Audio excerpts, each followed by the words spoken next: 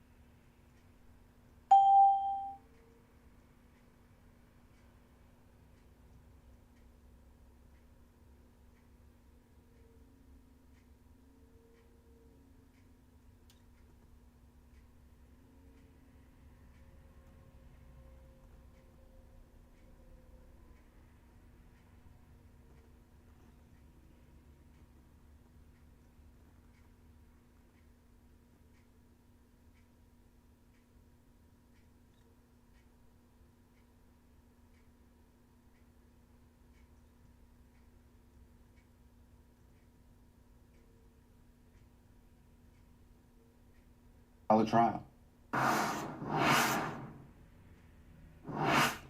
Good morning. Welcome back to Squawk Box right here on CNBC. We're live at the NASDAQ market site in Times Square right now. Take a look at the futures. The Dow looking like it would open up about 16 points higher. The NASDAQ up about 175 points. The S&P 500 up about 28 points. Got a huge raft of tech earnings that came in overnight. And then, of course, we got the jobs numbers coming a little later today, though. In the meantime, as the battle over tax relief unfolds on Capitol Hill, our next guest is offering tax relief to residents in his state. Joining us, Connecticut Governor Ned Lamont, and he is here at the table. Good morning to you, Governor. Good morning, Andrew. Okay, so we've been debating and having a big fight in Washington over taxes, but what are you doing locally? We inherited a $2 billion deficit. First thing I wanted to do 5 years ago is make sure we didn't raise taxes. That's what the 5 previous governors had done. Now it's 5 years later. We've got our budget balanced. We're making investments, and we're able to have the biggest middle-class tax cut in history, about $450 million. So people are taking about a 10% tax cut, and the poorest folks, bottom third, eliminating the income tax for them. Okay, what is this going to do to your budget, though? You're going to actually create more revenue out of this? You're getting more people into the state? You're going to have to cut, you're going to have to cut services to pay for it? How does it work? No, we're making historic investments in education, but your bigger point, we've had tens of thousands of new families moving into the state of Connecticut the last few years. Some of them are paying income tax. I've always said I don't want more taxes. I don't mind more taxpayers. That's lifting up, keeping our budget solid.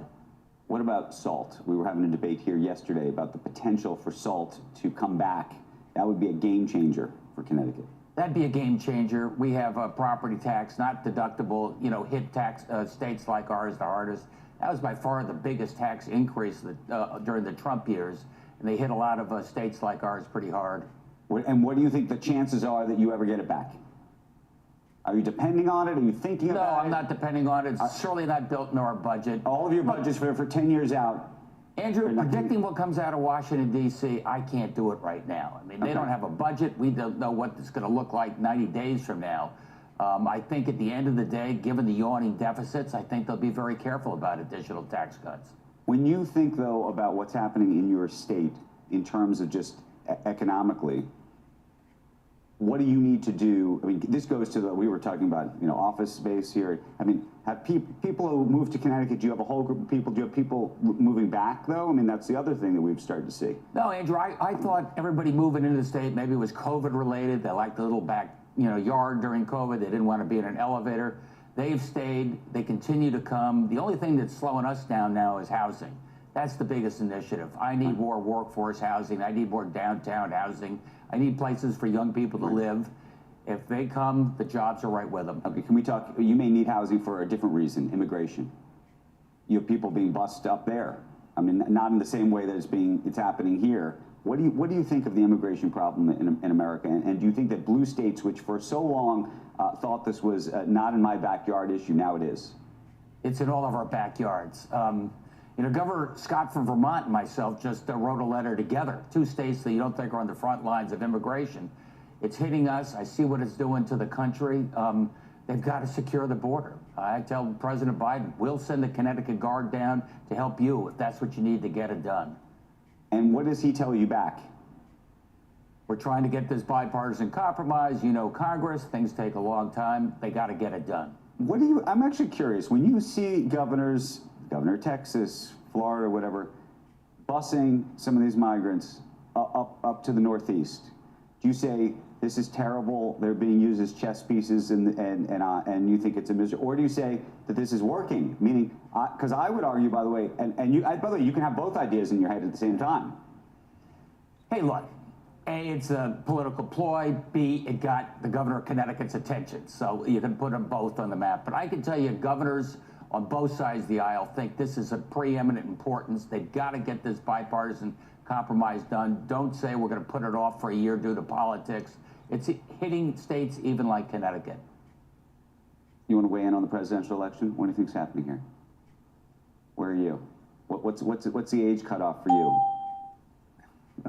I don't know what the age cutoff is, but I think people like sanity. I think at the end of the day, they say Joe Biden may not be as energetic as they want, but I trust him. He's sane. I like where we're going. Are you surprised at the number of Democrats that seem to be remarkably frustrated with President Biden, though? No, we always get cranky until it's showtime. Then we all come together. I think you're going to find that President Biden has a heck of a record to walk. Look, the most important thing for my state is infrastructure. We're old. We got all these creaky roads and bridges. I'm going to be able to commute from Stamford to Grand Central in 20 minutes faster, thanks to the infrastructure bill. Then what do you think? What do you ascribe, at least, the polls to today, or do you just not believe them? Look, I think there's just general malaise, general frustration. It's true of every democracy in the world right now. But I think as people shake their head, they look around, they see where we're going, where we've been 5 years ago, look at the job creation, look at the investments we're making, we'll be all right. Governor Lamont, thank you for coming in this morning. Always good to see you. Great state of Connecticut, thank you. I'm going to kick it back to our good friends who are on the West Coast this morning. Becky. Andrew, thank you very much. We do have some results coming in. ExxonMobil just reporting its fourth quarter numbers. Came in with adjusted earnings per share of $2.48. That beats the street's estimates of $2.21. It comes in on revenue of $84.34 billion, which is below the $85.23 billion target. For the full year, Exxon returned more than $32 billion in shareholder distributions. It's now raising its dividend by 4.4%. They say that's the 41st straight year of annual dividend increases. Exxon also saying that it set production records in Guyana and Permian, growing volumes by more than 18%. A programming note for you, by the way, Exxon CEO Darren Woods is going to be joining us in an exclusive interview that's coming up at 7:30 a.m. Eastern time. You can see that stock was picking up too. So both Chevron and ExxonMobil coming in with numbers that were quite a bit ahead of the street's expectations. We're going to talk to Darren Woods not just about the earnings that are here, but also that shareholder proposal from activist investors that was brought to try and ask a climate issue, bring it to the shareholders' vote once again. Exxon took the very unusual step of suing them for that situation, and turns out that the activist shareholders have since pulled that proposal. They're going to be talking a lot more about that with us today, but pulling that proposal because some of these activist investors are now wondering what's going to happen if they'll be able to do this. They had seen the SEC as kind of a safe place. The court's not necessarily so, but we will have the chairman and CEO of ExxonMobil with us coming up in under an hour's time. Right. Up next are The climate issue. So it's in the, if someone told you 20 or 25 years ago that you're going to have a big shareholder uprising because people don't like the weather and they're blaming Exxon. What's happening?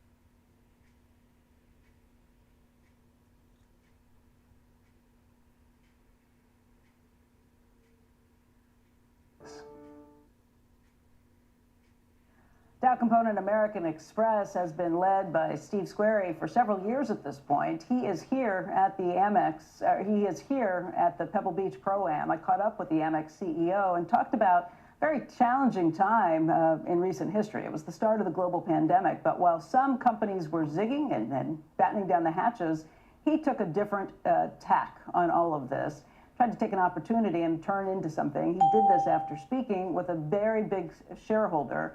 Amex, of course, is a significant holding of Warren Buffett's. It makes up 8.3% of the Berkshire portfolio. Yeah, it's, you know, sometimes people say don't never waste a good crisis, right? And I think during the pandemic, you were faced with a lot of challenges. And for us, the first thing that was really important for us was to make sure we took care of our colleagues. And we made sure people were home, they were safe. In fact, we had probably 6,000, 7,000 colleagues who had no internet access. But we kept them on the books.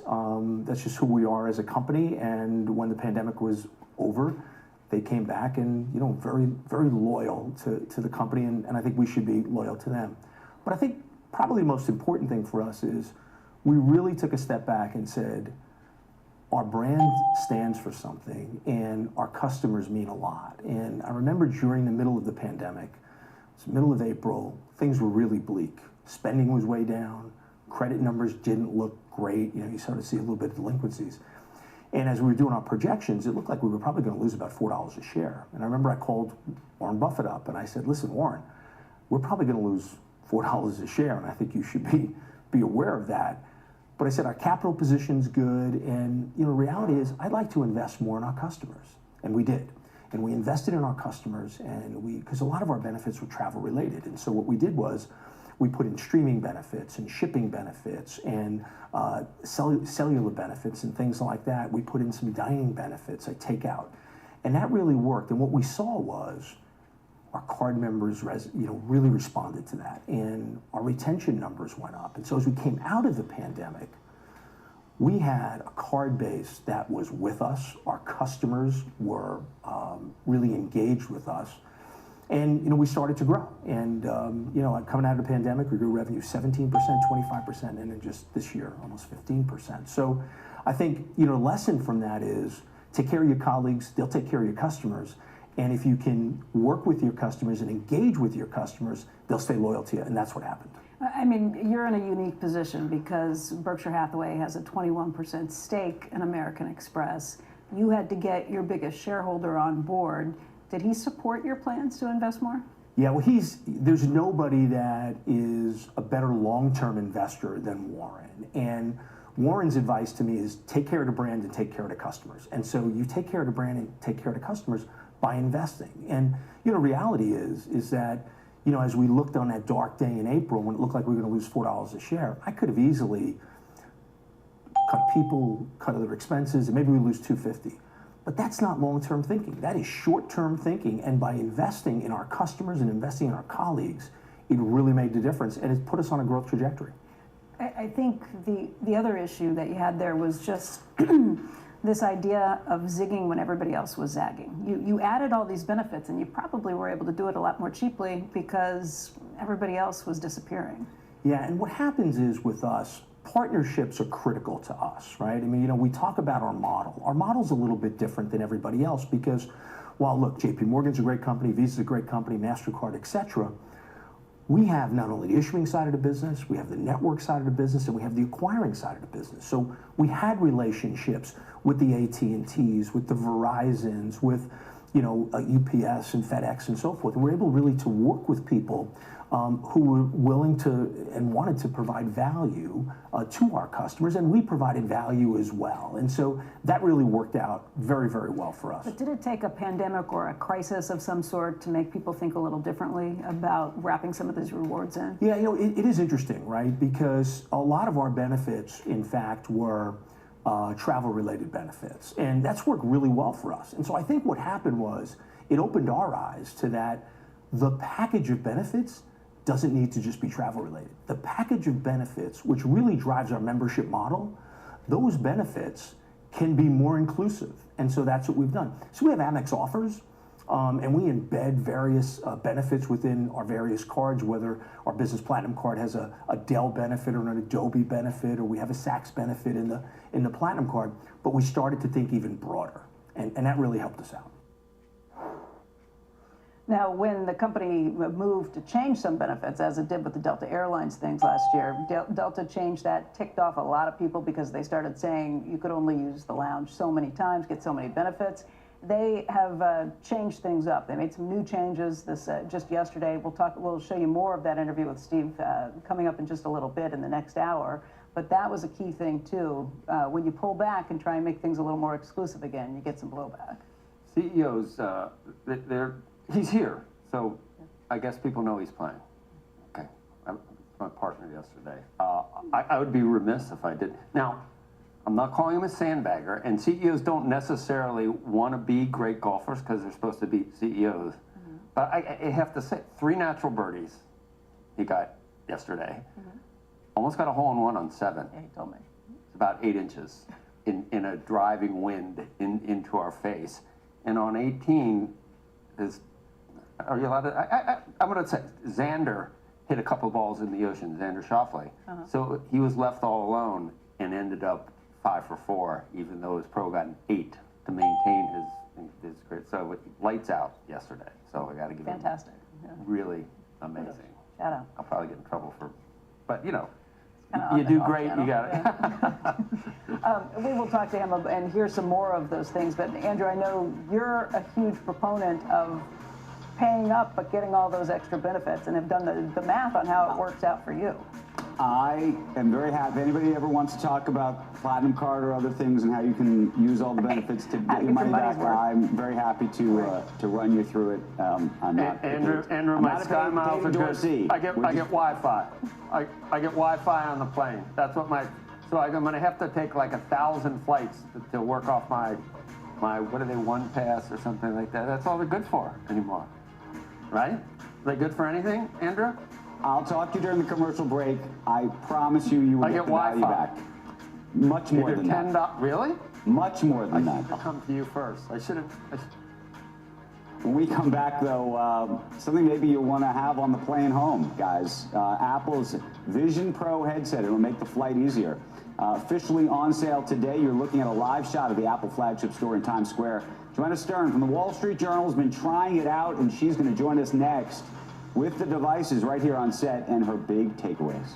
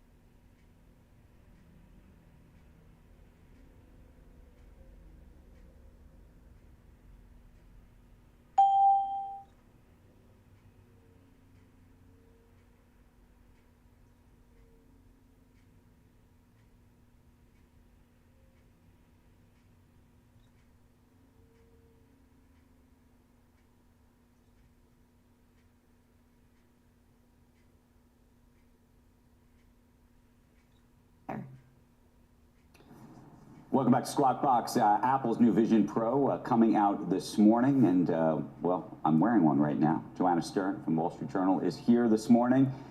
You've been playing with this thing a lot. I played with it a little bit, not nearly as much as you. It's a little weird to do the interview like this, but you know, But you can see me fine, the right? crazy part is I can see you Yep. through this, but not through glass. It's actually a camera that's looking at you that's then reflecting onto screens inside here. Exactly. It's kind of an amazing So I look thing. a little pixelated, but I look pretty real. Pretty real. Yeah. No, it's extraordinary. I think this is an extraordinary device, but you are the tech columnist and expert. How extraordinary or not is it? Well, I mean, the best thing is watching someone put this on for the first time because it is a wow moment. It does feel magical. And as you're saying right now, you're seeing me, Yep. but if you were to start to operate in the operating system, get around there, you wouldn't need these, right? This is the Meta Quest 3. Right. These are controllers. You don't need these big clunky controllers and this headset to pair with it. You just use your hands. Right. And so you get around, you look at what you want to tap on, you tap Well, in this the is air. the most amazing part. And guys, I wish you guys could see this. So all you have to do is look up. Like I'm looking up and I'm clicking on things and I move my eyes and now I'm clicking on the next one because I moved my eyes to the it's unbelievable. Exactly. And that's really does for it make me you where at all that sort of dizzy? iPhone. Oh, hold on, Becky wants in. Does it make you? Only because Becky wants you to does throw it up on make you air. at all dizzy, Andrew? Not dizzy. No, I was in this yesterday for about an hour, and I'm not dizzy. I would say the only thing, my biggest downside, if there's a downside, is just the weight of it. I think after an hour, it was sort of enough for an hour, but I'd be very happy to put it back on again later. I don't know how you feel about that. Look, I really pushed myself. My video review, I tried to wear this thing for 24 hours. No one should do that at home. I warn you. Right. But the reason I did that was to try to push the device and see, the battery life and see what you could really do in here all day. I think the maximum really for most people is going to be 1 to 2 hours. And that's the length of a movie. But also I should say, if you're laying down Right. and you're watching a movie, and you Right. mentioned the airplane seat before. Oh my God! If you're laying down Wouldn't that and be mind-blowing on an airplane? exactly. If you're laying down, and I've watched a full-length movie on here, you can go longer. And the real restriction's that battery right now. That Did battery you- you're wearing from your head, that's going to only last 2 to 3 hours. Did you like watching? Do you prefer to watch a film in here than you would watch one on a big screen at home? It's a tough question because the big screen at home is more of a collaborative experience. I can watch with my family. Here is a Right. solo experience. It is isolating, but there are many times where you want to watch by yourself, when Right. you're on a plane, when you're sick in bed, when your partner doesn't want to watch at that time and you're watching your series or you've decided to Right. jump ahead in the series and Okay, so at $3,500 and possibly more because the case is about $200 and you might want some of the accessories and if you have glasses, I mean, there's a lot of, this is a pricey item. there's some add-ons. There are Okay, absolutely so some you add-ons. have the Oculus, the Quest over here, This is the Quest 3. the Quest 3. Yep. How much is that? What's the price tag on This that? starts at $500. Okay, so today, if you had an option between buying that and buying this, and I know that the Apple folks would say they're not in competition with that, and I'm sure the Meta people would say that they are not in competition with this at the moment. Look, is it the same category? Absolutely. But this is really like looking at those early days where this is the BlackBerry and that is the iPhone. And that, look, there's a much bigger price gap right now. But when you put this one on first, Right. look through it. Here. Right? Well, this isn't powered on now. You have Okay. the whole thing. But Yeah. look, feel it. But I mean, the weight, I've used this before. I Should I want throw you it to to throw you? it because I'm scared we that you'll. should throw it live on air. Here we go. Here we go. But you will feel the difference. Right. And it's just not comparable. Yes, you can do more things actually right now in that Quest. You can play more games. Right. You can do a lot more things. But this is the platform that they're building on for the future. So now, hold on, I got to close out of something because you're covered. Yeah, but I've Oh, I got don't these have the controllers. hands. I don't have right, the and hands. this is the thing. I mean, you can set that up for hand tracking. Right. You can. It is nothing like that. It is not as seamless as using the Okay, so the Pro. question is, are you buying this for $3,500 today? Am I personally? Would you? Look, I've been reviewing it. I have to say, the big test for me now is if I'm going to miss using this. Yesterday, I worked in it for about an hour, 2 hours, and I preferred using this than the crappy monitor I have on my desk. You did, right? I did. I have been working in this a lot. I wrote my review in this. I've been writing my scripts in this. You can place windows everywhere. You get a bigger monitor. So for me, look, I haven't made the decision if I'm personally going to buy it yet. I will say that. But that's a game changer. For working, I really do think it is. Now, I will say, everyone in the Journal offices kept coming by, laughing at me, taking pictures, But do pointing you and think people laughing. are going to be in offices all wearing these? I don't know about all, but people will be. People Right. will be in offices wearing these. Okay, Absolutely. one last thing. So Nick Bilton wrote a piece in Vanity Fair, and at the end, he wrote something that I actually felt and experienced yesterday. He said the problem was actually when you took it off, because it's so vibrant in there. It feels so magical in there. It really, I can't even describe it, that when you're in the reality of like life, I mean, you're like, I want to go back in there. What he said resonated with me because I wore this for like 24 hours straight. And when I came out, I was like, what is life? What is reality? And this is the future we're looking at. And I think there's a lot of questions about it. But also, as he mentioned, there's that addiction, right? You want more, you want more. Well, everything's so vibrant in there. There's like the colors are just more, right? And you mentioned that about watching movies. Yep. We watch this together. What is the isolation going to be like as well? Okay. Thank you for coming in this morning. It's course. fascinating. We're going to see how many people go out and get this thing, but it does feel like something big is happening here. Joanna, thank you. Squawk Box returning.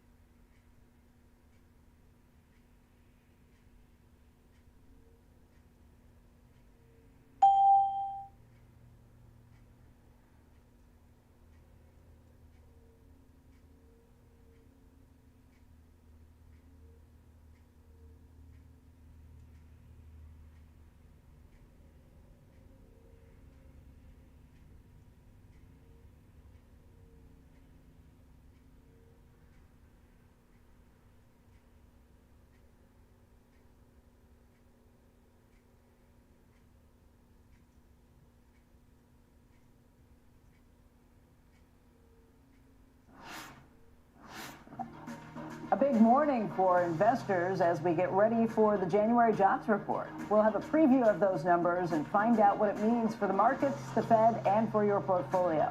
Plus, 3 big tech earnings in focus this morning after reporting quarterly results. We've got a breakdown of Amazon, Meta, and Apple, all those results. That's coming up. And live from Pebble Beach, the CEO of ExxonMobil joins us this hour. We'll also hear from the CEO of American Express and tech investor Jeff Yang. Second hour of Squawk Box, live from the AT&T Pro-Am at Pebble Beach, begins right now.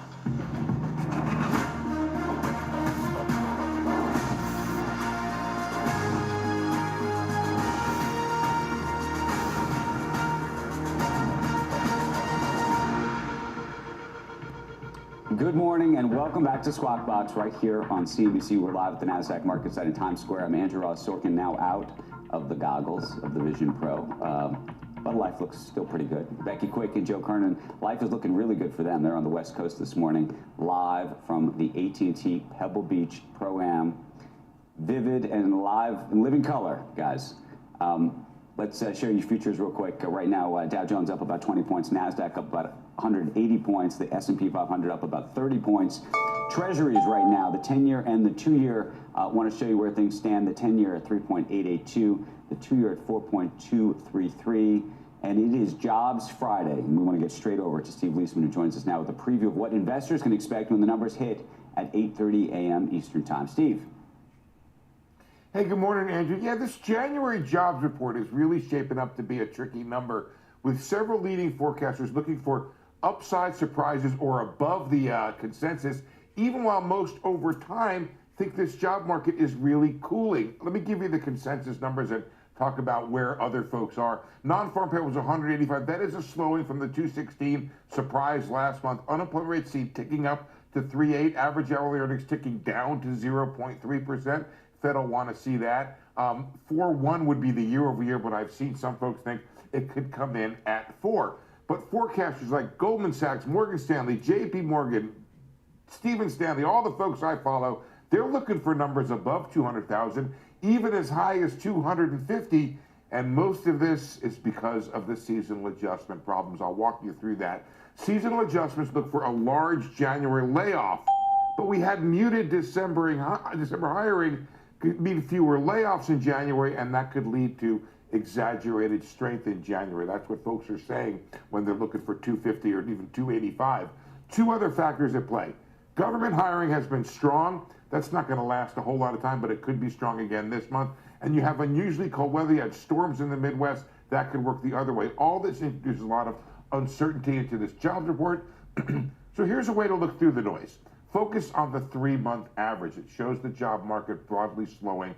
The 3-month average of private sector job growth has come down. It was 271 back in January 2023. It's now 115,000. So it really has more than halved here. The Fed's going to look through the noise. If there is a lot of noise, it expects wages and job growth to settle down over the next several months. It could pay more attention, though, if you really have unexpected weakness over the next several months. That could speed up the timetable for rate cuts. Some of the things I look at, leading indicators, ADP has been slower. UKG says when you look through all the noise, it's going to be a little bit slower. So, Andrew, just brace yourself. There's going to be a lot of back and forth on this jobs report at 8:30 this morning. I am braced. We're all braced to see what happens, and I know we'll be talking to you a lot more throughout the broadcast, Steve. Thank you for that. Joe? Thanks, Andrew. Hey, Andrew, those glasses look weird. I guess you don't really wear them out necessarily in public or anything, like at a bar or something, right? I mean, they do look not like wear almost them at like a bar. They look like the Fly. I said to Becky, Andrew looks like he tested his teleportation device and there was like a fly was in the device, and you came out and it was like, you know how the cells start taking over, and then Jeff Goldblum. It's a weird looking thing, isn't it? But it's like wearing ski goggles. I mean, it looks like you're wearing ski goggles that look a little different than that, but sure. It's for you. It's for the person. It's for you. Yeah, it's not for them. You're not going to be out in public.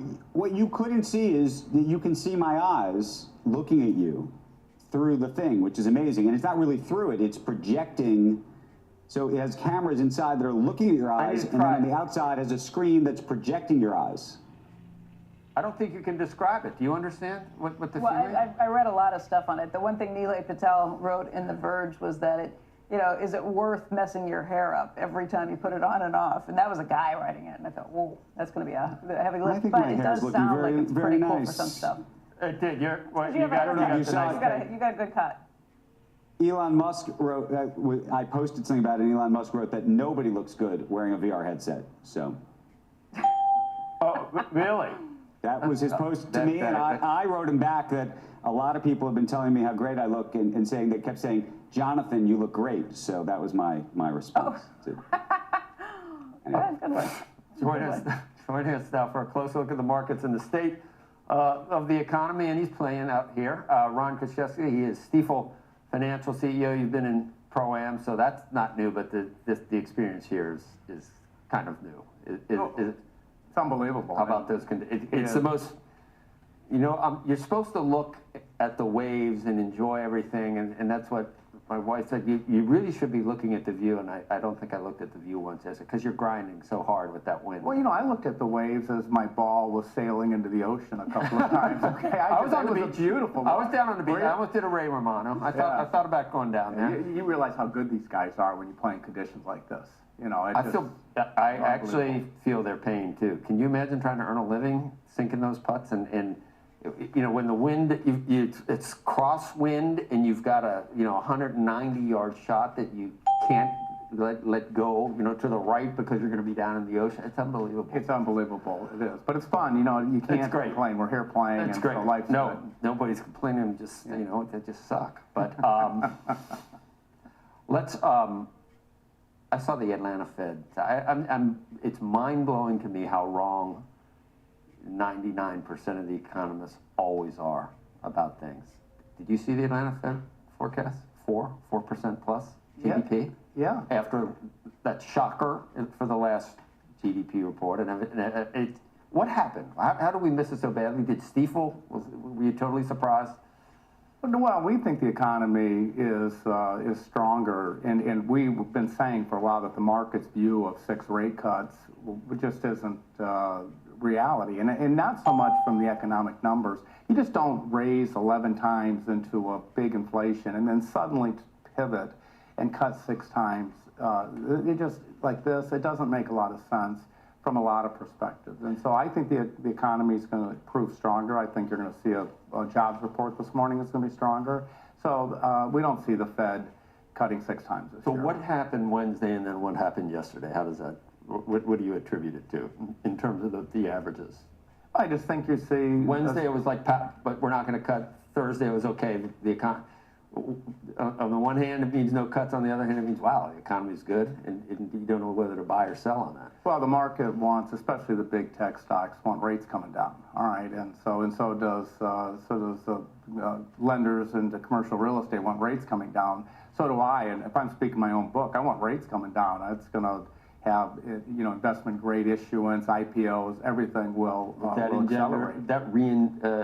Would inflation come back? Jay Powell says it's not.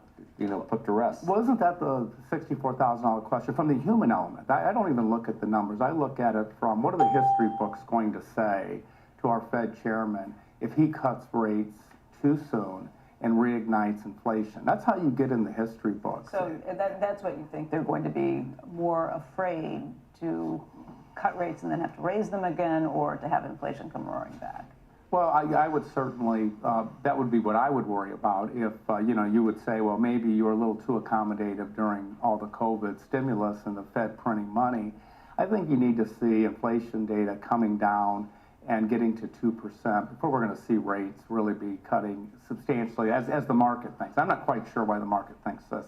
Is there any way that this, we're supposedly the envy of the world because of our economy. Is there any way it's still residual largesse from the Fed and from the fiscal component and government hiring and Keynesian infrastructure, all these things? Is any of this really organic from the bottom up capitalism succeeding, or is it all, can it all come back to haunt us and not be real? Well, I think that if you look back, we put so much money in the economy. You could, when you add it all up, it's if Bidenomics is working, why has he got the lowest rating of any president in history? Well, because when you go to the grocery store and you hear Bidenomics, and you get your food bill, that most people react to that. The inflation has been, that's a big tax, and even though inflation's coming down, it's still up 8% from, call it 2021, and so your food bill's up, and wages haven't kept up with that. They're starting to.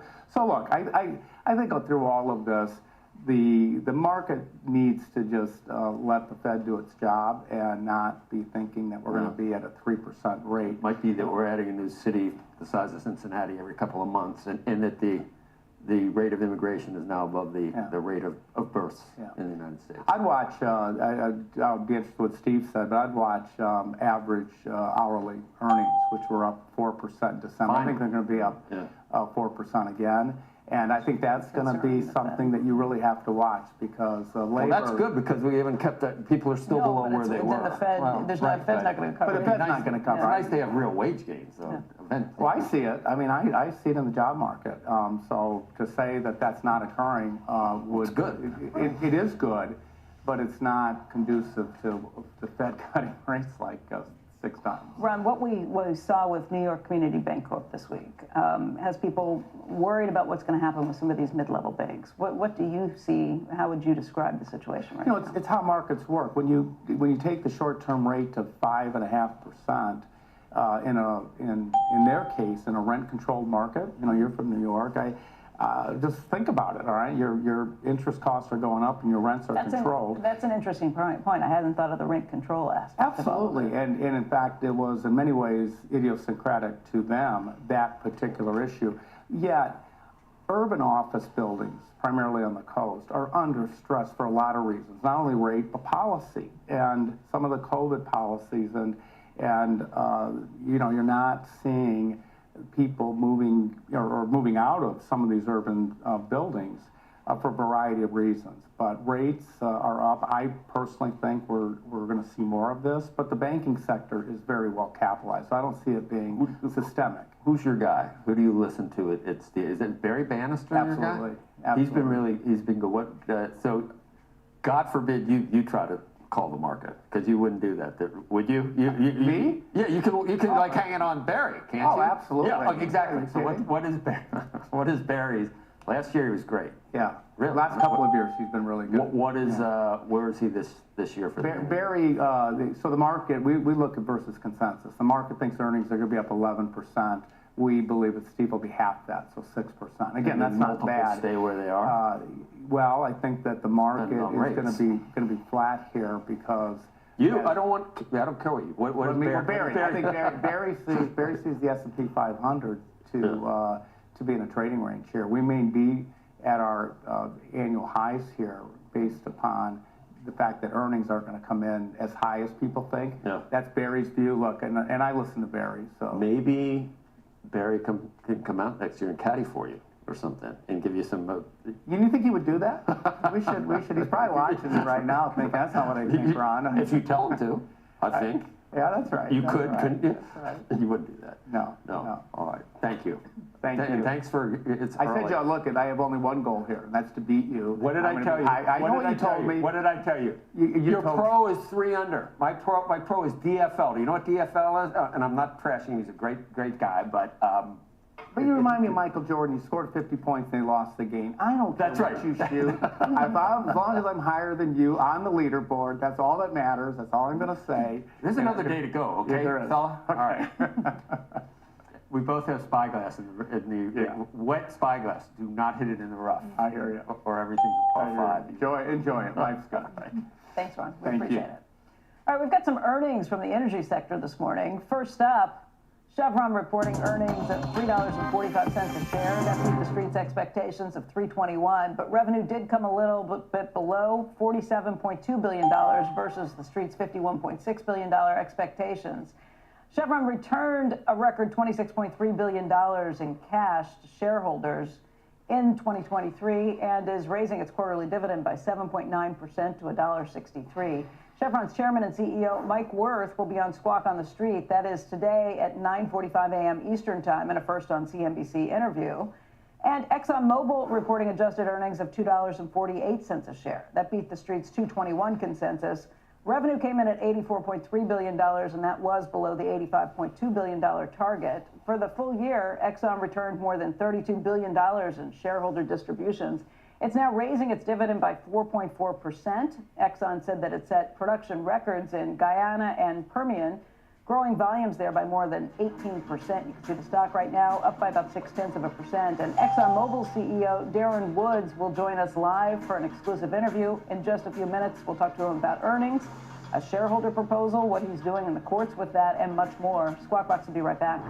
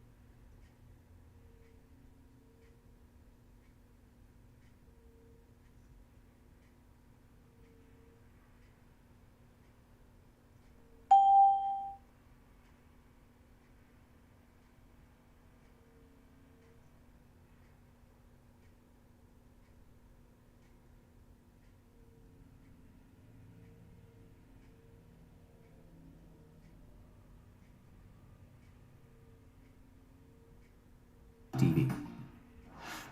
Welcome back to Squawk Box. Amazon and Meta both exceeded analyst expectations in their fourth quarter results, with Meta announcing its first ever dividend. Apple, despite beating expectations, facing some challenges, notably a decline in China sales. Joining us right now is Dan Flax, Neuberger Berman Senior Research Analyst. And give Mark Zuckerberg some credit this morning, Dan, because those were some kind of blowout numbers.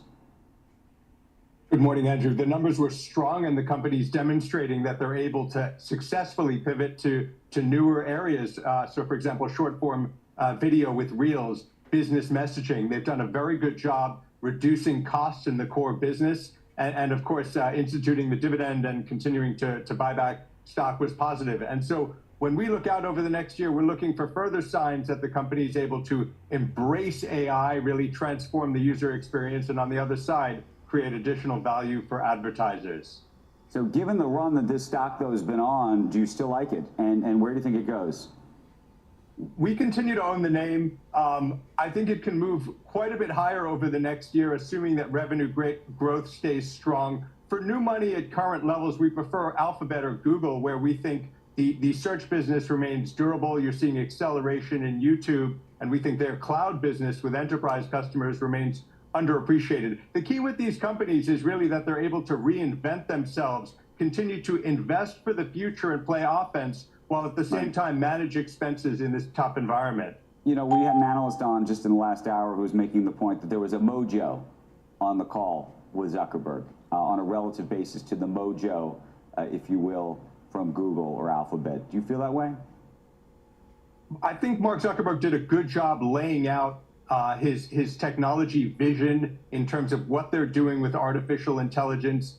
In addition to that, he struck, I think, a balanced tone with regard to investment coming off their year of efficiency. So relative to Google, which I think is executing well, Facebook or Meta gave a little bit more color on the outlook and perspective, which the market valued in addition to their strong numbers, whereas there is certainly a bit of wait and see with Alphabet. Okay, let's talk Apple. We were just wearing the Vision Pro right here on the set. What did you make of those numbers? What do you make of some of the challenges in China right now?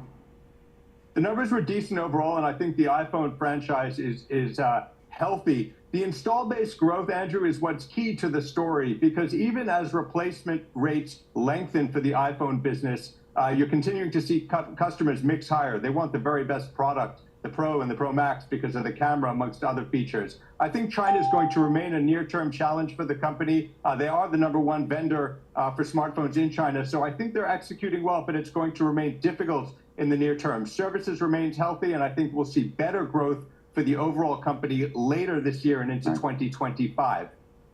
Yes or no? You want to own the stock? Yes, I want to own Apple here. Okay. Dan, thank you. Appreciate your perspective on all of it. I'm going to send it back to Joe at Pebble Beach.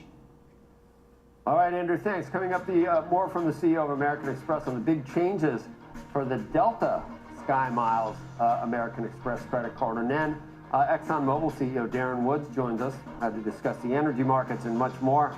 The futures right now, you take a quick look this morning after quite a week, kind of a whipsaw week, big gains in the NASDAQ after some strong technology earnings. We're coming right back. It's dark out here, but the sun will come up tomorrow, today, I hope. Bet your bottom dollar.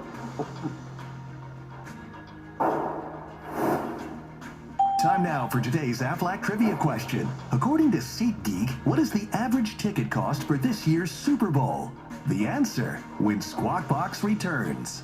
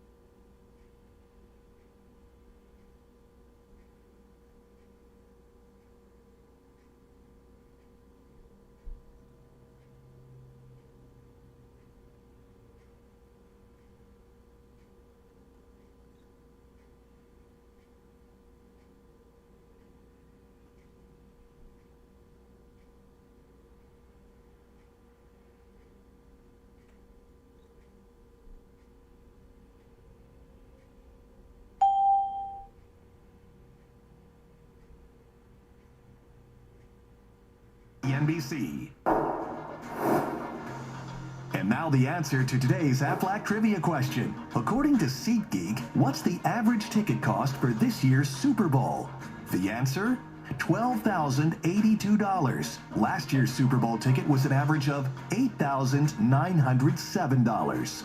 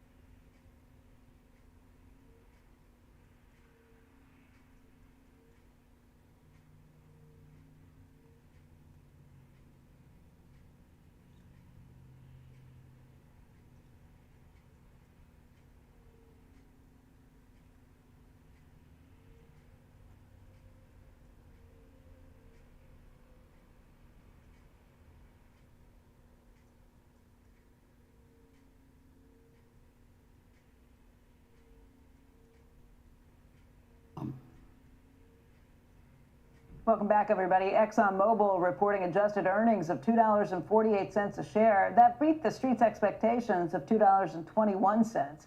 Came in on revenue of $84.3 billion, which was below the street's $85.2 billion target. The stock is trading a little bit higher right now. And joining us this morning to talk about this and much more is ExxonMobil's chairman and CEO, Darren Woods. Darren, welcome. Good to see you this morning. Good to see you too, Becky. Let's talk through the numbers. Bottom line, better than the street had been expecting. What happened? Well, I would tell you this quarter reflects what we've been doing all year long, which is excellence in execution. The organization's very focused on what we have to do to improve the business and have been executing the jobs required to a very, very high standard. But I tell you, I look at this in the context of the year and more importantly, in the context of all the work we've been doing over the last several years. We anchored ourselves or benchmarked ourselves and results in 2019, the year prior to the pandemic, to see the progress we've been making. And if you see the results in 2023 and compare that to 2019 and compare that to our peers, we're growing earnings and cash flow faster than peers. We are distributing more returns to our shareholders. We have total shareholder returns are higher than our peers across that time frame. And if you take the market out of it, you take prices and margins out and just look at it on an apples to apples basis, we've more than doubled our earnings power from 2019 to 2023. And that's a function of all the changes we've made in the organization, the investments we've been making, the costs that we've taken out. So I think this year marks another step in what has been a really good journey of improving this business and improving the company. You've also had record production levels if you look at a lot of different places. Guyana and Permian, a big part of the reason for those production levels seeing huge increases. There have been a lot of questions about what happens with Guyana, with Venezuela making a lot of noise. Can you give us any update on the situation there and what you anticipate the future holds? Well, the first point I would make is we're pretty far from the border and 100 miles offshore operating. So I think people need to put in perspective what we're doing in that country, and the work that we do is well outside of the area that's being discussed. But I would say there's been a lot of positive progress since this story first broke and got a lot of attention. The presidents of both countries have met. They've agreed not to advance their arguments through military or force.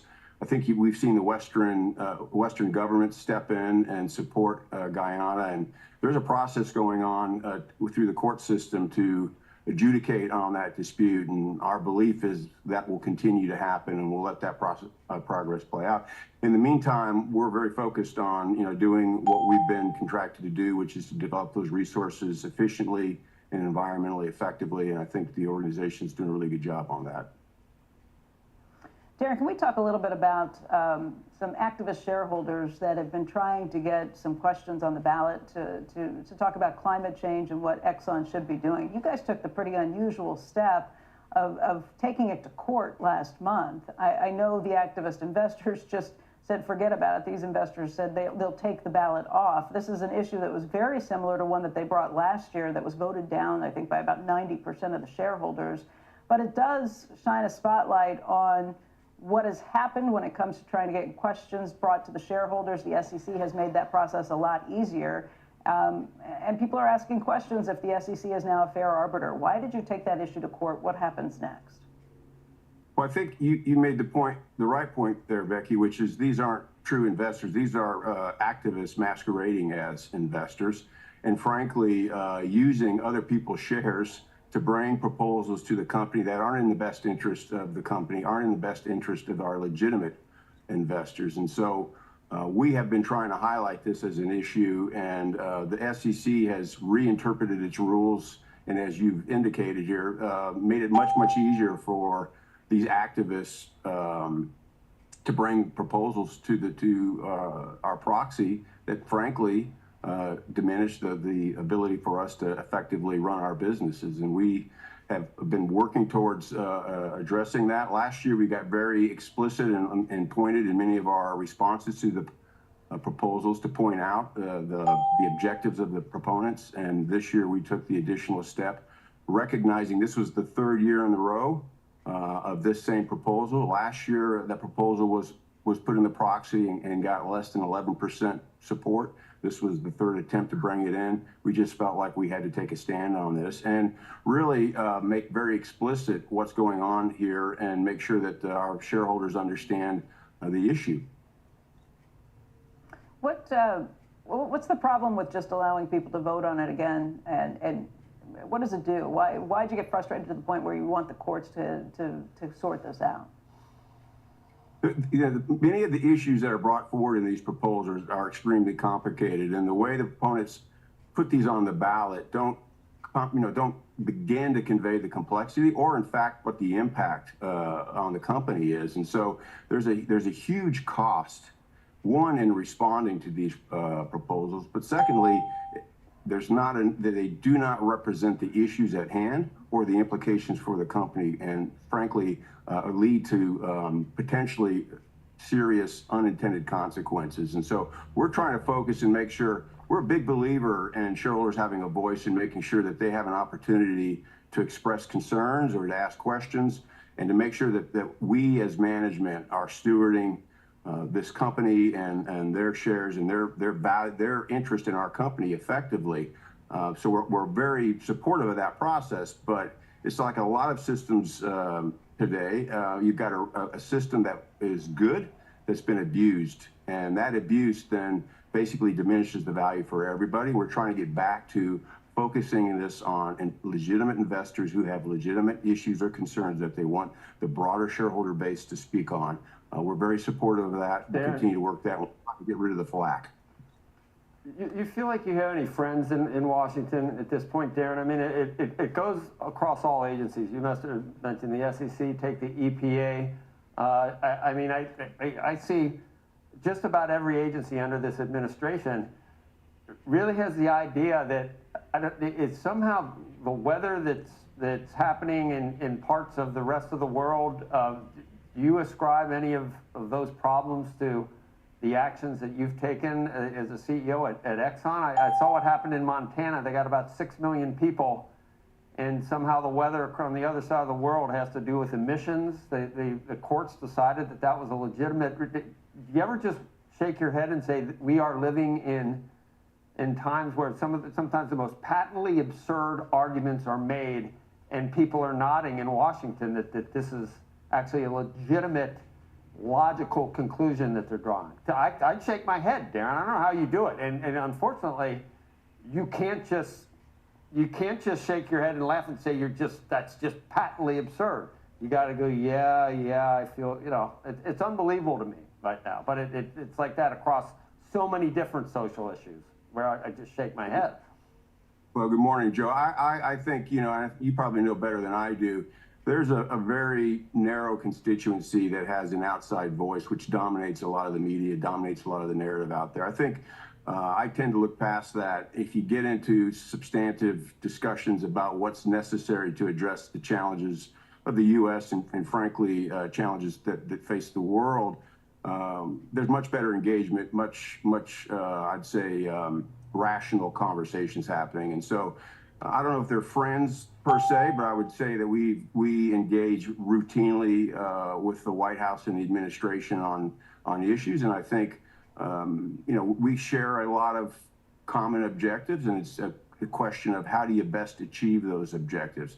Frankly, I think the whole ESG move has been, again, another, frankly, at the root of it, a good thing. Who doesn't care about the environment, about the societies that we work in, and in good governance? Those are all things that as a company we've worked hard to manage for the last 140 years, and we're very focused on continuing to do better in that space. That term has been weaponized.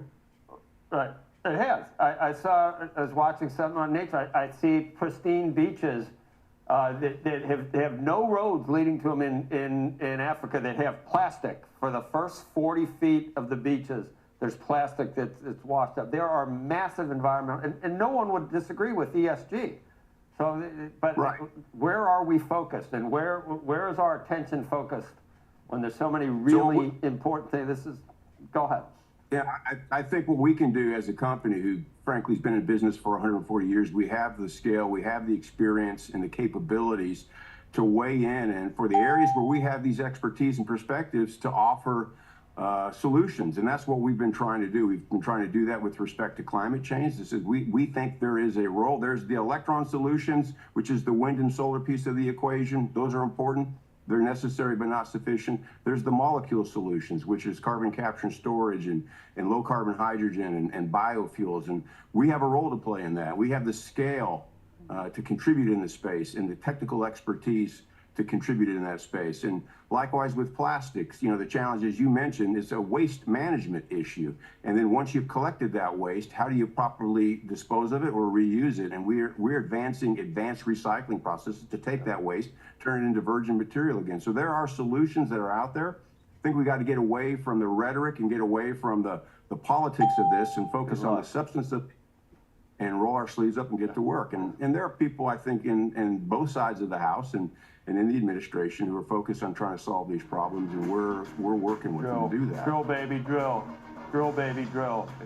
Darren, we appreciate your time today. We'll have you back. I know that your own global outlook is showing that you think the world's energy demands are going to increase by 15% by 2050. Next time you're here, we'll talk about that. But thank you for joining us today. We appreciate it. Good seeing you both. Thank you. Squawk Box will be right back.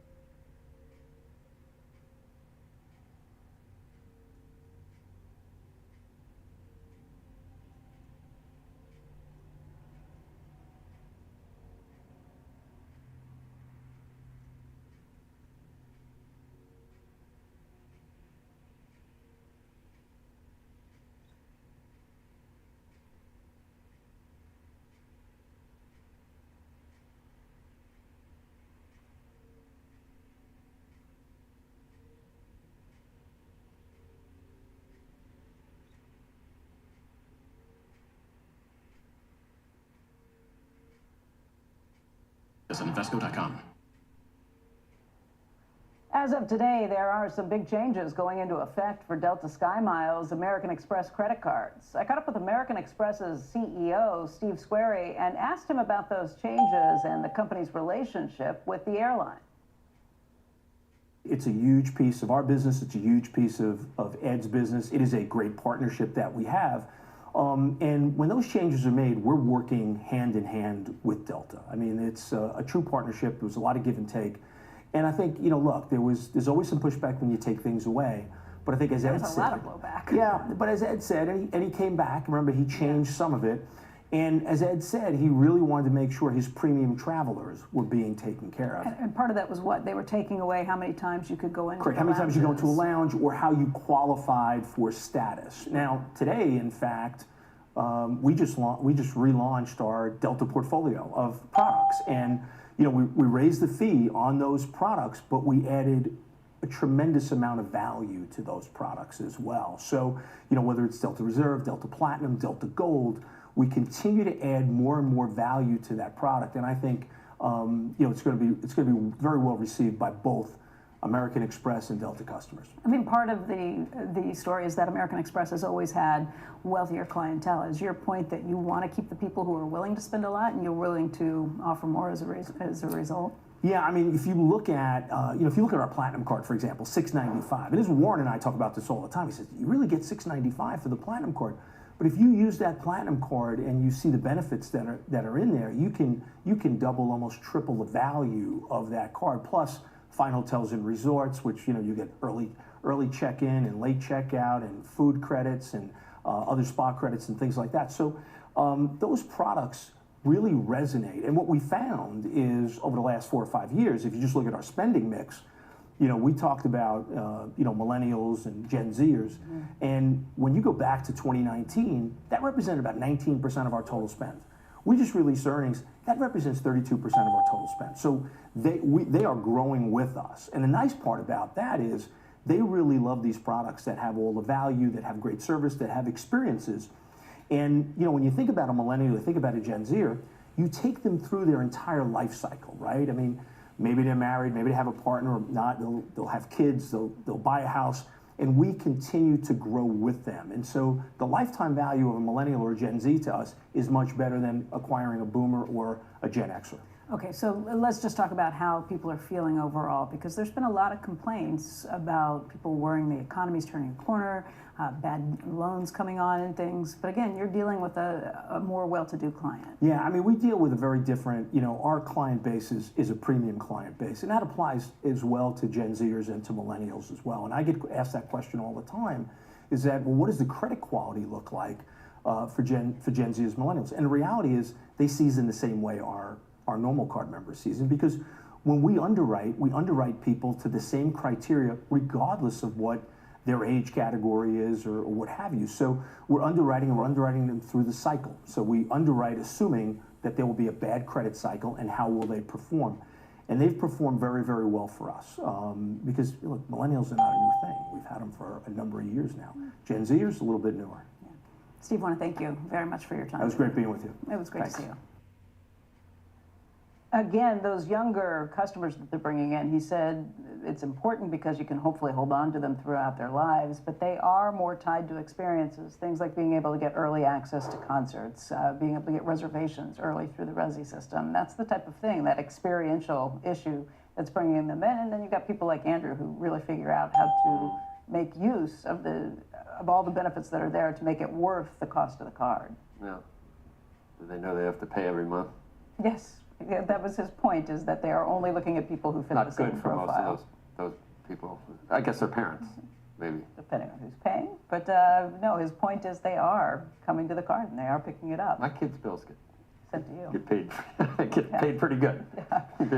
They're young people and they're doing really well. Yeah. But they're Americans. All right, up next, we are going to have another guest who sits down right here with us, venture capitalist Jeff Yang, on the state of Silicon Valley, the future of AI, and where he's investing in technology right now. And the countdown is on to the big data point of the morning. We've got the January jobs report. We will have instant reaction and full market coverage starting at 8:30 a.m. Eastern time when the numbers are released. Squawk Box will be right back.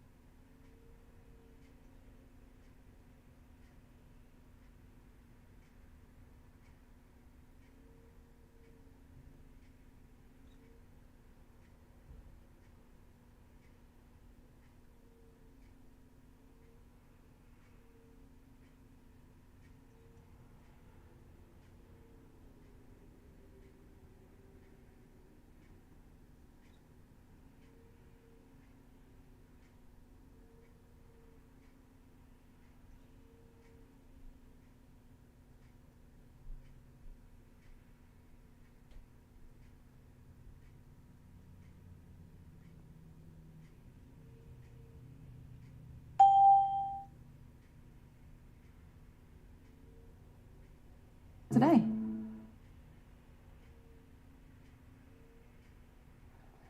Big tech earnings in focus as investors parse recent layoffs and brace for potential IPOs later this year. Joining us now is Jeff Yang, partner and co-founder of Redpoint Ventures. And what were we doing? Commiserating, I guess. We're feeling each other's pain. It's yeah.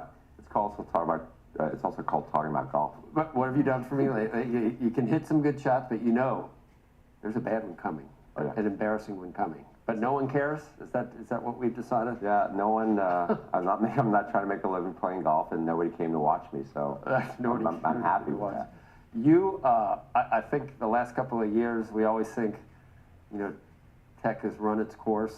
Thank God you're out here, in this part of the world and in this business, because it's been the Magnificent Seven, and here comes AI. It's just, you're once again in the capital. You were in cloud early. What's most exciting to you right now? Well, just to your point, it's kind of amazing. I've been in this business for almost 40 years, and every time you think it's over, something new comes along, and this AI boom is really something foundational. It's a lot. It reminds me a lot of mobile or cloud, and it really is changing a lot of things, and it's really driving kind of a new generation of technology. And I really think it has the opportunity to change the way people interface with technology and the internet. And in some respects, puts the internet more kind of in the background to power all the applications versus just in the foreground where you're directly interacting with the internet. It doesn't supplant any of these other things. It just augments all these other moves and trends that we've seen. But is it 2x the cloud? The info 3x? Is it? It's kind of hard to say, just because so far, the next wave has built on the last wave, and so it kind of gets bigger and bigger. Even when you think back to how technology impacted businesses or people's lives, it was really always in the background, and now it's really in the foreground. Is it going to help from an efficiency and a productivity perspective? Is that something you expect to see as early as this year? Yeah, absolutely. I think in terms of effectiveness, you saw Meta's earnings, and you look at everything that kind of happened with Apple taking, changing some of its data policies, and Meta using AI to kind of power ad targeting. So it's already being used that way. I think it's going to be used to automate a lot of more mundane tasks and a lot of knowledge tasks. Go ahead. No. Yeah, you read Meta is not a return to the advertising industry, but really something that AI is helping them do to get those numbers. Yeah, I think it's both. It's a combination of inventory and monetizing new inventory that they have, like Reels. I think it's a better targeting and showing that digital advertising on Meta's platforms can be really useful to advertisers, and there's certainly a little bit of advertising coming back, but it's really coming back more on the digital side. Do you care about the macro economy? I certainly care. Does it affect what you do on a daily basis in terms of investments? Everything. Like lower interest rates, all tech investors. Yeah. It's the rates. context, it's the world in which we live, and the companies in which we invest get higher value and with lower interest rates. But sometimes it's better to buy them when they're not getting the higher value because of the. Sure. Yeah, no, absolutely. But having said that, we're fundamentally driven by are there big changes that affect people's lives or how corporations. So how do you do it? Where you got people scouring the halls of Stanford and Caltech, and how do you do it out here? What's it? Yeah, I think it's a combination. You always keep your eyes open for really, really smart people, but you have to have a thesis, I think, of how you think the world is going to change, because that's how you get into areas early. And then you go and you talk to the leading minds and the experts in the field, and one leads you to another. And before you know it, you kind of develop an expertise and a reputation in a particular area. And people come to you. And people come to you, right. And so, for AI, for example, you have to have some kind of model on where you think the opportunities are. You could start with the foundational models, or you could start with specialty models. From there, there's a need for developer tools, and there's a need for training tools. And then there's the need for applications and agents that implement all that. And you have to have some kind of point of view as to where the opportunities are and where they're not. And I like to think about it a little bit like a checkerboard of how it could play out and where you want to place your bets. So in the last 6 months, how much have you done? Are you close to doing something big in terms of, just potential investments? Well, our hope is that everything we invest in it can be big. And in fact, when you look at the venture capital business, that's one of the big changes, that the biggest companies and the things that do represent the next generation of change and platforms are highly valued. And you could argue they're excessively valued, but they're definitely valued. And done anything that hasn't been AI in the last 6 months? Well, somewhat. Yeah, I mean, when there's one dominant theme, it kind of that's the landscape changing. That tends to be the theme that everybody kind of goes after. But there are different ways of playing it. You can look at on the applications layer for a second, and you can say, well, how is healthcare and medicine going to change? Right. And this is a foundational technology, and you look at ways of applying that. So that you leverage your knowledge and your expertise across different industries. Always count on you to be with us, so we appreciate it. No, thank you. Thanks for having me. Thanks for being here early. Still to come, Apple opening its door for the Vision Pro. Plus, the January jobs numbers. It's all coming up in just moments. But before that, we've got AT&T CEO John Stankey. He's going to join us about the state of the business, the economy, and of course the relationship with the PGA and Pebble Beach. All that as Squawk Box rolls on. Big hour ahead.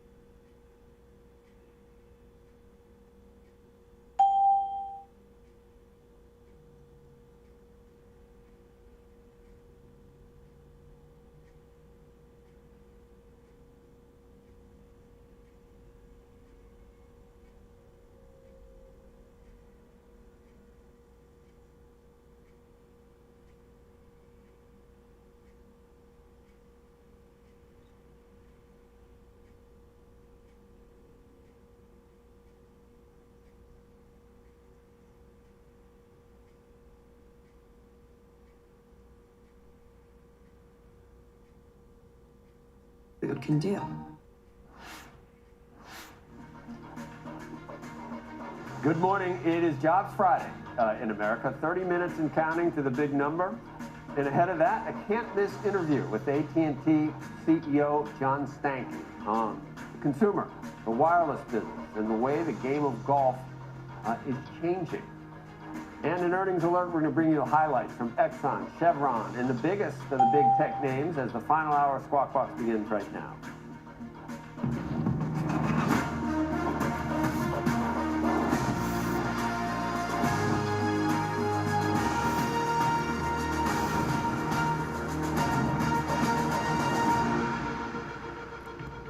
welcome back to Squawk Box. Good morning. We are right here on CNBC. I'm Andrew Ross Sorkin at the NASDAQ market site. Becky Quick and Joe Kernan are at the AT&T Pro-Am in Pebble Beach this morning. And we've got a lot going on. We've got jobs numbers in just a moment, a big interview with the head of AT&T in just a second. But to start this hour, I want to show you some live pictures literally happening right now from the Apple store, just a couple blocks away on Fifth Avenue, just a little bit north of here. $3,500 Vision Pro going on sale today. And Apple CEO, you can see him right there, Tim Cook, opening the store and greeting customers. A big line almost around the block there.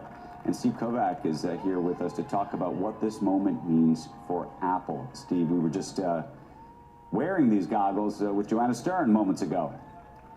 Yeah, and I actually got a chance to catch up with Tim Cook yesterday, just following up on earnings. And of course, we talked a lot about Vision Pro in addition to that kind of mixed earnings report we got last week. And, I asked Cook, what is this for?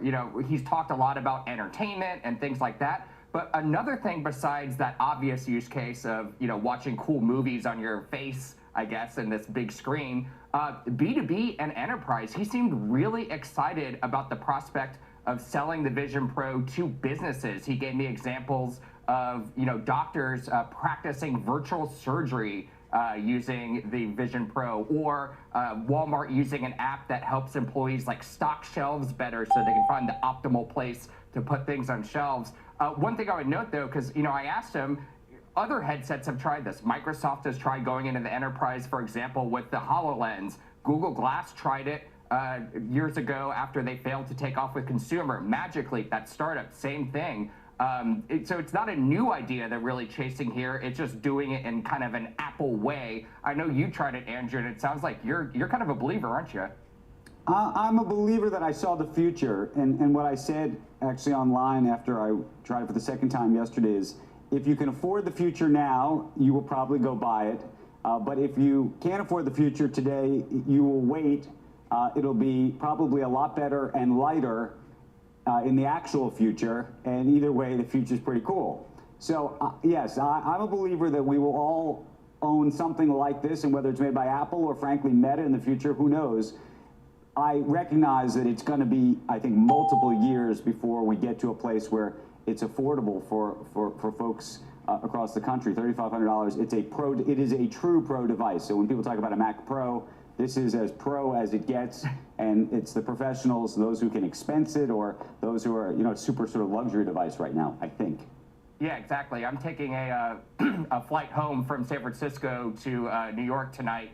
I'm expecting to see a couple Vision Pros in first class. I wouldn't be surprised. It's the good old Nerdbird. Do you have a pair with you? I would love to see what it's like actually on a plane. I do not have a pair. I think that's a material use case that would actually be for if you are like a road warrior. It would be pretty great. The thing is, by the way, you'd have to be in first class for a lot of flights because it does need, for a long flight, it needs electricity. Exactly. A 2-hour flight, you're not going to make it between San Francisco and New York City. No, definitely not. But I think what's really cool here is you mentioned Meta, Andrew.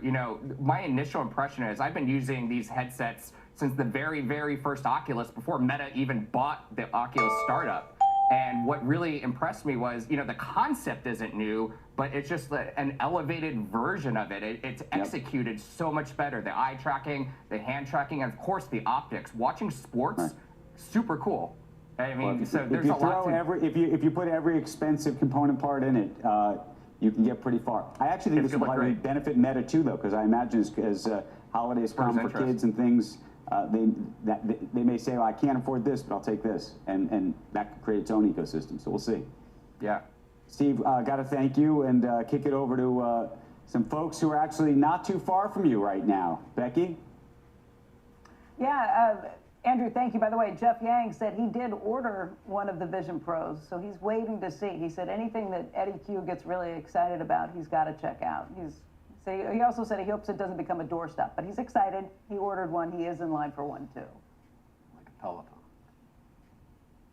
Doorstop. All right, there is a shift happening in professional golf, and there's one that's noticeable right here at the Clambake this year. The AT&T Pro-Am attracting more elite players, which means more emphasis on the game than on entertainment. With us right now is John Stankey. He's the CEO of AT&T, which has sponsored this event since 1986. John, thanks for being here with us. Morning, both of you. It's good to be here. This is a very different field this year than it's been in years in the past. Big changes that AT&T was kind of pushing behind the scenes too. You put down a lot more money to make it a bigger purse, to draw a lot more of the pros here. It hadn't been coming in the past. Cut down on the celebrities that were here. And the whole thing has a different elevated feel. I know it's an important time for companies to be looking at their marketing spend, their advertising dollars, what they get for it.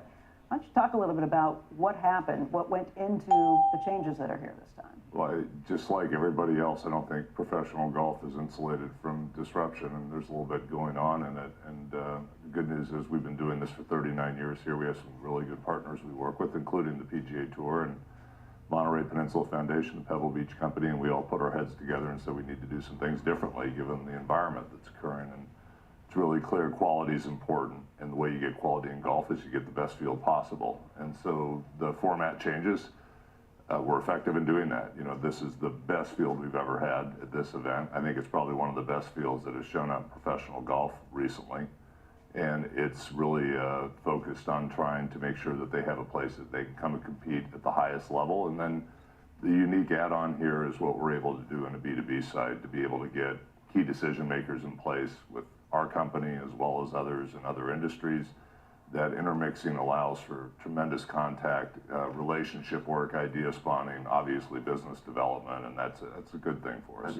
Pebble Beach always deserved this field because it is, I would say, the #1 brand in terms of course, in the world. Yeah, I would agree with you, and I think if you ask the players, this is the place they want to come play, right? So 48 out of 50, you look at what the Saudis were willing to pay to have a John Rahm or to have the top 48 out, so you know what they're worth. They need to be here. I think this, I look at that, it says AT&T and then it says Pebble Beach. That's pretty good. Yeah, for 39 years, and you know, it's good. I'm glad we're able to get a formula that we think is a better, more structured formula that makes sense right now, and you know, we're anxious going forward to see if we can kind of keep that formula right. But every dollar's tight, as we know now, and I know I watched you in action, and the share price, I don't know if I've ever seen a CEO that I mean, that is your singular focus. There's no BS. That's absolutely right. And so you have to, you know, you're looking at every dollar and whether or not it's effective. And just like anybody else, I'd buy a product, right? I'm a sponsor in this case. I'm buying a product. And so you want to know what you're buying. And you have to build multiple years of experience doing these things. A degree of uncertainty is not good. It leads you to not know exactly what you're going to be getting in future years, and the faster the golf kind of settles in, it gets its point to, we're pretty clear on what the product is we can deliver 2 years from now. I think that's going to be better for sponsors and allows me to allocate that capital better. How important was the deal that was announced this week with the PGA and the group of billionaires who are investing more money into this, trying to make sure that the players get some huge portion of that too? Yeah, obviously I see it from the sponsorship side. I'm not doing the business development side for the tour. They clearly view it as being very important, and having capital right now in this space is very important. I think the way I would judge it is to whether or not it's important and relevant is, you know, what happens to get that certainty in the game? How do we get to the certainty of the product that's going to show up every year? And if it helps that to occur, then it's been very important.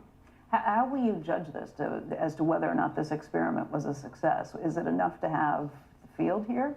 Is it, what other things play into this? What's going to be your determination in deciding whether this is worth your money? It's not just having the field. The field is an element of it. It's certainly a precursor to getting good television exposure, which drives the right kind of brand exposure. You know, that's certainly an element of what we look at. We have hopes that because of the better field, we're going to see what have been historically pretty strong ratings for golf, even stronger.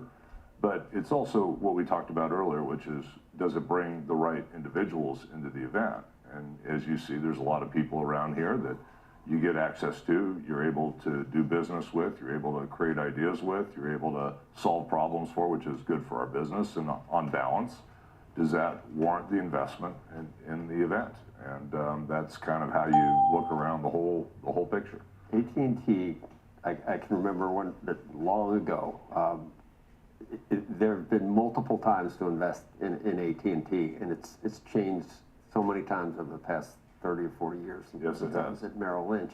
what will AT&T, what do you want it to be in 5 years, and how do you get there, and how do you beat your competition? We are at a very interesting inflection point in communications right now, where we have historically kind of built networks for purpose, wireless networks for mobile purpose, fixed networks for home broadband, fixed networks for businesses. The technology's gotten so good right now that, as you know from your own personal behavior, you expect to go someplace and be connected, no matter where you are. If you're up in an airplane, down in a canyon, at home, we're going into the convergence realm. And so I expect AT&T to be the best converged communications provider in the United States. And we have the right asset base to do that. And we're investing in all the mobile infrastructure that's necessary. We're investing in the fixed infrastructure. We're the largest fiber provider in the United States. We're investing at a clip that's faster than anybody else in the industry to make sure that we can do that. And I expect 5 years from now, you won't talk about my cable company or my home internet company and my mobile company. You'll be talking about who puts me on the internet. And AT&T needs to be the best company putting people on the internet. Then who are your competitors as a result of that? Well, today there's probably, a solid 5 that are in that space. I don't expect that as you get to a converged structure that will hold. I think there's going to have to be asset restructuring over time. In our case, we play the organic card because we have the asset base to grow from. But if you're a cable company running wireless service, or you're a wireless company needing to find fiber to pick up the massive amount of traffic that's coming in off the cell sites, and you don't own fiber infrastructure, you got to do asset reorientation. Meaning M&A. M&A, yeah. Consolidation, right? And so I do think there'll be some consolidation in the industry over the next decade to basically allow for that to happen. You think Washington will allow that consolidation? I think if they're smart, they will, because... Well, sorry. You can always hope, Joe. I'm an optimist, Yeah, you better say nice things.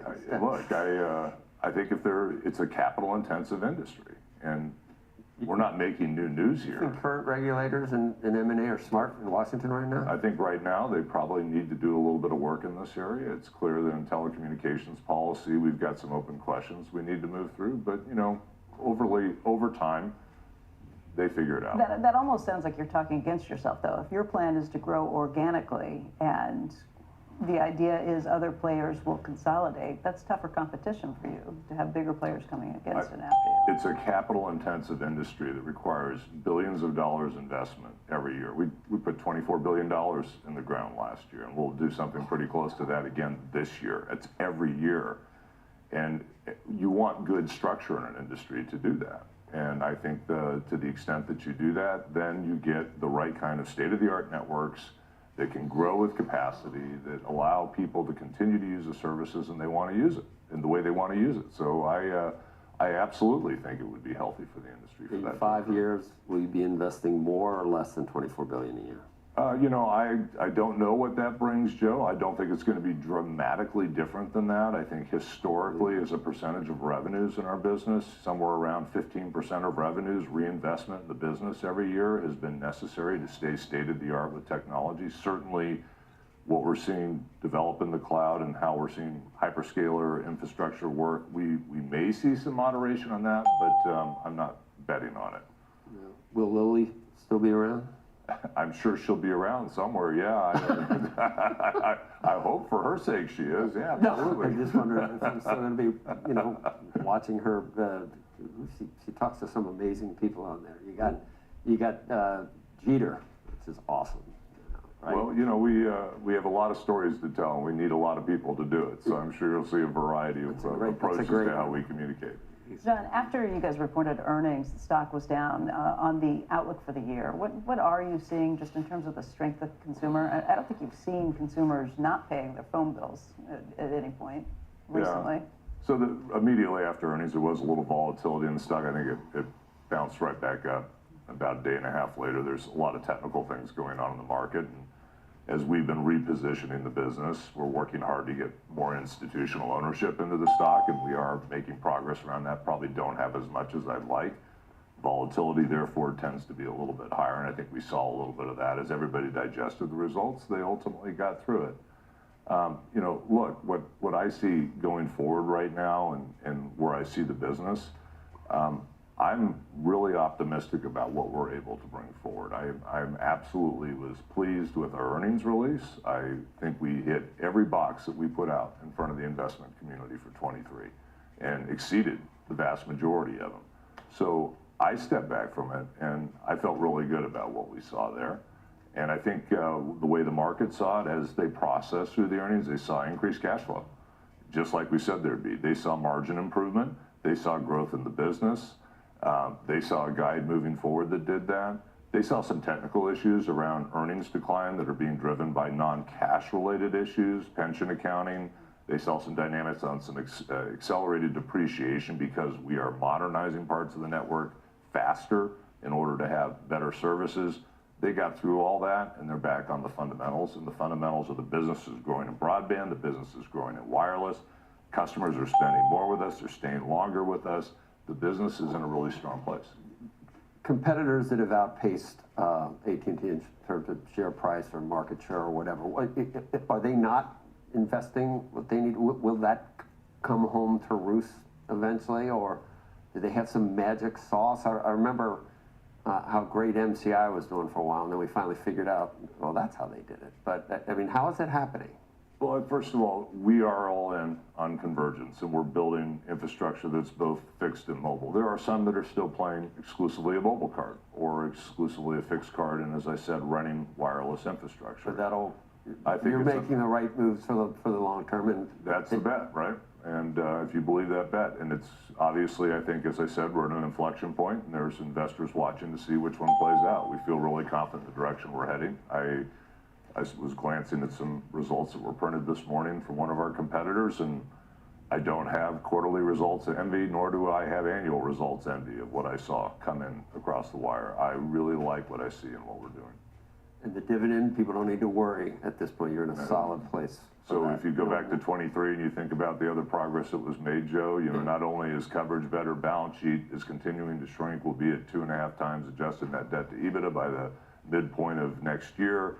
You know, I feel really good about the momentum on it. Everybody should feel good about the equity dynamic and the dividend dynamic being more secure in this company, not less secure, based on what we saw in results in 23. Excellent. Thank you for being with us today, John. Yeah, appreciate it. absolutely. You got the Pebble Beach momentum on top of it. There we go. Let's hope for a great weekend. Just a lot of things seem to be clicking. Thank you for that. Andrew, we'll send it back over to you. Thanks, Becky. Great interview. When we come back, the January jobs report. We're just a few minutes away. Stay tuned. You're watching Squawk Box, and this is CNBC.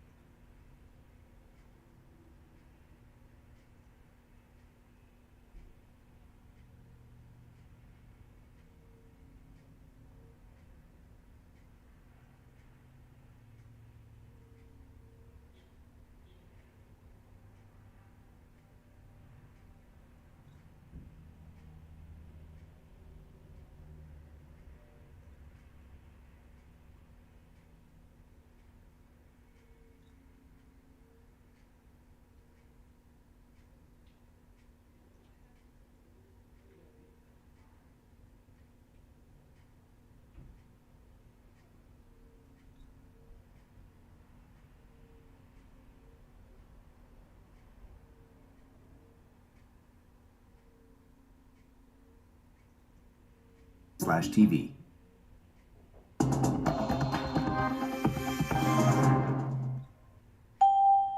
Two energy giants out with earnings this morning. ExxonMobil reporting a mixed fourth quarter with adjusted earnings per share beating the street's expectations. Revenue came in light. CEO Darren Woods joined us on the show in the last hour. We anchored ourselves or benchmarked ourselves on results in 2019, the year prior to the pandemic, to see the progress we've been making. And if you see the results in 2023 and compare that to 2019 and compare that to our peers, we're growing earnings and cash flow faster than peers. We are distributing more returns to our shareholders. The total shareholder returns are higher than our peers across that time frame. ExxonMobil raising its dividend by 4.4%, and Chevron also posting an adjusted earnings per share beat and a revenue miss. Chevron boosting its own quarterly dividend by just under 8%. By the way, don't miss a First on CNBC interview with Chevron CEO Mike Wirth. That's coming up in the next hour on Squawk on the Street. Squawk Box will be right back.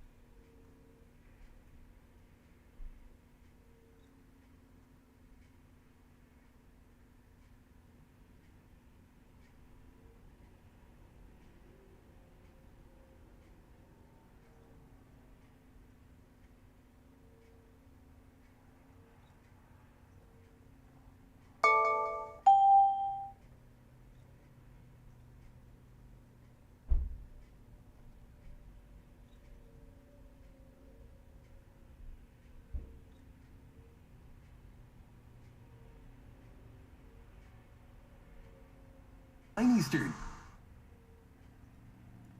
Coming up next, the number of the morning. The government's January jobs report. We're going to bring you the data, the instant market reaction. We got a big jobs panel. It's all happening in moments. Don't go anywhere. Squawk Box returns after this.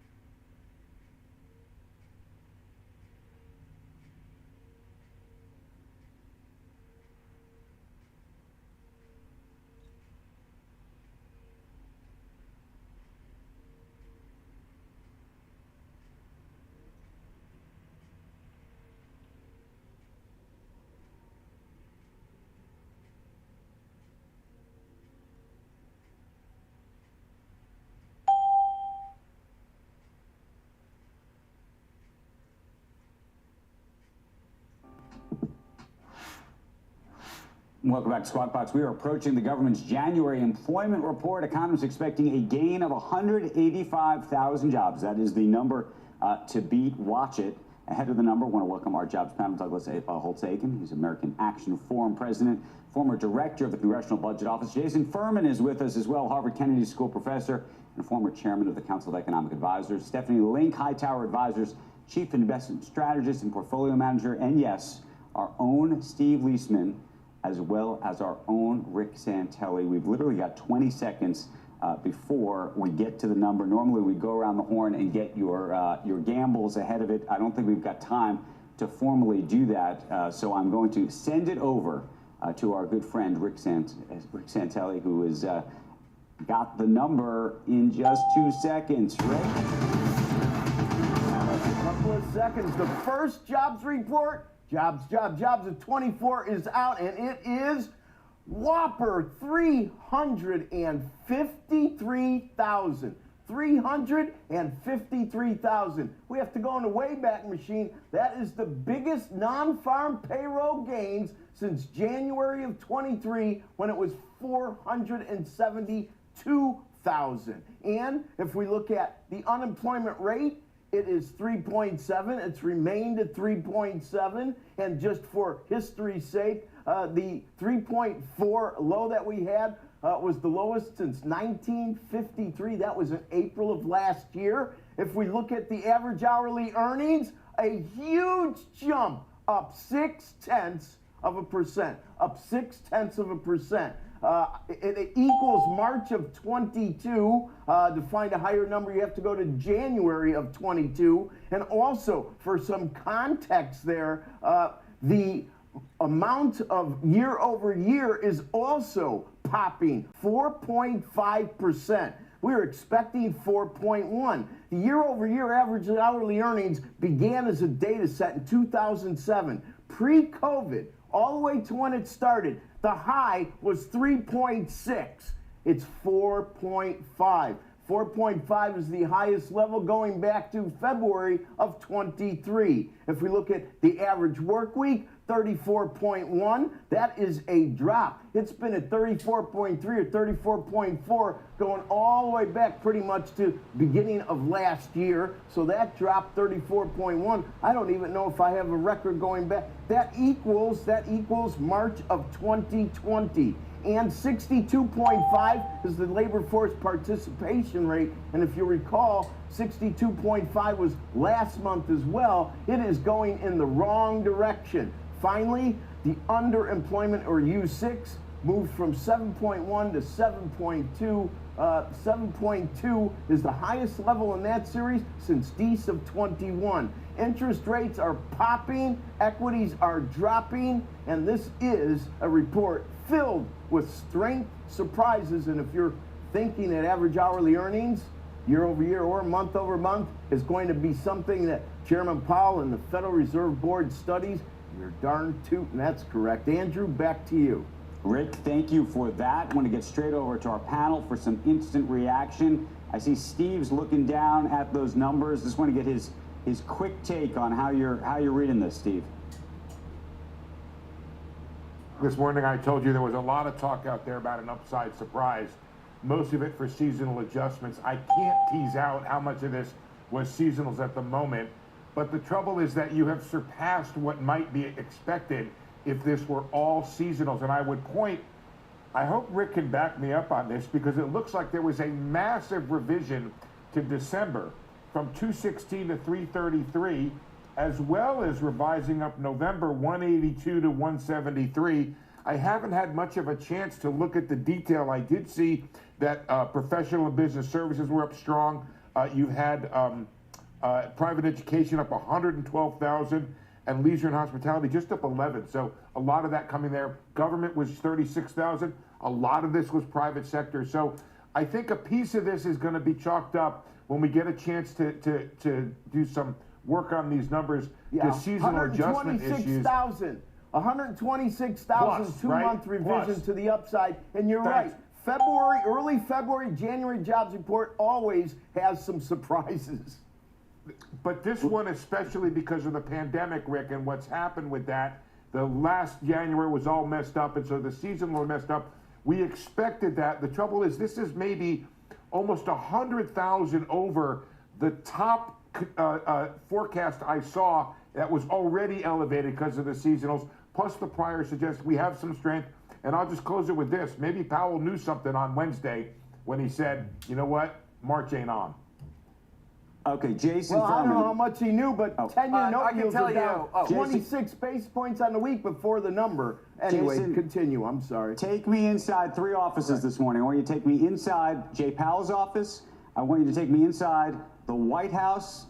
And then I want you to take me inside Trump headquarters. Who's cutting commercials and what are they going to say? Look, the Council of Economic Advisors was the first place in the government to get this number. They got it midday yesterday. They then transmitted it to the Fed. Jay Powell had no idea this number was coming on Wednesday, but boy, Jason, does it just confirm. to be clear, of course he did, Jason. Just want to be clear. I'm big in a joke there that basically making a comment that Powell had it right on Wednesday.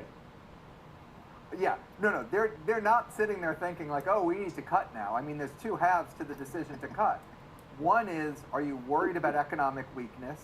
Yeah, maybe the January number was a seasonal adjustment, but you have the upward revisions, and you have jobs growing at a pace of about 300,000 a month over the last 3 months. You can't just put all of that down to seasonals.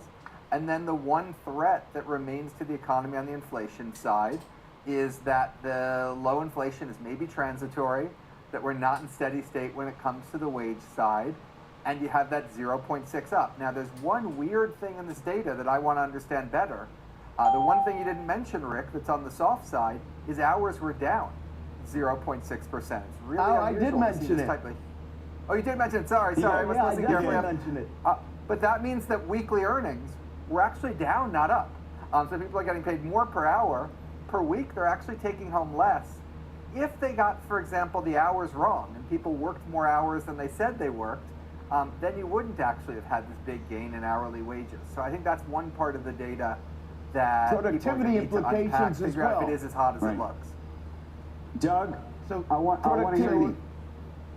to kick it over to Doug. I want to get his perspective on it, and I do want to understand again, and maybe it's a political question. If you're cutting commercials this morning in the White House or over down at Mar-a-Lago, what do those commercials say? Well, I think the commercials from the White House say jobs, jobs, jobs. The president's created more jobs than anyone else. If you're down in the Trump camp, you're looking at that average hourly earnings and saying, look, we still have an inflation problem. Joe Biden created this inflation problem, and you've had to live with it. So I think that's the clean political read. I mean, the actual read is not clean at all. I mean, this is a very messy report. I guess one question I have, I can't see the report in front of me, is what does the household survey look like? The past 2 months, we've had this complete disconnect between the payroll and the household. So how many jobs do we get on the household side? Hey, Steve, do you have that number handy? Coming right now. Be careful because the population controls change. So December to January. Yeah, I know. Right, I know. exactly.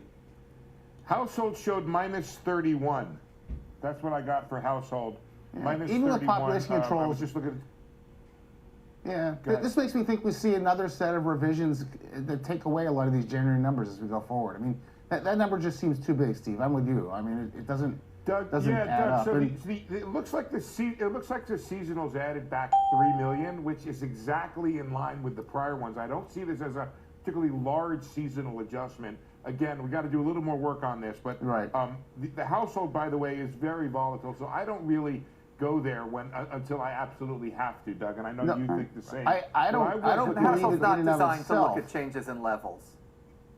That's not what it was meant I don't for. look at it in isolation very much, but it's usually a bit unnerving when it stays disconnected from the payroll. That's a turning point indicator. So I've just been keeping my eye on it. And the distribution of jobs, I guess, the past couple of reports, it's all been health, leisure, hospitality, government, often education. Are we getting broader increases than that right now? Right. Hey, Steph, let's talk about equities. We're getting a little bit of a sell-off on the Dow, about 77 points down now. NASDAQ, though, still holding up, and I imagine in large part on the back of some of the tech earnings we heard from yesterday, 85 points on the NASDAQ, S&P 500 up about 11 points. What's your take on the equities? the impact on equities longer term, and maybe what you think Jay Powell is going to be doing or not? Yeah, well, look, I mean, the headline number is really, really good, and the unemployment at 3.7 also was better than expectations. Obviously, we're all looking at average hourly earnings. That's the most important thing, because that's what Powell's looking at. 4.5 year over year is hot. So take March off the table. I think you can even take May off the table in terms of cuts. Probably something like in the second half of the year, we'll start to get some action from them, but we have a lot of data to get through. Bottom line is, we're in the sweet spot of this economy in terms of growth. We're running at 4.2% from the Atlanta Fed GDP tracker. You've got PMIs that are bottoming, new orders that are inflecting. The consumer continues to be spending. I mean, just look at Amazon's numbers yesterday. That's a big tell. And you also had pretty good productivity numbers and unit labor costs yesterday, so I think over time we will see inflation kind of settle out. Does it get to the 2% number for the Fed? Probably not, and that's why we're going to be talking about maybe second half cuts. What does all this mean for equities? It means better earnings. A strong economy means better earnings, and that is what is happening. We've had 45% of the companies that have reported, 78% of the companies so far are beating, and the guidance has actually been pretty good. Across the board, Andrew. It's not just tech. It's been in some of the industrial companies as well, some of the energy companies too. So I think you're going to see a broadening out in the overall market. I think this is good news for stocks if we get through the volatility in the next couple of days. Hey, Doug, to the extent that... go ahead, Steve. No, just real quickly. I think Steph ended up in a really good place where she talked about the data yesterday, the productivity data, as well as the ECI, which is the employment cost index. That's something that Powell watches a lot more closely than I think some of this wage data. There's better wage data than this data right here. And that other wage data shows wages coming down. The ECI was down 0.9%. The ADP wage data has been coming down. I think that's going to be more influential to them. And you have this big issue out there right now. Will the Fed abide strong job growth if it doesn't come with essentially really strong wage growth in all of the indicators? I think that's going to be a really important thing for them to figure out. Hey, Doug, your sense of, to the extent that I think you were concerned or thought perhaps that the economy may turn negative earlier in the year, maybe I'm wrong about what your expectation was, but how do you now see this playing itself out? This is a little bit of a positive, but I still think the basic phenomenon that I see that I worry about is that the household sector is really strong, it's been strong, and business fixed investment has been essentially flat second half of 2023. Very modest growth or zeros, and in every post-war recession except the pandemic, it's business fixed investment that leads you down. So I'd like to see that firm up. That would give me a lot more confidence. Otherwise, something's got to give. The household sector can't, spend in disconnection from the business sector forever. I mean, so that's the thing I've been watching. Rick, now that you've been processing these numbers, you get to say them aloud live and think them through. What's your take? Well, my take is that the markets are paying the most attention, obviously, to the Fed in the short end. Just to give you an idea, before the number was released, we had 2 years down 12 on the week. We had 10 years down 26. Right now, you have 2 years up on the week by a basis point, and you're still about 16 basis points down on the week on 10s. So let's look at this the way we used to, okay? Strong data should steepen the yield curve, and long-dated treasury yields should move up. Exactly the opposite was happening. It's totally a preoccupation with the Fed, and somebody mentioned PMIs bottoming. I don't know. I've seen PMIs with 16 consecutive months of contraction. I don't know if it's bottoming. And to Steve Leisman, I would address this. When you look at these numbers, Steve, you're saying, something might be wrong with it. I don't disagree. There's so many disparities in the direction of important data that it leads me to one area. Seasonalities are screwed up. You got to be careful on how deep you interpret these numbers.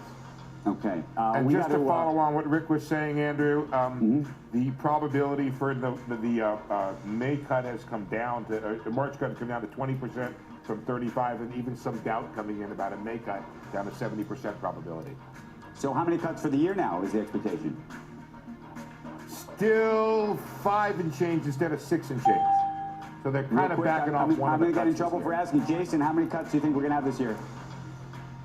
I think we're going to have 4, Andrew, but they're going to certainly not start in March. And this isn't just 1 month's strength. This is consistent with the last several months of data. So I don't think this is all noise. Okay. We got to thank the jobs panel, Doug, Jason, Stephanie, Rick, and Steve. Thank you for walking us through all of that in real time. Meantime, I'm going to hand it over to Becky on the West Coast. Becky. Andrew, thank you. When we come back, we will go deeper into the blowout jobs report and the state of the nationwide economy and the labor picture. Mark Morial from the National Urban League will be joining us. Stay tuned. You're watching Squawk Box right here on CNBC, live from the AT&T Pro-Am at Pebble Beach.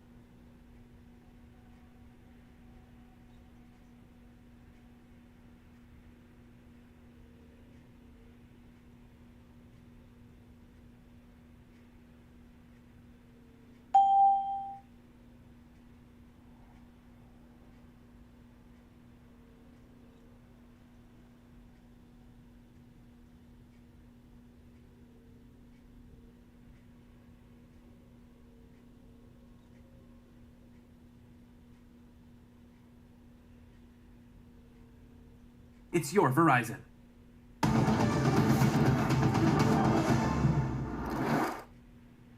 The January employment report showing a gain of 353,000 jobs last month, close to double the estimate. Joining us for a deeper look into the economy and the state of labor across the country, Mark Morial, former New Orleans mayor and now president and CEO of the National Urban League. It's great to see you, Mark. We try to figure out we try to juxtapose these numbers with the feelings of a lot of Americans, and we struggle with that. And maybe you have a good insight into it. I think, you know, when you have a couple of years of tough inflation, prices don't come down, inflation moderates, but people still feel like their paycheck's not going far enough. I guess real wages are growing now, but that's been relatively recent, I think since last May or something. And so people still have less buying power than they did from a couple of years ago. Does that explain things? You know, first of all, thanks for having me.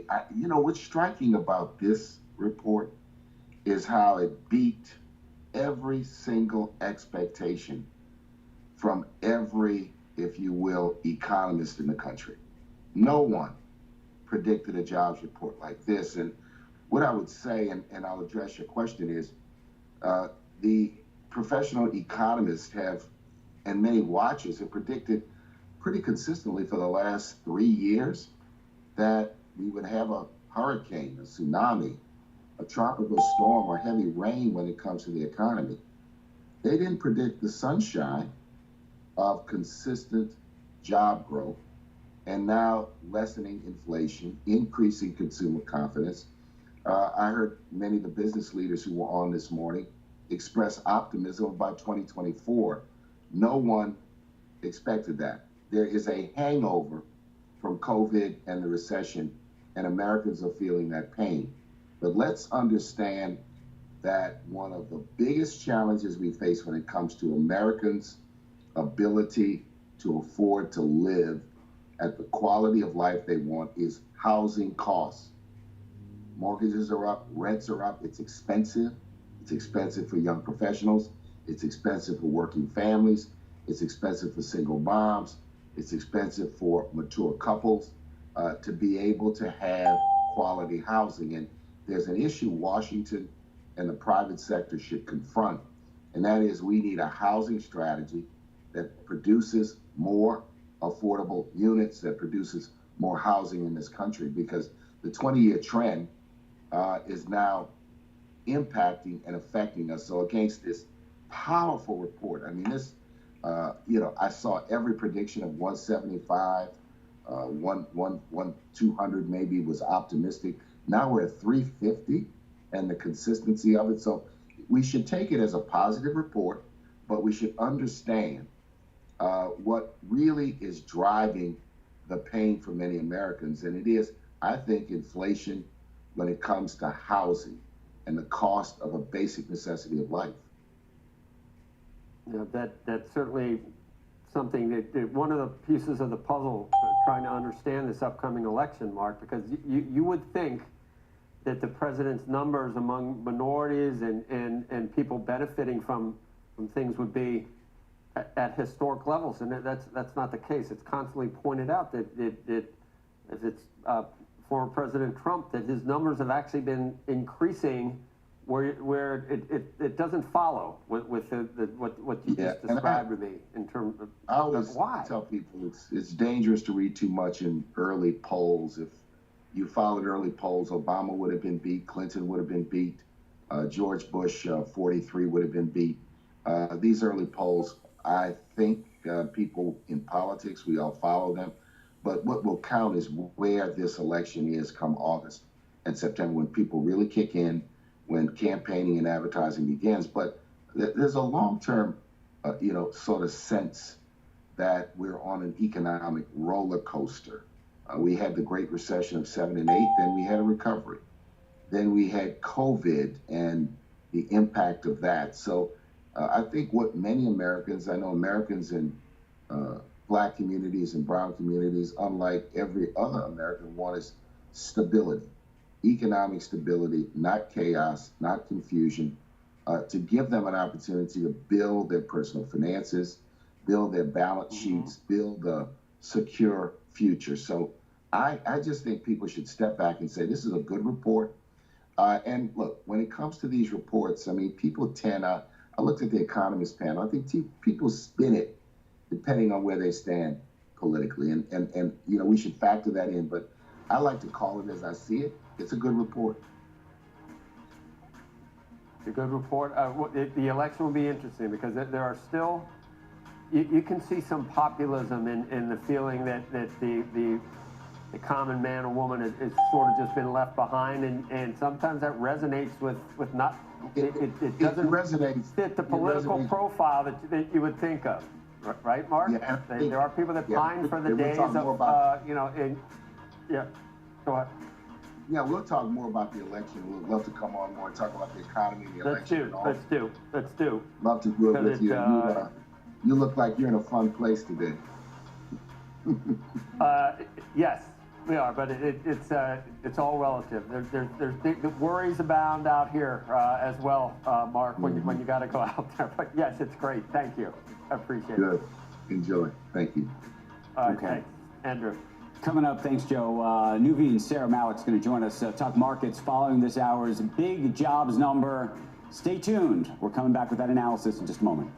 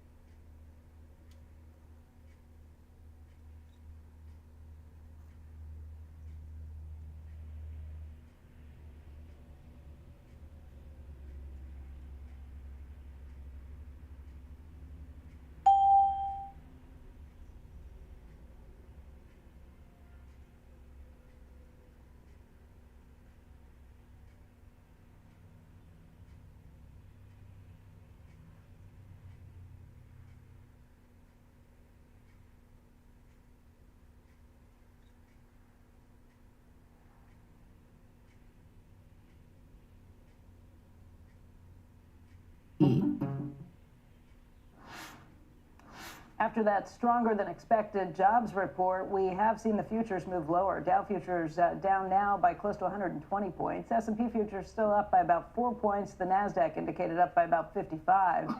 Joining us right now is Sarah Malik, who is Chief Investment Officer at Nuveen. And Sarah, how do we read this? A stronger economy, which has to be good news for stocks, but for anybody who was counting on a cut in interest rates, don't hold your breath.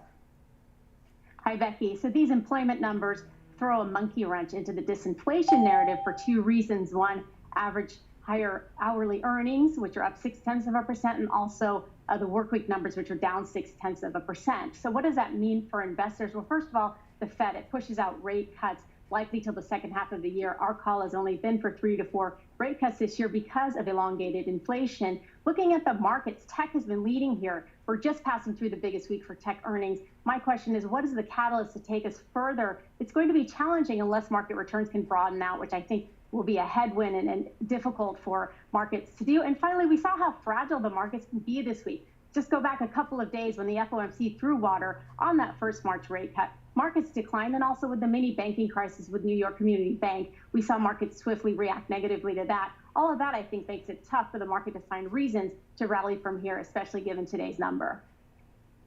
Ron Krzyzewski was with us earlier this morning. Stifel thinks that we're at the high watermark for the S&P 500 this year just because they think earnings are only going to come in up about half the range that the street's expecting at this point. I guess a lot riding on earnings. Well, our price target for the S&P 500 for this year was 4,950. So I agree that there's not a lot of upside. The key question is going to be, can this economy continue to hold up in the face of higher interest rates and higher inflation? What we're seeing today is, yes, it can, but under the hood, we do have consumer delinquencies increasing. That's an issue. Credit card delinquencies are up at these high interest rates. Manufacturing data starting to recover is promising, but earnings, the driver's been tech stocks, and I think a lot of haves and have-nots in the technology companies, from Apple on the negative side to Meta and Amazon winners. And whether that can continue again like it did last year is pretty questionable to us. I think we're getting at valuations levels where we have to think, what is it that can take this market higher? I don't see that catalyst. Look, a stock like Meta, though, up because of those incredibly strong earnings reports. And again, if you tie it back to earnings, if they can deliver, hard to not reward them.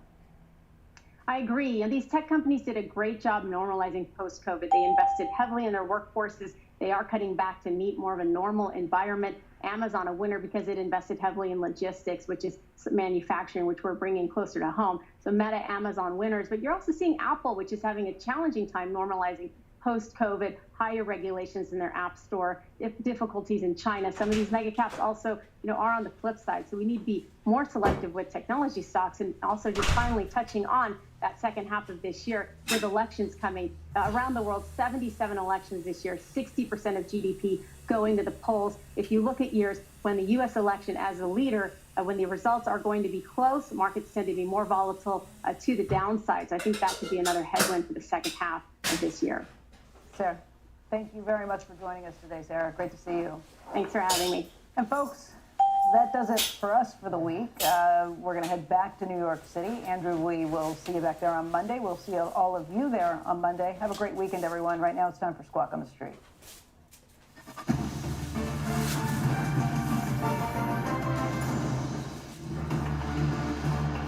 Good Friday morning. Welcome to Squawk on the Street. I'm Carl Quintanilla with Jim Cramer, David Faber at Post 9 of the New York Stock Exchange. Stocks weathering some cross currents here as the jobs number has its hottest print in a year. 353K, upward revisions, even as wages rise above estimates. 10-year is a little suspicious, just flirting with 4. Our roadmap begins with all of these super six-pack earnings now in. We're going to break down results from Apple, Meta, and Amazon. Plus, we got that latest jobs report, and it did show the U.S. economy added 353,000 jobs in January. That was far higher than expected. Later this hour, we're going to talk with Chevron CEO Mike Wirth. That'll be a first on CNBC interview. course, the company reported earnings along with the other U.S. giant, Exxon. Let's get first to the big tech earnings, starting with Apple, moving lower now despite this quarterly beat, ending 4 straight quarters of revenue declines year on year. China did miss. That overshadows some growth in services in the iPhone.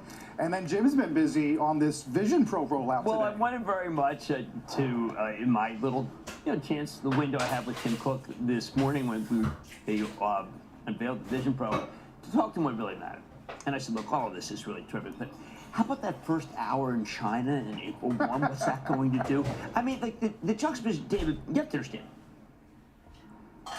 You're a cynical older guy. I, on the other hand, am welcome to wonderment. Naive and hopeful. Naive and hopeful. Yes. And so when I see something that's as exciting as this, I don't say, oh, that's an asterisk, only going to sell 160,000. I say maybe my life is different, which I shared to Tim. I said, you know what, Tim? Because, of course, it's Tim. Of course. You know, in the same way that it's, I don't know, Cher, right? Or, lady, like in God. Oh, my God. Yeah. What did you have? My wife put me that. Is that fair? Did you get your special time with him? Because he did do these selfies. I was with the only one. Virtually anybody there were no who walked up to him. slots. Okay. Look at what he just did to me. That's horrible. He just made me seem small. Yes. You know, I was the only exclusive, just for the record. Got it. You weren't right in front of the store. All right. Well, come on. Let's get to Apple's earnings. All right, did you read? Oh, the earnings? Yeah. Buzzkill. Good morning, retail traders. Earnings. High unemployment rate. Nobody called that one. First thing pops in my mind is caution of the Fed, because that's what they're going off of, employment. And usually this time of the year, you get a few layoffs because of Christmas season. So basically,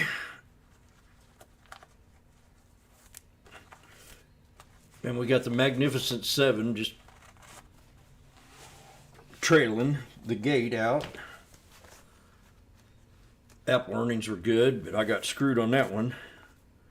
I got a couple weeks, so I'm okay, but I think that's the one I got for a couple weeks. We'll see.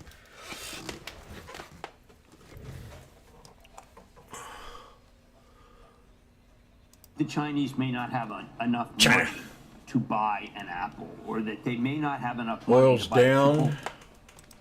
cappuccino with skim wet.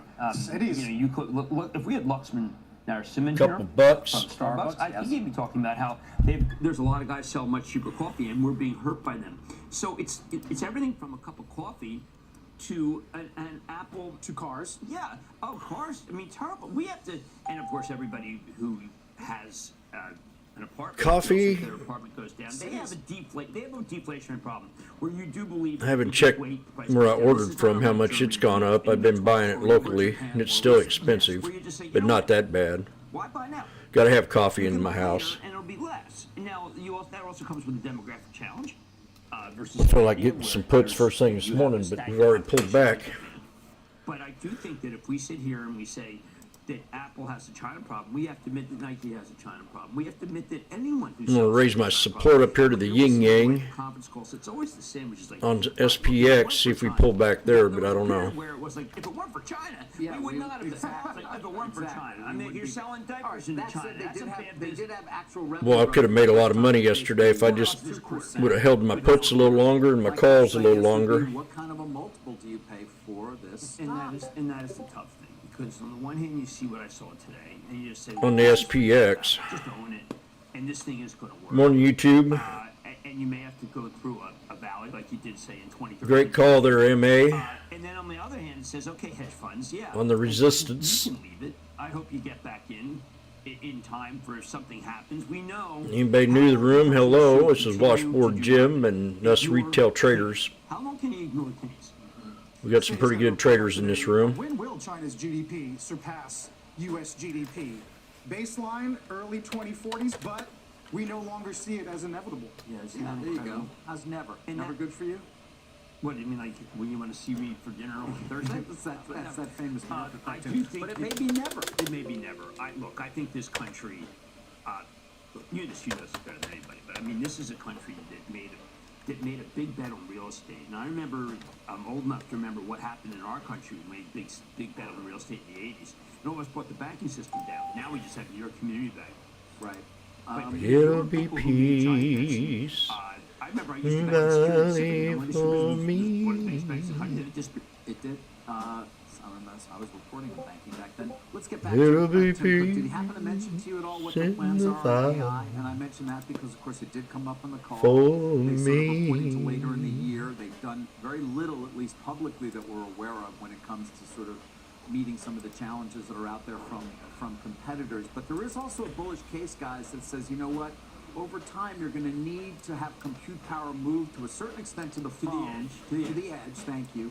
That needs to be done at the edge. You'll have a thin large language model, if you want to call it that, and therefore that will require more powerful chips, which will require a shortened upgrade cycle, which would be good for Apple. They came so close to saying that. I know that Tim doesn't want to get over his skis, as he would tell you, but that is the real saving grace. It will not necessarily do what I saw today with the Vision Pro. Vision Pro will be slow roll. Remember, Vision Pro, I keep hearing about the price, how much. Remember, you can borrow money to buy something that you're allowed to do. I don't know if you follow, it's called credit. Really, I'm gonna go in a hot to buy it. Once you try it, David, you're gonna want to think about buying it. Yes. And I only say that because Jim's tried it, I've tried it, Andrew's tried it, our whole crew actually, and our production staff have tried it. Did anyone So I'm really the only think one they're in some of gonna this try it? video. There's Julie is in here. Did anyone and say there's they Prashant. didn't like it? Huh? I mean, did anyone say they didn't like it? I don't think so. I was talking to Tim about when I take my contacts out. Okay, so when I take my contacts out, David, and when I see, you're true, Sarah. Is that Sarah? No? Sarah is ubiquitous. She's everywhere. No, she lives ambitiously. What am I going to tell you? She even admits that she's ambitious. That's fantastic. I, on the other hand, am not ambitious. No, not at all. So when you take it, I was saying to them, I said, look, whoever thought that there should be this screen 20 feet from you, so like when you're in bed, I mean, everybody, you're looking at a basketball game, and you think it's the Sixers, and it turns out to be the Knicks, okay? Which is not bad, because the Knicks look really good. But that's the point. And he was saying the same thing. It's like, how did it... Every single person has a Vision Pro but me. Is this like... Well, you guys trying to tell me something? Yeah, your life is shallow and without any meaning. But I was telling Tim, like, if you had told me that this was going to happen, that why would you ever put the screen 20 feet? And then Tim said, yeah, exactly. There are a lot of things that it's for each his own. You're going to find out what you want on it, but the number of features are incredible. And remember, he's trying, made a case to me last time before the conference call. Oh! The B2B, Jim, you're not taking B2B. You didn't mention Walmart, but you also mentioned Don't ever take people your eye off the that do ball. Contracting, and they're going to look and see Whatever you do. That's one of the first things I learned in life. Yeah, I think that I broke my nose one time because I took my eye off the ball. Netflix is not going to write for it? Yeah, okay. Over time. My nose has been broke 3 different times. It's the beginning of something. Baseball and boxing and fight. I understand that. At $3,500, though, it's going to be a relatively small population of people. I'm not a violent guy. I'm just Maybe go down in price, or remember like to that. protect people sometimes, and I get involved in stuff I shouldn't get involved in. Look, I think the juxtaposition of watching this. I'm the kind of guy you want to have around if you ever get in trouble. You said, why don't you try it before you sell the stock? That's what you wrote this morning. I am urging people to do that, but they'll never do that. They've already made up their mind that when you put something on your head, you look silly. It is a little okay. I mean, what did cavemen do? They didn't have glasses, and then the first guy put glasses on, they look silly. You guys are both believers. Can we talk meta, though, guys? Or do we have... Yeah, sure. We've been spending 10 minutes But I don't think I can be like that anymore. I'm too... I went to about Amazon. You get your picture taken with Tim Cook. That was just great. Now, let's talk about meta, okay? Cynical Sunday. This is going to be, by the way, at these pre-market levels, be the second best day in a decade, and the 4th best day ever. Thanks, Mike Zaccardi. Well, revenue acceleration, Jim. I mean, that's what I keep hearing this You morning didn't from hear people about- on that. come on, how about was the number of- incredible. The fact that you can get that at this size company. Other people talking about what was the fastest turnaround in corporate history with Zuckerberg. You're talking about an employee number now that's around 67,000. It was 87,000 in its high. Right. You know, somebody's saying to me, how long does it take you to, like, you buy a new house, get it together, it takes you like 9 months to feel comfortable, whatever. It's like this guy reorganized an entire company in 3 months. It's unbelievable what Zuckerberg did, and we continue to see the impact from it. They've spent $60 billion prior to this quarter in the metaverse. You don't even hear about it anymore. That's CapEx and OpEx added up. But they did $1 billion. They did $1 billion in sales. And they did $1 billion in sales. And by the way, we're the talking Ray-Bans about a off- $27 earnings number in 25. and the fact that perhaps we'll finally get what they believe, and again, these are people who own the stock, is a higher multiple based on this growth rate. The revenue acceleration at such a large... It really is And so amazing. all I get this morning, as you might imagine, are very positive comments from those, and not to mention the dividend now, $5 billion a year they'll be let's have a spending 50 dividend. cents. That may draw long-onlys into the name who previously been unable to own it. I think that's right. I think the buyback is right. I think that this is a man who at one point says, you know, we don't even, turns out we don't even need this many people. I mean, it was a very conversational conference call. It was so it was like the least scripted Zuckerberg conference call. My favorite part was when he brings in, let's see if David can guess. Who did he bring in?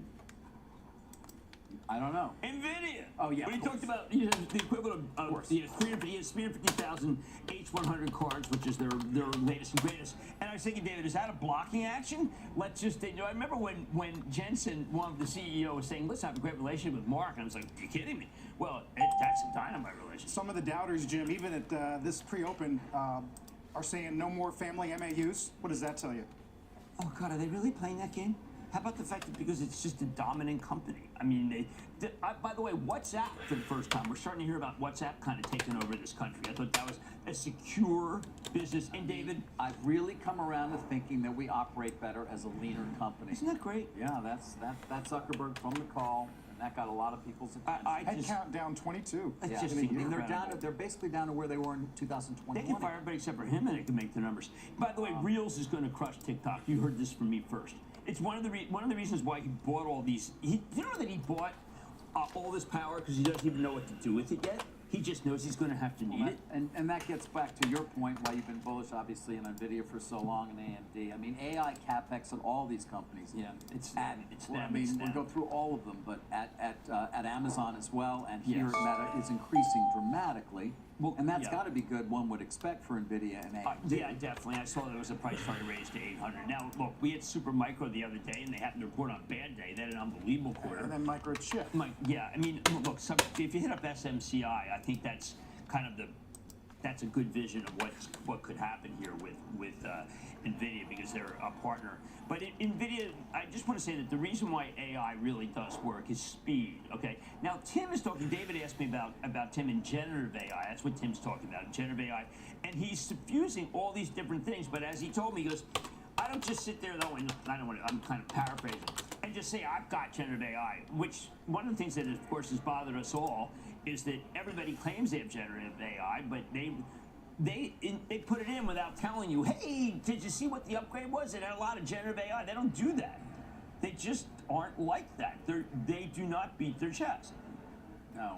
Yeah, the other thing it brings up is Zuck's insider selling, which if he really thought this quarter was going to be a problem, why would he have sold then?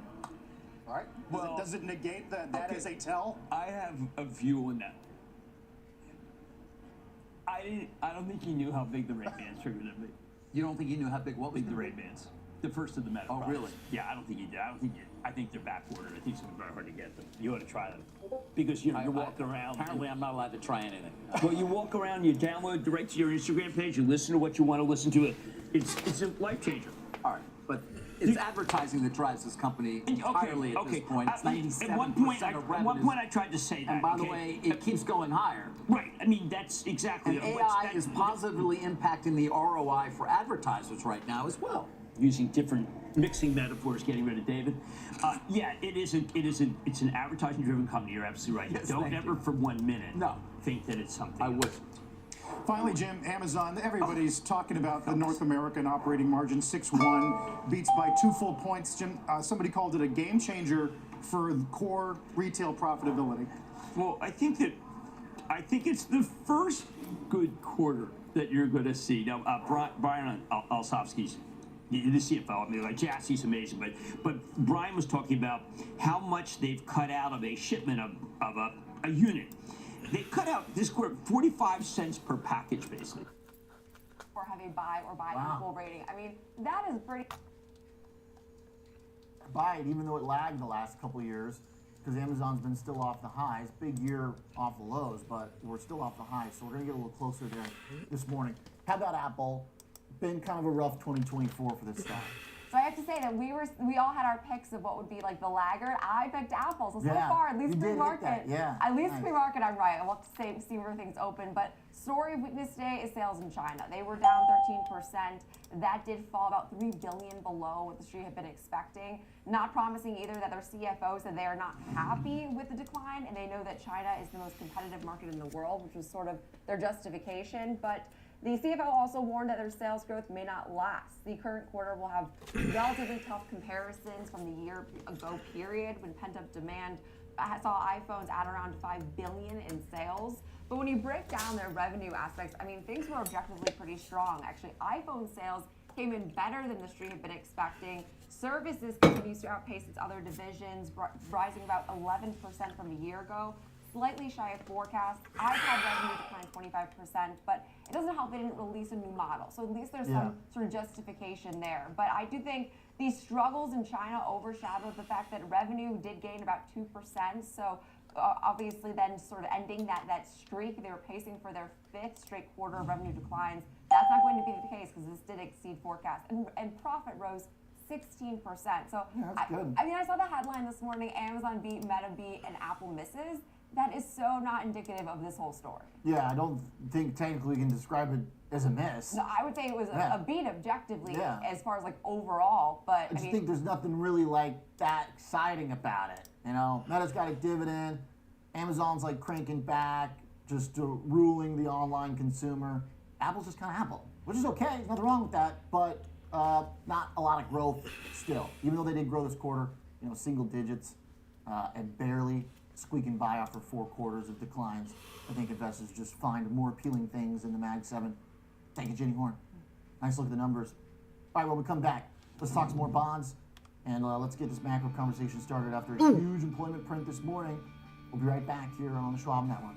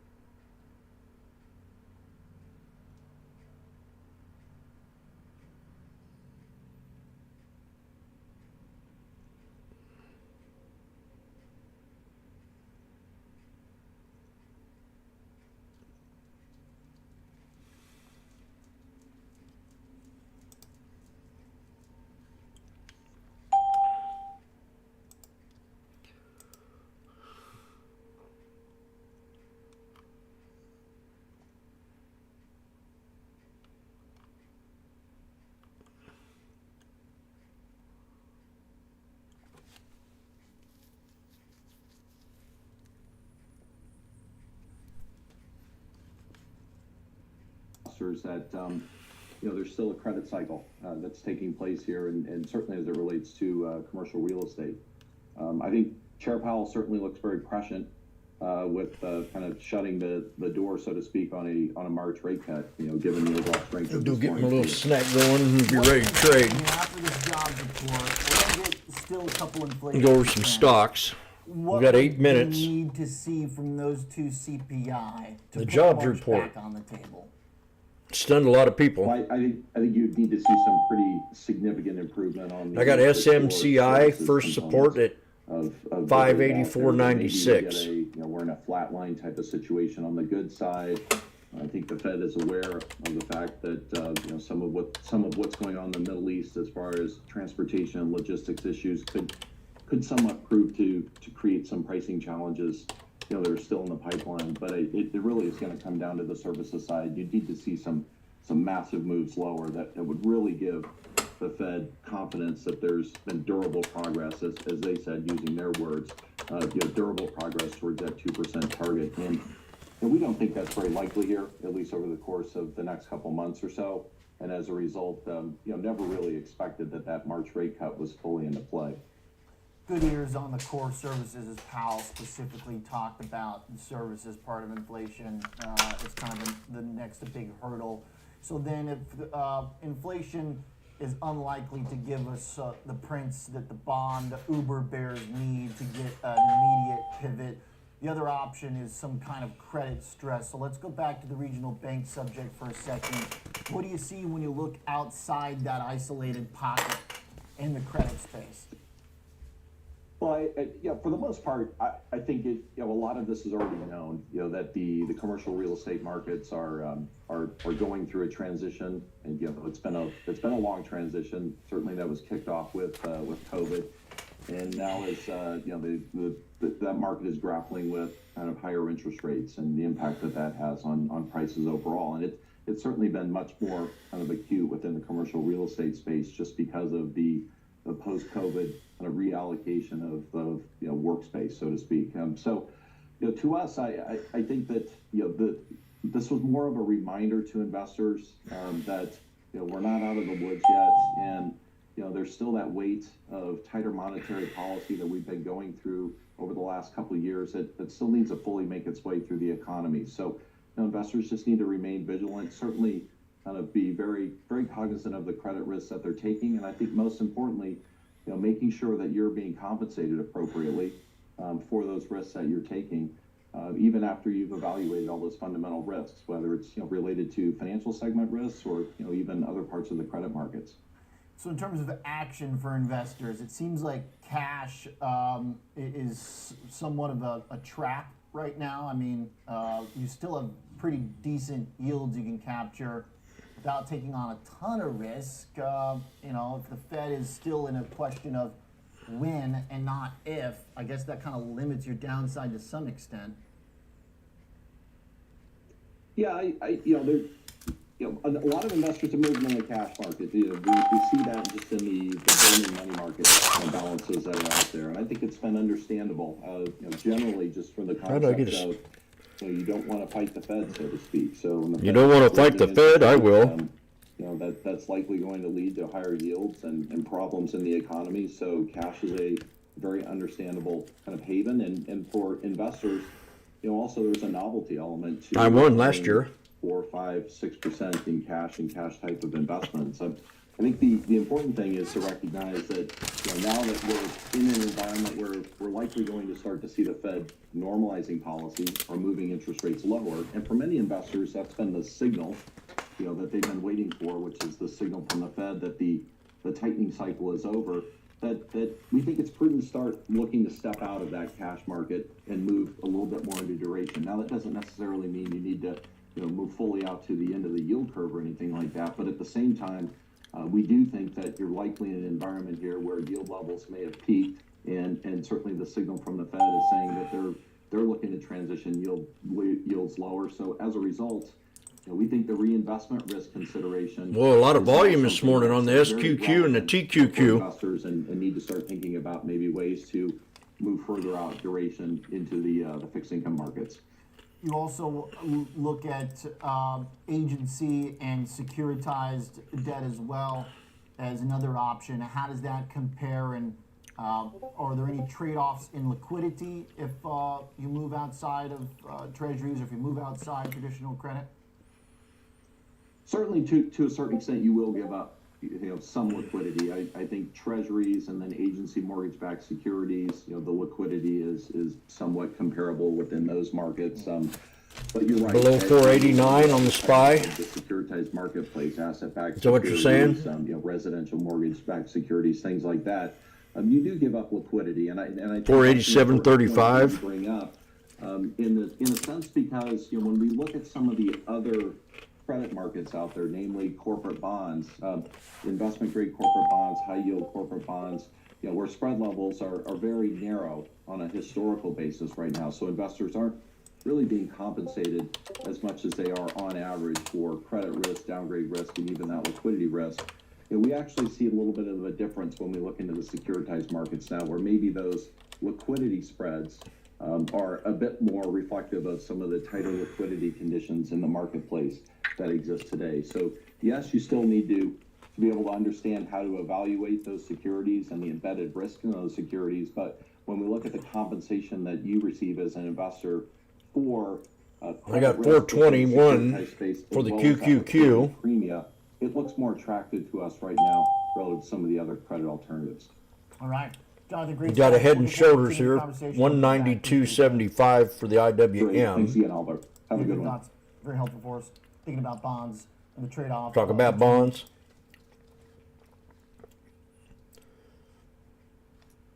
We got Tesla. Tesla just ain't getting no love here lately. I think this AI blitz has got everything kind of freaked out. Now AMD's popping this morning. Right before the bell. Oh, we got 1 minute. Let's get it.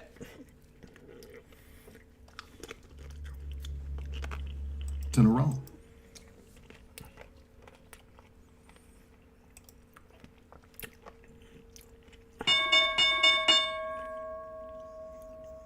Let's see where this thing opens up at.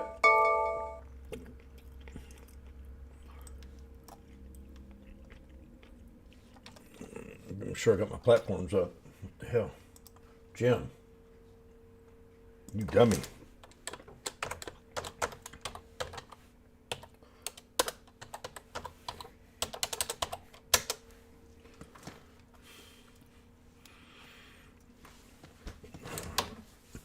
It'll be peace.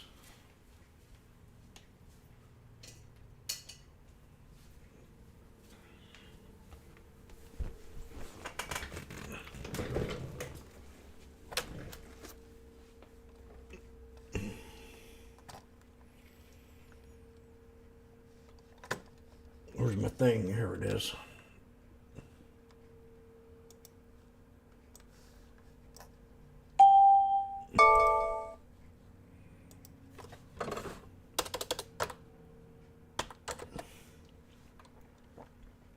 Got SMCI.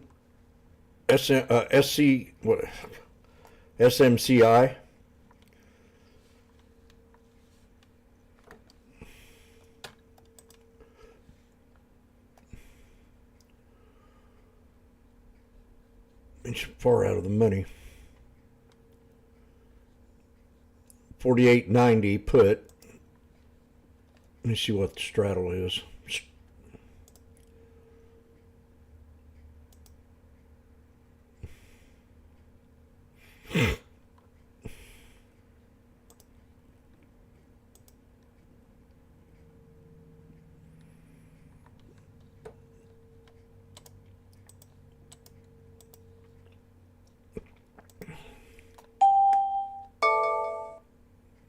And a 49.30 call.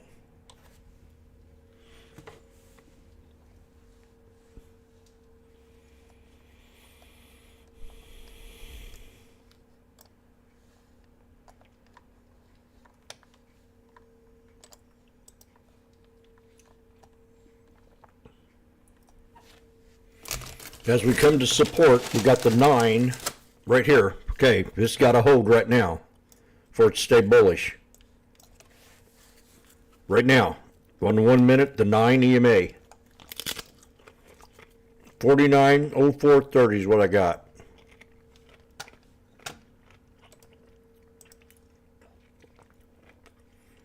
$49.30. Strike. Call.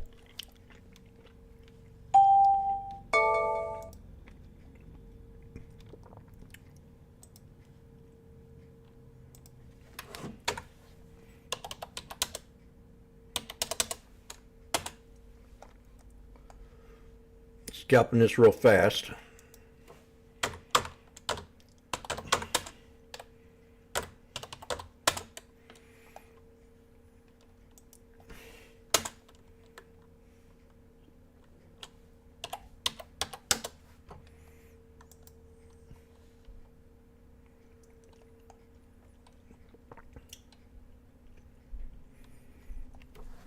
The stop set, I don't want to go any lower than this. I'm going to get in and out of it real fast.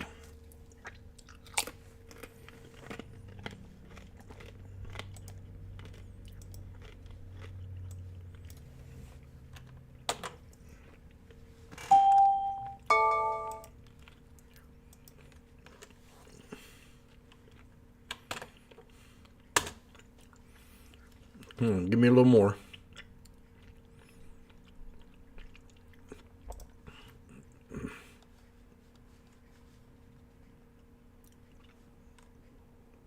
There we go. Okay, I'm going to get out, 540.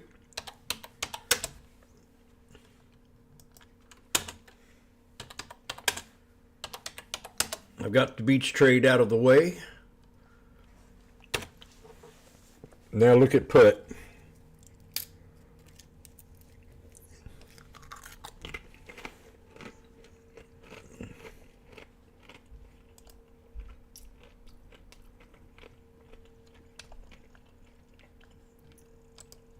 The put 48.90.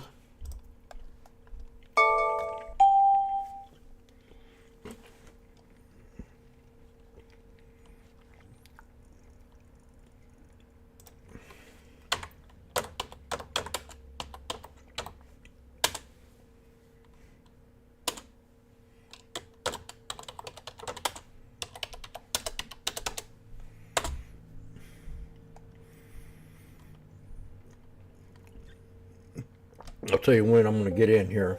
If we can get another little discount.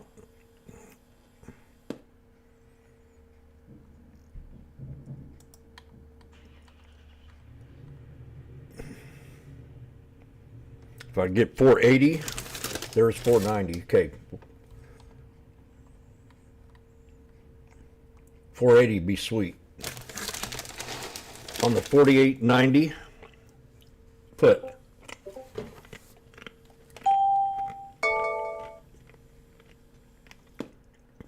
Damn it.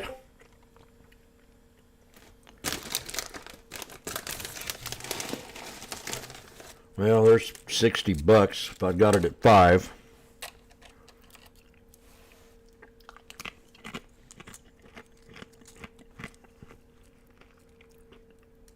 Damn it. Should have got it. That's at $100 right there.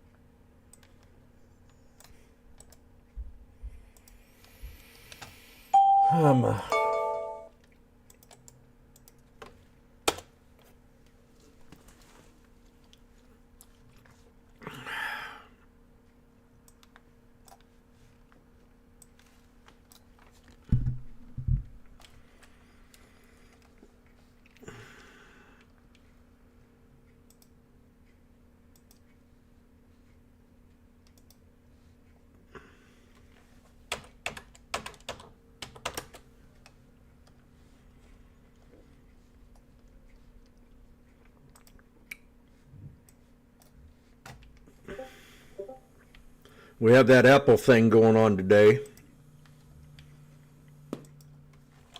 I got a resistance on AMD at 17621.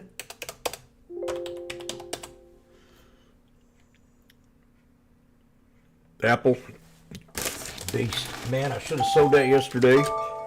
I was up like $150 on this contract.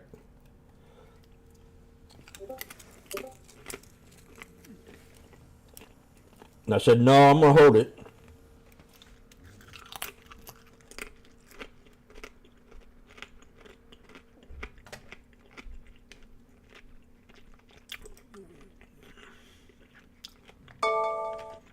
Spies at the VWAP.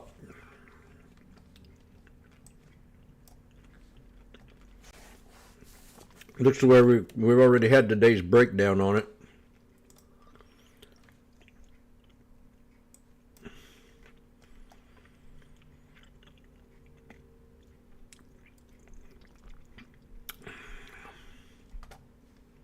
Okay, get ready for the put. I got my number here on the SPX.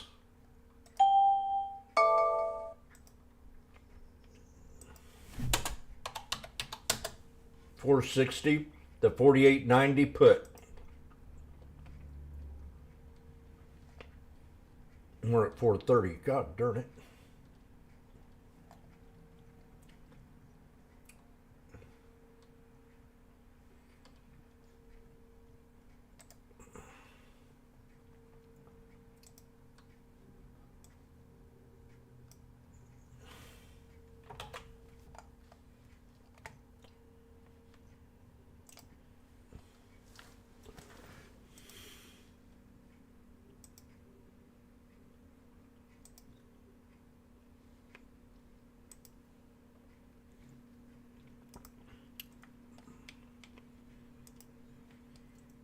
Good morning, YouTube.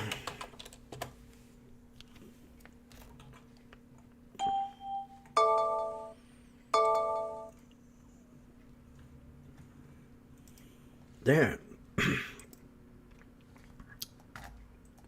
Double top.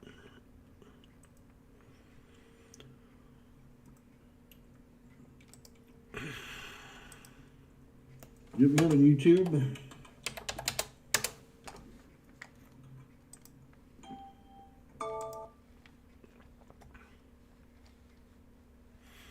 Okay, I added one at 420.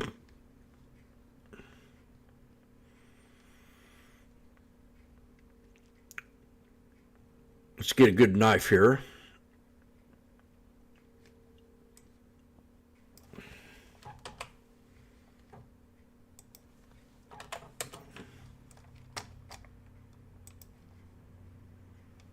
There we go.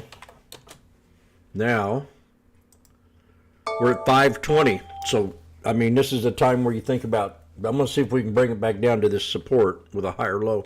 You are definitely out of support here. Let's get out of it. This thing doesn't break down for another pullback here.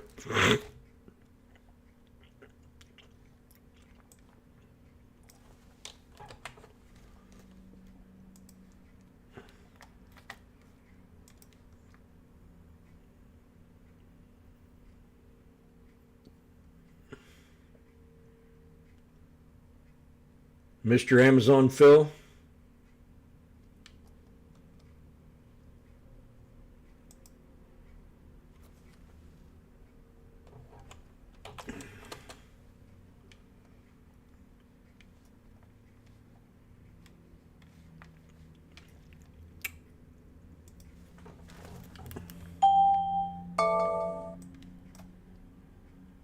We got a black dot on Microsoft. It's got some good volume in it. A little bit too high right now. Needs to pull back.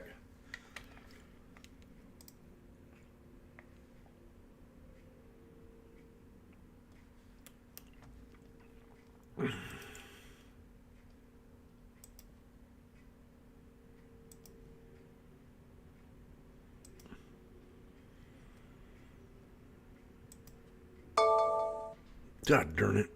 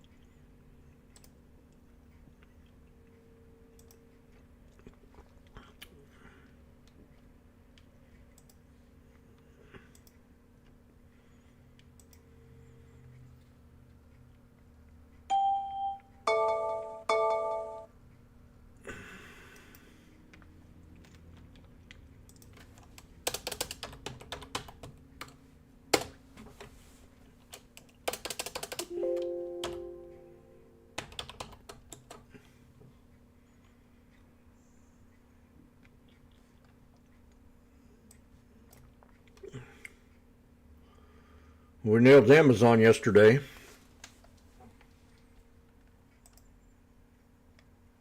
Meta got AMD I got 178.09.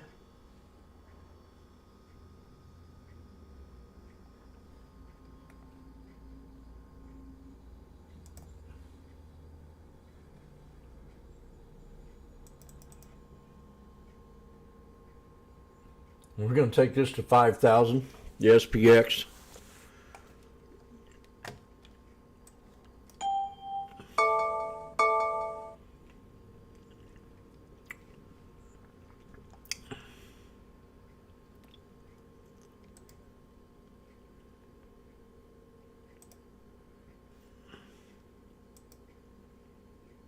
Damn.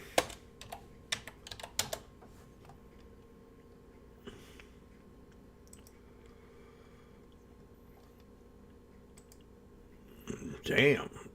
Strong. Oh my gosh.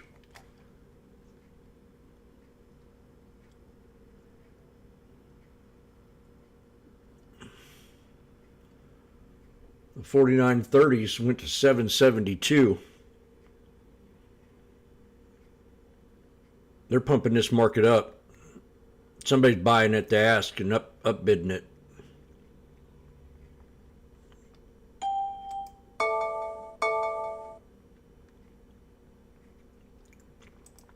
I'm going to buy two more here at 3.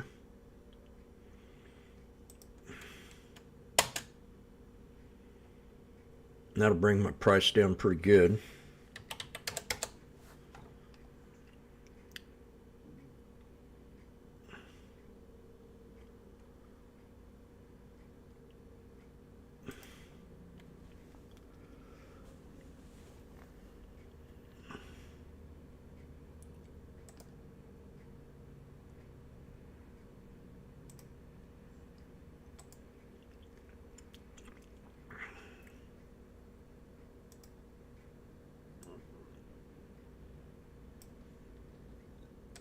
Maybe.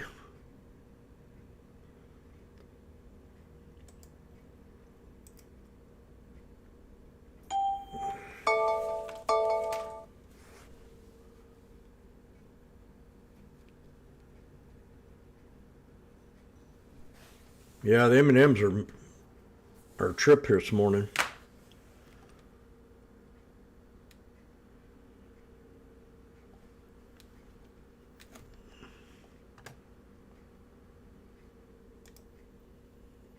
SPY's about to double top.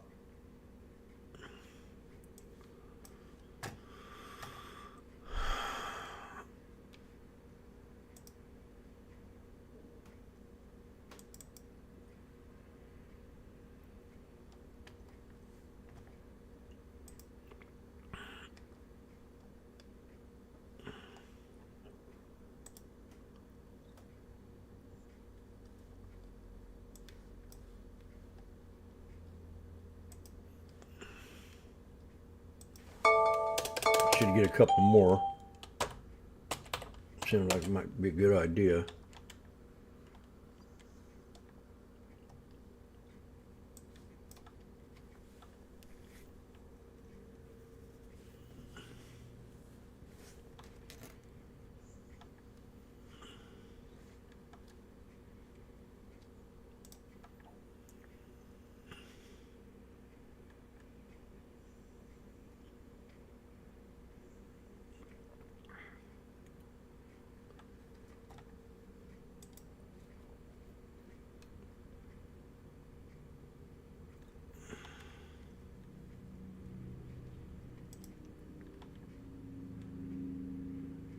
Okay, we got a bear flag.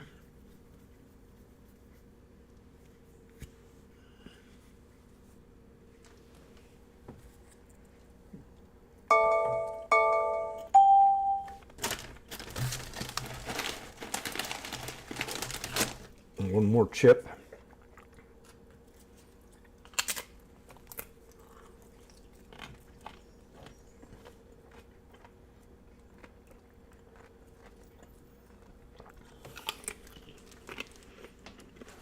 Knife.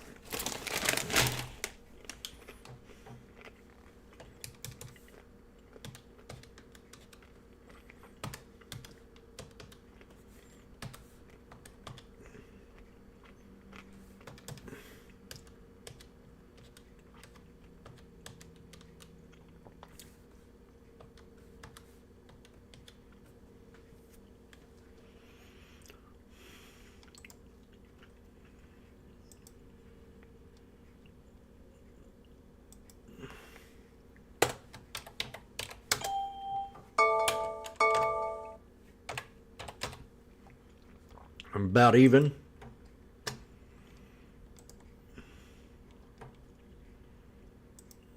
Come on, bust, baby, bust a move. This is support right here.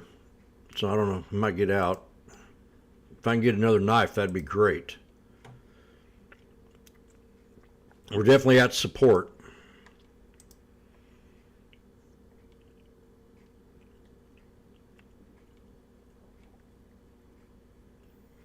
Okay, make a business decision.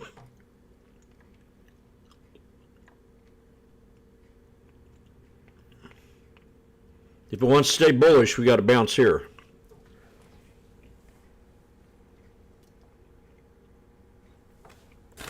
If not, we'll pull back to 49.10. I'd like to see that, really would.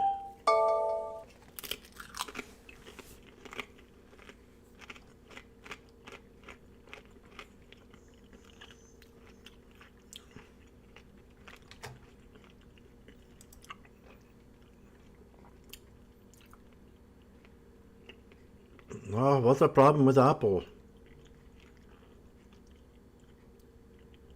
Okay. There's your three crows.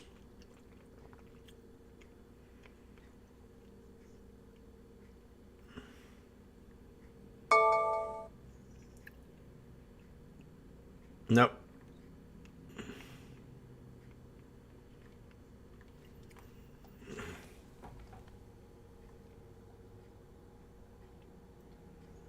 $49.30s would have been a good payday.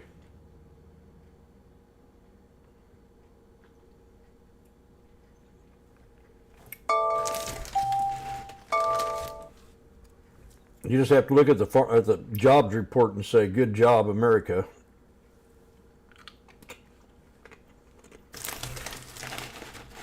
But I don't know. I can't trust them. I can't trust nothing about this administration.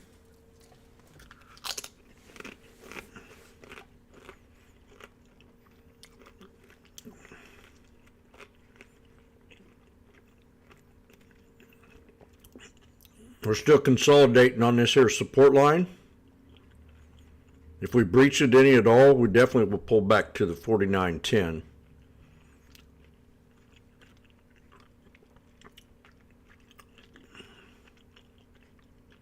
And that'd be like a good, there we go. Break it.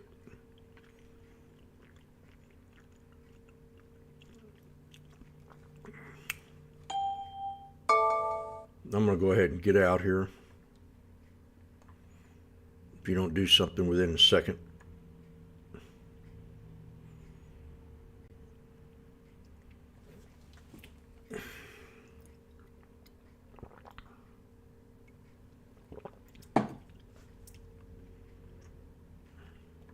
Now, if this is a hammer foreman,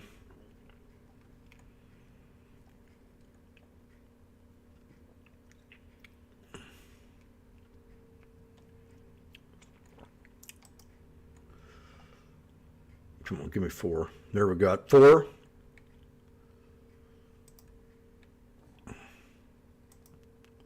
Out at $4.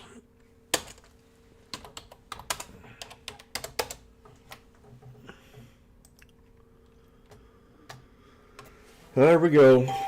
Right when I sell it, just left 80 on the table. Oh, shit. God.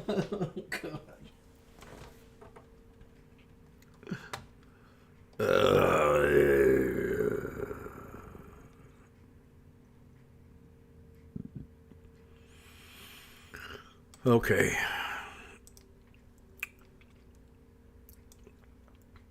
It's all right. It hit 440.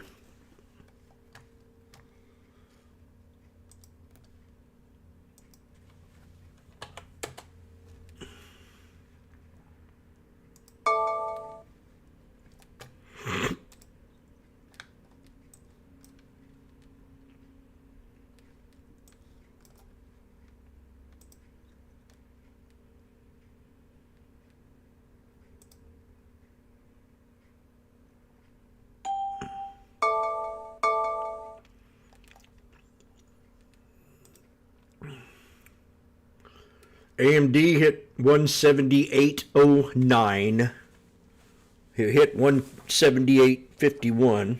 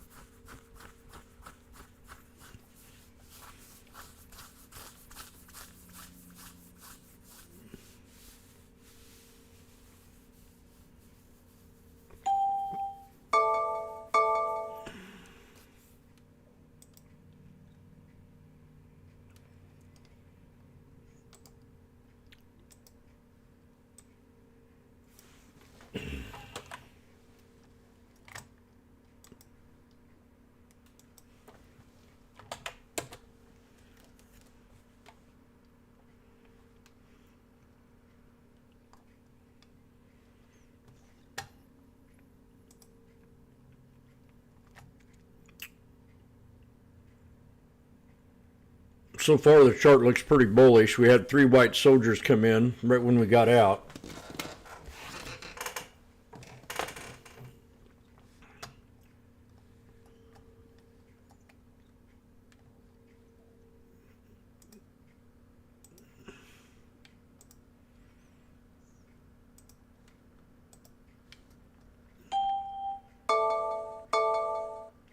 Yeah, Bobo brings back memories.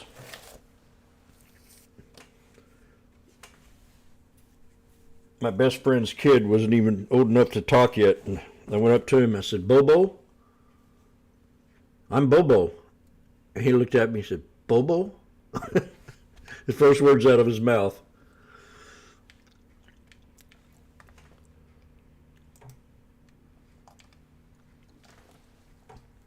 Meta. Monster.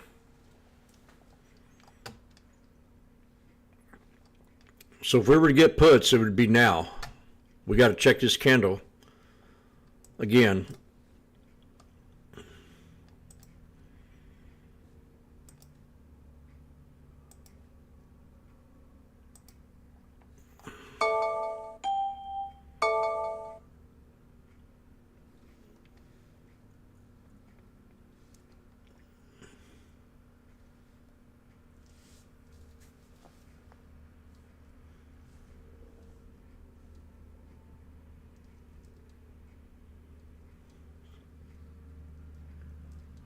Oh my. You still got out green, right? That's good.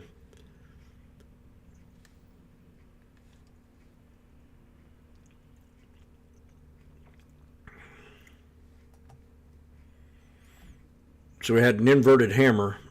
Some would call this a shooting star.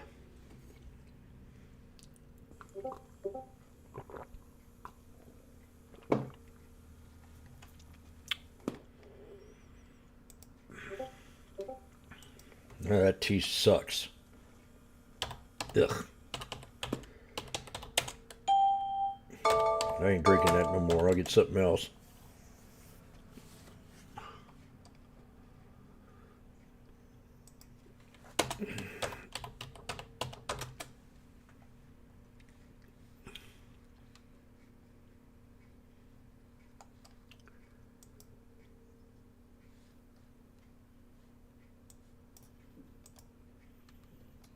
So that's called a shooting star.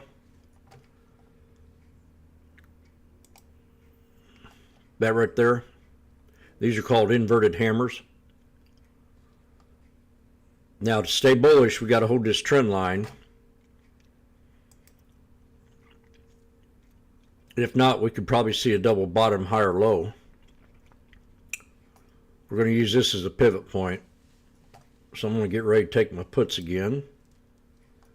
They're at 280 right now.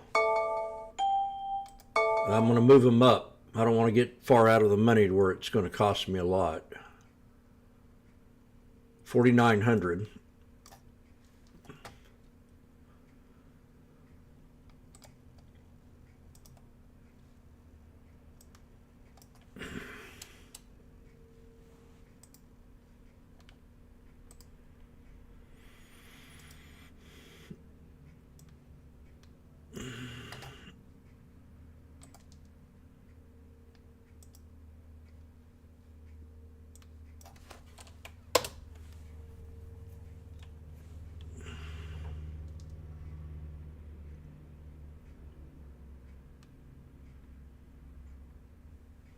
Give me $4.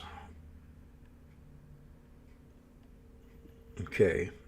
I'm going to try to get in at 4.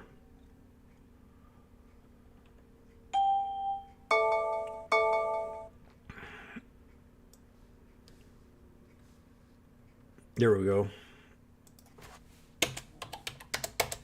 Let's see if I got it. I got one contract at $4. 49.30.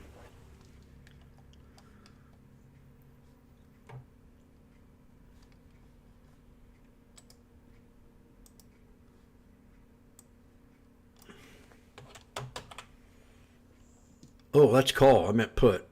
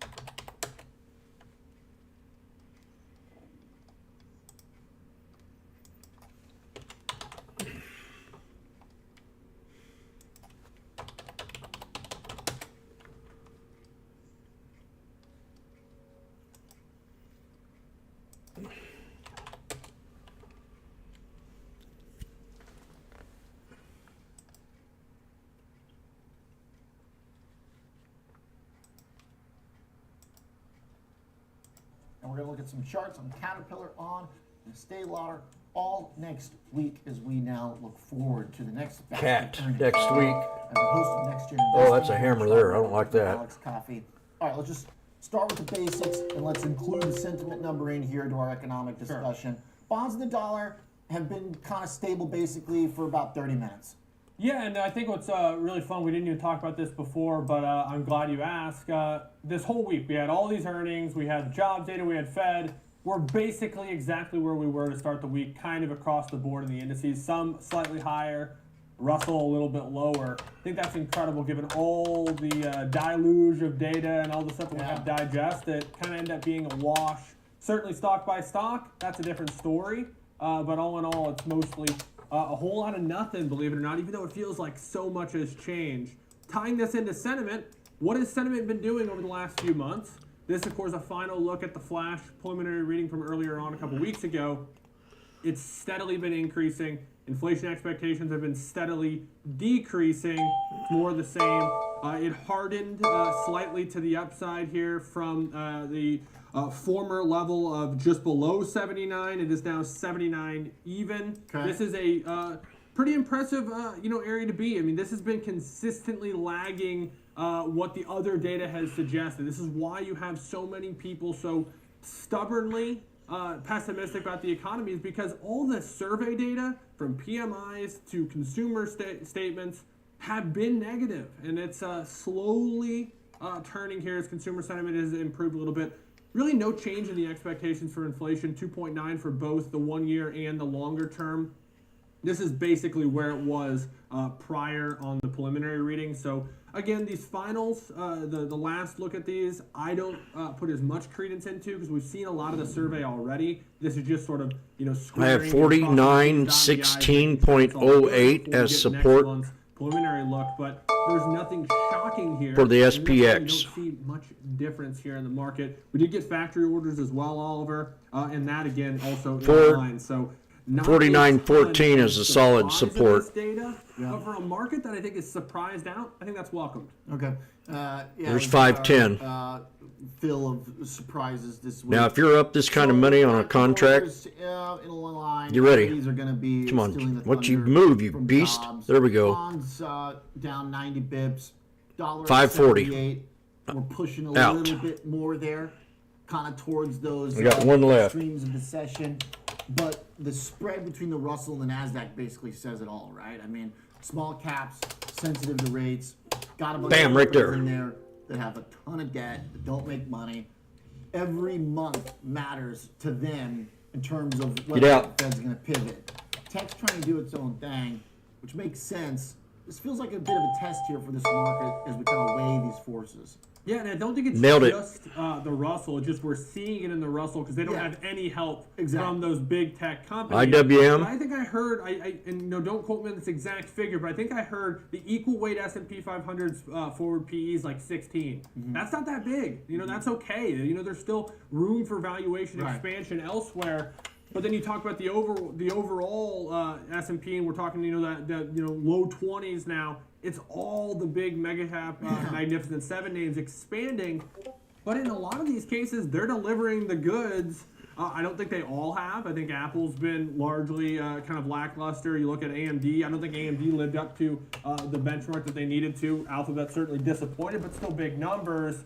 But then you got the Metas, you got the Microsofts that are just clicking on all cylinders right now. So you want to find positive stuff? There's plenty. You want to find negative stuff? There's some out there, but it's harder and harder to find it. Yeah, that's true. Especially when we get the employment as strong as it is. The economic bear case is taking hits. We also got the prices paid in the manufacturing data that went up this week. Combine it with the wages. The dollar move to me is the most interesting here because the dollar had been firmer than yields. When yields got walloped in the first 4 days of the week, the dollar eventually did get to the lows, but not without a fight. And then today, the dollar comes all the way back to the highs of the week, and on a daily candle, it's almost like a 2-week engulfing candle. Not quite. It doesn't really show up in the line chart. But to me, if that dollar keeps moving higher, that's kind of a representation of us pushing back the entire pivot timeline. Yeah, no, I agree, and I honestly think that if you're looking at stronger dollar and you're trying to think, what's driving the ship? Is this a reaction to the Fed, or is this the kind of the force that could change the Fed's mind? We're on the 9 strong. We know it puts on the 1 hour. On places outside the U.S. We know that's not supposed to be the Fed's mandate or concern, but if the economic system starts feeling some stresses, I would imagine that will change the tune as it did last year. Sure. I'm not thinking that's my base case, but you combine this with lower bill issuance as the Treasury has promised. You combine this with the fact that rates may be a little bit more stubborn. We have a little bit of uncertainty going on with banks like NYCB. I don't know the story's over, but what it's telling you right now is something we can stomach because the equity markets are roaring. Yeah. Takeaway for the week as it stands right now, to your point, so much chopped. A lot of these, like the Russell kind of going to be even. The dollar's now going to be a little bit strong, slightly even. Bonds, we'll see. We're basically back to where we were before the Fed on Wednesday. There we go. Another market basically unchanged. Yeah, so for all that information, to me, this is kind of the takeaway for the dollars that on net seems like our economy's strong enough, the companies are strong enough to not need like an interest rate bailout. Yeah, I think so. And I think that, again, this is the preferred. Maybe it's going to cause a little bit of near-term volatility. Maybe the market pulls back. I'm not saying that's going to happen, but maybe it does in the near term. Maybe it's a little bit choppy for a little while. You'd much prefer, as a longer-term investor, as a member of the U.S. economy, you'd much prefer the soft landing, no landing, a little bit of reinflation, as opposed to, hey, we have unemployment rate going up, deflation, earnings collapse, something of that nature, which is sort of the bear case that isn't coming to fruition thus far. The hard landing, to sum it up, you much prefer the soft landing or no landing. And so despite maybe some near-term equity volatility, that's small, that's not a big concern, I don't think, in the longer Yeah, get something different to drink us. Especially when you think about the way regional banks almost hijack set an alert here. with like the hard landing deflation narrative, and then the tech companies come out and just crush earnings, and then jobs shock. I mean, insane. In combining all of that, you have to think Jerome Powell had an idea that this was coming. I don't know that he saw the numbers, but they're going through these reports, getting them ready. Maybe they tip him off that, hey, things are looking good, because I think there it is. His statements on Wednesday make a lot more sense. 100%. Because with that going on, there was a chance for them to get a little bit nervous. And he was the opposite of nervous. He was calming, and he was, I would say he was pretty straightforward about nothing's really changed, everything's getting better. Yeah, would make sense if he knew that number was coming. All right, thanks, Alex. Damn, next week. Intraday. I hate doing today's one thing that's Friday. Reliable, usually, is good old Mickey D's, the Golden Arches, Diane King Hall, joining us from the New York Stock Exchange. Diane, all right, what are we thinking here as far as consumers and staples go with Mickey D's? Yeah, well, by Monday it's going to be. I have put 1,300 in this. Set to report its quarterly earnings on Monday. The expectation $2.81. Oh, call, you idiot. Adjusted earnings. That's the expectation. That would be upside of more than 8%. Revenue is expected to come in at 6.47. 620 strike. For the quarter, that would be upside of more than 9% from the same period a year earlier. When you compare that to, say, the quarter before that, let's take a look at same-store sales growth from the quarter earlier. You saw upside of 8.1% and 8.8% growth when we're talking about man, I was so close. International comps. Respectively. So the company saw growth, the Golden Arches saw growth, but some of that had to do with ticket prices, right? They increased prices to help deal with a downtrend in traffic. So McDonald's saw some reduction in traffic. Another thing that McDonald's, of course, has been trying out is this smaller format, the Cosmic, which is the beverage format and tends to attract a younger audience. It has seen boosted traffic there. So McDonald's is expected to perform well in general when you think about both the revenue and EPS expectations for the quarter. They're expected to produce an increase in terms of the average check value. One thing they called out in their last quarterly report is that compared to competitors, they still draw in good clientele based on affordability. Steve put out a note about McDonald's saying that they do still expect the fundamentals to remain solid for McDonald's. It called out one of the issues of concern would be the international footprint, particularly the headwinds due to the conflict in the Middle East. So that is going to be one of the concerns that they're triggered. Okay, get ready. Rather, when it releases its quarterly report card, but it's not expected to cause too much damage to McDonald's. Yeah, I mean, dropping from double-digit growth to high single, almost 10%. Yeah. I mean, firing off still, old reliable throughout the ups and the downs the last couple of years. It is.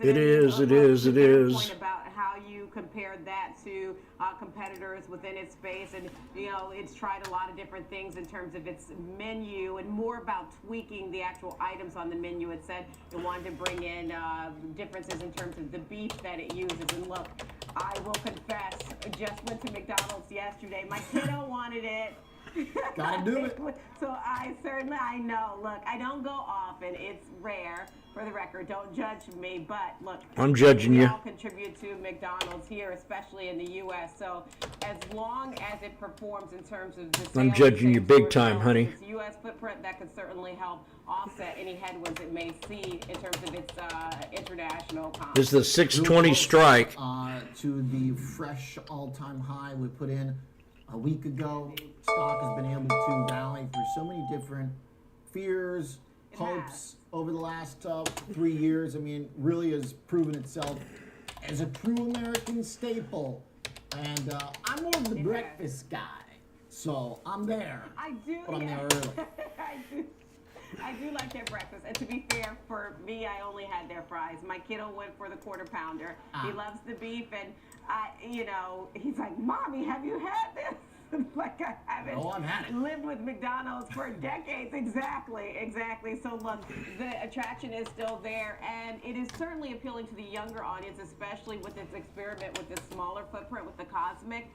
And the expectation is that is going to continue to grow, and it plans to increase its footprint with these smaller format stores. So we'll have to see how they tease that out within its latest quarterly report. Now, look, the stock is down a little bit today. It's down just a percent and change. The Cosmic, right? Okay, interesting. All right, okay. Afternoon, you find me at Chick-fil-A. Before noon, you find me at Mickey D's. Thanks, Diane King Hall. It'll be peace. Earnings coming up, for me. Dan Deming joins us to do some trading. Someday. Financial. It'll be Dan, what's your order? What's your number? Oh, come on. The egg McMuffin has saved my life multiple times. Yes, sir. Since my late teens, yes. I like the way you put that. Yeah, I'm a biscuit guy, but There you go. I love biscuits and gravy. Absolutely. It's like Give me the biscuit and gravy. Oh man, an egg McMuffin is the ticket right now. So, but yeah, so I can definitely relate to the conversation that you guys just had for sure. But it's funny how You don't get any closer than that, my friends. yeah, That's a beautiful call. Free zone here. It's a Friday job. And it's got to be a fast scout. We're at 8:45 right now. 100%, Oliver. So yeah, and this stock is, as you pointed out, coming off of its all-time highs here just a couple weeks ago, giving up a little bit of ground, hovering just below that 300 level. Now, But I mean, look at overall, this. The general trends still seem to favor Learn to take companies profit. like this as we move through 2024. And I think that the consumer, based on the numbers we just got and just in general, continues to remain strong. Even Chairman Powell indicated similar in his testimony or his press conference that the consumer remains strong throughout this whole process. So, excuse me, Oliver, I still think there's further upside here. So what I'm looking at today as $9 is a risk reversal to capture further upside. And if we do see a little bit of slippage here over the next month, if the earnings are somewhat disappointing or the market gives up a little ground, It'll so you have be the option to pick up the stock at a better level. So you're basically betting the thing doesn't fall much for the most part. New highs would be nice, but as long as it Lord, doesn't I slip too far. pray. Exactly. Yeah. In this trade example, what I'm looking at is selling the March 290 put and buying the March 300 call. You can do $970 credit here at the 294 level. So what does that mean? That basically means that if the stock was to move higher above 300, or let's call it actually 299, you start to capture the entire upside. And if the stock was to drift lower here or have a negative reaction to the Out at 985 announcement, that you'll have the option to pick up the stock at 289. So that's still let's call it $5 below where it's currently trading, or 2% or so. So that is beautiful. It gives you a little bit of room to the downside, not a lot. This is a pretty tight risk reversal, but again, I think the idea is if we do go to new highs, you want to be in a position to capture the majority of Anybody that have higher. the mustard to take that one? Allows allows that to take place, as you're going to get long the stock just above where it's trading, and then participate anywhere above 300. All right. So this is our second risk reversal of the day. Tom did a similar one in Apple. So the idea here is you go for the reliable trades, the staples, and hope they don't break down. Exactly. That's exactly right. Because you do have, there's certainly risk. God, it's just going to run. Question about it that needs to be highlighted, and the fact that you're basically selling a cash secured put. But again, this gives you the option to get put into the stock at the 289 level at the current price points. And again, that's a level, if you look over the last 1035. It's gone there a couple of times, and that seems to be somewhat of a reasonable short-term support level. But again, the idea here is to capture the... Ladies and gentlemen, Elvis just left the building. He's going to the beach. Scenario if we do see a nice move higher, post-earnings to new all-time highs. All right. Love it. Nice trade. You're loving it. Thank you. Exactly. There you go. All right, we're promoting McDonald's a little too much here. Danny, managing partner, KKM Financial with the risk reversal, the bullish trade into next week's earnings. When we come back, shifting into tech. As we get later in the earnings season, we get some of the higher growth tech names and the biggest growers and most popular. In I am the best knife catcher out there. So let's talk about the year ahead. Nobody can beat me. We've got mega caps making all-time highs in the cloud. I will compete with anybody. Limited to the top players in cybersecurity. Be right back. Even Putin.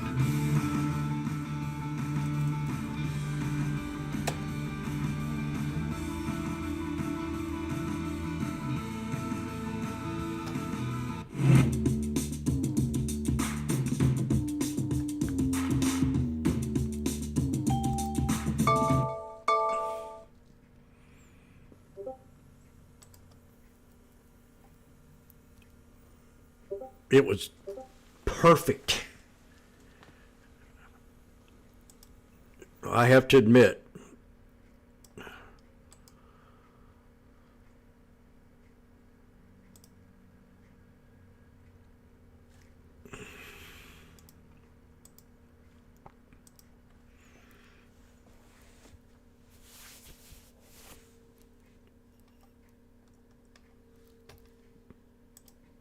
$10.80.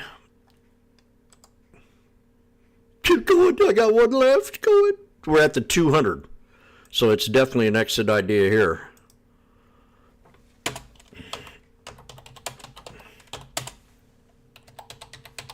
I'll take it. All out at 1150.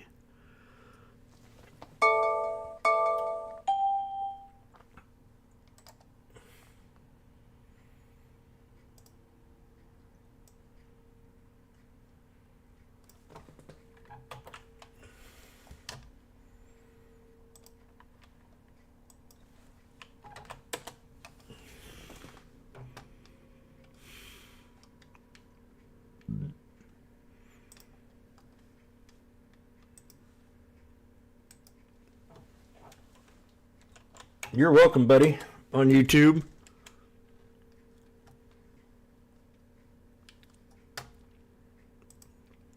We hit the two. Let's talk about this. So I've got this on the 5-minute. Thank you, Sue. Oh, God. Sorry about that. I had a friend that I used to call Sue. A real close friend.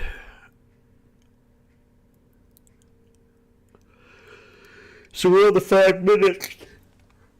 You got 3 black crows leading into a spinning top. Then you had a tweezer bottom. And I took it a little early because I hit my support line. Now the support line, if you pull it up, is an ascending triangle, or it could be a wedge, but I'm going to call it an ascending triangle breakout. So that now be, and we pulled back to that breakout. So that's a 1, 2, 3 triple top breakout. And when they break out, they like to pull back to that old resistance level. So I was pretty passionate about fairly passionate about hitting that support line. So when you take it to the 5-minute, you have what you call 3 black crows. And that gets you prepared to take the trade. You get your order ready, and you see what that next candle produces.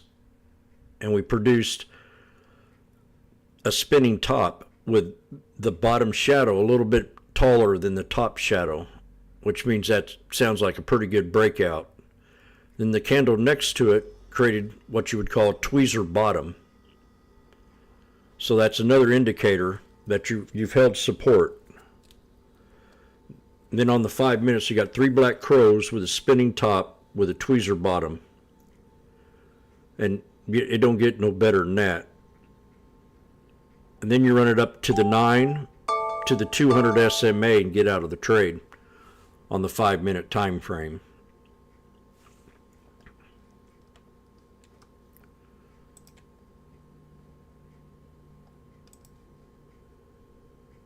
It's good to read these candles and learn them.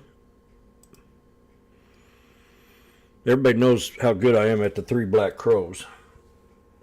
God, I got that shitty tea.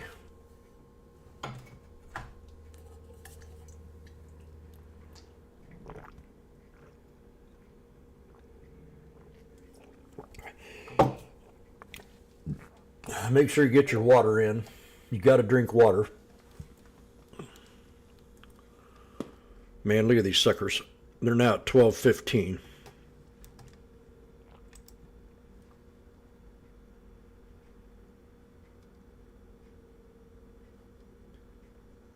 Jimmy makes me wish I traded something besides a SPY and Tesla. Let's talk about that. Let's learn not to get complacent. The market changes. As you sit here, you realize that there's going to be a sector that always keeps the market moving. After we get over with AI, it might be something else. It was the cloud. It was the cannabis. It was the .com era. It was COVID. There's always something that makes the market move. So you got to change. I traded Tesla for years. I mean, a long time. 10 years straight, every day. I always traded Tesla. Because it was the first one to really get involved with the EV car. So we had the EV car run, and we went from what? Nile went from $2 to $65. We're going to hit a bubble one of these days in AI. They just can't keep going up like this. Look at this. SMCI. I mean, personally, I don't think this company's all that much.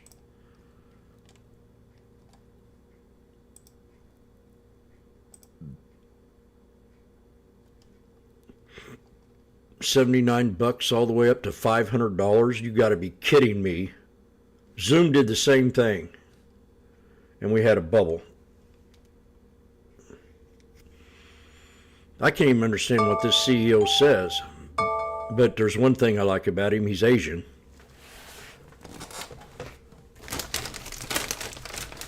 The only people that's going to operate on my belly is going to be an Asian doctor. That's all there is to it.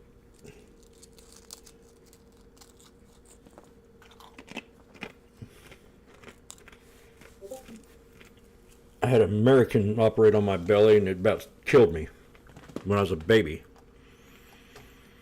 I'm lucky to be alive today. Can you imagine being 2 weeks old and being tied up where you can't move? Because if you do move, your belly's going to open up wide. So I was in straits for almost a month. 1 week old. The doctor thought they'd go in there and start cutting me open.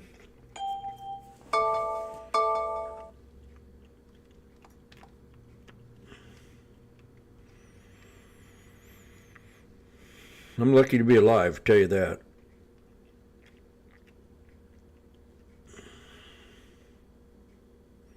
So every day is a day of living. Every morning I wake up, I'm happy.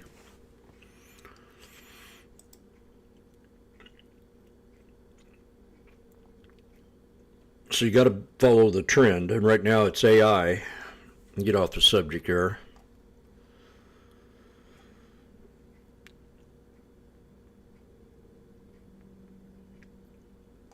And that big runner is, to me, is this irrational, same as Lilly.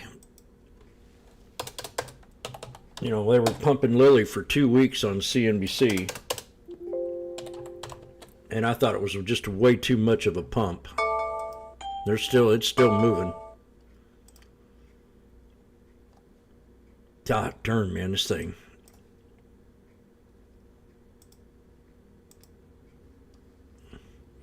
$309 to $668 today.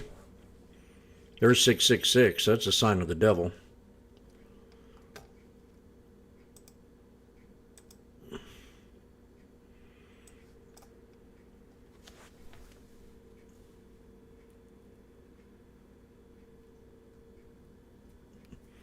And that's something else. Paper trade.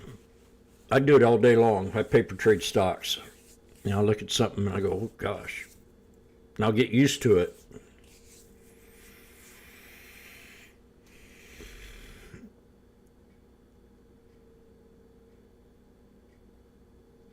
I just don't jump into a stock and trade it because someone mentions it. I sit there and watch it and learn it.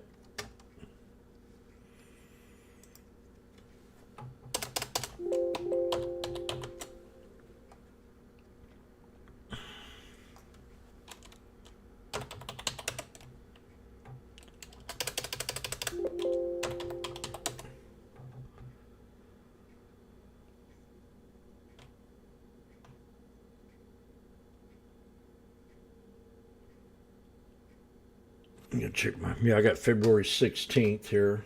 Should have looked at them.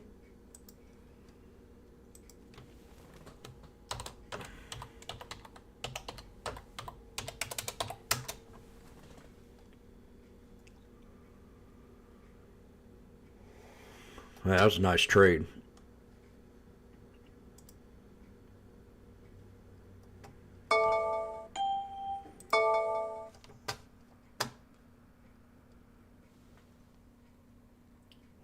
February 16.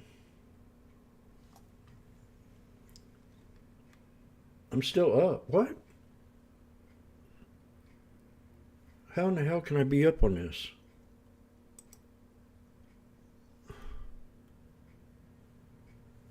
Oh, no.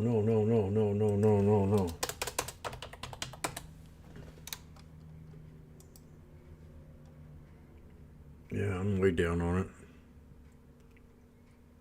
Heck, I should have watched that this morning. I could have got these at 30 cents. Maybe. Probably not. Probably 50 or something.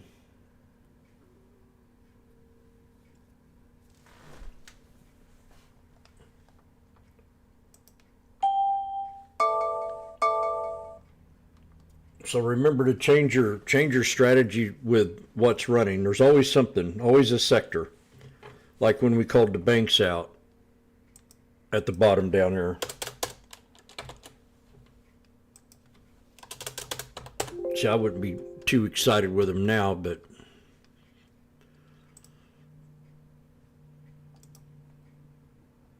I mean, this was a beautiful setup down here. Go back 3 years. See, we're definitely below support.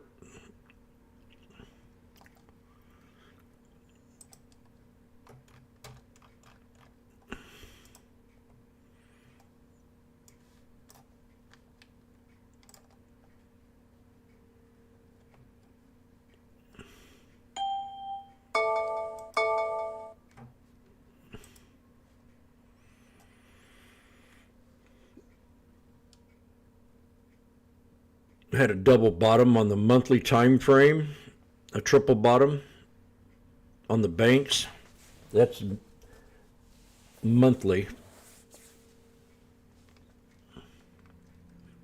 And they're talking about Caterpillar. Manufacturing activity, but one that's actually closely correlated to this name, if you want to closely correlate anything, is United Rentals, which is definitely a bullish indicator. They saw a really, really strong result earlier this week, but they highlighted that they saw construction in both infrastructure and non-residential continue to really do great, which construction makes up around 41% of Caterpillar's revenue. So that's its largest portion of its revenue, just behind energy and transports, which is around 39%.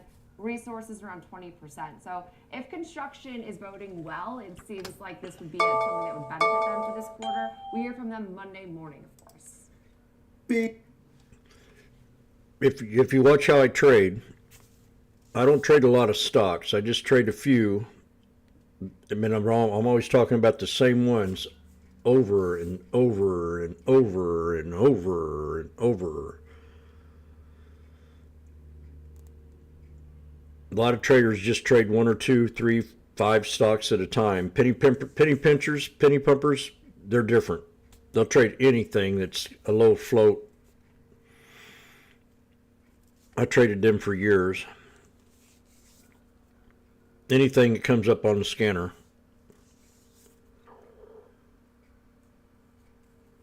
You'd think I was a broken record when Tesla was trading, having them 60, 70 point spreads a day.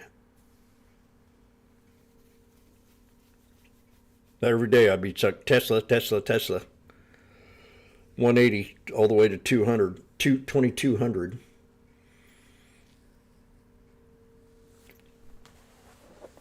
It's talking about Caterpillar right now. Lines, then the eventual breakout above the initial highs and continuing into more highs, in this case, all-time highs. Also interesting, another thing to point out, we had this rather steep upward trend line here. We broke through it to the downside here with a gap down. It became a source of resistance. That's where we topped out a couple times in our intraday highs. Then we broke above it once again. It can be useful to leave these old lines on your chart. Even if they get broken, they can come back into play often. That's so true. Trending downward. This guy, there we had a downward sloping trend line, briefly dipped below that 50 midline. Did you hear what he just said? The bearish side of the camp here. He said, "This is what I used to do," and I didn't. I thought I was the only one that did it. Let's say back in 2010, I charted up CAT, and today we're going to say it's 2013. I'd still have them 2010 trend lines on there in a different color, of course. I would know, I'd recognize, okay, them are orange, so I knew that was back in 2010, and 2013 I'm using blue. So I'd take those old existing trend lines and use them over and over and over. Now, of course, I chart different because I put a lot more lines in the chart, and it's just hard to see after a while. But I used to use pre-existing trend lines, price lines, as support. I said, oh gosh, man, it goes back 5 years. You've heard me say it before on here. I charted this up 5 years ago when we're at that resistance level, or we pulled back to support. My last resistance 5 years ago on this thing. And you'd be surprised how accurate they are.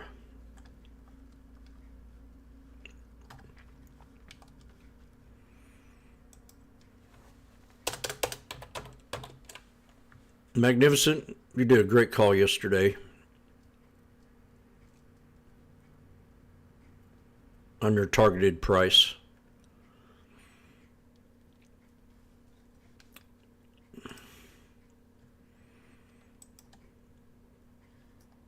He had his, see, he got it charted just like me. That guy is just talking just now. Cat.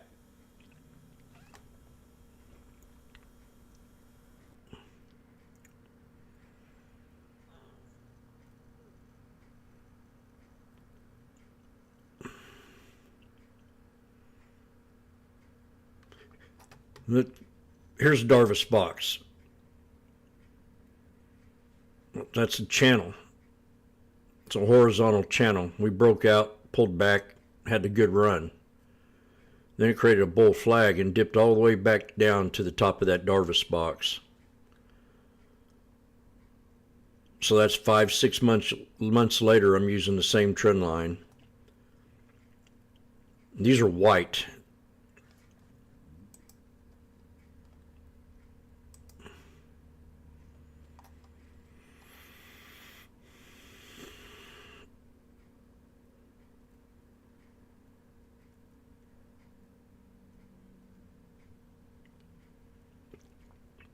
They're very interesting.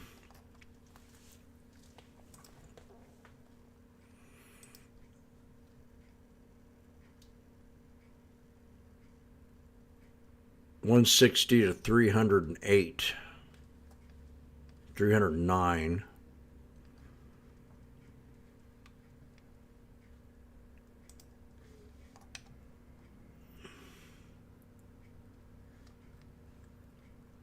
You amaze yourself. Woo!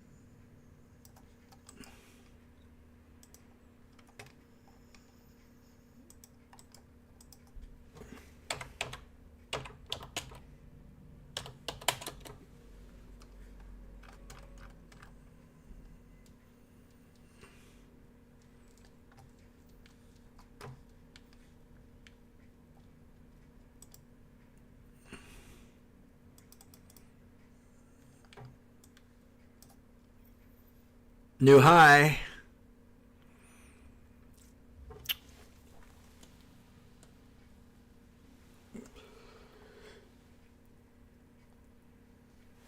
I'm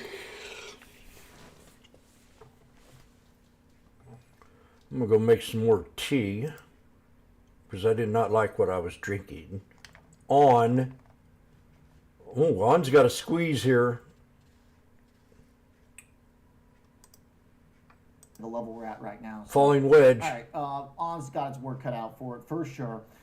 Estee Lauder, same story. I mean, we got a bounce from the last earnings, but just kind of like a little hump and an overall big slide. Race is on, and here comes Pride in the backstretch. Developing markets and, of course, China, because the recovery has not been at the pace at which they had been expecting, and they actually said on their last earnings call they expect.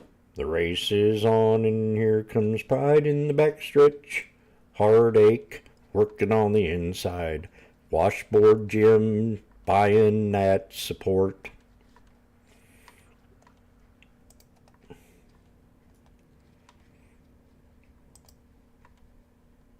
Really been bearing the brunt of the weakness in the overall Asia travel retail space, as well as the fact that they do have exposure to Israel and several other various regions in the Middle East where there is that potential risk right now, just business uncertainty. But for the second quarter of their fiscal 2024, management anticipates right now its organic net sales to drop around 8 to 10%. And again, I feel like it does help that they have given these lower expectations because the market is obviously pricing this in with shares down about 50% on a year-over-year basis. But online has been one area of strength for them, and I think that it's interesting when we look at like the luxury retail space, because their brands are definitely higher end than like the average makeup brand. And interesting enough, I know it's a very different company, but also in the luxury retail world, Canada Goose had stellar earnings yesterday and cited the rebound actually in Asia. And I feel like if that's any sort of indication for Estee Lauder, that would be a huge positive, because Canada Goose oddly trades very similar to Estee Lauder, just given exposure overseas and high-end products. Absolutely. It's a good connection. It's very real. Both charts been ugly, but some recovery here. What is this we got going, Rick? You know, Caterpillar is obviously our best chart today, but this one was the most intriguing to me because of this triangular type price action. You can see we have a longer term trend line going down across those highs that we reached after earnings from back in April, May, around that time. We have another competing trend line starting with those yearly lows going upward here. Triangular price patterns suggest shrinking volatility. You might say, wow, that's boring. It's going in an increasingly small range. Why do you care? Because the low volatility environment often gives way to a high volatility environment once we break out in either direction. So that's really what we're looking at. A coiled spring, exactly. Sometimes people call this a coil pattern here because it's increasingly tight out here. And you can see moving averages are shorter term ones, yellow 21-day, orange 63-day, both kind of trending sideways here. Price is quite close to both of them. So really no clear trend. It's up in the air here. So we've also got a bit of a range to look at here. We've got our green line and our red line, 120 to 149. That was a low point and a high point. We haven't been able to bust out of that in either direction yet. Also quite close to the volume profile point of control. So this is like a pivot point here where you could just give it, all it needs is a push in perhaps one direction or the other to get some kind of breakout. If we do break out to the upside, and remember as well too, RSI, downward trend line invalidated, but kind of bouncing around the midline, further giving evidence to our trendless environment right now here. But if we do break out to the upside, purple 252-day EMA comes in just below 171. That would be a point to watch to the upside. If we break out to the downside, the old lows near 102, that would be a key point to watch. Also quite close to another volume node. A lot of things that fit with this because the coiled spring suggests a big move if it does get some novel information, and the obvious support or resistance are pretty far away. So that I think that does make sense. Nice. All right, good look at Estee Lauder. Thanks, Rick. Ducat on the charts. Greenhorn on the numbers ahead of next week. When we come back, another update on some big movers. Cigna with the rally this morning, and we're going to talk about the earnings. Also, equities are doing well. We've got a fresh bid coming into the market as the NASDAQ is now up 215 points. Meta's up another $4 since we last checked. It's pushing $84. Apple's only down $2, only down 1% right now. Market trying to get it going here.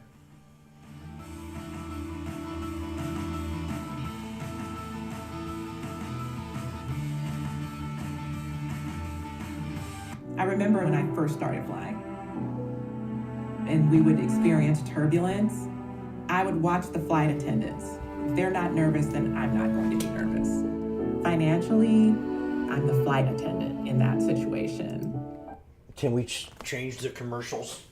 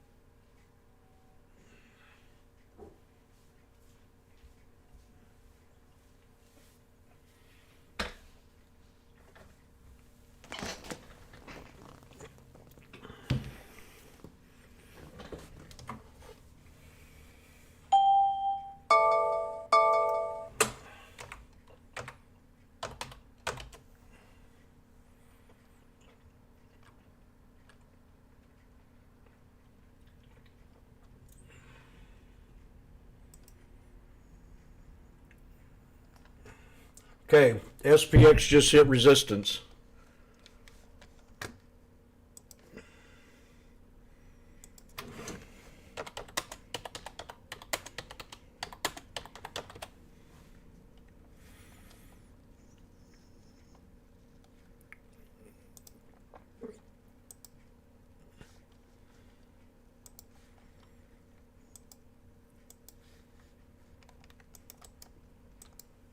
SPX just hit resistance.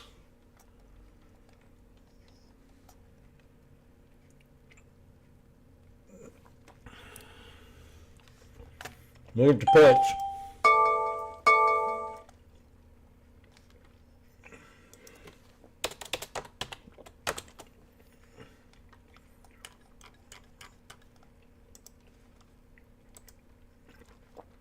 And we're going to move them up to 49.15.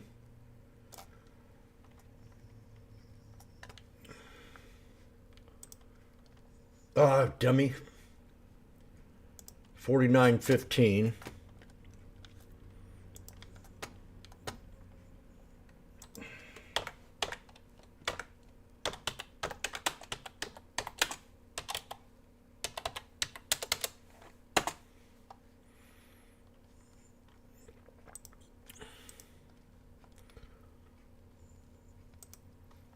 SPX 49.15 at $3.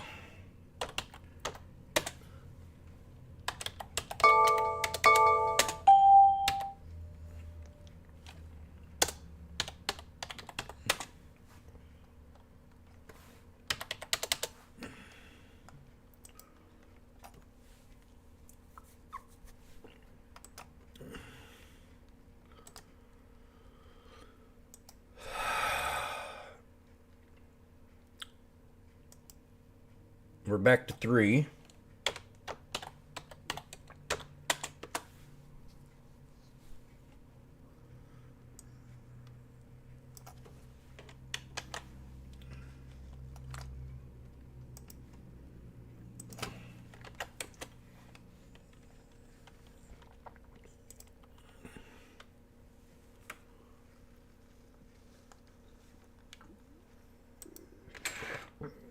Some risk here.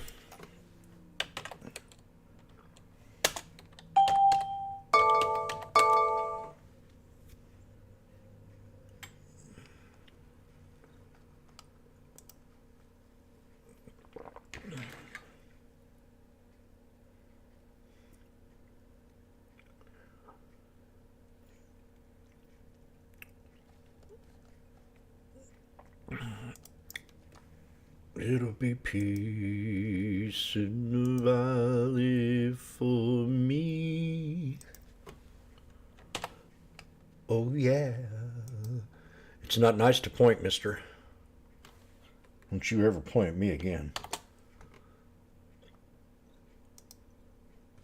I'll kick your ass.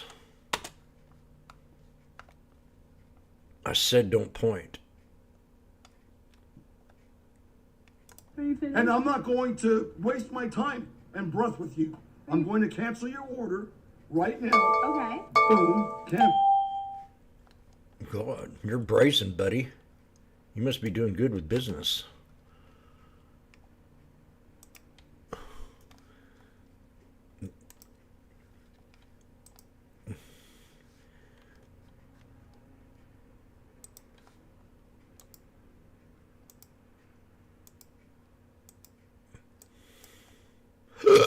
Oh, that was very unprofessional, James.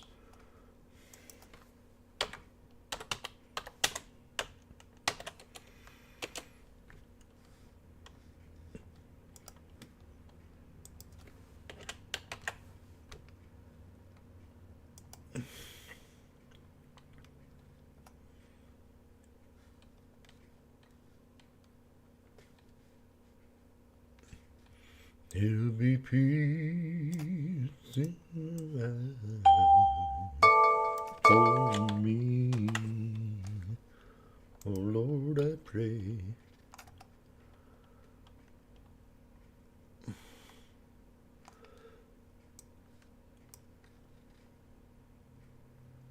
We had two bearish candles up here.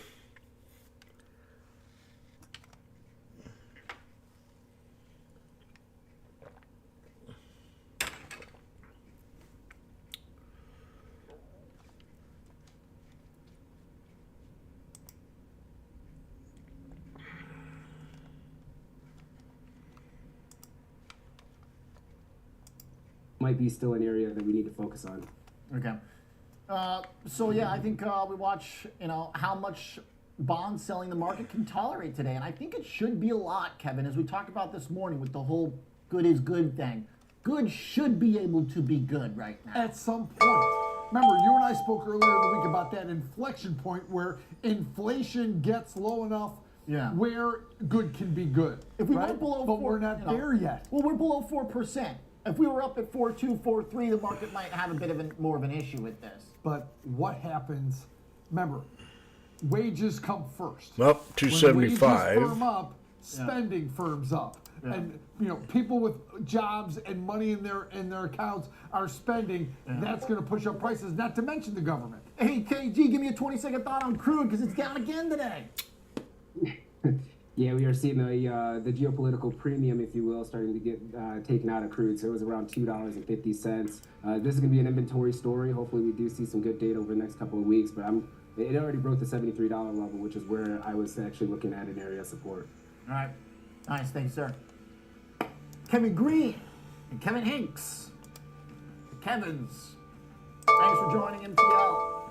Trading 360 with Nicole Petalides is up next.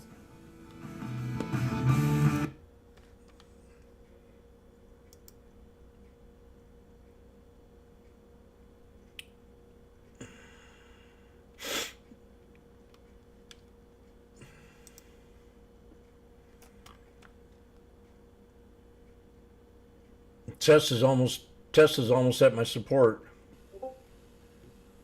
DXY. Yes, I will.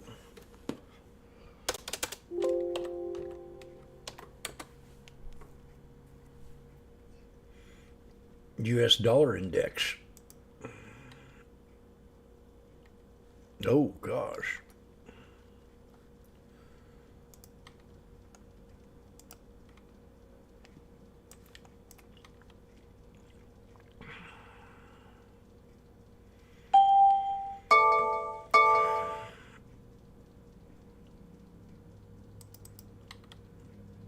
$104.46 is resistance.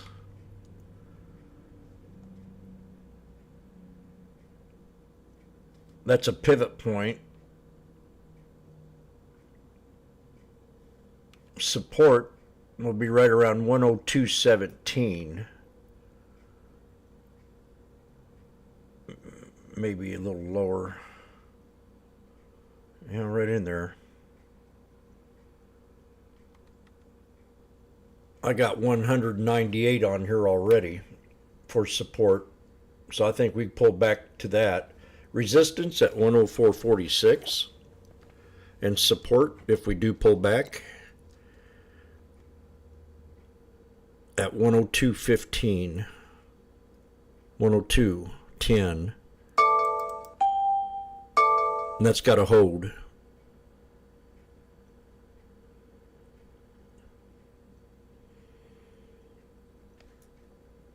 That's on the weekly.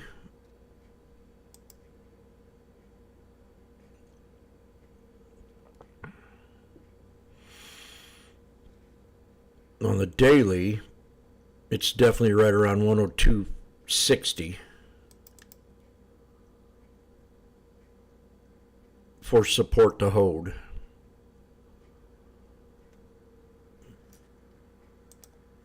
And on the hourly,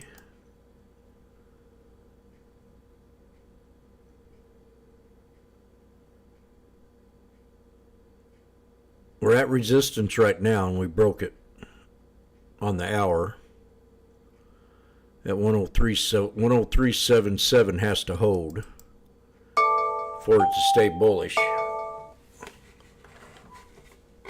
or we'll drop down and hit the 200 today at 103.40.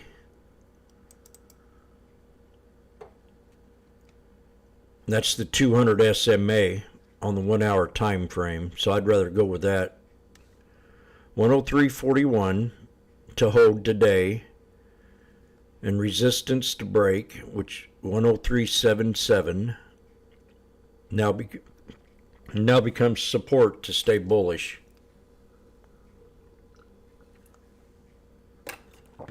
With a long of 104. Now this is the US dollar index, right? This is the standard deviation channel. When you're looking for new highs, you want to use the standard deviation.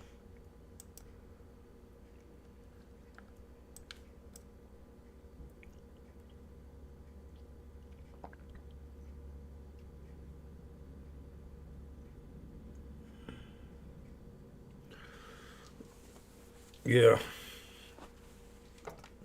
I don't trade it that much.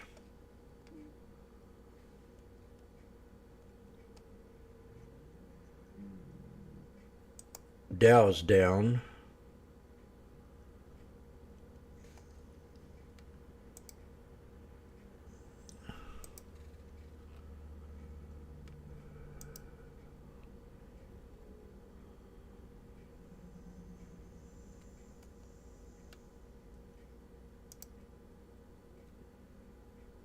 Starbucks is down.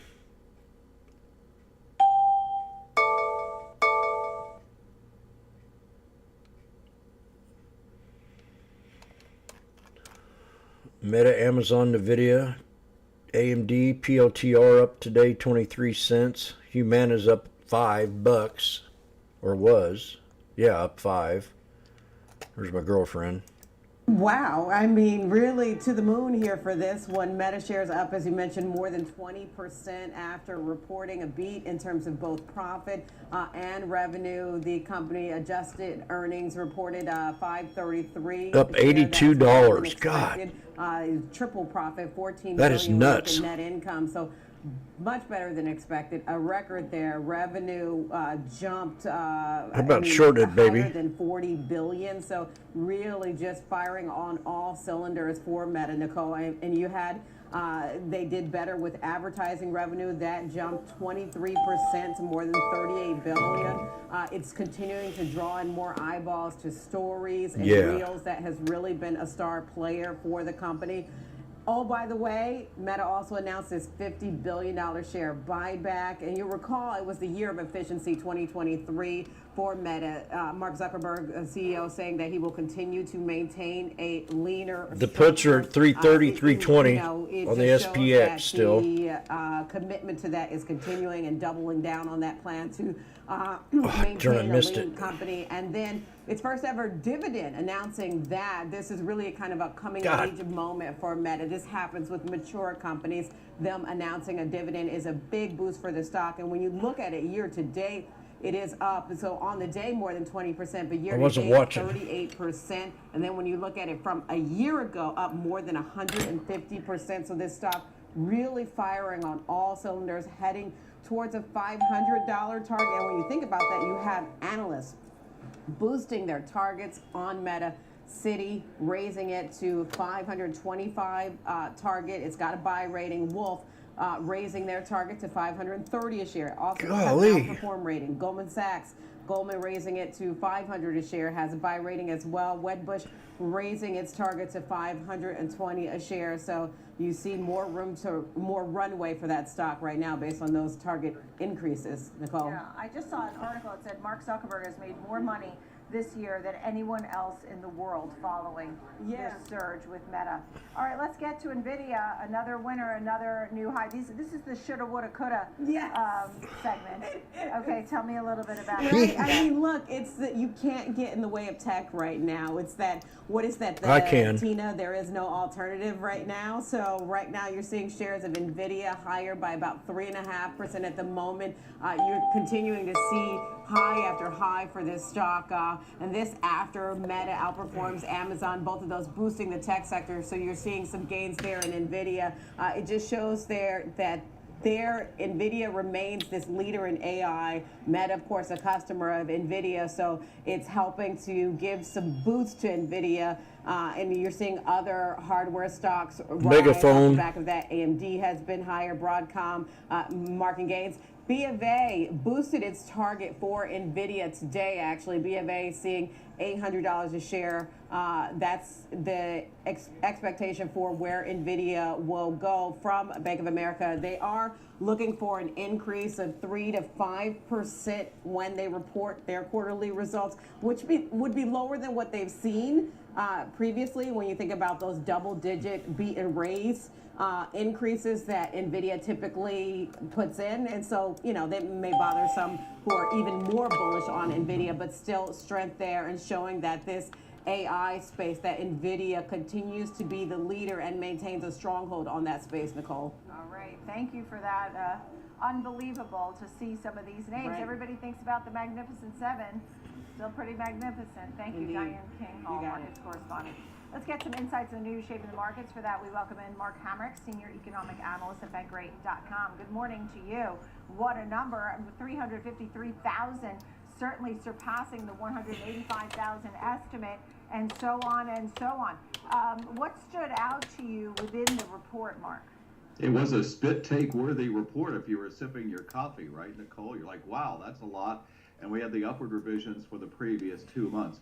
I think you just have to say roundly, this is a very solid jobs report, and it really comes almost 2 years after we started talking with a bit of amplification about the risks of a recession in the very near term.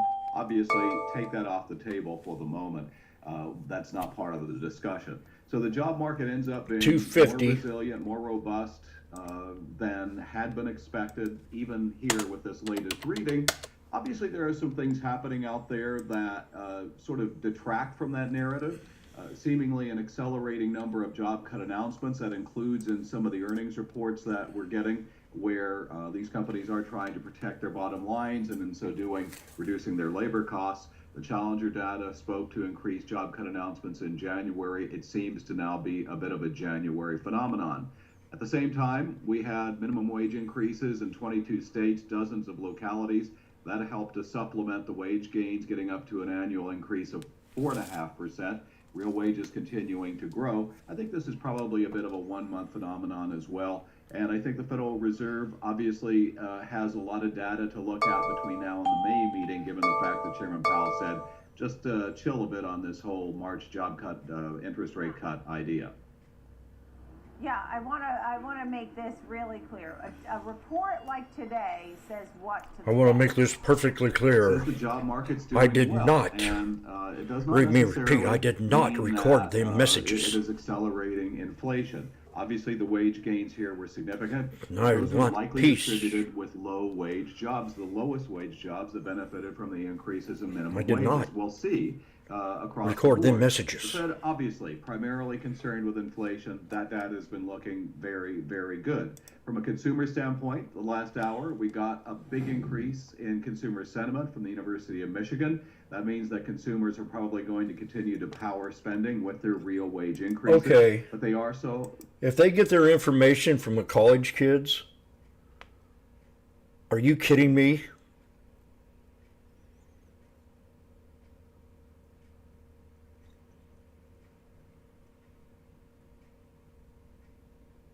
Did I just hear him correctly?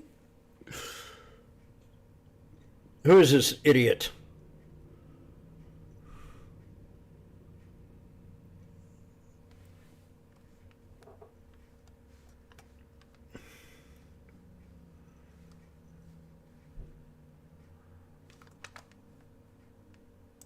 That those risks are numerous and do seem to be accelerating in intensity. So you can't plan for that. And I wouldn't say that investors should do anything different simply because of the high levels of uncertainty with respect to geopolitical. Oh, and yes, of course, an election year, we can't really do anything around that either. Right, understood. When we think about the election year and how that may factor into the Fed's decisions, I mean, we're hearing 3 cuts, right, from the Fed. I mean, there's no reason to think that has changed too much, or, you know, an election year so far, the markets are doing well. We have had so goes January, so goes the year, particularly an election year after an incumbent is running again. Your thoughts on some big picture of 2024? Time and time again, including with the now 3 Federal Reserve chairs that I've watched in my work and attended the news conference. I really want to buy puts on Meta. In 2011, each and every one, no matter what Apple's coming back for Bobo. Appointed by, including this chair, who had both a Democrat and a Actually, I'm in the green now. him, will say politics plays no consideration into our discussions about whether we are, how we're doing with respect to achieving our dual mandate of stable prices and maximum employment. And I'm telling you, everything that I know, everything that I've witnessed, You're a liar. suggests that is the case. Now, obviously, the Fed is accountable to the Congress because it was an act of Congress that created the Fed, but the Fed is not going to get any pressure other than rhetoric and perhaps occasional yelling at hearings on both sides of the equation. You know, too much inflation, not helping workers, blah, blah, blah. They know that's going to happen, and that's not going to change their decision around the board table. Yeah, and last but not least, when I think about the consumer, there was a time where we used to talk about people didn't have $400 saved, many people. You know, you have 60% living paycheck to paycheck. You have something here about 44% of Americans and the $1,000. Tell me that stat and some thoughts on where consumers really are. Yeah.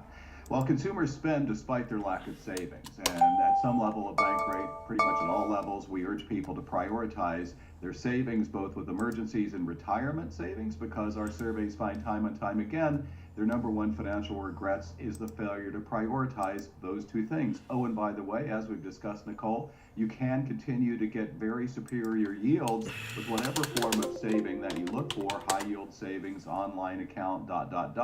And the yields are in the 4 to 5% range with an annual return. Our most recent emergency savings report indeed finds that 44% of Americans would pay an emergency expense of $1,000 or more from savings.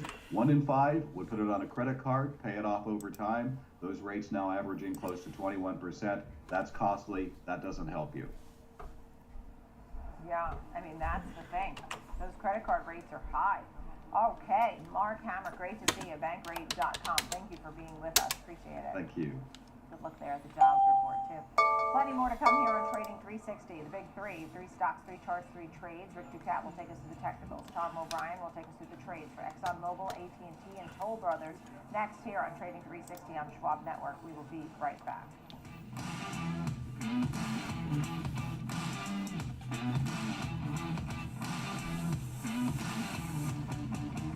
My dad was a hard worker. He used to do side jobs installing windows. I think I've said before, I don't want to look at you. SPX broke out. I don't like that. I'm still in them.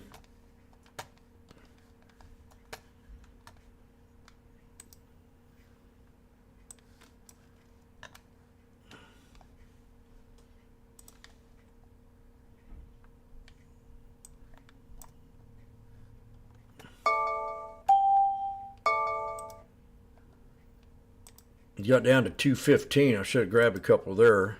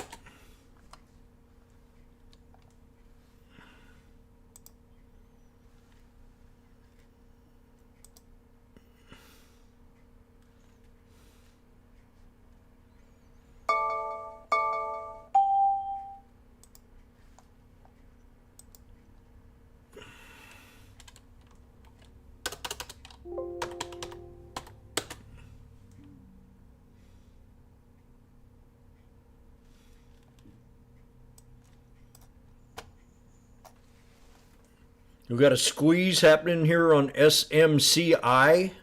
We have a squeeze out of a snake. Symmetrical flag could go either way. We got to break to 65 EMA as resistance. The 65 EMA on the 1 minute. We are squeezing on the SMCI. Did you take that put on the SPX?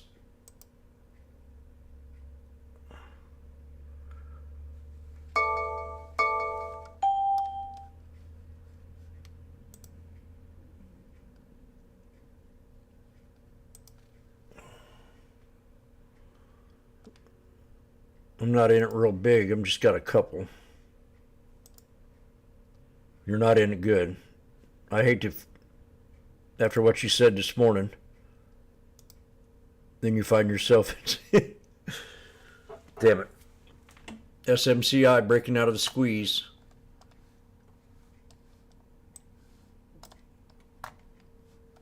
We got to break to 65.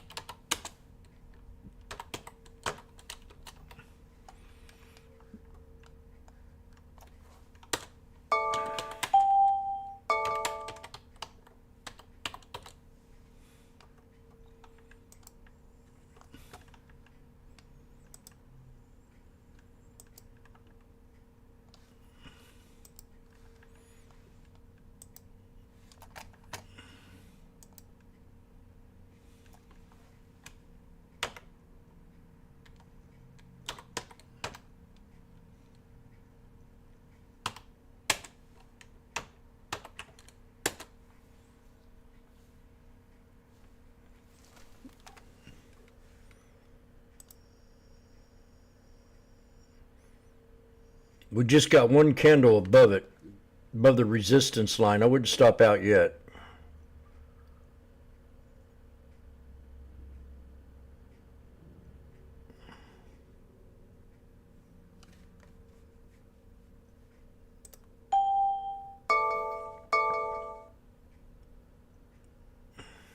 There's a bear flag, two of them. We had one right here and we had one right here, and they both all tanked. Now we got two of them here. That's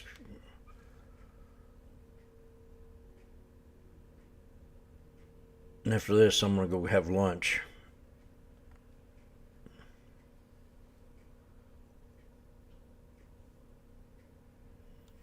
This is called a megaphone pattern, so we're wanting it pulled back down. Maybe create a head and shoulders.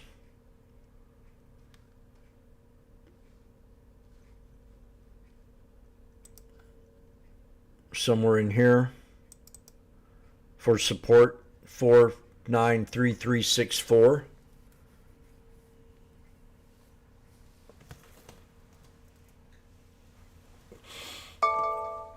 Hi.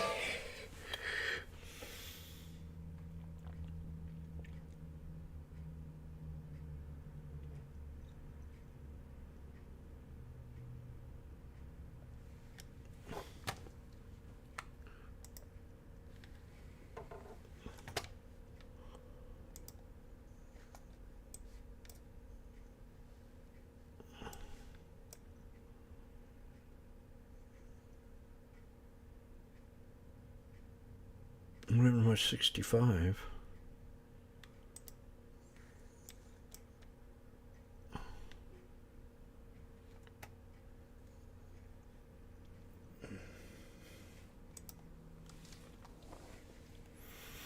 It'll be peace in the valley for me.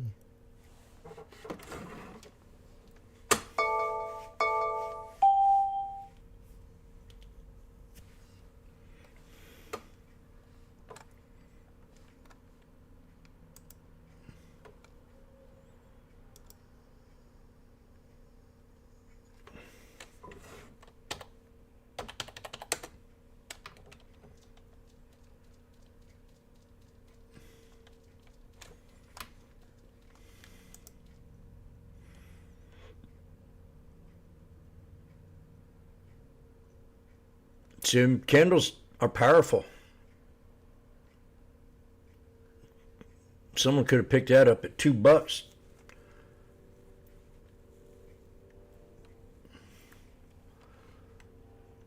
Now we're looking at a Head and Shoulders, inverse Head and Shoulders for support. I'm even now. I could get out here and be happy. Might just do it.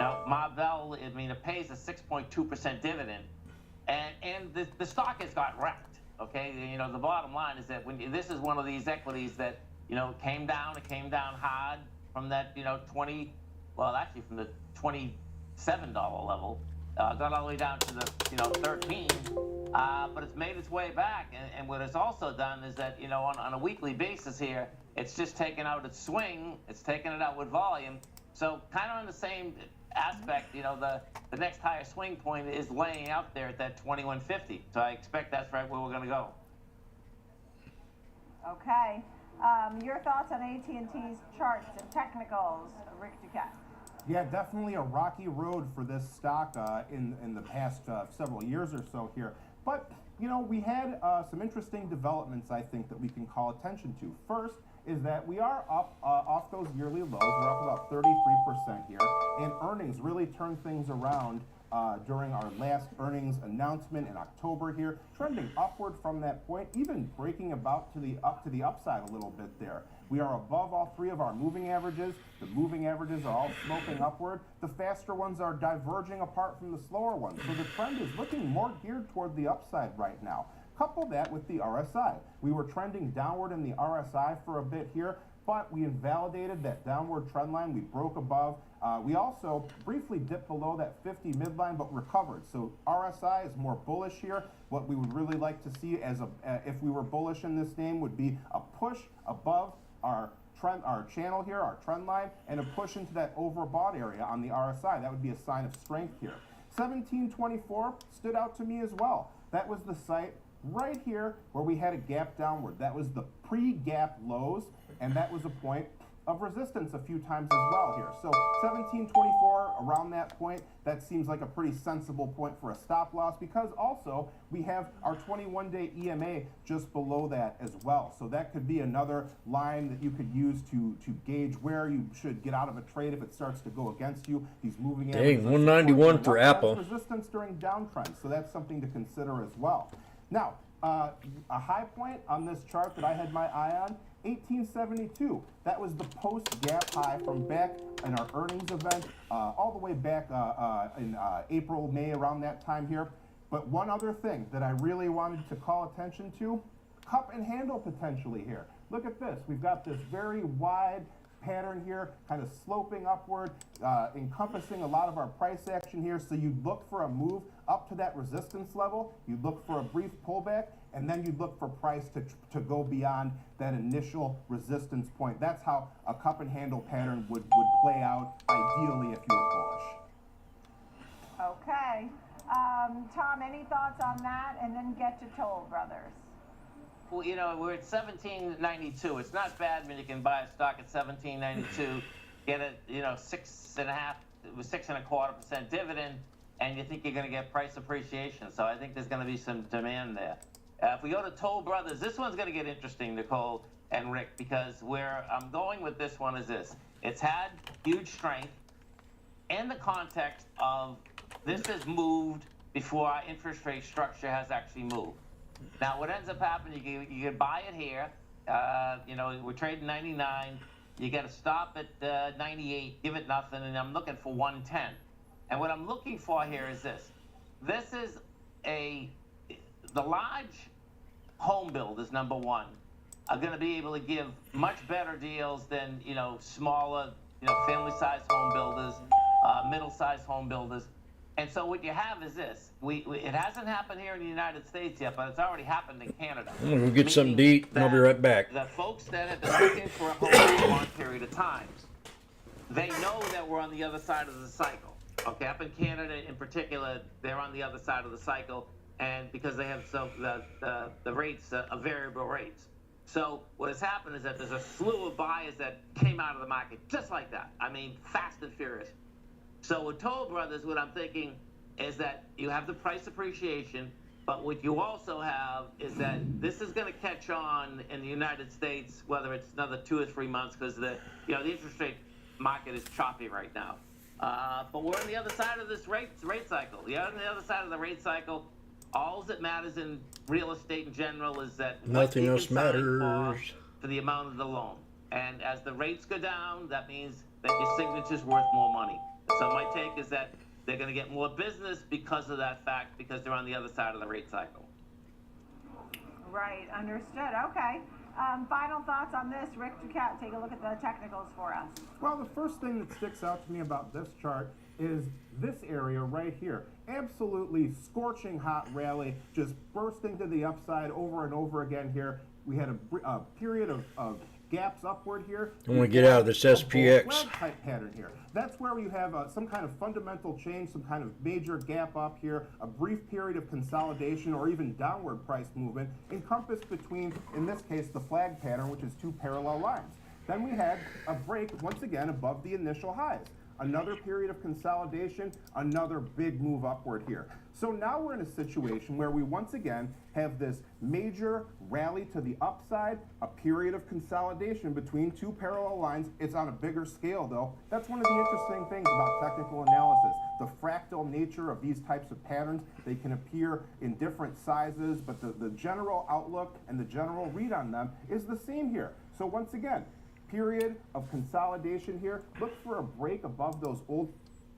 Sir, when you're trading in patterns, do you count to 3? If you can trade with me.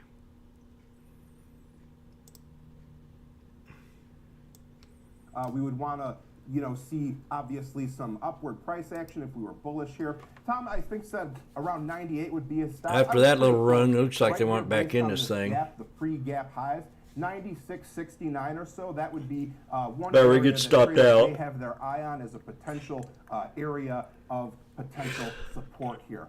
Be failing that, we've also got our 63-day EMA and the lower level of our channel here coming in around 94, 95 or so. So that would be another area to watch. Momentum, still trending downward here. You can see that we are hanging out above the 50 midline here, just hanging on by just a hair. sold at 250. We're at 50.19 right now, so look for, if we do get some upside movement, to break out of that trend line on the RSI. That would be a bullish signal here, and look for us to recapture that 21-day EMA. Okay. Amazing on the charts there, Rick. And final thoughts here, Tom O'Brien. It's all about rates. It's all about rates. And my take is that we're on the other side of the cycle. The 10-year, like today, the 10-year is down big. Yesterday was up big, had big volume in it. But the largest cycle is that we're on the other side of the cycle. When you're on the other side of the cycle, that's a great side of the cycle. Because the bottom line, people are going to have more money because they're going to pay less interest. You pay less interest, you have more money to spend, particularly in the housing business. So my take is that we're going higher. Yeah, understood. Tom O'Brien, great to see you of TFNN, and Rick Ducat there on the charts. Thank you both very much for the victory today. Coming up, we'll continue our focus on tech earnings. What a week it has been. And let's take a look at some of the other names we haven't discussed yet. Apple, Amazon, and of course Meta's still a highlight here, up over 20% today in new highs. We'll be right back.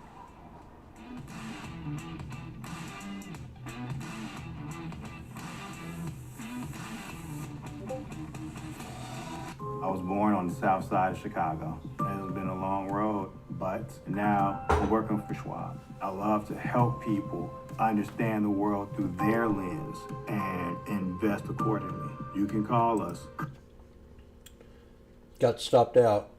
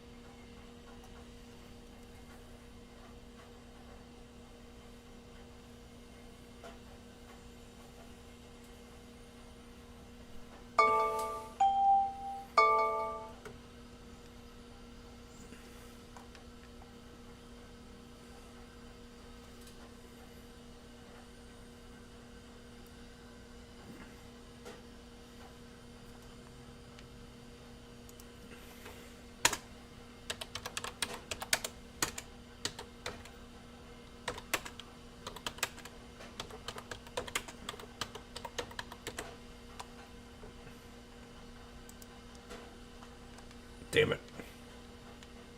There goes my win streak.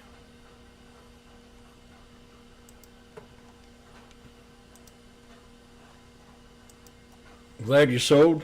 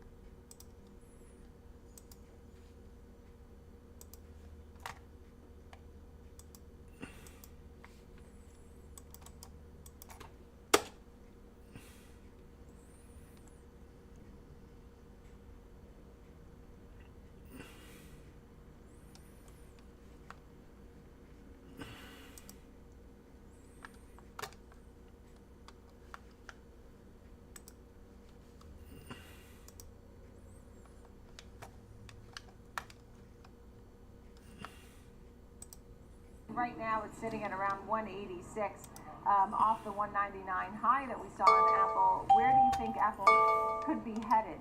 Well, I have a 210 price target right now, and I think that'll show to be low.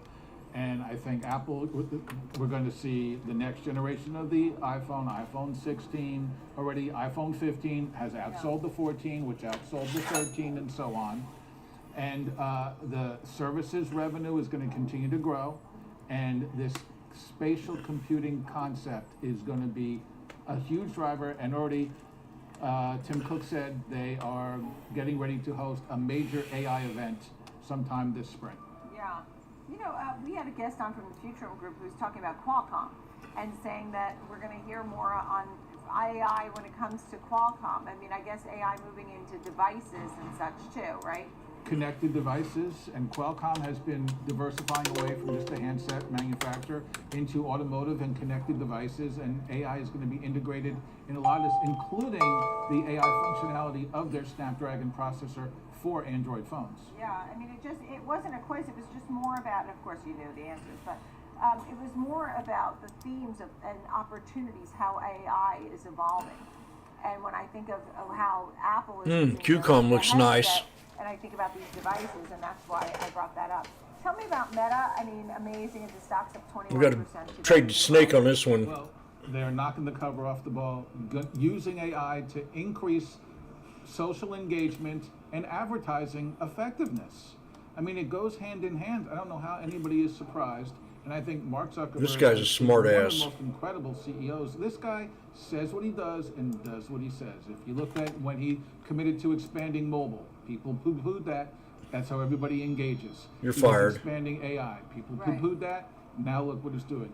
People laughed at his version of the metaverse, and now it's all coming together. And they just announced their first dividend and another $50 billion share repurchase. So they are generating SPX, man, it's getting incredible returns on their invested capital. And beat up. And the company is growing, and they're giving tremendous amounts of money back. God, I should have grabbed it at a buck. I have to circle back on this $1.15. article, but Meta Platforms on track for the single biggest day gain in market value, and this, in fact, could be the biggest gain in U.S. stock I'm gonna have lunch. I don't want to trade right yet. Today. So I'm gonna have to read through this Barron's article, but just doing the math, I just love an exciting day on Wall Street, and when I can have days like this that are such great takeaways. Last but not least, Amazon. Yeah, they continue to create an operating efficiency that just meets consumers' demands. More and more consumers are buying online because Amazon can fulfill it. Used to be next day, now it's same day. They are price competitive, and they continue to expand additional services. They just, in theory, raise the price of Prime through giving you a commercial-free alternative to Amazon Prime Video. So they have brought that up a little bit, and they deliver on all fronts. And they continue to innovate, and their innovation just continues to drive the company forward. Yeah. All right, well, we'll leave it there. I mean, you've always been a fan of the cruise lines. You know, I'll give you the victory lap here if you'd like on a name like Royal Caribbean. I mean, you've liked some of these I was just on the Icon of the Sea and to their private island, Coco Cay, to see the new Hideaway Beach. I mean, in fact, they're looking to the overall travel industry to gain. You still like the group? I do like the group. I like all three, and just Royal is the stock to beat. They are just hitting on all cylinders. Yeah, I mean, it's evident. 1 year up 83%. You've been talking about this one for that 1 year. Thank you, Ivan Feinstein. Good Always to see you. great Thank to you. see you in person today. We got a special appearance by Ivan Feinstein, Tigers Financial Partners. Thank you. Coming up next, the Disruptors. Kevin Green standing by. He'll walk us through an example trade for Corteva after the company surprisingly strong results coming up.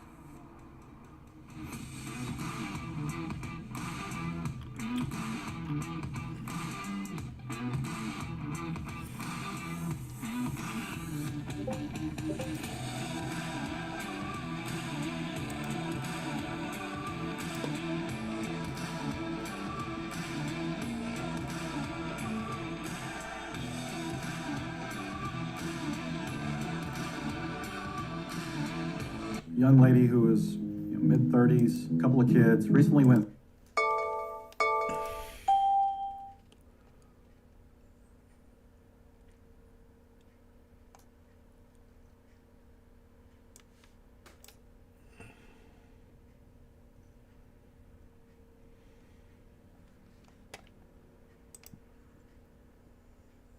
Missed AMD there.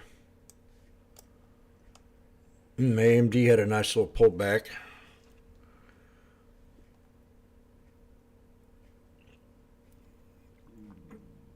Tempting to take my money off the table here on Apple.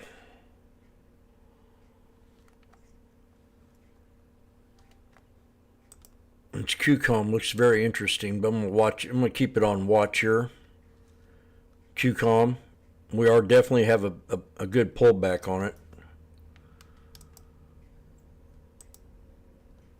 I really like how it pulled back to support.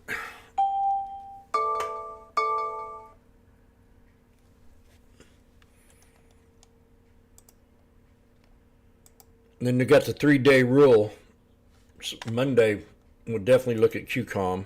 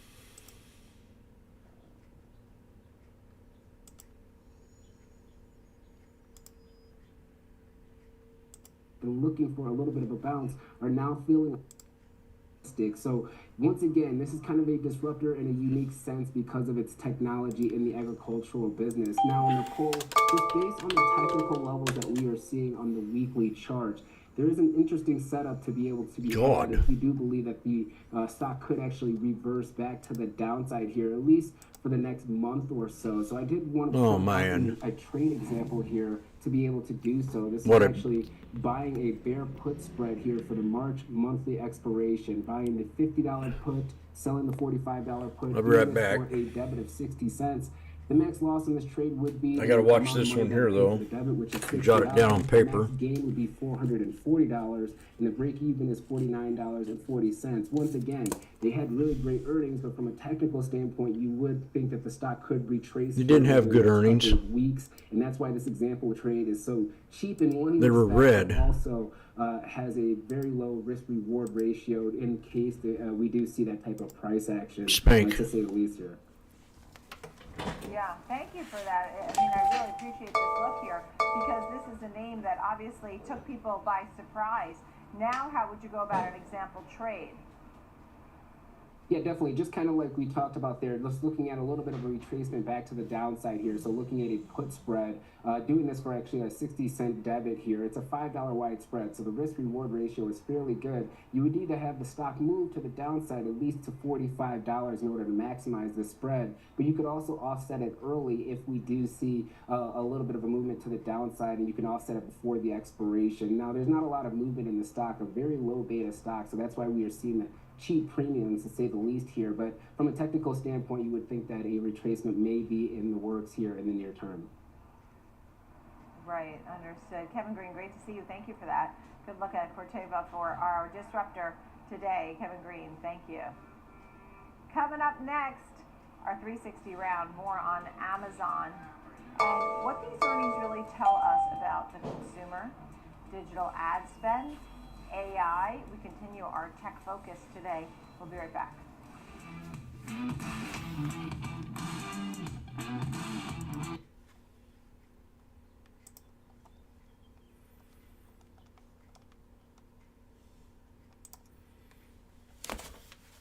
Spy's a monster.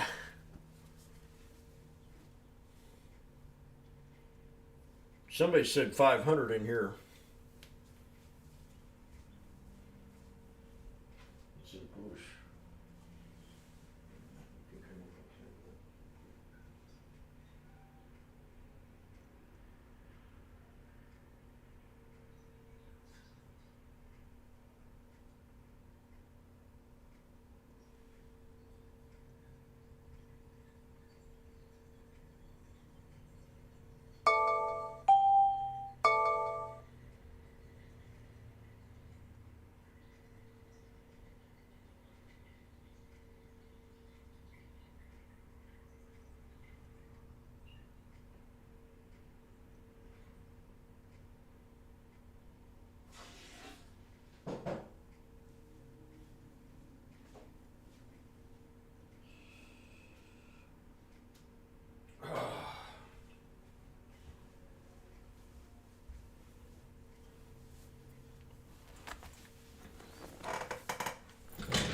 Man, I should have sold that apple at 190.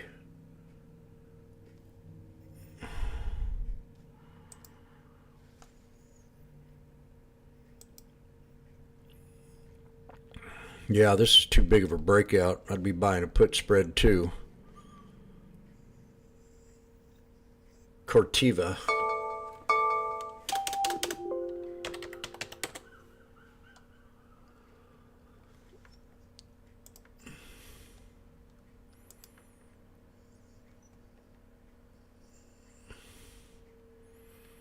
This is a linear channel, I think.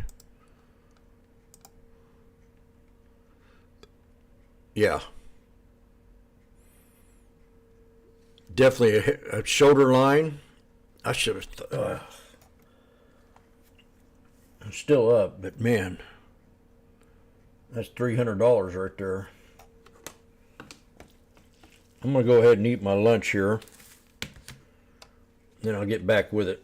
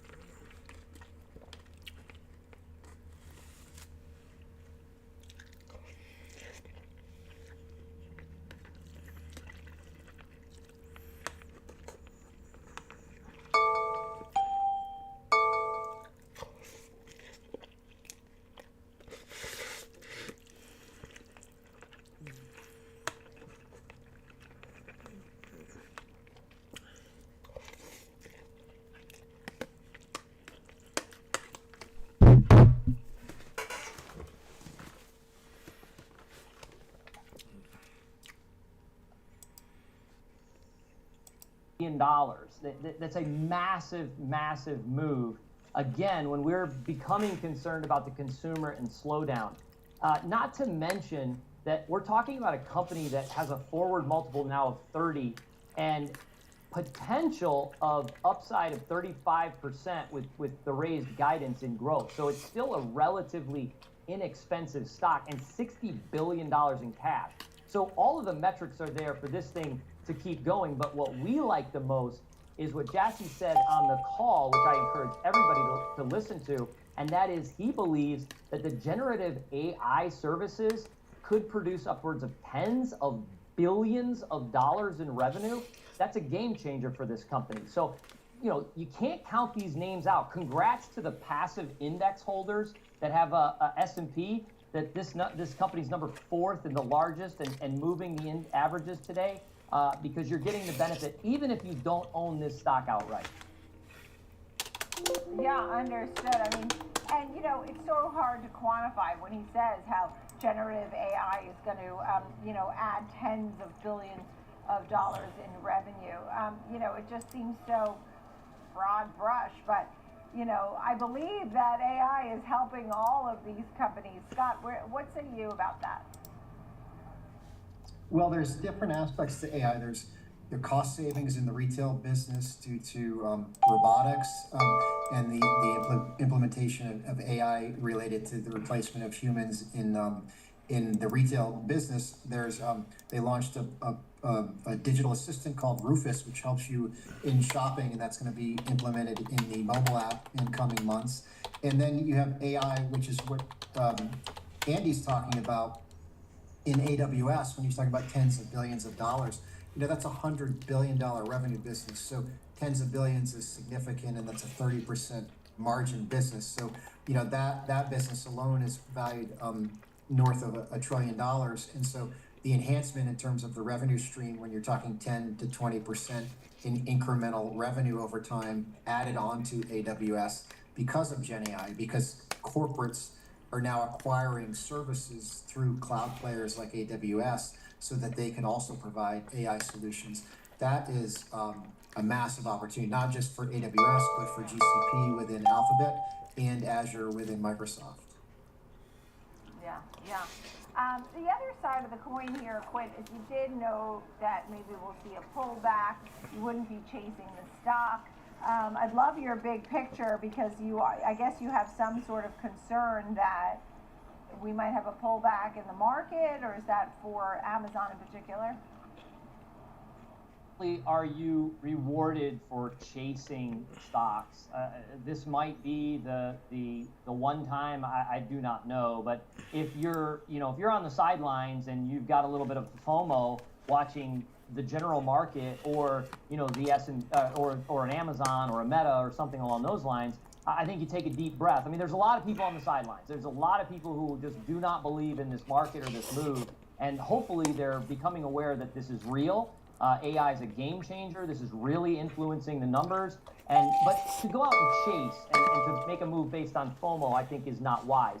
There will be pullbacks. I mean, we will get pullbacks this year in the market, but this is a stock that you say, okay, when we get a pullback, and it'll be for some reason we do not know, this is an opportunity to be a buyer, not thinking that the world is ending. We will get pullbacks, and that's when you step into this name. We love this name. We love the market, the composite index, and the exposure of this name in the S&P and the NASDAQ. But again, to run out and chase it today, probably not wise. Okay, Quint and Scott, thank you both so much. Quint Tatro of Jewel Financial, Scott Devitt of Wedbush Securities. Great to see you both today, and a great breakdown there of Amazon, which today is having an incredible move. These tech stocks are unbelievable. Thanks for being with me, friends. I'm Nicole Pedalides, live every single day here at 11 and 2 p.m. Eastern. I'll see you at 2 for the watch list. In the meantime, Fast Market is next.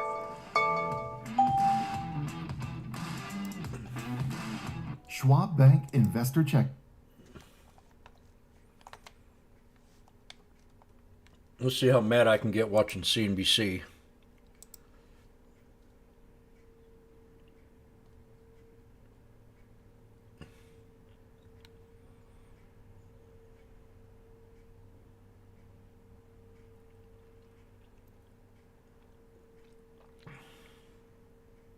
Oh, there we go. Apple's popping back up now. I'm about ready to sell it.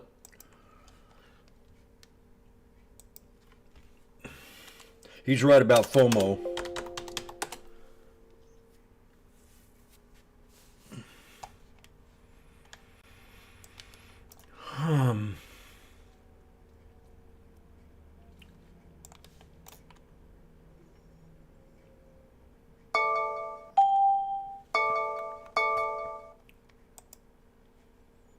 high-growth tech companies, they invested every dollar of profit back into the business to develop the next generation of innovation. But higher interest rates and the push for profitability, that has led to more discipline, better cash flow, larger reserves, i.e. more money available to return to investors. So it got us thinking, could Meta's surprise dividend pressure Google and Amazon to do the same? Here's the state of capital returns among the big six. Apple and Microsoft, they've had robust programs for years, but they've also been around the longest, and so they have more mature businesses. Meta is the youngest of the bunch here, and that is partly why its dividend was such a surprise. Now, Amazon has been around for nearly 30 years, yet it doesn't have any capital return program, but it didn't start posting consistent profits until 2015, when its high-margin AWS cloud computing unit started making up for narrow margins in e-commerce. Even then, it continued putting those profits back into the company, like doubling its logistics footprint over the pandemic. This quarter, though, everything seemed to start working for Amazon. Operating income soared, way better e-commerce margins, and interest income. That was kind of the cherry on top, an added benefit of higher yields on its growing cash pile, and that is a benefit among all the mega caps that have reserves in the tens or hundreds of billions of dollars. Now, Alphabet is interesting. It does have a buyback program, but it has resisted issuing a dividend for years. And this is classic Silicon Valley. Put the profits back into moonshot ventures like self-driving cars or internet balloons. But what has been amazing, guys, about this year of efficiency among the mega caps is that they have shown investors that they can do both. They can innovate in areas like generative AI and spatial computing, and they can also return capital. They just needed a little more discipline and focus, and it feels like Google has got that message, and they've been taking a harder look at its other bets, Moonshot unit and its workforce, all while growing its cash reserves and improving margins. So investors, they might start wondering if a dividend is next, and maybe the biggest reason now is that Meta's doing it. All right, Deirdre, thank you very much. I mean, and to Deirdre's point on the walking and chewing gum, I think it's a really good spot for investors in these stocks where not just are they managing the return of cash, but they're managing OPEX and headcount lower at the same time where they are increasing capital expenditures around AI. And that feels like is something that investors are really excited about. And the other takeaway, I think, is that investors want growth. And clearly growth around AI. If you look at half of the gains of the S&P in January, that was the Magnificent Seven. I think it was technically 45%, according to Bank of America this morning. When your head count is down 22% in a year, and you up your CapEx budget by $2 billion, others are going to try to do something similar. Maybe not by that much, but they'll try. That's the dynamic at Meta. It happened at Amazon. Yep, all them layoffs, baby. Think about it. You'd be surprised how much money it costs to run a business with an employees. I'm not. I know. I pay my employees more than what I make.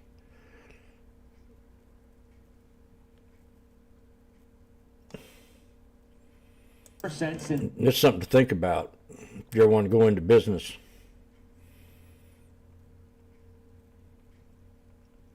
Several major moves to go through. We're going to do all of it. Joining me for the hour, along with Joe today, Stephanie Link and Jason Snipe. Let's check the markets. Do have decent gains out of the S&P, NASDAQ today as well. Dow's hanging on to positive territory. So for the moment, we're green across the board. We're obviously going to start with our chart of the day. It is Meta, as those shares are I hired this one guy to help me clean. I told him I'd give him $25 a job. And by the end of the day, we did 8 or 9 jobs. And I gave him his check. He says, "Is that all I get?" I said, "What? I gave you $25. You know how much I made on this job today? I made probably $5 an hour. But I gave you, an opportunity to make a little money here." I said, "Plus I fed you, and I got you high, and you're whining to me because I handed you $200 and I'm only 5 times 8.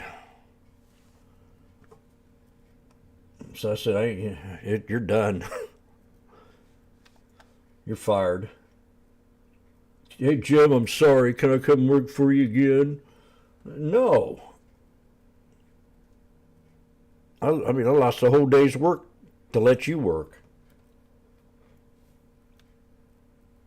I'd rather do it by myself. Creation and capture and utilization of AI to benefit the core ad business, the growth of Reels, and now a buyback and a dividend. This is really the type of corporate actions that when you think about technology names, you think about Microsoft doing. So, Steph, you are only human.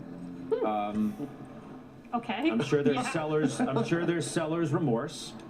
You sold the rest of it, 2 Fridays ago. Just give me your thoughts today as you watch the stock. And it's added. I mean, it's up a year's worth of returns, 26% since you sold it. Yes, you made a lot of money in it, obviously. Just give us your feelings. Look, I mean, I made 170%, Scott. No one was buying this stock at $95 a share, and I was. And I was buying it all the way down. We talked about it. 2 years ago, it was terrible. And I made my money, and I thought the valuation got to kind of average. She is right. She was one of the ones that were pumping stocks as they dropped. And I was saying, wait till we get it out of the snake. And she was buying it. Target was one of them. Facebook. There was another one she bought. I said, that's a good buy. Well, I think it was Target. But she was buying it and buying it and buying it all the way down. And that's all she would say. She wouldn't say, I'll wait for a better price. I'm buying the dip, buy the dip, buy the dip, buy the dip. She said it all year long. And when you're up 170%, gosh, and you're a hedge fund manager, that's just incredible in a year. When they usually get 25, 30% at the biggest. So I congratulate her for sticking in it and doing the Warren Buffett thing. That's how Warren Buffett got rich. He just kept buying the dip, buying the dip, buying the dip, buying the dip, buying the dip. That's all the millionaires do it. That's why I trade like that. But I do it in a much smaller scale. When I'm in a stock and I like it, and I say, oh shit, it dipped on me. That's why I cost average down 9 out of 10 times, because I know they're going to bounce back up. I just know it. I've seen it happen too many times. But it's not a smart thing to do. But if you got billions of dollars, hundreds of millions, you can do that and get away with it. And eventually, things will go your way. But that's what all of them do it. They pick a stock and they stick with it, and her timing was probably wrong, but I'm saying the same thing. We're in a market of irrational exuberance. And I thought we were going to pull back after the Fed, and next day we had the huge bounce, and I'm going, shit, man, I get slapped in the face again. So I got to change my attitude about this market. I can't be that. I mean, I'm buying more puts now than I ever have, and the spreads are a lot bigger, and you can make a lot more money, as we did with that megaphone yesterday. I mean, that was a beautiful trade.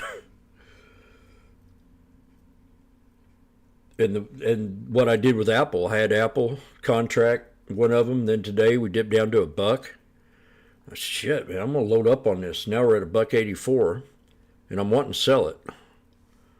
Just because I'm up so much, I'm up $830 on 10 contracts at $1. Almost 180% gain in within an hour or so.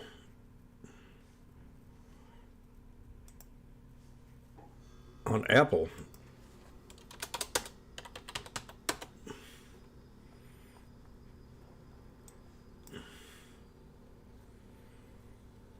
We dipped below the 200. Now we're way back above the 200. See, we had the 1, 2, 3. We dipped down way below it. I knew we were going to come back and hit that resistance level at the 200. And that price is 182.40.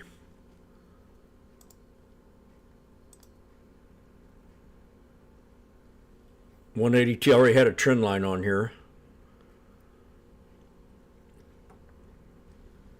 And we're back at resistance. I mean, I really need to get out of this trade.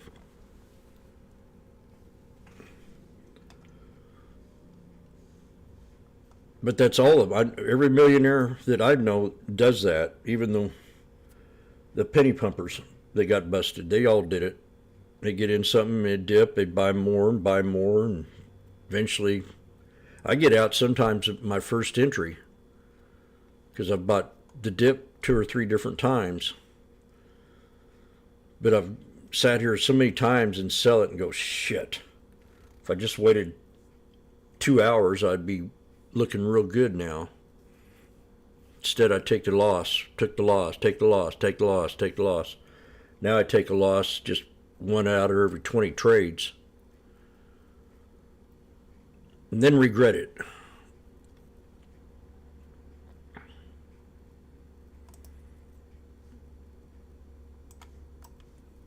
But here's a good example with my new moving average.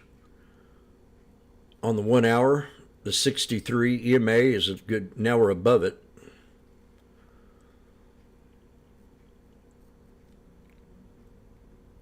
But yeah, she's, I mean,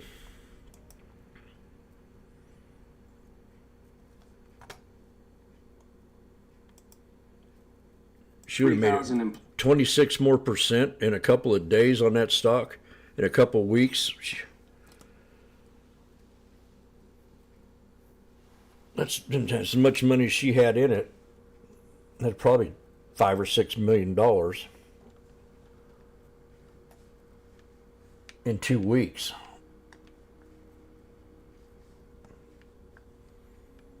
You heard me a couple of years ago when I was talking about Stephanie Link all the time. See, there she is, buying the dip, buy the dip, and we dip more, buy the dip.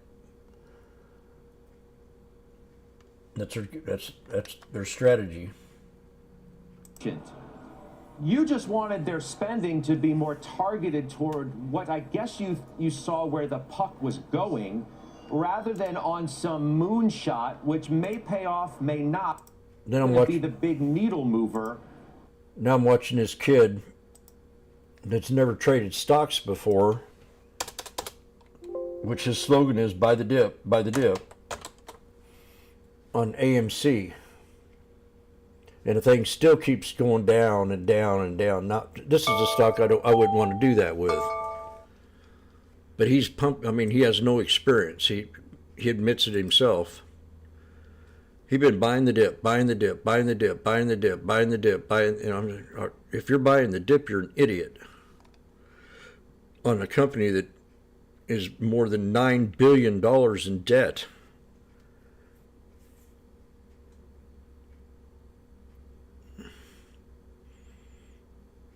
I already went to his room and I said, hey, wait for $2, then buy the dip. This is a shitty stock, but it's a meme stock. And everybody keeps buying the dip, man. I'm seeing it's a scalper's trade is what it is.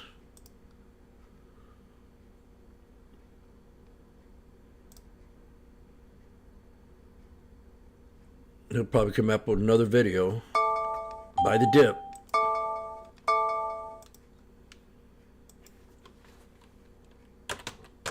I mean, he's cute.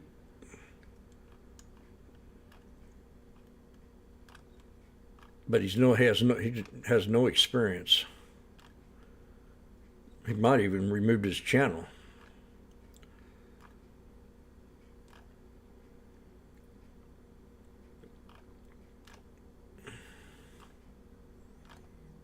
You get a bad reputation when you pump penny stocks.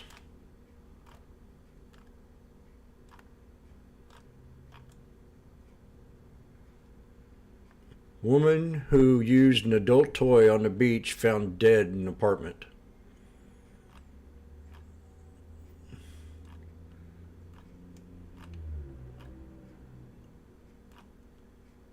Heck, I can't find him in here.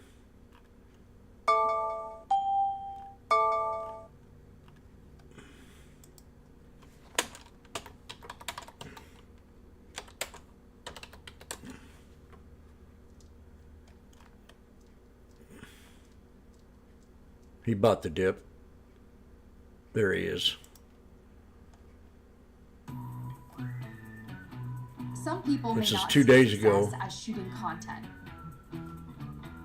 Today I'm going over why AMC stock still has the potential to squeeze over 1,000%. But before I do get into that, make sure to go down and subscribe if you are new to the channel. I do talk about AMC stock every single day. So, Yeah. I mean, where would I get this number at 1,000%? $40 is now 1,000% gain. We were trading at $40 half a year ago, and it's crazy that it's been so long. I mean, it feels like it has only been a couple months, but it's been a while. The last time we were trading at $40, which was $4 before the split, was in August, and now we're in February. He's got an AMC. Q4 we're trading at $4 after the split. We're trading at $4 before the split. Q4 is coming out in like 2. Buy the dip. Buy the dip. Buy the dip. Month. So I'm very excited about that, but I'll catch you guys in my next video. As y'all know, I'm buying the dip. Here we go, come on, push it, buy the dip, buy the dip. Here we go, come on, push it, buy the dip, buy the dip. Here we go, come on, push it, buy the dip, buy the dip. Here we go, come on, push it, buy the dip, you dip.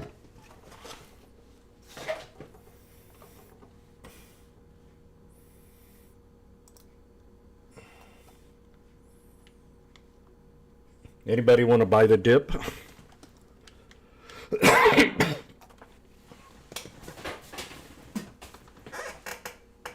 It's down, since I started bugging him, it's down almost $1.50. I ain't buying a dip. I'll wait for $2.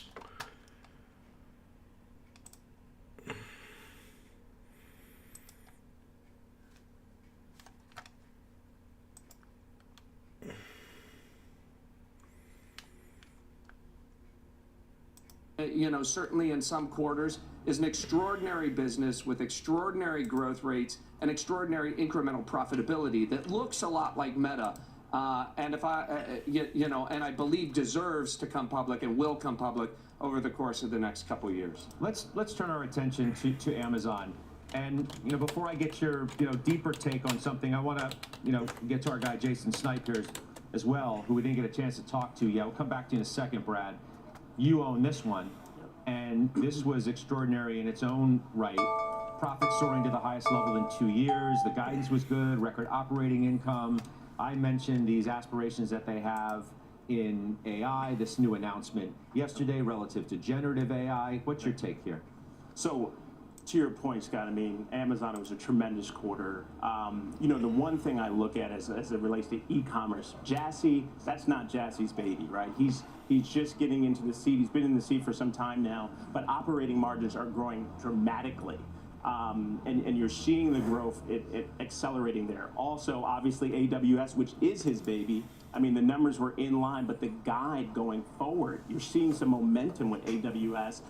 The Anthropic play, I mean, their user base, what they're going to be able to do with AI was a very exciting call. So we remain extremely bullish on Amazon, and I think that there's continued upside ahead for sure. Steph, you were, admittedly, quote, a little nervous going into this print because, as you suggested earlier, the money that you had made out of Meta, you kept pouring back into Amazon, incrementally getting bigger in that name. So now what? Yes, it actually is my second largest position. So I was nervous because there was so much love for the name from the sell side and the buy side, but rightfully so. I mean, look at that quarter. They grew AWS of 13%, but that expanded 50 basis points. And to Jason's point, it's on track to get to 17, 18% maybe by the end of this year. They also grew their ad business, which was really surprising, up 27%. That expanded 100 basis points from last quarter, and that was pretty impressive. The retail beat expectations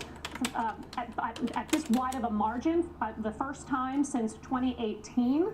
So they're really humming on all of their businesses, and that's why I liked it. It was a three-prong approach. The operating margins, absolutely. They did a great job, 4 quarters in a row of expansion. So you have a company that's going to grow AWS to $100 billion by the end of this year. You have $100 billion in free cash flow generation by 2026, and you have a $100 billion opportunity in ad revenues by 2028. I like that for the long term. And the valuation, by the way, it did get cheaper. It's now at 35 times because the numbers are going up. Brad, do you think that AI is appreciated enough at Amazon? I mean, they've made these moves, and it's really interesting too when you think about the kind of hand that Bezos handed off to Jassy. It wasn't the easiest hand to play. It was a bloated company in many out of Apple. respects. The trends were moving in different areas, and he's had to be his own magnifier of where they were going to deploy their capex and go more heavily towards AI and the opportunities that it might present. What's your read here? Well, I give a tremendous amount of credit to Andy Jassy, Adam Selipsky, who runs AWS and the team over there. Remember, they're the market leader in cloud. We talk about them as somehow they're coming from behind. They've got a dominant retail business, which is going to benefit from AI. It's going to benefit through better targeting of ads, better targeting of merchandise. And I think that Jassy will continue to drive efficiency in that business. And then when you look at AWS, it's the market leader. A year ago, I was concerned, and some others were, whether or not Microsoft's early lead because of their partnership with OpenAI would cause a bunch of customers to leave Amazon and go to Azure in order to take advantage of the benefits of OpenAI. We didn't see that. We saw almost no customer churn. They signed the deal with Anthropic. Anthropic's on a tear. They're going to have models which are every bit as good, in the near term as ChatGPT 4 and 4.5 Turbo, etc. And so this is a great, healthy, competitive race in the landscape of models. Their customers, are continuing to voraciously move their data into Amazon, many of them putting it on Snowflake in Amazon or Snowflake in Azure, by the way. But that's what we see. Everybody standing up their data and then leveraging new AI workloads. Remember, at the end of the day, just telescope way out for a second. What is this AI business all about? Right? The founders of Snowflake said to me the other day, he said, when we got into this business, what we dreamed of was setting data free. And set the data free so that every company on the planet can make better decisions with their data. We're now leveraging Damn, Snow's having a hot day. Just humans to make better decisions with data. That's what AI is. Artificial intelligence is leveraging the power of machines, which can look at giant patterns within data to predict what is the best decision going forward, whether it's language, whether it's video, etc. And so I think we're seeing the beginnings of it. I was holding my breath in this quarter. I didn't know whether it would land this quarter, next quarter, or the quarter after that. It's hard to know these things with any precision, but we're starting to see. We've answered the question.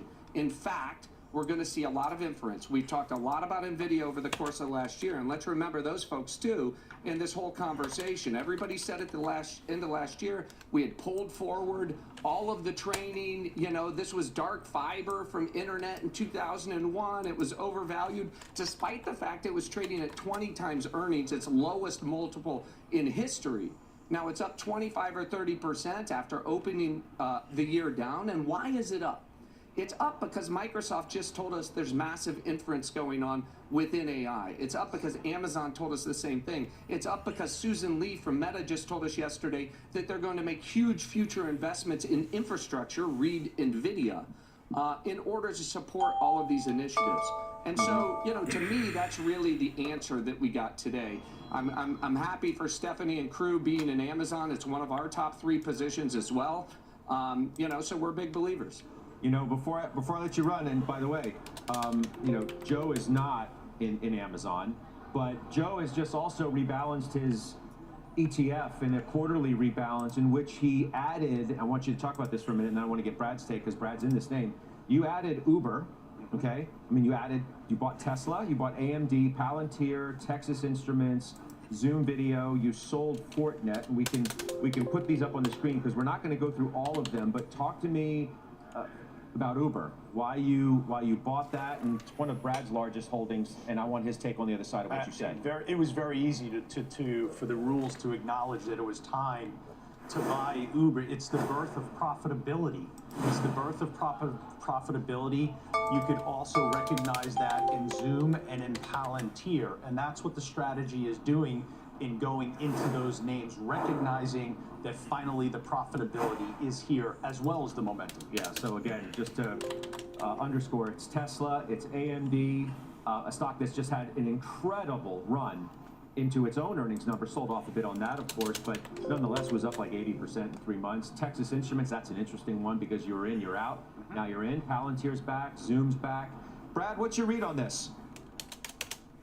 Well, I'm glad Joe's in it. We're in it. There, you know, another company, Dara Khosrowshahi, who's done a tremendous job of driving margin expansion through discipline on the expense side of the business and leveraging the power of AI and everything from code generation to how they're pricing rides for consumers. And so, you know, I think that's another one, another good one in the stable. You know, one thing I would just say, Scott, because I know you're going to kick me off here.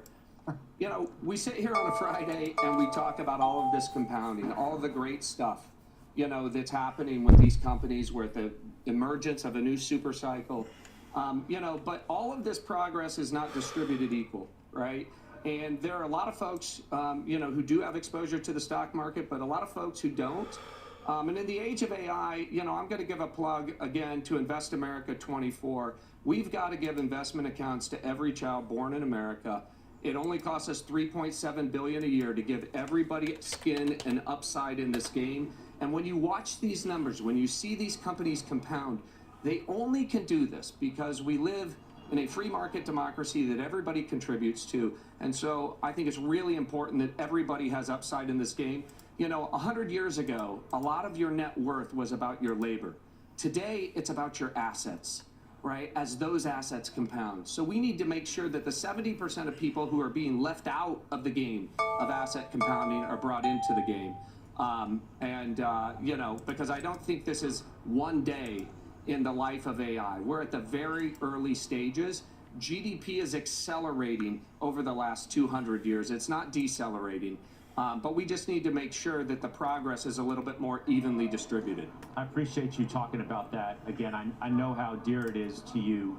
And I also know the groundswell that's sort of building around this. So you keep us updated on where this goes. Invest America 24, you've mentioned it several times on our program, and I'm glad you have. Brad, I appreciate it very much. Thank you. Thanks for having me on. All right. Take care, y'all. As Brad Gerstner joining us. Boy, who'd have thunk that we do Apple in the B block? What does that say about the sign of the times? We're going to kick Apple around. What do we do now? It may have been the most uncertain one coming in, and did it answer any questions coming out? Talk about it next.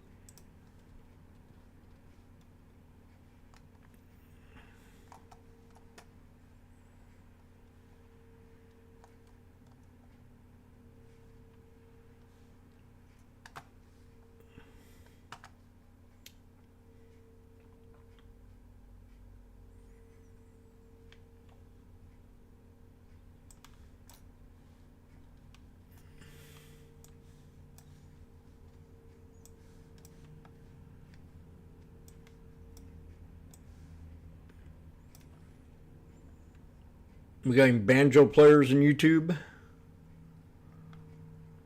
This is my second banjo.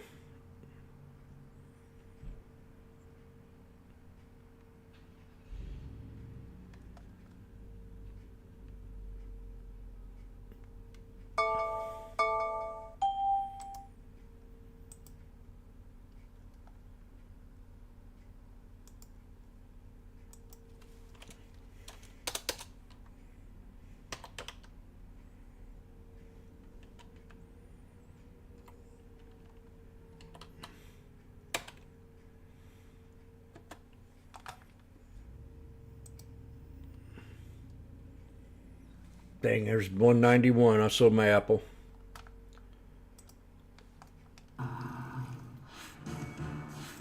Welcome back. Apple shares bouncing back from earlier lows following those earnings.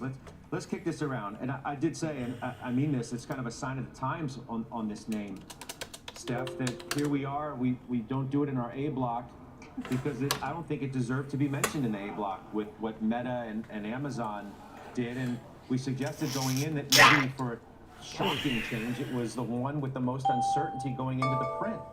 Yeah, and I didn't, yeah, it was a low bar. And I thought they would actually skip over that bar. And actually, I thought the quarter was fine. I mean, when you look at it, right? I mean, EBIT was up 12%, earnings up 16%, free cash flow up 26%, gross margins at the high end of the range.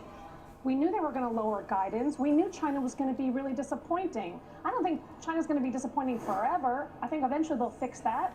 And I do think the guidance now has been reset. So you know, actually, I'm a very small position in Apple. I'm actually inclined to add to this name. Wow. Absolutely. If you think long term and you talk about AI and they have a very big event in 6 months' time, it may not be immediately that I might buy more, but the reaction today tells you that this was kind of the clearing event, and maybe this is your opportunity to get this thing a little bit cheaper and with a longer term AI benefit. Go to that, that thing that the legend Lee Cooperman, has suggested to us in the past. You have a sort of a whatever earnings report, stock goes down. The rally back in a name is powerful to look at. And so what you're alluding to as well. You want to touch on this, which is a sizable holding I do because, coming into the morning, if I looked intuitively at Apple, I would have thought you would have seen further weakness in the stock. But yet, when I look at the strategy that we're implementing within the market that creates this ETF, I can tell you that when you look at the two factors, nothing about the report yesterday deteriorated the factors, and those factors remained remarkably strong. So there's the balance. They have a China problem. Yeah. Okay. Let's not just gloss over. We know They have a China problem. They have a China problem. They have regulatory issues in Europe, but that's a known. That's already built into the stock price to a certain extent. So is it?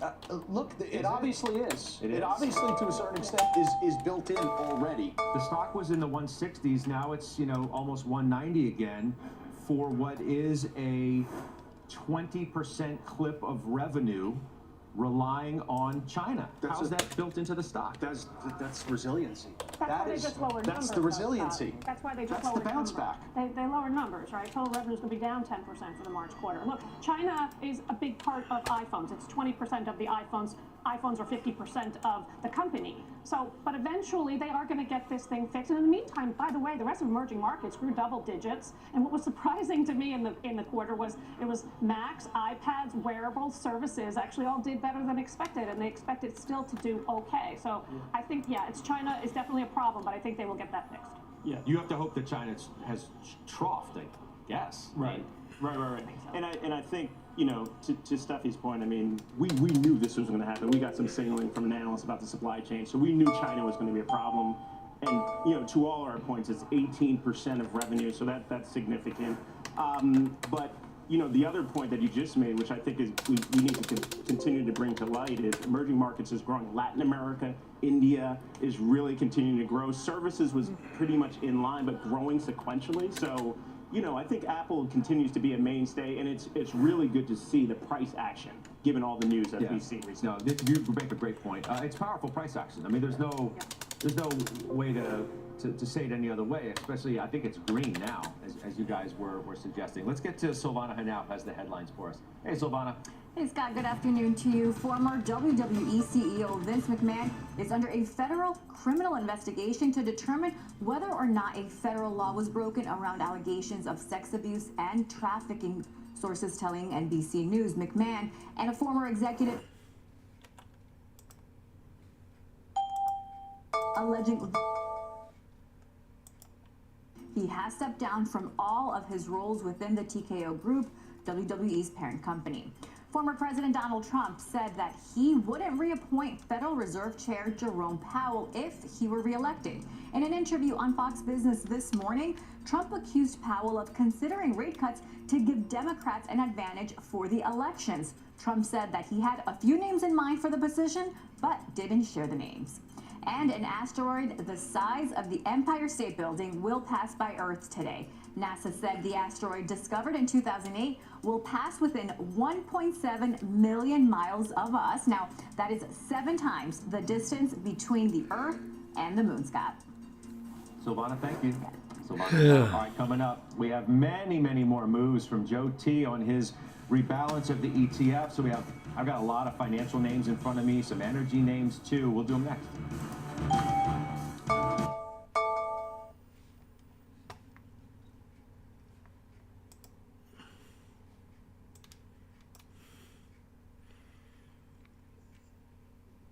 Let's do a put.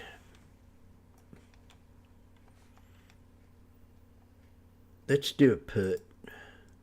Oh man, 3 white soldiers.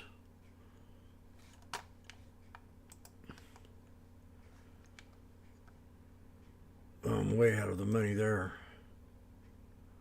49.50 or the 49.40.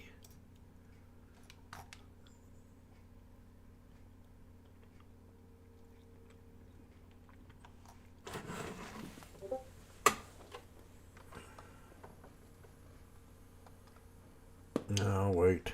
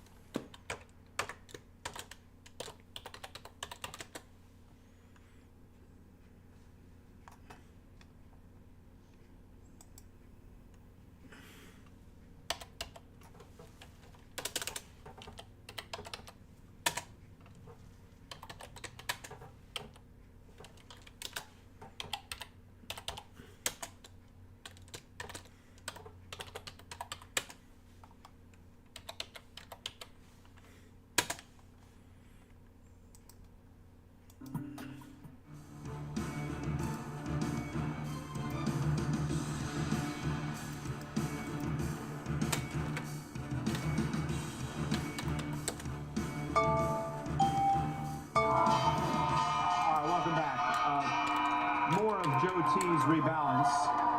You just had another IPO on the floor, by the way. It's Alto Neuroscience. That's why you hear the bell and the cheers there. So that's open for business. You wish. You wish.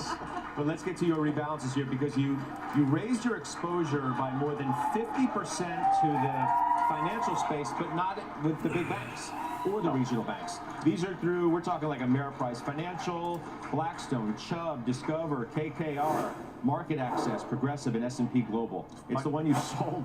You just tell me about the buys, because the one that you sold really jumps out to me more than anything else. And it should jump out to you. Berkshire Hathaway, you sold. We sold Berkshire Hathaway. It's financial services. It's insurance companies. We took the weighting. The strategy took the weighting from 8.8% to 14.4%. A little bit above where the S&P is, somewhere around 13%. We sold out of regional banks last year in January of 23. To your question on Berkshire Hathaway, why did the strategy go out of Berkshire Hathaway? It bought Berkshire Hathaway in October at 341. It sells out of it today at 384. What's the challenge?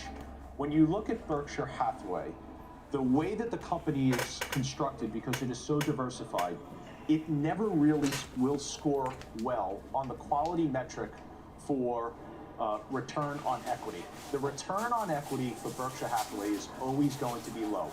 So what will happen with Berkshire Hathaway? Why was it in there in the strategy- first place then? What will happen, I was getting to that point. What will happen with Berkshire Hathaway is that eventually momentum gets white hot, and you're able, almost for a trade, to go into Berkshire Hathaway and ride that momentum, where momentum is really, really strong for the stock. We did that back in 2021. Yeah. It was done again here in 2023. Can we see a 1 year on this, guys, please? It's been phenomenal, but we made a profit on it. We went into 341. We just sold out of it recently. But because, as I said, fundamentally, Berkshire Hathaway is never going to score well on something that we value, which is return on equity. Sometimes you got to make an exception to the rule.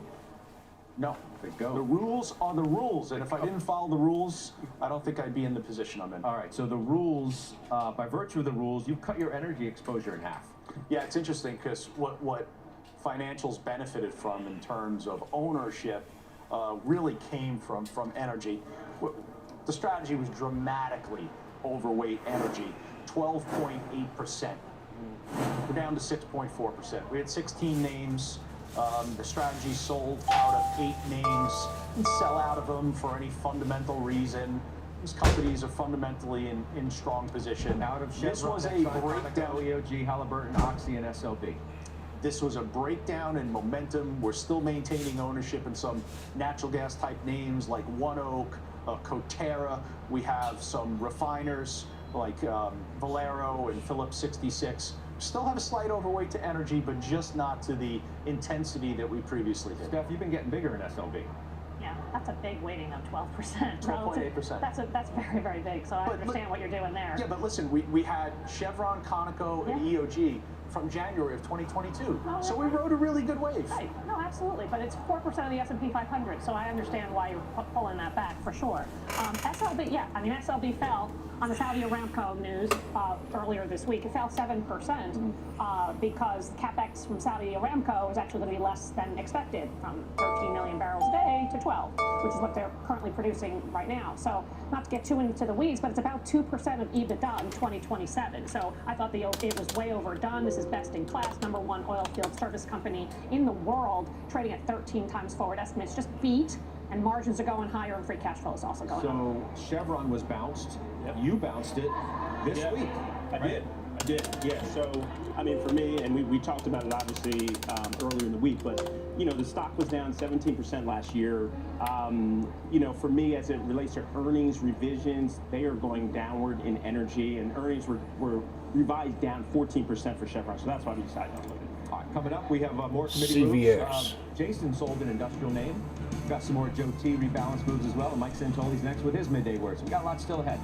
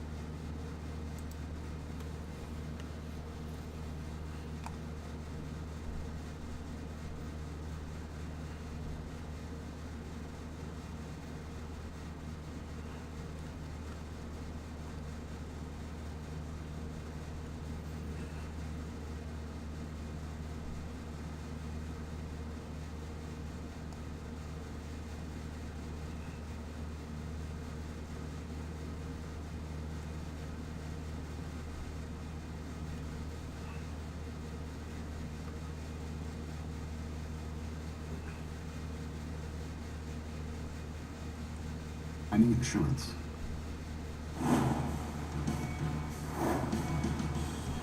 We're back with our senior markets commentator, Mike Santoli, here at the desk.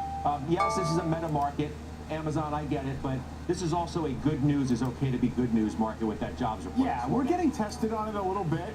You know, the average stock is kind of backing off slightly. The small caps are struggling a little bit.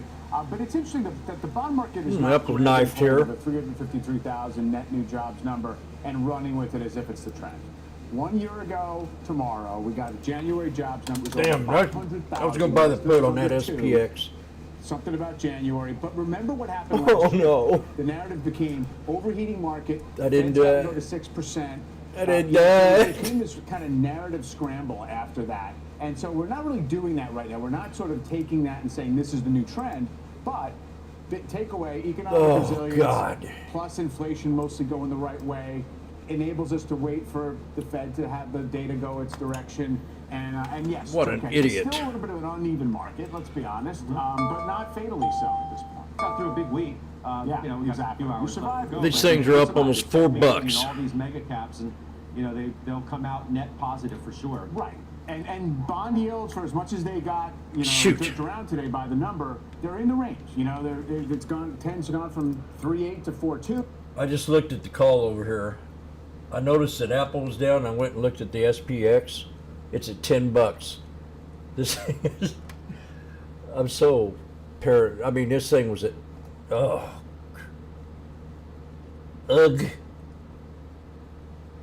That's $600 a contract.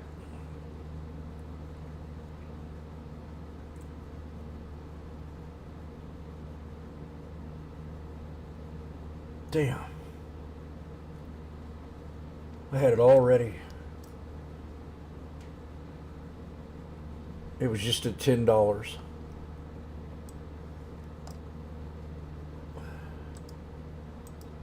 Ugh.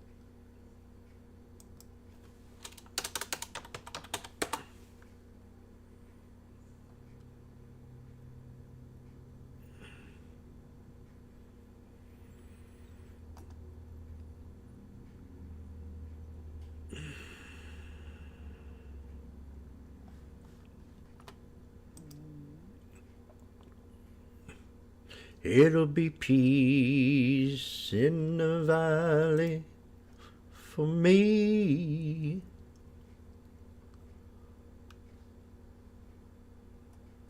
What? Damn it. No puts. My bid were lower on contracts.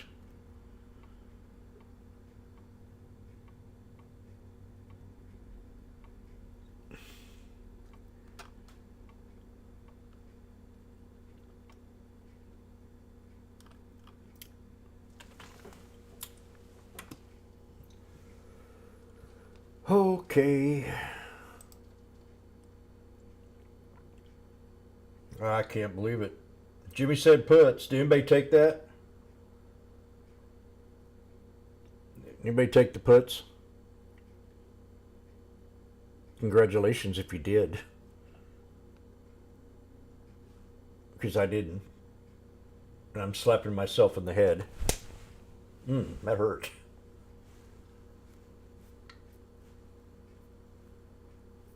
It did hurt. Shouldn't hurt.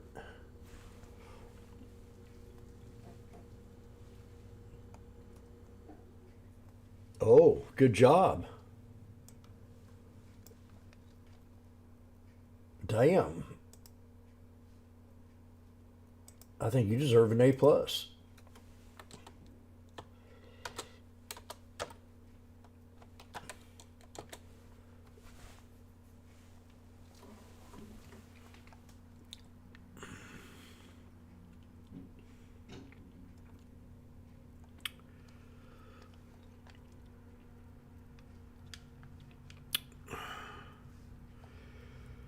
Well, I didn't do it. I should have.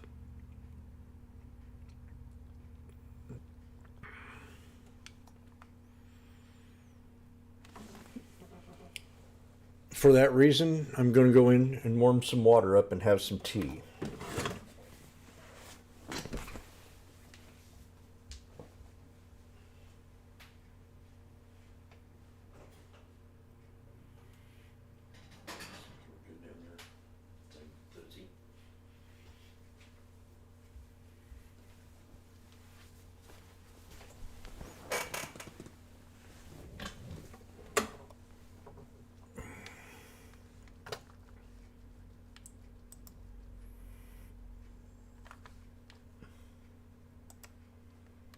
Healthcare to speak of.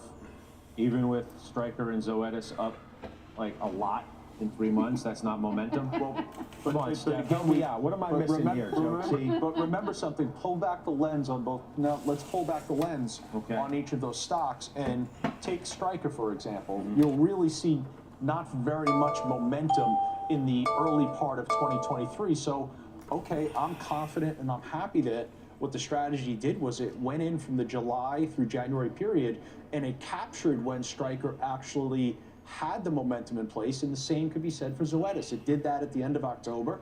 It captured the momentum in November, December, into the end of January. I think med tech is actually really interesting because utilization rates are just starting to inflect higher. So I own Zimmer, you own Stryker. I think that's the way to go within healthcare. At Zoetis, I'm not touching it. Long-term, great story. Okay, so I've got 2 more moves in front of me that we're going to do right after this break. It's a sale from Jason, industrial stock, and, well, Joe sold an ag name too. We're back after this.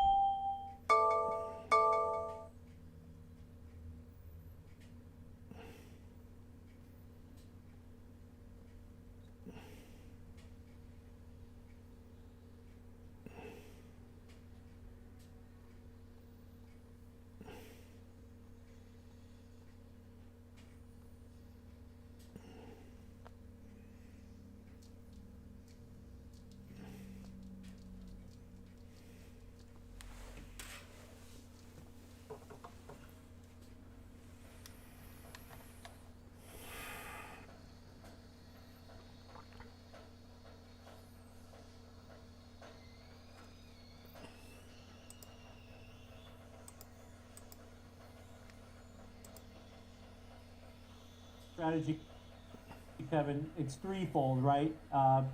So that's a bonus. As you get closer to expiration, option premium contracts, right? That should contract the price of this strategy. And then also implied volatility levels, you expect the implied volatility to fall, but then it's also a directional bias because you're neutral. That's a bias, right? So it's got to work out for you in three different ways.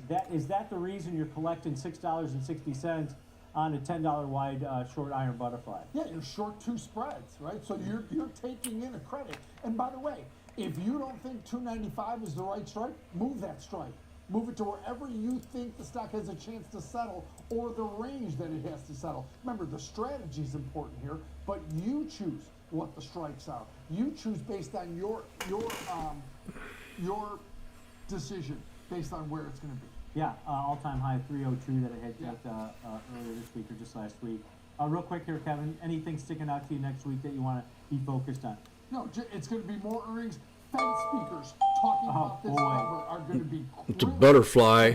price action next week. Hey, and if you watch 60 Minutes on Sunday nights, Jerome Powell, what kind of commentary? That's going to be interesting because he's going to be What's your favorite ice cream? Yeah. I didn't ask Jerome Powell what his favorite ice cream is. Yeah, what Dead and Company show did you go to again? Yeah, they might ask him some softballs. We'll have to wait and see on that. All right, that's going to do it for Kevin and I today here on Fast Market. Stick around, though, right here on the Schwab Network. Next Gen Investing's coming up. That's a broken wing.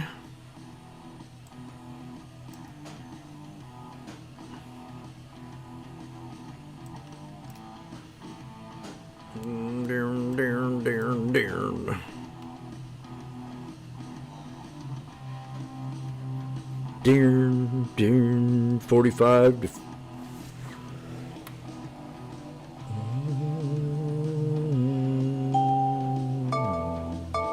Oh, that's the wrong stock. Number one broker here for the McDonald's. number one hit maker. Thanks for swinging by, Carl. No problem. So what are all those for?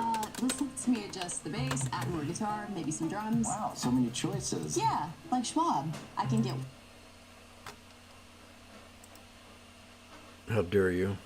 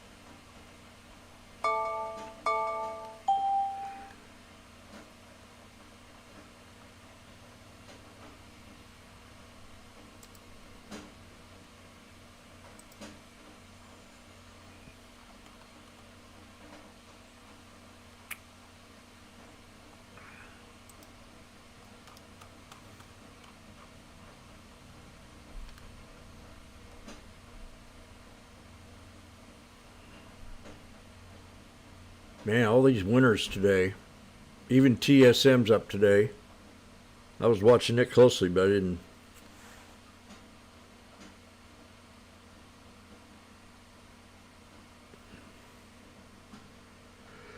Netflix is down 248.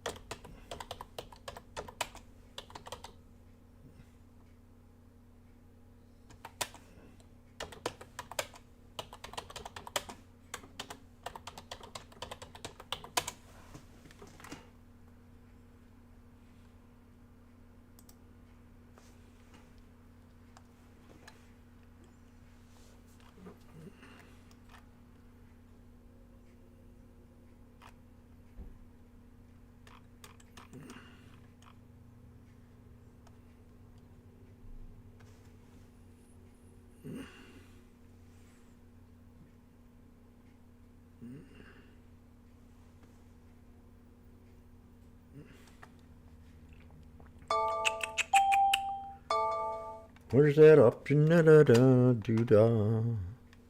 What'd I do with it? Oh. McDonald's, the Ardent Butterfly. For what day? Ooh. That was an issue.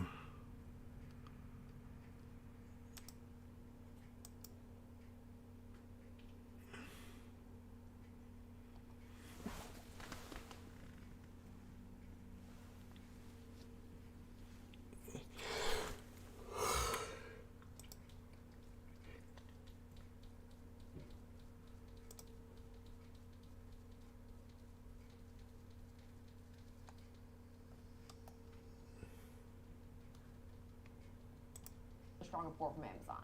Yeah, in a market environment that isn't going to look at the negatives anyways.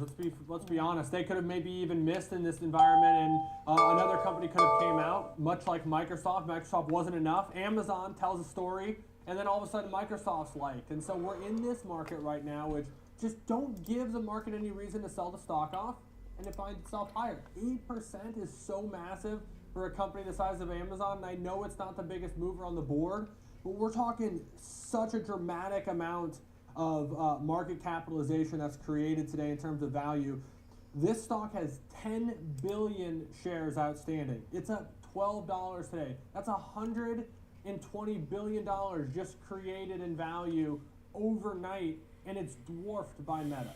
It's amazing. I mean, like when these numbers came out yesterday after hours, we were like, okay, this is interesting, because I feel like Tuesday's post-earnings reaction was somewhat muted, at least after hours, and then last night's was not muted at all. This is not a day you can say anything is lackluster, at least not these earnings stocks, Alex. But next name today is Apple. Now, Apple was of the major three reporting yesterday easily the biggest disappointment. I think just given the fact they highlighted this 13% slip in their revenue in China, which has become an increasingly important market for them. This did fall short of what the street had been expecting. And their CFO didn't even say they're not happy with the decline, but we know China is the most competitive market in the world. And he warned that Apple's sales growth may not last. Now, the current quarter will have these really tough comparisons with the year-ago period with pent-up demand. A year ago added about $5 billion in iPhone sales. So at this point, we're lapping what was difficult comps. The CFO said that while they removed this impact from last year's revenue, they expect their March quarter total revenue and iPhone revenue to be similar to what they had a year ago. She had been expecting about a 1% sales gain for this current period, though. Sales gained about 2%, so that did break its 4 quarters losing streak. We were pacing for the 5th in terms of sales that we weren't going to grow. We did see some modest growth. And if you break this company down by its various segments, I think what you really need to know is the fact that iPhone was brighter than expected during the period. I mean, we saw the fact that it gained about 6% in revenue. It exceeded analyst estimates. There's so many other metrics you can look at because, of course, they operate so many. But iPhone is still bread and butter. It's more than half of their revenue. Yeah, and they did that in the midst of pretty disappointing China figures. Once again, we talked about the importance of China in emerging markets to the growth story in Apple, and we're seeing that. I mean, they disappoint where they're supposed to be growing, and it leads to basically no growth. But the company's still strong in North America and some of the more developed markets that it services. The one thing that I will also say is we kind of called that before, is watch the China number. That could be the tipping point. But we also were kind of saying we didn't really see a big amount of movement here. It was kind of a lower bar set. We thought that there could be kind of a mixed report. I think they delivered a mixed report. If anything, it was actually probably better than a lot of people thought. And you didn't get much movement. We thought the movement would come from a name like Meta. We thought it might come from Amazon, and looks like we were right. We were, for once, I feel like I haven't been right about my earnings calls yet, but for once maybe we were correct on this. And I think who would have thought that Apple would be like this laggard on this session? It's only down about 0.8%, and about an hour ago it slipped into positive territory. So saw the headline today: Amazon beats and all things Apple misses. I think that is so the wrong narrative, because it wasn't really a miss. It just wasn't, in terms of China, what the street had been hoping for. When you're Apple, it's like you have to have near perfect numbers. But now we'll shift gears here a little bit here and look at names that have yet to report earnings. But next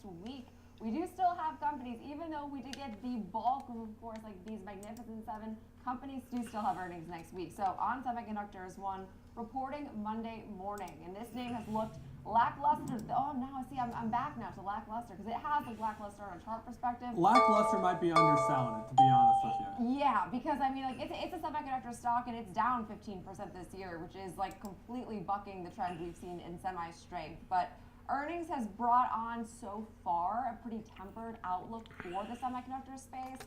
ON's expecting to report a year-over-year decline of about 5% from a year ago. Earnings also expected to contract about 8%. And some positives for this quarter because the chart doesn't look too strong, but they did see some increased adoption of their products in automotive and industrial end markets, and areas like EVs, advanced driver assistance systems, and energy infrastructure. But what is so fascinating about what could be seen as a tailwind, it's also this company's headwinds, because right now they've also been seeing the fact that softness in European automotive demand has reduced a lot of their shipments, and then of course the EV space has been a little bit shaky to kick off the year. So their strengths are also their weaknesses, and perhaps that's why shares have just not really done much. I mean, they're down about 15% on a 12-month basis. Yeah, it's kind of an interesting looking chart when you look at it, maybe kind of a longer head and shoulders type pattern, which I don't know a lot about technicals, but I know that that's not a good setup. You don't want this look to your chart with the shoulders, the head, the shoulder there. I know that's supposed to be bearish. Now, who knows if it's just if that's all cat in the hat type stuff. But what I do know is they tell us that's not good. Bullshit. It's a pretty big move though. 111-ish down to about 70 is a pretty substantial sell-off. That calm down, Jim. Calm down. He just got through saying the inverse head and shoulder was not a good setup. Are you serious? You just dropped a notch on me big time, buddy. Oh my gosh. And I was just typing in inverse head and shoulders on the IWM. Get ready to call this baby out. Are you serious? Oh. I can't believe he said that. Oh my God.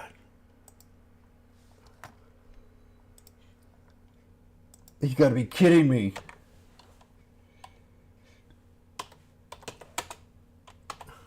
How dare you?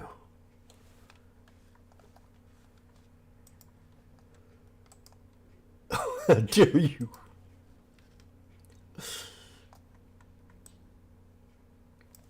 Go. Wow. What a slap in the face.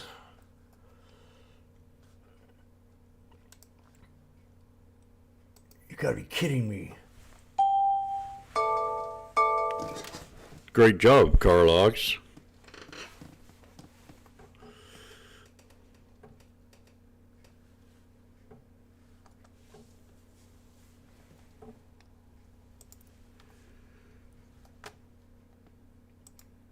Because of how many stores they have, that right now with things being uncertain, having to like close stores and reopen stores, that's a major consideration as well. margin expansion, same store sales growth, that's where the market's going to look for this particular. Not a great setup, huh? Sees it outperforming its industry, honestly, and that could lead to more upside. But what I got my eyes focused on is this 300 level has been a brick wall. I'm not listening to you anymore. We'll see what Rick Ducat has to say about McDonald's. Yeah, and I feel like with McDonald's sucks. The stock's up 12% year over year. It's pretty much unchanged now year to date. Stable, but can move, of course, on the back of earnings. So we'll be looking more at those names that have yet to report on, as well as McDonald's with Rick Ducat, our chart master, coming up next, as well as some example trades. Stick around, Next Gen Investment. Yeah, we need the chart master up here, not the rookie.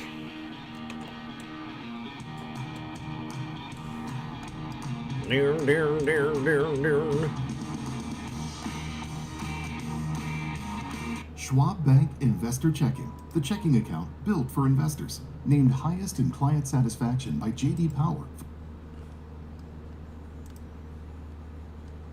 Oh yeah, my tea. I just became a tea drinker last year.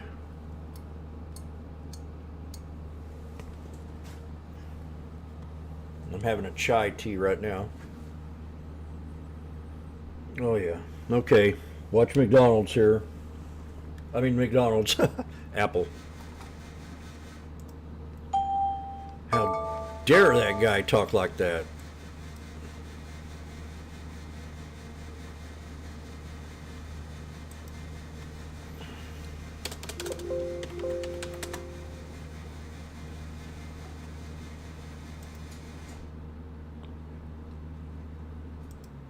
I was just watching this a little bit ago and it had a little bounce.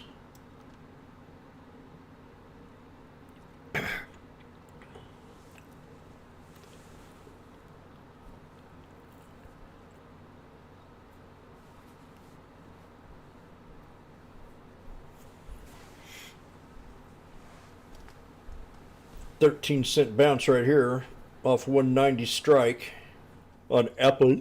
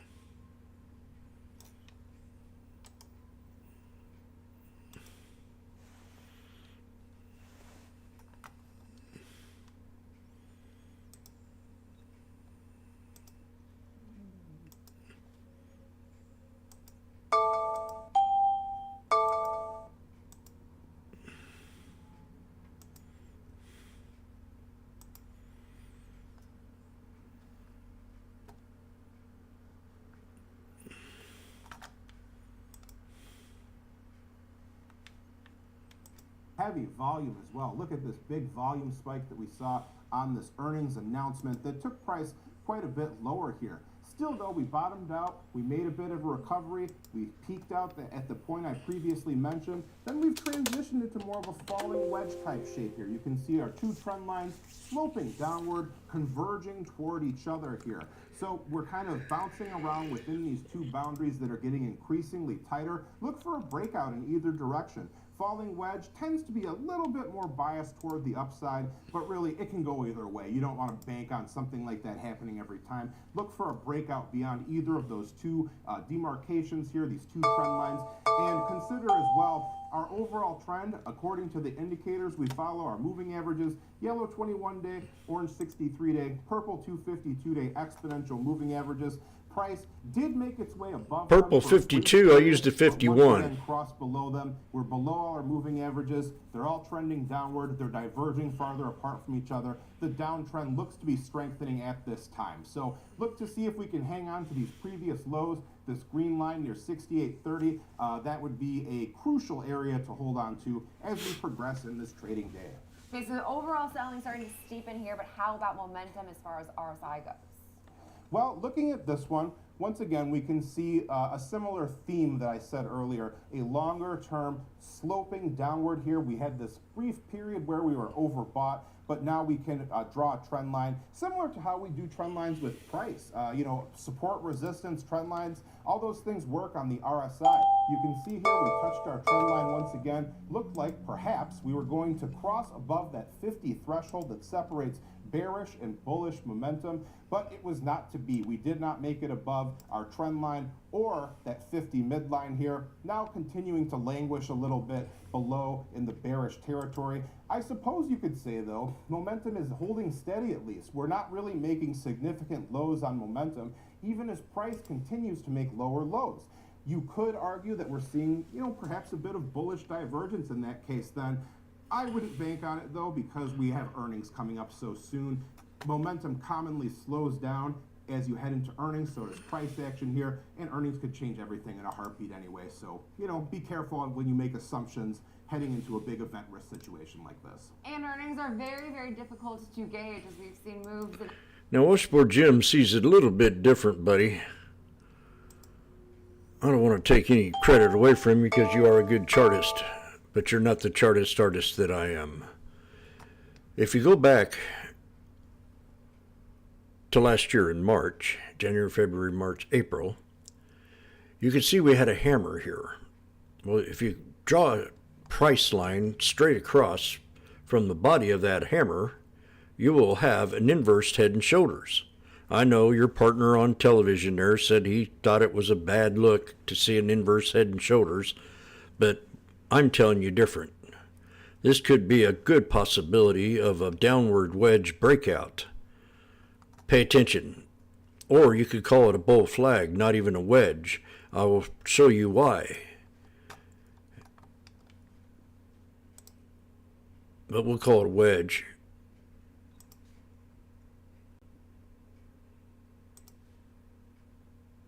We'll find out what any moment here. It is not a. It could be a wedge. It could be a wedge.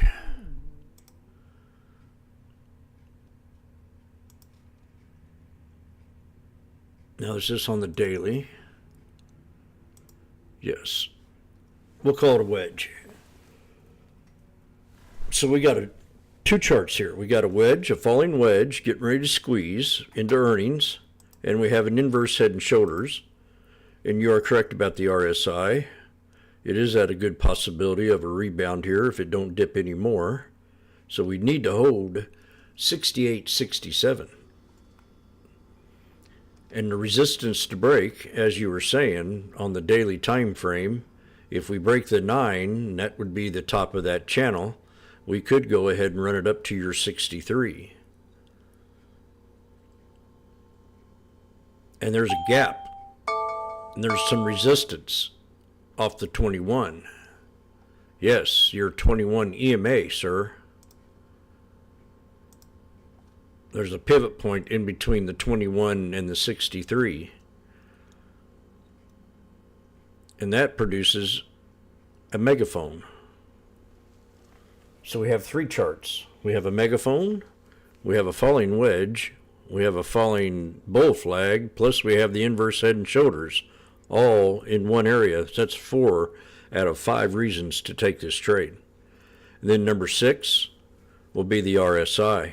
You are at a support level on the RSI, sir. So that's 5 out of 5. If we go any lower, we could look for a smaller pullback to the double bottom of the RSI. Do I make myself clear? Yes, I accept your job.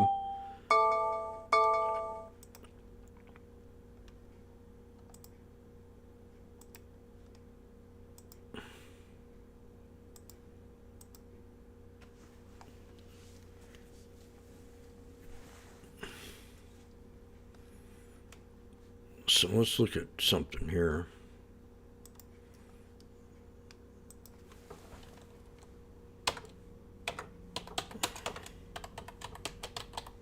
This is a semiconductor.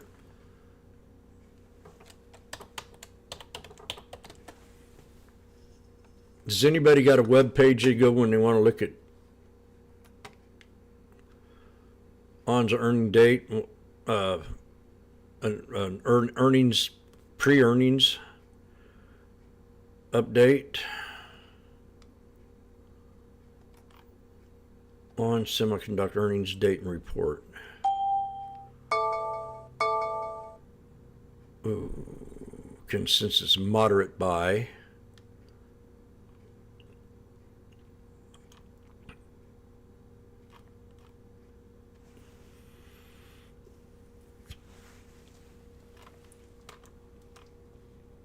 One day after, price before.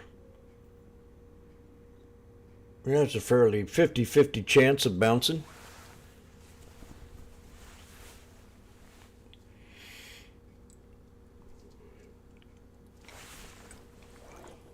How dare you?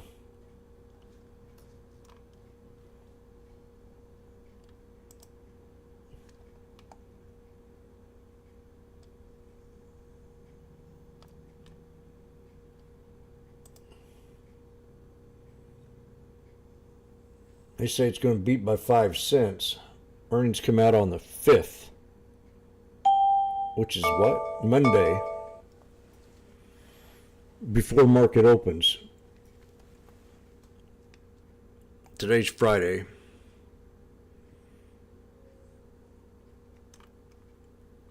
How dare you?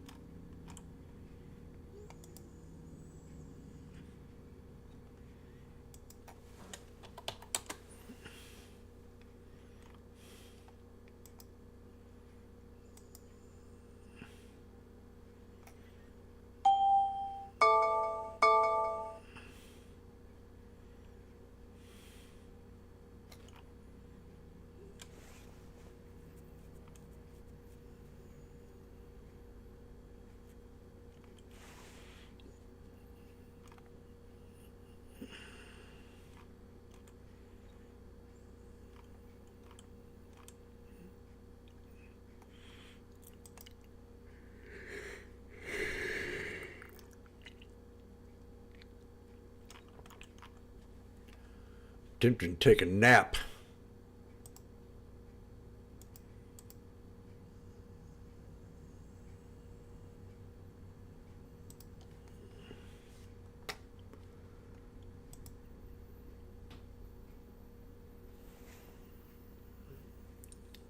Two more days of consolidation.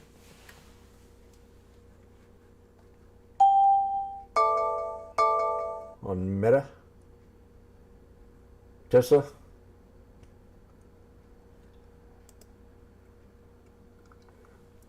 Well, fat cats are back. It's 12:25, 1:25 Eastern time. Apple bounced up to now 152 from 127.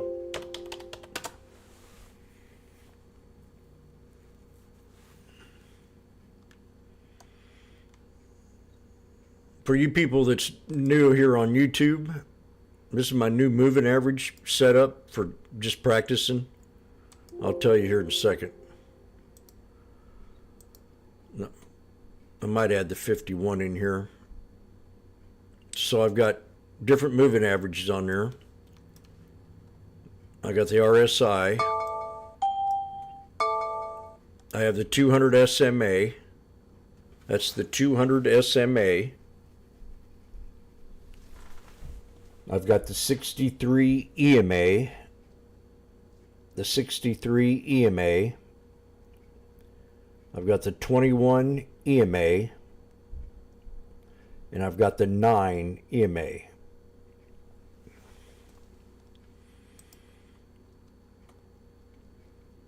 And they're working pretty good for even to use them as swinging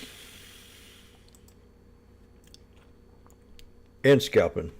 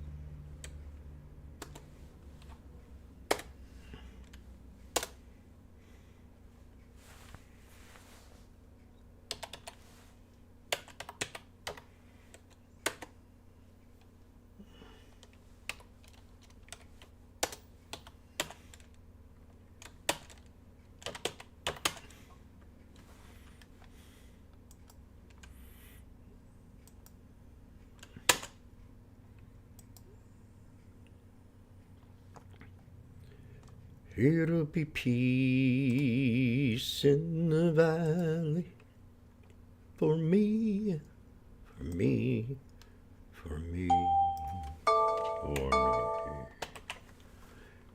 for me.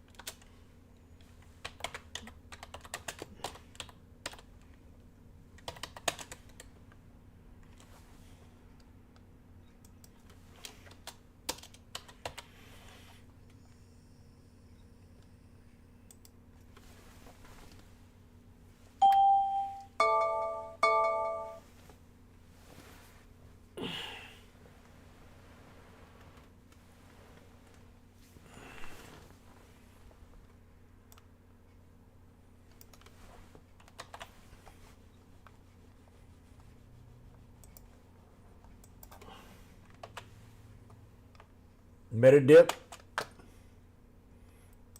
Are you serious? By the dip.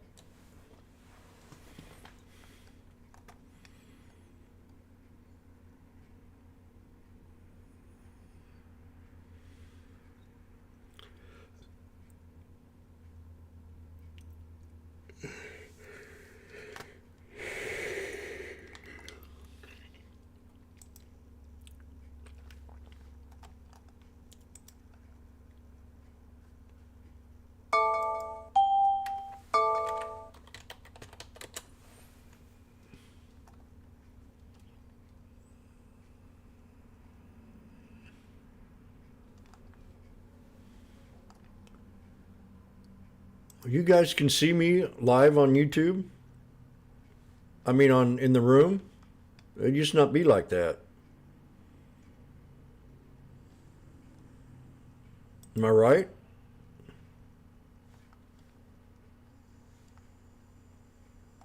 You can see me. It used to not be like that.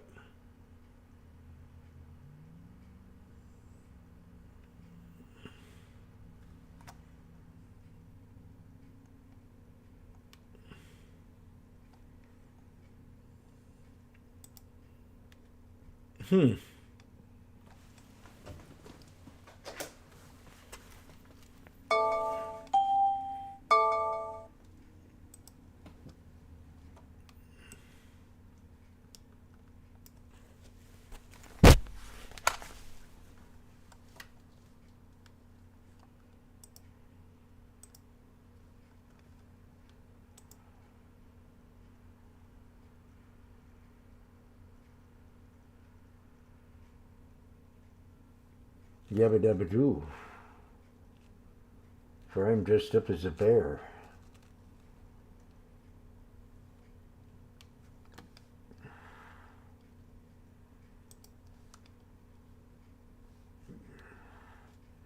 Anything is possible.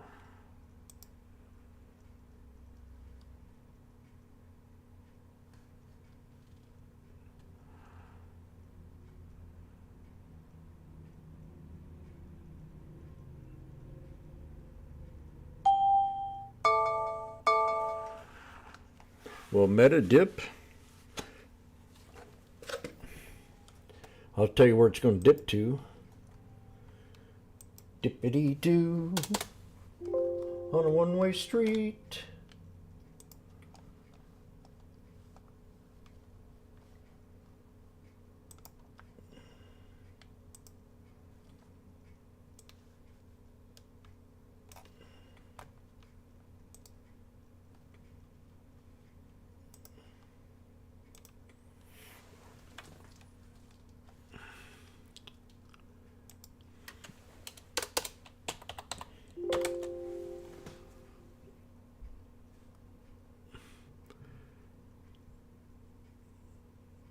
I'd look at this channel right here. I'd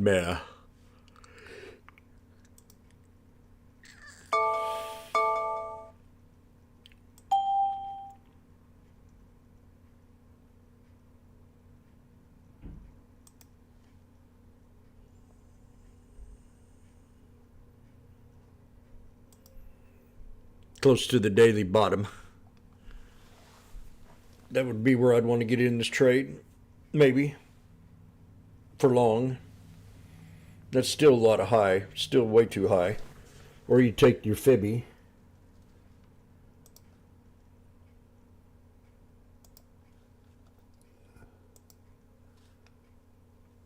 Run it down. Yeah, that's about the top of the channel. 463.80. If that didn't hold, I'd just take it at 50% pullback, 439.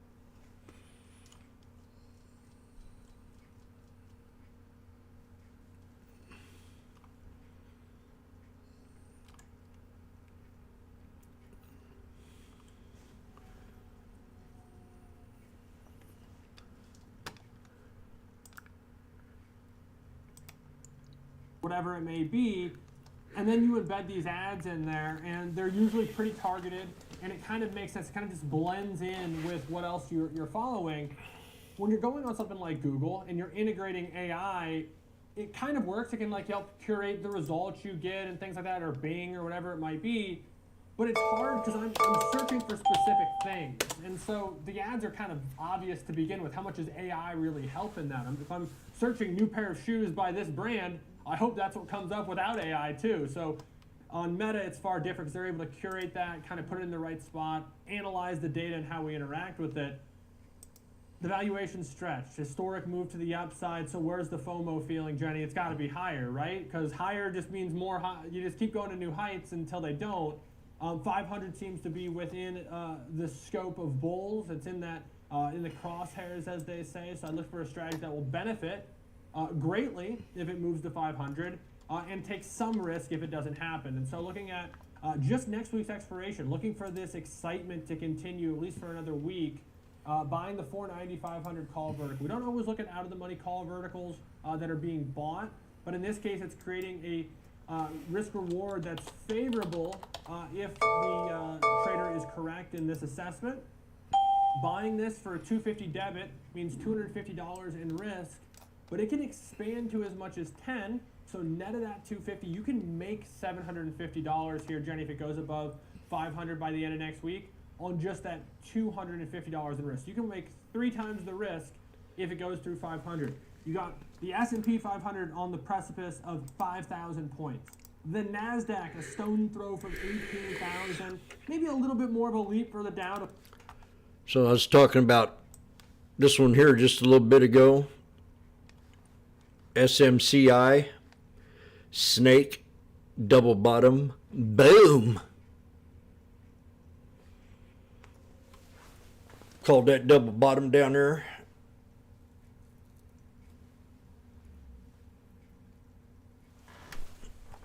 So look at this. We draw the snake out.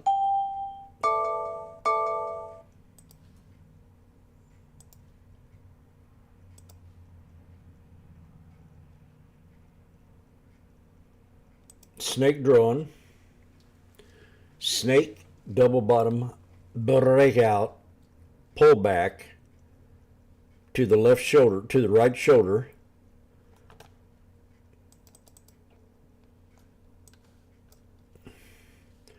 Called this one out this morning. Boom. Pulled back. Boom. We pulled right back to those other 2 support levels. Boom. To the shoulder line of these 2 heads. There's your left shoulder, your right shoulder, and your right shoulder.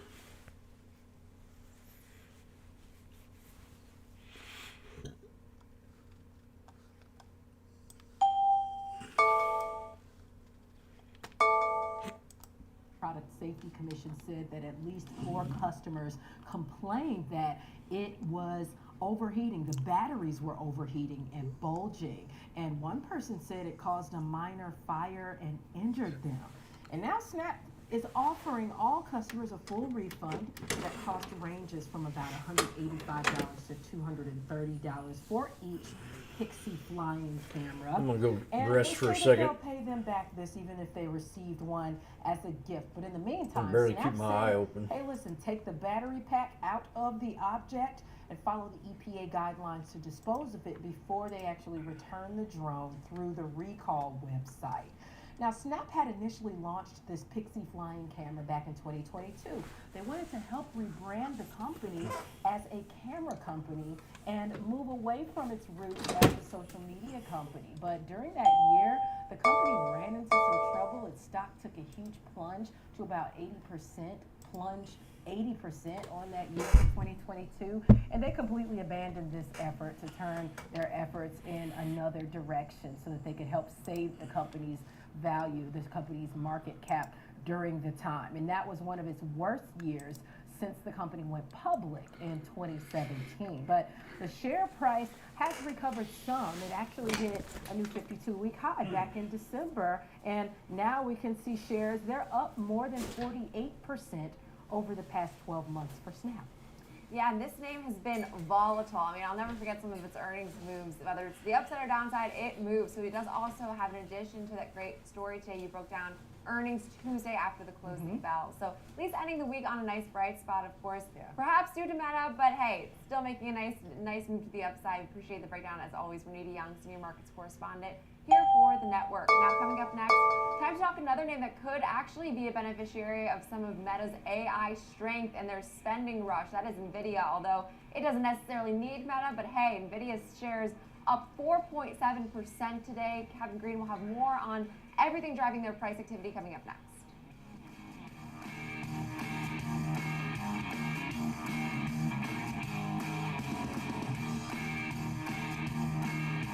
Young lady who was mid-30s, a couple of kids, recently went through a divorce. She had a lot of questions when she came in. I watched my mother go through being a single mom.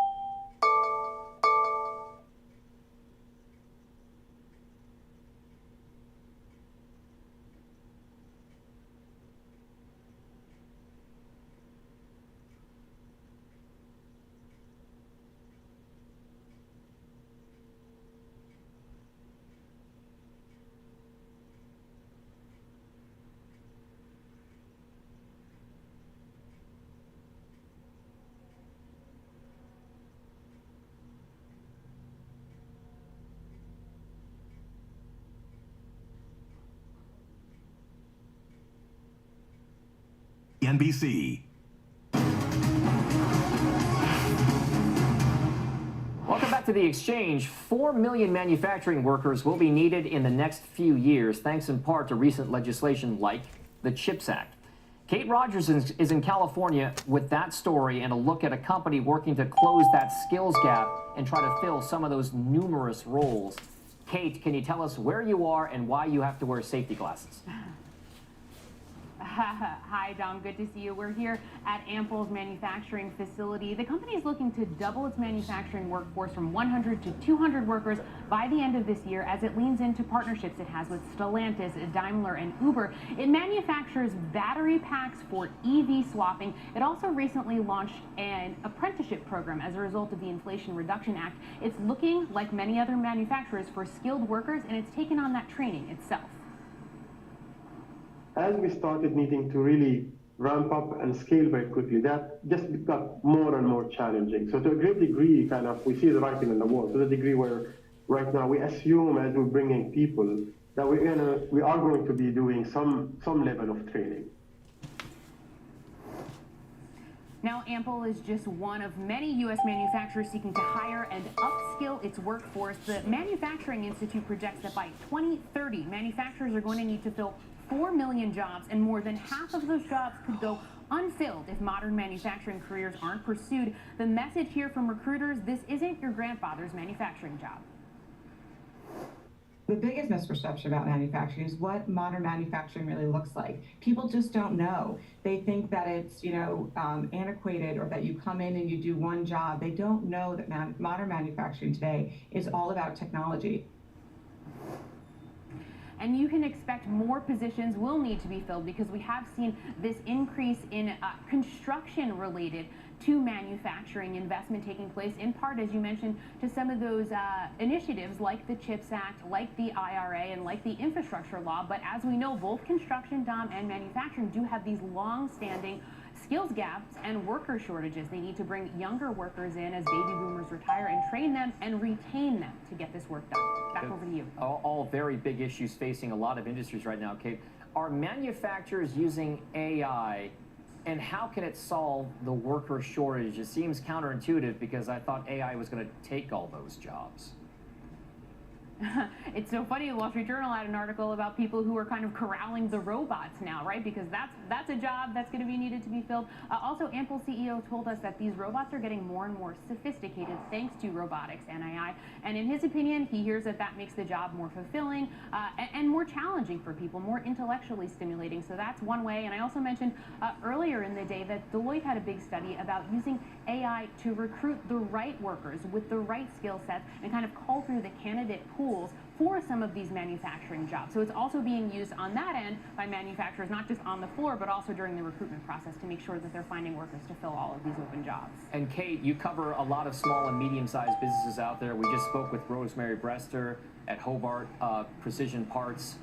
They're seeing some issues with regard to the, perhaps uncertainty around certain things tied to Boeing, but there's also uncertainty with regard to how AI can be used in small and medium-sized businesses. Is there a sense that you get from your travels that AI is going to be bigger in small and medium-sized businesses going forward? Small and medium-sized businesses, Tom, are always trying to figure out the way to be most efficient, right? Because they've got to compete with larger businesses. So I think as it pertains to, making them more nimble or perhaps more competitive, you're going to see it implemented in varying ways. I think recruitment is one of the ways that it's definitely going to come up, and other efficiencies that could present themselves, depending on the sector and what type of small business you're talking about. But I'm sure there will be applications across the board. And as we know, labor shortage, huge issue for Main Street as well. Number 2 issue in the NFIB's poll last month, and we'll see what this month brings on that front. Kate Rogers, live from a factory. Thank you very much. We'll see you soon. All right, coming up, 2024 is off to a busy start for activist investors. This name recently became a target. Shares are down over 50% over the past year. Does this mark the start of a turnaround? It's our mystery chart. It's coming up next. Keep it right here.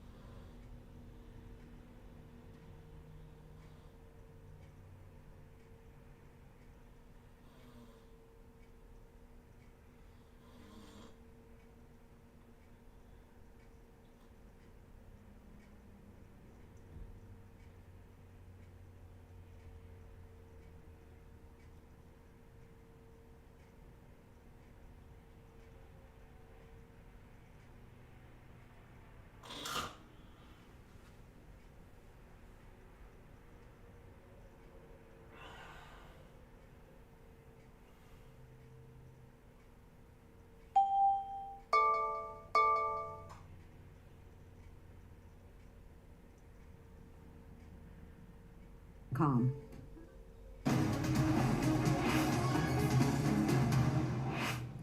Welcome back to The Exchange. Companies faced a record number of activist investor fights last year.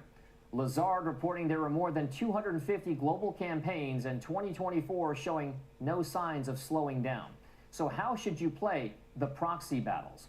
Joining us for a special activist edition of 3 Bails and a Buy is Danielle Shea, Simpler Trading's Director of Options. Danielle, great to have you here. Big Oil has been an activist target for some time, and something ExxonMobil CEO Darren Woods is familiar with, given the company's ongoing fight with engine number 1. He addressed that situation earlier this morning with the team on Squawk Box.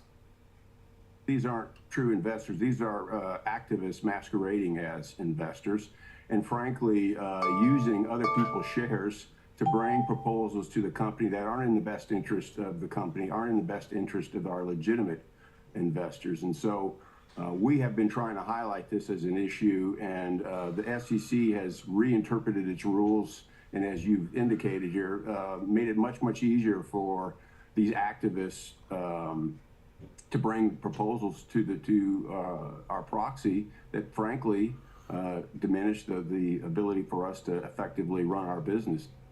So those investors that Darren Woods has mentioned are pushing for increased emission restrictions. Meanwhile, BP is facing activists with the opposite goal.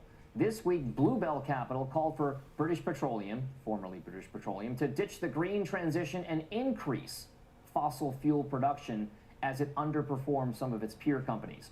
Danielle, let's start with BP, the company formerly known as British Petroleum. What's the trade for BP?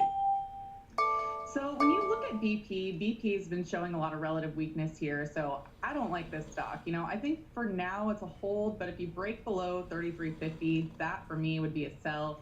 If you look at earnings, they've missed earnings estimates the last 7 out of 12 quarters, so for me I don't like that either. And then I also don't like the way that it gapped down 4.9% last quarter. So, you know, I think it's okay to hold it, but if it breaks 33.50, it's a sell. Okay, Danielle, and forgive me for this because we had just set it up talking about Darren Woods and ExxonMobil. Let's go to our side of the Atlantic. What's the trade on ExxonMobil? So I like ExxonMobil, and I'm invested in XLE, and I am invested in ExxonMobil. I think that this is one of the shining stars within this space. It has been a little bit weak. You know, we've seen a little bit of relative weakness this year, but if it can break out up above 105, I think that would be a great spot to add more shares. That being said, if we continue to get this weakness and it breaks down below 95, I would change my analysis, but this is one of the leaders in this space. Okay, so there's the big oil trade. Next up, we're going to put a bail up there. It's Etsy in your mind. This was, by the way, the mystery chart that we showed you just before the commercial break. Shares are losing about half their value over the past year, but they popped yesterday after Etsy announced a partner from Elliott Management would join its board of directors. Elliott has said it's built a sizable stake in Etsy and will work to improve customer experience and long-term value for shareholders. BTIG is saying that Etsy could benefit from a fresh pair of eyes on the company. But Danielle, you are skeptical. I am skeptical, and I think that this is a better one to short into strength. So it has quite a bit of overhead resistance between the $75 and $90 price point. Typically, stocks like this that are in a longer-term downtrend and they pop on news, especially before an earnings report. If you look at the way that it's behaved the last 3 quarters post-earnings, we've been seeing this stock fall. And so when you have a trend like that and then you have a stock that's gapping up before earnings, it can oftentimes be a spot for investors to get out. You know, they're in a losing position. And so for me, I think this one's a short between 75 and 90. Obviously 75 would be the more aggressive level. And then I short it down to 65, strong above $90 a share. All right, Danielle, that's the trade on Etsy in your opinion there. The last one that we have is the bail that you have on Wendy's, which is down 15% in the last year. Activist investor Blackwell's reportedly planning a challenge to Nelson Peltz and the Wendy's board of directors, on which 3 Triad representatives with Peltz's side sit. But Gordon Haskett is calling it a publicity stunt as Blackwell's looks to push back on Triad's activism on Disney shares. There's so many different activist cross currents here. Why are you bailing on Wendy's? So when you look at Wendy's, you can see that it's gapped up the last few quarters after earnings. However, those gaps have immediately sold off. Right there, you can see that you have investors taking profits any chance you get on an upward move. You also have the fact that it's underneath critical resistance. It's in a short-term downtrend. And, you know, again, when you have a stock that's coming up on an earnings report and you've had these negative reactions to earnings in the past, that's typically an opportunity for investors to get out before the report. So I think this one is a short here. I trade it down to about 17.50. I'd say, you know, I'm wrong above about 21, 22. All right, Daniel, we've got just a few moments left here. Speaking of Disney, that's a buy for you today. Shares are down 15% for the year. The company setting an April 3rd date for the shareholder meeting where Nelson Pelton, Trian, as well as Blackwell's will try to get their board nominees appointed. What makes you a buyer of Disney? I think Disney's finally turned around. Disney was a sell for me for quite a while, but the last 2 quarters after earnings, we've seen some gaps higher. We're just seeing a positive trend emerging from the lows in Disney. So with this one, it has already rallied, so I don't like it for a buy right here. I'd prefer to buy it a couple dollars lower, but I think that traders can trade it up into about the $100 a share price point. Danielle Shea with all of those stocks on bales and buys at Simpler Trading. Thank you very much. Have a great weekend. Thank you, you too. All right, that does it for the exchange. Power lunch is coming up after this, and right now markets again holding on to gains, and the Dow Jones Industrial Average is currently at session highs right now, just up about 1/3%. Power lunch up after this break.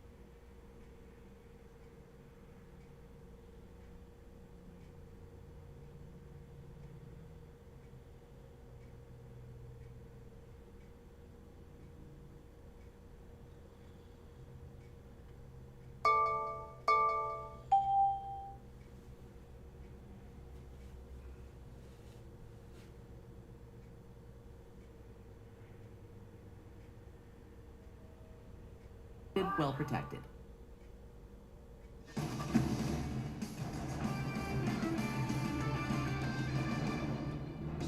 Good Friday afternoon, everybody, and welcome to Power Lunch. Alongside Courtney Reagan, I am Tyler Matheson. All 3 major averages higher right now, set to end the week in the green as well. Let's call it the first week of February, Groundhog's Day. For the Dow, that is up 13 weeks of the last 14 if we end higher. The Dow has only been down one on the week once since the end of October. Markets reacting to a stronger than expected jobs report. Also some strong tech earnings. Look at Meta, up 20% on a $1 trillion company. That is $200 billion of market cap gain. Zuckerberg did not have a good day in front of Congress on Wednesday, but his stock is having a good day today. No company has ever added $200 billion worth of market cap in one day. Court? Wow, that's pretty incredible. Results also in from Amazon and Apple. Amazon higher by 8%. That's boosted by higher holiday sales, and Apple off its worst levels after concerns about slowing iPhone sales. Lots of movers in that tech space, Tyler. We start, Court, with the markets and the strong jobs report that is causing investors to adjust their thoughts on when and how fast the Fed might cut rates. 353,000 jobs added, nearly double the expectations. Wages also came in stronger than expected, that giving the market a little bit of pause there. Let's bring in a new face to Power Lunch, Frank Marzano. He is managing director with WealthSpire Advisors. And our friend Sarat Sethi is back, managing partner and portfolio manager with DCLA. He is also our guest host for the hour. Sarat, good to have you with us. I'm told that you and Frank know each other. We do. You have a history here. We have a good history. We have a good history here. Yes. Is he all right? He's a good guy? He is a great guy. All right, Frank, what do you think here? You're collectively, you say you're underweight equities and overweight fixed income. What does that mean in practice when you're looking at someone's portfolio, and why do you have that position right now? Well, you know, there is a clear gap between the hard data reflecting how the economy is currently performing and the soft data, which is polls, surveys, and the expectations for how the economy will perform in the future. And we are very confident that the Fed is going to lower rates in 2024. We're very confident also that it's not going to happen until the hard data weakens. And as you can see by today's non-farms payroll report, hard data is very robust and soft data is not reflecting the same thing. So we think that the rate hikes over the last 2 years will ultimately result in a normal economic cycle leading to lower growth, lower inflation, and there's asset classes and sectors that typically outperform in that environment, and there's asset classes and sectors that don't perform so well in that environment. So as a result, we are underweight equities, overweight fixed income. Yeah, and I see you also like gold among the things you like. So let me drill down just a little bit more tightly on what underweight means. Does underweight mean that you would typically be advising your average customer to be 60% equities and 40% fixed income, and now you're closer to 50-50? What does it mean in practice? So each one of our clients has a target policy asset allocation, which means over time, for instance, with regards to equities, this is the amount of equities that we would expect them to have in their asset allocation over time. So relative to that asset allocation, our clients are underweight in equities. Got it.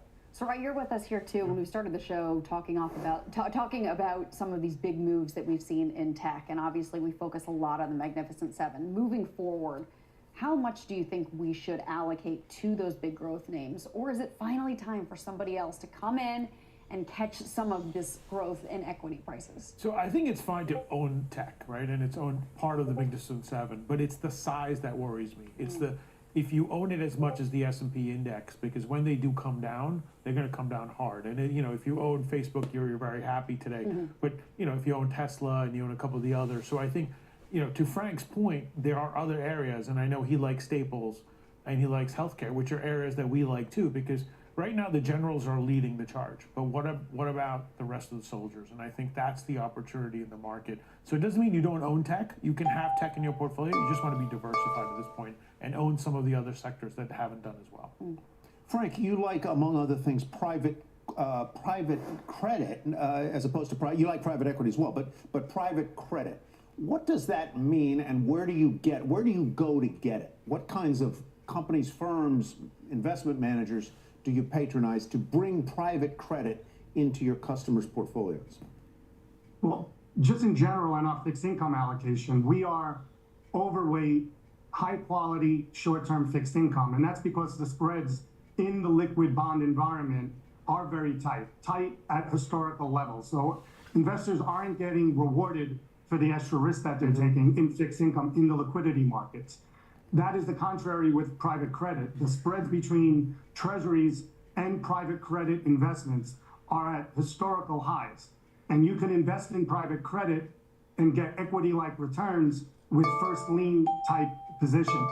We also like private credit because we see private credit as a bridge to a brighter day for private equity companies that are looking for some type of liquidity event in this environment, and they're finding it very challenging. Banks aren't lending as aggressively as they once were, and they're going to private credit for the bridge to a brighter day where maybe interest rates were lower and they could achieve the valuations that they see. Why gold, Frank?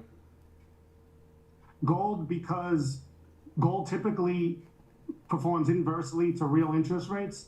Real interest rates right now are at very high levels, and that would mean that you would think gold would be at very low levels. Gold is at an historical high, which means that there's a tremendous amount of demand for gold, and it's likely due to a lot of the macro uncertainty that's out there. And we feel that as the Fed does lower interest rates, that will lower the real interest rates, and that could be the environment that could bring gold to a whole nother level. Frank, thank you for being with us. Surratt said I needed to ask you about your golf game. How is it? It's pretty good. It's better than Surratt's. Oh, there you go. Some All right. fighting words. All right. He said you did well at the Amex Pro-Am, right? Ask him what he did last year. Last year, I think. Former champion. All right. Former champion. Former. Emphasize. All right. Thanks, Frank. Appreciate it. Thank you very much for having me. I appreciate it. You're very welcome. Well, the surprisingly strong January jobs report having ripple effects across the bond market. The U.S. Treasury yield topping 4% today as investors question when the Federal Reserve can start cutting interest rates. So let's get over to the CBOE where Rick Santelli is standing by. He's got a special guest for us here today. Hi, Rick. Yes, hello, a very important guest. This is Casey Mulligan, economist, professor at University of Chicago, and he was chief economist under the Trump administration with the White House Council of Economic Advisors. Welcome, Casey. Beautiful trading floor, isn't it? I love this, Rick. All right, so today we had this whopper of an employment report, 353,000, up 0.6 on average hourly earnings. If you look at year over year, up well over 4%. But I noticed the work week took a drop to 34.1. And outside of COVID, that's the smallest work week in 14 years, and the data series started in 2006. Thoughts? Yeah, anytime you have an outlier, that's subject to revision. Expect them to revise that. And that also has an effect on the wage because, of course, they're taking the earnings divided by the work week to get an hourly wage. So that's an outlier on the upside. I think we'll see those both revised more normal. That makes perfect sense. It's just a numerator and denominator, and by changing the work week down with the same pay, it makes the pay look greater than it is. Now, the next topic, we've had productivity out this week, and productivity is acting quite solid, but yet there's lots of aspects to the economy that don't seem very productive to me, whether it's industrial policy or all the debt. The debt's huge. We're running 21% over last year, and last year was $1 trillion. So for the first 3 months, we're that much higher. Your thoughts? Well, I'm a little less worried about the debt as long as these guys and ladies here are willing to buy it, and it seems like they are. The yields are pretty low, price is high. The demand is there, so it's a little bit hard to object to the supply yet. Okay, and on the productivity front, do you see any flies in the ointment, or is productivity that solid? Well, solid's not the way to describe it. We had terrible historical productivity in 2021 and 2022. And so finally recovering some of what we forgot how to do. But we're still not recovered to our previous trends in terms of getting better and better at what we do. The other trends we're seeing is out of private business and into nonprofits and into government. And there we can't even measure productivity. So if you can't measure productivity, so there are distortions that get into the system. What about the value of the dollar? Even on a quite simple term, the value of the dollar is potentially the stronger it gets. That will have an effect on the output with respect to how they put together productivity, will it not? Well, it depends on the sector. So it very much affects our sectors that export internationally, yes. Okay, so international corporations. Now, next week we have 3s, 10s, and 30s, and that package is $121 billion. It seems like everybody pays attention to the auctions, and it's hard to dispute your thoughts. If they want to buy it, you know, if they like cake, let them eat cake. But some of these auctions have been a little bit iffy. Is the Treasury going to keep a super close eye on this? It certainly seems to me that in the future, T-bill issuance isn't going to moderate. Right, and they have a tough job trying to place all these securities. It's a massive amount that no underwriters ever had to place before, and they have a challenge in front of them. Now, with respect to Janet Yellen and where they put the supply, where the maturities are. The market wasn't very happy that we didn't do more long dated when interest rates were low. Is this now the norm that we're going to continue to see more T-bills than anything else if the Fed's going to be potentially easing? Your final thoughts? You know, I found resistance in the Treasury Department to that. We had talked about having maybe even consoles like Britain did during the Trump administration. Rates were low. They didn't like that. I understand. Casey Mulligan, it's been a pleasure, Professor. Thank you for joining me today. Tyler and the gang, back to you. Thank you, Rick, very much. Court? Yeah, so I just wanted to get your thoughts really quickly about what we heard from the Fed earlier this week. Obviously, a bit more hawkish tone than the markets were expecting. And then today we got this strong jobs report data. You think the Fed needs more data before they sort of move off of where they are. How long of a trend would you need to see in any of these data reports to see a change in order to make a change in policy? So I think we need more data like we had today, Okay. right? I mean, what it reinforced was exactly what the Fed said. So imagine if the Fed had actually gotten dovish on us and this data came in, right? Because I think one of the biggest mistakes the Fed can make in an environment like this is to cut rates if inflation is still hot. Because then not only do you slow down the economy, but then you have inflation high and then you get a stagflation area, which is much harder to get out of. So because it's lagging, I think we're going to have to wait and see, you know, what does the next month say? What does the month after that do? And, you know, if they get any indication of inflation coming down, and we don't know because wages were higher now, right? Or you get a slowing economy, and we haven't had that. But once they see that, I think they also have to be ready to go. Because the other thing you don't want to be doing is causing a recession. And especially if you're doing it in an election year, one side is going to be a lot happier than the other. One is if you know, so I think they have to be very careful as to how they play this. So you think there is still a risk of recession? I think there is a risk of recession because rates have moved up so fast, so quickly, and you're already seeing, you know, you're seeing delinquencies in the consumer. You're seeing companies not really spending capex, other than the tech companies that are going crazy. But you're not seeing industrial companies do that as well, and you're also seeing, you know, housing not as robust as it is. So you could, I mean, again, a recession has many different flavors to it. So you could see a slowdown, but that's what the Fed is trying to do because running inflation so hot is just hard to do, and especially if the economy slows down. We're going to take a quick break, Saran. Stick around. We'll have you back. Coming up, big tech coming in hot. Apple iPhone demand weaker than expected, but betting big on the Vision Pro. Amazon punching back into the AI race, and Meta's year of efficiency paying off big time. We'll tackle all this and more in today's Tech Check.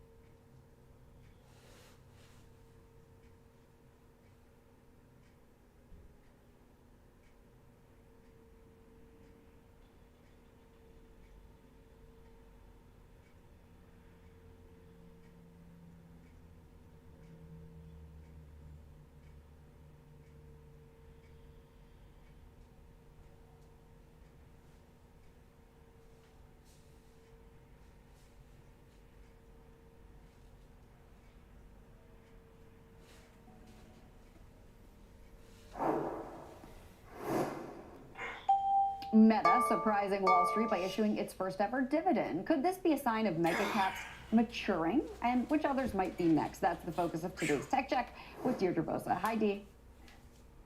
Hey, Courtney. Well, let's talk first about why Meta's dividend was such a surprise to the street, because it really represents potentially this broader shift within tech in Silicon Valley. It used to be that tech companies, they're growthy, they're innovative, they were going to reinvest every dollar of profit back into the business. That mentality met the mentality of the year of efficiency led by Zuckerberg himself. And here you go, we're at Facebook, Meta, issuing a dividend, which made us kind of think, who could be next? So we looked at the capital allocation plans of the Super Six. We left Tesla aside for now. You can see that Apple and Microsoft, they've had robust capital return plans for a long time, for decades. The kind of glaring omissions here, remaining especially after Meta, that's Google and Amazon. Amazon, of course, is almost 30 years old, but it didn't really become profitable until 2015. This quarter, everything kind of came together. Huge operating income, better margins in its e-commerce business, a growing cash pile. So it probably could issue a dividend. The question is, will it? Amazon is still known very much to reinvest back in the business like it did during the pandemic, doubling its logistics footprint. Google, SPY had a new high. one because Alphabet has done a share buyback, but it's resisted calls for a dividend, and that may be harder to do going forward. Alphabet is kind of your classical Silicon Valley, right? It has its other bets unit, which looks at big moonshotty projects, but this year has certainly been indication that Google is getting more fit, more efficient. So does that mean potentially that dividends could be next? It's possible, guys. Anything is possible now that Meta did it. Let me turn to Sarat, if I might, Dee, for just a moment. How much more appealing would Alphabet or Amazon be to you if they paid a dividend? So I think this signal, and one of the reasons I think Meta's up where it is because what do they signal? Capital discipline. If you're going to return, at least in the United States, if you initiate a dividend, you don't cut it back. It's not a flexible dividend. It's not we'll do it this quarter, but not next quarter. Right. So what does that tell investors? It tells us that they're going to actually have a minimum hurdle of this, and we're going to look for it to grow. So that tells you this company's now looking at, maybe the moonshots aren't really out there. It's also telling you that they're not going to spend money just on acquisitions that maybe don't make any sense. Plus, we know that's really not working these days with the government. So I think if Google did one of those, I think it'd be really good. One of the reasons Google stock didn't do as well, it's not because they didn't have really good expectations. They also said we're increasing our CapEx. And we're now in the year of, I call it the year of cash flow. Because if you say our capital is going to be less than it's supposed to be or we think it is, you're going to actually get punished. I mean, look at Charter Communications today.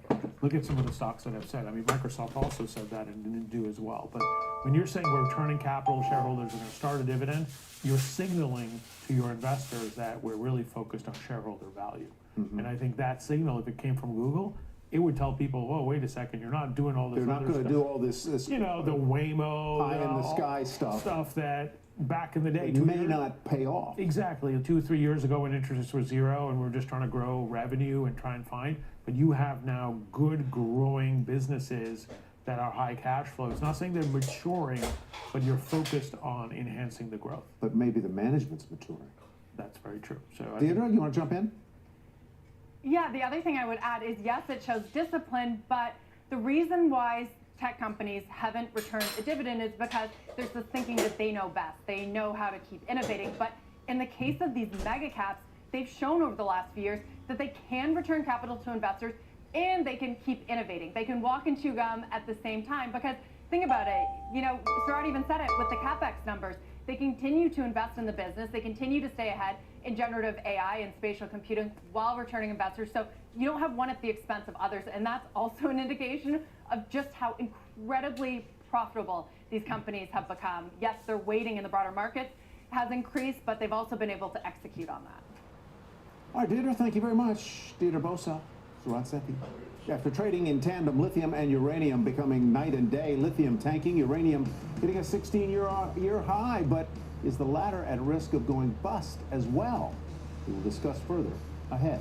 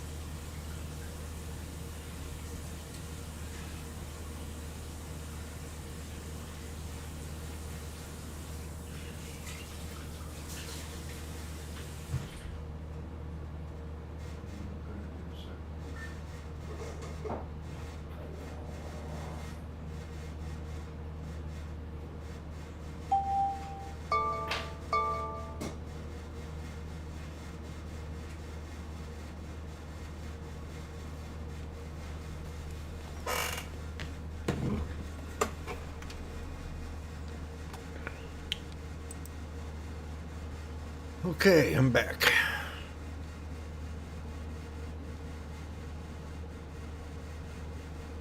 They might have gone home, Percy.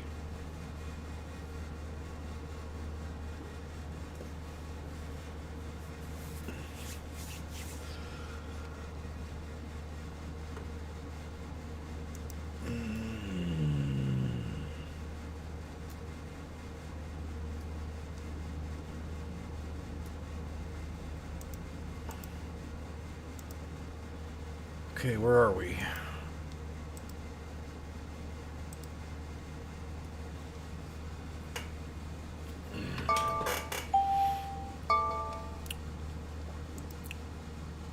The market is crazy.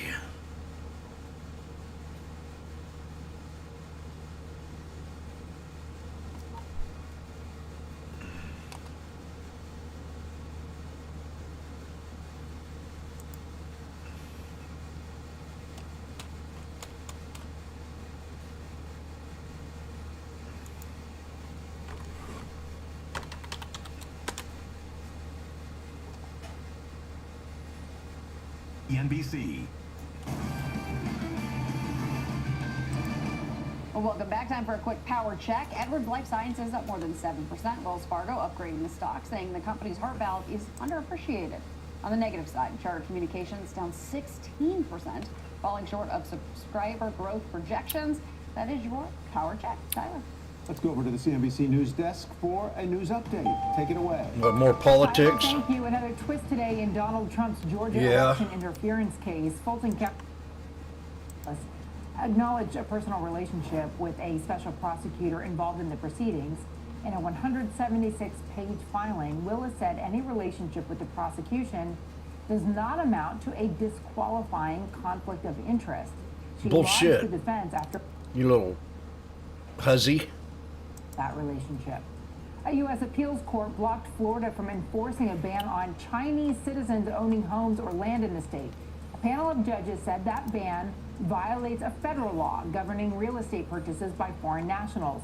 That could be a blow to lawmakers in several other Republican-led states, including Texas and Alabama, that are considering similar restrictions. And New York's transit system is getting an Why did she say overhaul. Republican? Wider subway cars that passengers can actually walk between. The New York City transit system Would it tested matter? so-called gangway trains this week. Trains like this are common in Europe and Asia, but it's the first time they'd be used in the United States. And of course, people do walk between the subway cars. They're just not supposed to because, you know, it's dangerous. Duh. Exactly. I was just thinking, wait a minute, why do we need this? But okay, I guess They do say it in it will other also areas. cut down on what's known as subway surfing, where people are able to go yes. between the cars, climb up on top, and take their life. They get killed, yeah. And they get killed. They get killed. Yeah. Oh my gosh, that's so dangerous. Thank you very much. Contessa, thanks. Well, Elon Musk ahead of the curve with the Neuralink, a technology with seemingly endless potential. But can you trust any product with such a controversial figure behind the wheel? Also goes in your brain. That's next. Their news is very biased, I have to admit. I'll give them a news update. Okay, And most notable, I'll go back to my girlfriend here. folks, this is the Bitcoin ETF of John O'Steinberg's Wisdom Tree. You came on with us as you were developing this, and you got the okay and got the green light from the SEC. And this breaks history because now U.S. investors can have a chance at the real price of Bitcoin. Tell me about that moment, because obviously there was a lot of pushback with the SEC, but you were the first, among the first of these ETFs, all on the same day, and it was exciting, right? No downgrades that I recognize. Clearly it was not easy. That the SEC, certainly you could say, it's fair to say they were cautious about approving Bitcoin ETPs. Macy's had an upgrade. It's ironic because I don't believe that. Approved 11 in one day. They created a feeding frenzy for Bitcoin ETPs. It's amazing that there are more Bitcoin ETPs in the U.S. than there are S&P 500 ETFs in the U.S. So it's it launched very mature as an exposure. very good, bullish long term if you're a Bitcoin enthusiast, a cryptocurrency enthusiast. But yeah, we're in for it's a big deal for investors, mainstream investors that didn't want to open up their own MetaMask wallet. This normalizes their ability to invest in Bitcoin. Right, and you know, as we see this and it becomes more normalized, and as Bitcoin has been around, each day that Bitcoin is around, I guess people have a little more trust in it. Oh man, look at that knife on that. We got up to 49,000. There are people who are calling for Bitcoin 100,000, but you are giving the opportunity for U.S. investors to have a hand in this and changing the landscape. And that being said, among some of the concepts and developments that you've been working on, Jono, cryptocurrencies as an asset class, tokenization, of which you're a leader in that, and blockchain-enabled financial services. I know you have, I think, about 13 blockchain funds there. Tell me a little bit about this innovation, and that's part of the success of WisdomTree, being a little different and having that vision, right? So we really try to innovate, and that means trying to be early. So for the last 5 years, we've been asking what could do to ETFs what ETFs did to mutual funds, and the answer really solidified around tokenization and blockchain-enabled finance. And so what's really exciting, WisdomTree is having great momentum in the core ETF business, and with expanding margins, even while we're investing in the future. And the future really starts at the end of this quarter or the beginning of second quarter, when WisdomTree Prime, our mobile app, goes national, and we start marketing that new app, which will allow consumers to invest and save and pay with a convenience that's not yet been achieved by anyone else. So blockchain-enabled finance and tokenization will be the next driver of innovation for the decades to come, and it's exciting that we're ahead of all of our peers. So in this, congratulations for this app, the WisdomTree Prime app, and it's mainstreaming Bitcoin and Ethereum. And in addition to that, you'll be able to do peer-to-peer payments, and I think there are other things on there, right? Money market funds and such. Is that right? It's It sounds interesting. Entity in itself. Yes, it is. It's its own ecosystem that will allow you to invest. So we have treasuries, equities, money market funds. We've announced model portfolio exposures with Professor Siegel. So with one ticker from the investor, they get a model-like experience. So we're competing with, as a wallet, with your bank for savings, with your broker, as well as with your RIA for your investment answer. So a lot of things are converging at once to offer savings, investing, and payments with greater control for yourself as the consumer, which is what drove success of ETFs. Better functionality and better user experience. Right. I mean, the ETFs, when they finally became popular, surged because people got a taste of what an ETF really was, and it gave them that ability to have a wide array of investments. And what's interesting, and I'll ask you this, because in the environment we're in, where the S&P is at highs today, and you have these tech stocks taking off, what do you tell folks when they ask you about your market outlook? I know you have so many products that can hedge, that can double down, that can diversify, but when someone just simply asks you about your outlook on this economy or the consumer or the Fed's moves, what do you say, Jono? Well, first of all, not knowing the actual portfolio, I think you have to fall back on the need for a diversified basket so that you can weather the short and the long-term volatility in the market. It doesn't seem as if the volatility of the market as fast as many in the markets have anticipated it. So I think you're going to continue to get. Are you serious? The volatility of the market. Very short duration, shortest duration government bonds, and then a diversified portfolio. And it's true. I did throw my grandma in front of the streetcar the other day, and Damn thing, streetcar had totaled out and she still kept walking. Here, so those are sort of the things that we're looking at Wisdom Tree. Yeah, unbelievable. So we will continue to follow all of that, and your Wisdom Tree Prime app, which will be expanding and going nationwide. So I hope you'll come back and give us some updates at that time. Thank you very much. Congratulations to you, the whole Wisdom Tree team, getting to that $100 billion assets under management mark, surpassing that, and the endeavors going forward, and really being a groundbreaker in the world of these spot Bitcoin ETFs. I mean, you go down in history for that. A lot of exciting things that have happened for Wisdom Tree, and many more to come. Good to see you, John O. Steinberg. Thank you so much, of Wisdom Tree. I don't think Meta will hold. The second half of our show, the CEO of Alto Neurosciences is standing by. And we'll also have our panel ready to discuss the Apple earnings. We'll be right back.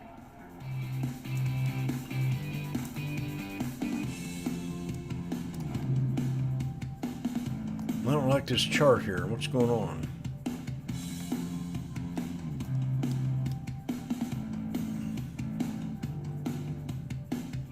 Meta will hold, I think.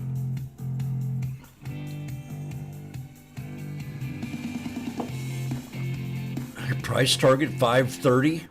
Ameritrade is now part of Schwab, okay, bringing you an elevated experience tailor-made.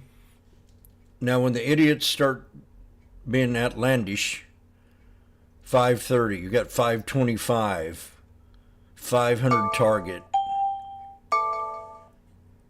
530 from 425, 450 sounds right. BMO Capital raises price target to 450. Oh God, here's a 575. 527 target raised. Okay. I can see where you got the 527 by using the linear channel. I would practically believe in that one if I was to go long, but I wouldn't buy it today if I'm not in it. I'd wait for a pullback. Not a big one either.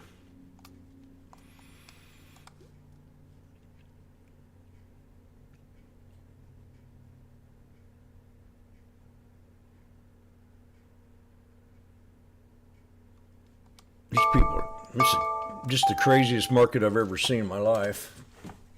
I have to believe in it now. I can't keep denying it.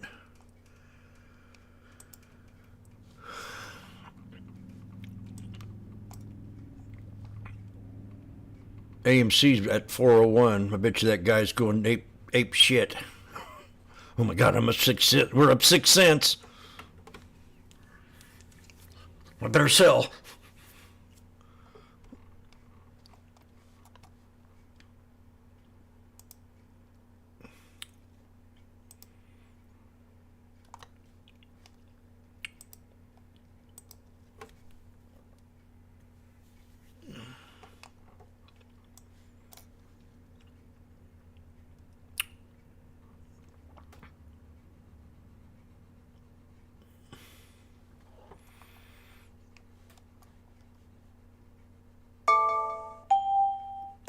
My target would be 500, the magical number. This guy has 530 by UBS. They wanted to break 525, sounds reasonable, but unbelievable, that thing. Just makes you wonder when PLTR is going to bounce.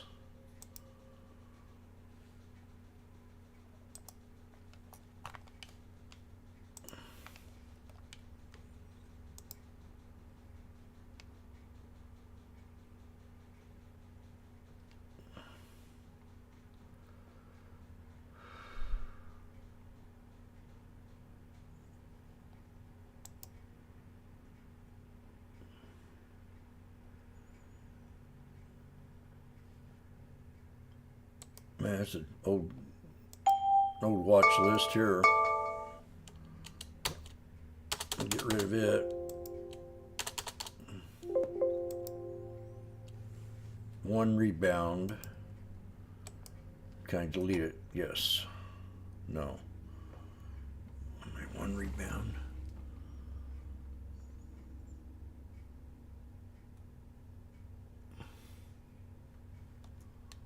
Goodbye.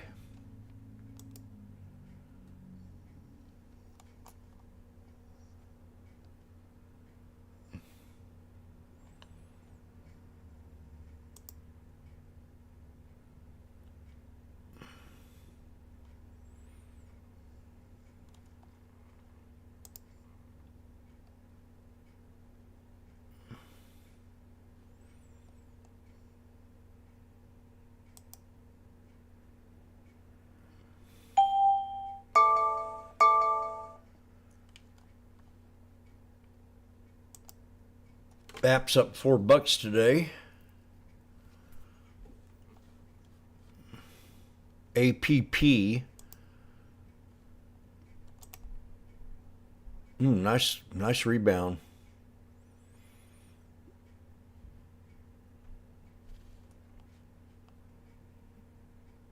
Deck.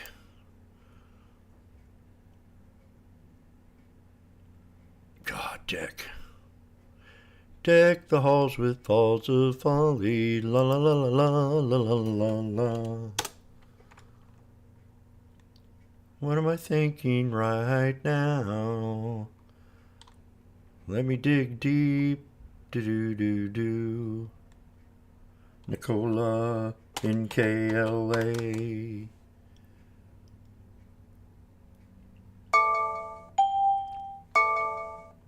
BYND.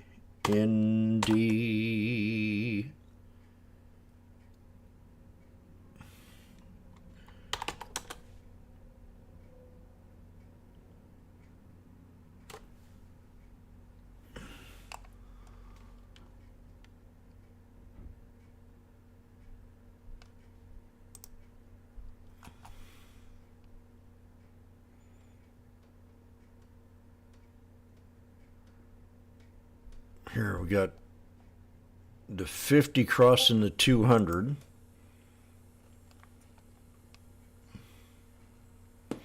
Sava.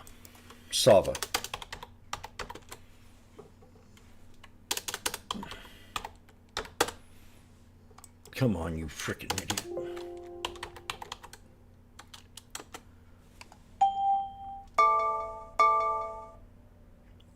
Sava's at a double bottom on the linear, on the standard deviation.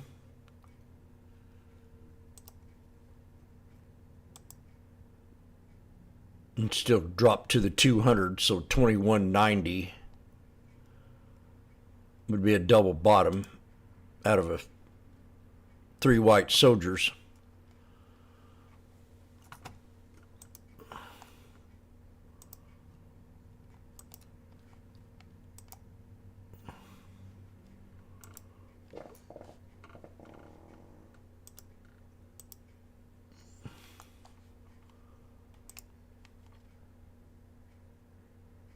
ALTO. It seems like we have a lot of treatments, seems like we have a lot of medications, but turns out most of them work the same way, and we have no way of knowing whether a drug will work for any given patient.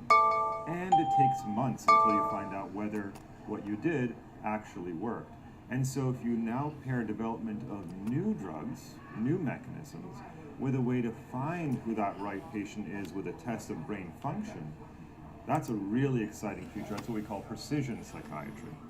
Tell me about some of the phases that you are in now, in these rounds that you are trying to get the care in the right places.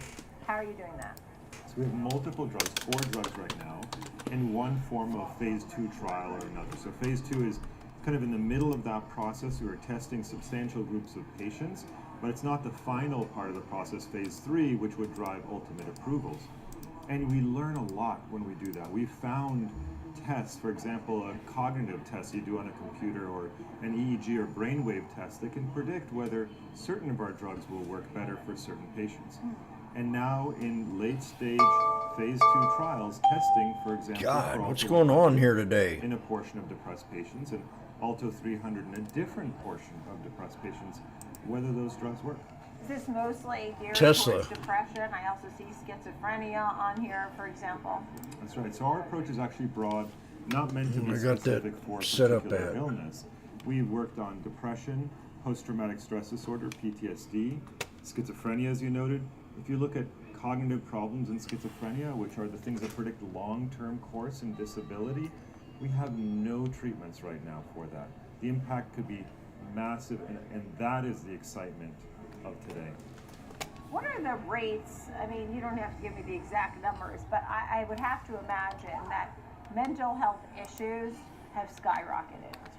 If you take the New York City subway, I can tell you, you can just see it right there. And I'm not being funny. Tesla It really rebounded is nicely. problematic, and people have loved ones who are suffering with some of these things. So tell me about how prevalent this really is. There's various numbers that people talk about. Yeah. A quarter of people, for example, We have with 15 minutes to power hour. have some form of a psychiatric problem, mostly depression and anxiety, and then some with things like bipolar. I admit, I have anxiety sometimes.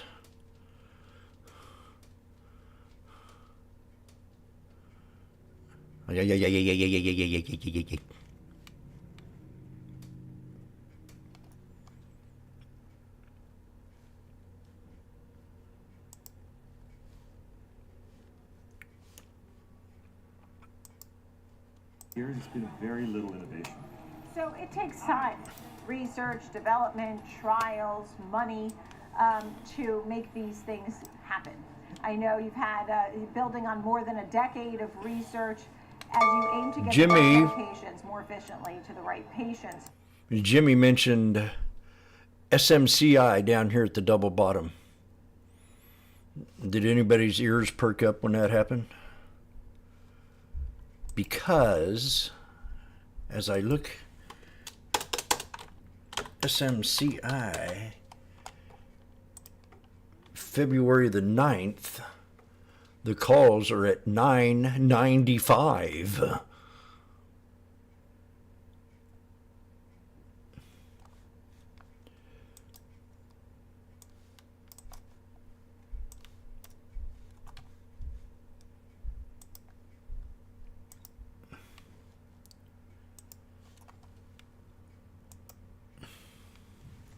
Turned down for what?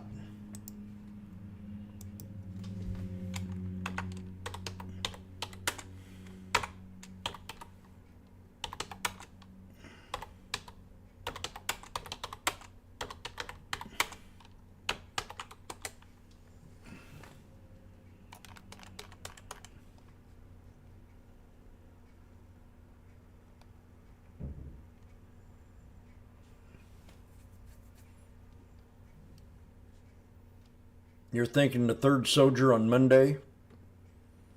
Well, Yoko's really getting good.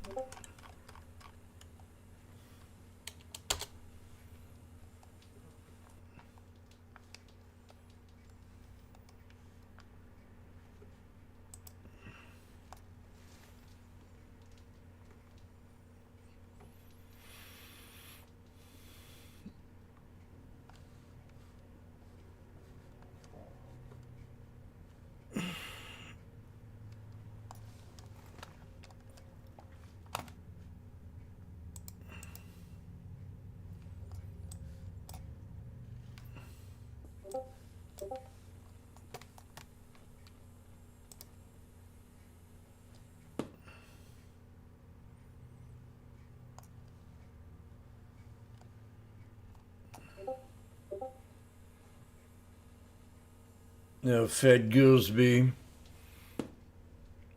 Don't trust him. He's way out of touch. He's very biased.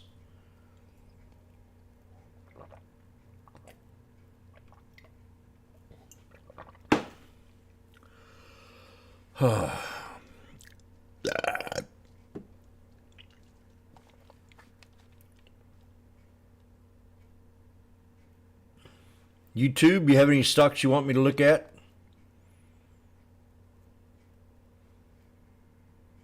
Do I have any plans? Yes.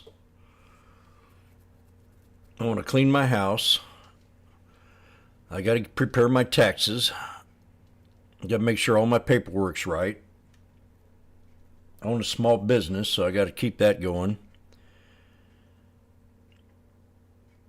I'll probably be paying a lot of taxes this year.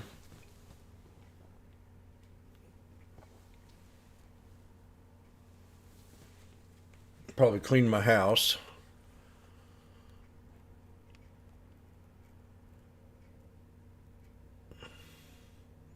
I'm going to take a shower.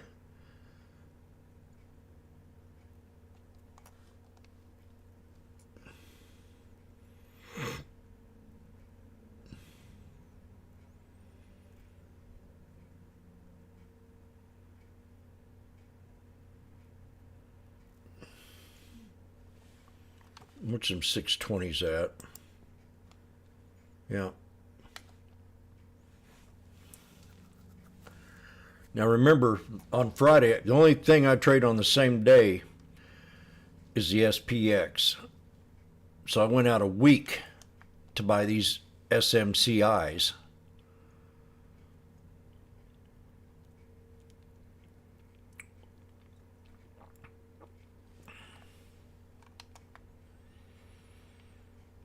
We just went to 10.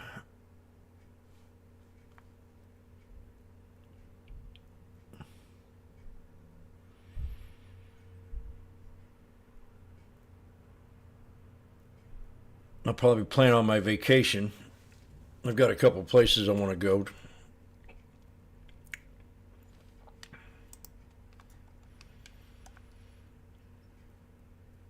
If you ever been to Jamaica, that's one of my favorite spots, just because of the music.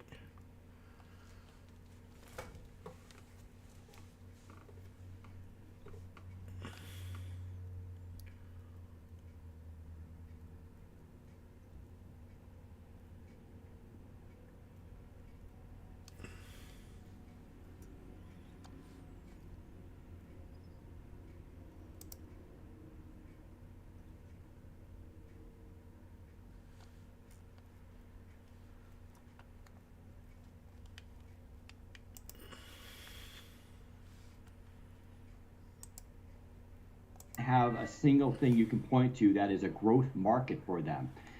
iPhones are flat, but that's just reflective of the smartphone market, which is flat itself. PCs, they're flat too, so Mac sales weren't very good either. You know, they held steady at flat, but they're not improving at all. So I don't know where Apple goes from here. The Vision Pro is not it. The Vision Pro may be it years from now, but there's going to be a lot of research and development that goes into that to get there. And they're going to have to make profit and money there in between when that happens. So I don't know about the Vision Pro. It's something that a technology we talked about in 2022 with the metaverse and VR. And let's be clear, that's basically what this is. Apple calls it something different, but that's what it is. Meanwhile, the entire tech industry has moved on to AI, and lo and behold, people are making money with AI. I don't know where Vision Pro fits into that, and I think that has people worried, as well as, of course, China and the decline of iPhone sales there, but that was also expected.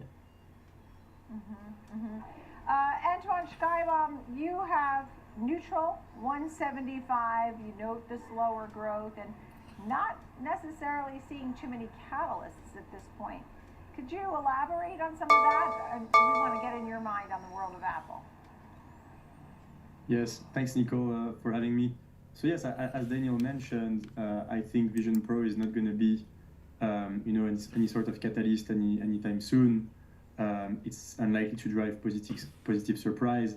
The product will take long to mature, to build an ecosystem.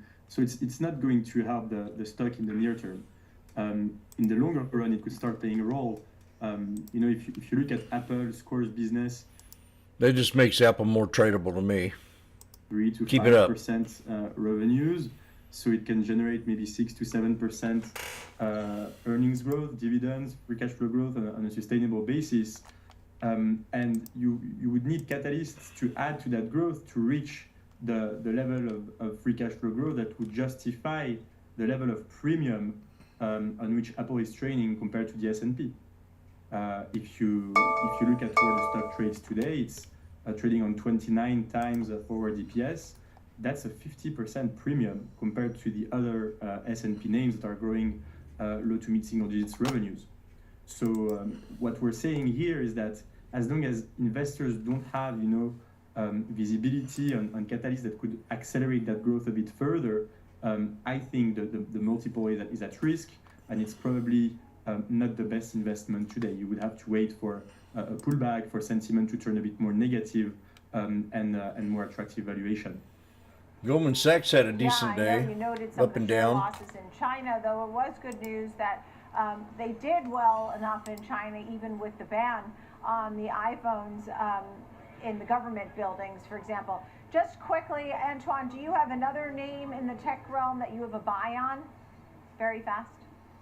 Absolutely, yes. We have a few. We've been doing a lot of work recently around the 400 billion data center AI accelerator TAM that AMD put out late last year. We've been trying to make sense of how much AI capex that implies on a 2027 horizon, and which are the names exposed. And one name that really came out is actually AMD, because if you take a 400 billion data center AI accelerator TAM, if you have the conviction that GPUs are going to dominate that TAM, which we do, because we did some very in-depth work on the architectures of GPUs and how flexible they are and how much of an ecosystem support they have, well, GPUs will generate in excess of $200 billion on the 2027 horizon. And today it's a single vendor market with NVIDIA dominating it, but it's not going to remain like that forever if the market grows by that much. And so even if AMD captures like a small percentage of that TAM, that's tremendous upside. And so even if we're maybe a bit more conservative on the rest of the business, on the CPU front, the fact that their gaming business is probably undergoing a correction, same in the embedded business, it's still a very good place to be and to play generative AI going forward. Okay, thank you both so much. Antoine Skyban, New Street Research. Daniel Rubino, thank you so much. Windows Central, great to see you both. That's going to do it for us here on the watch list. I'm Nicole Petalides. Thanks for being with me. Market on Close is next.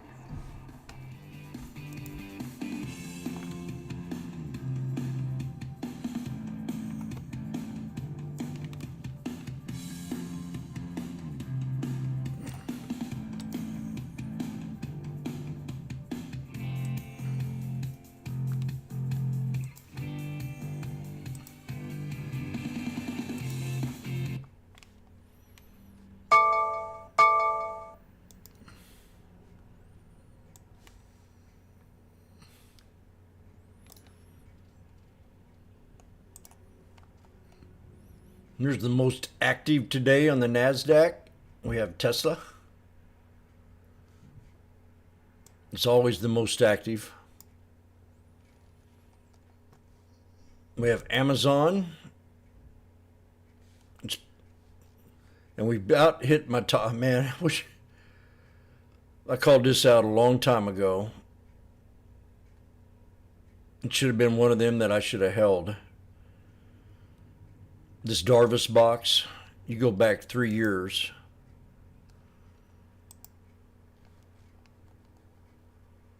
I mean, this sucker can get all the way up to 188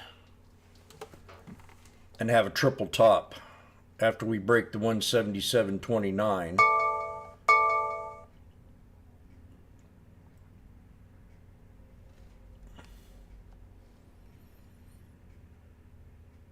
So that's a shame. INBS, I've never heard of this one before. Intelligent Biosolutions. Has no volume. None.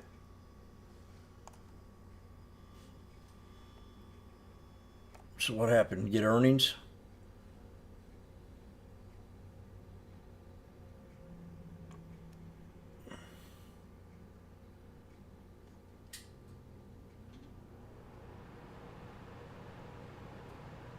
Yeah.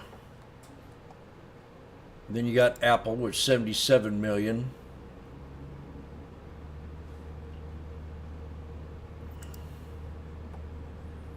And I traded this one, swung it. You have Meta. Waiting for a pullback on this one. 450 area. $25 at least. Plug really has a lot of volume.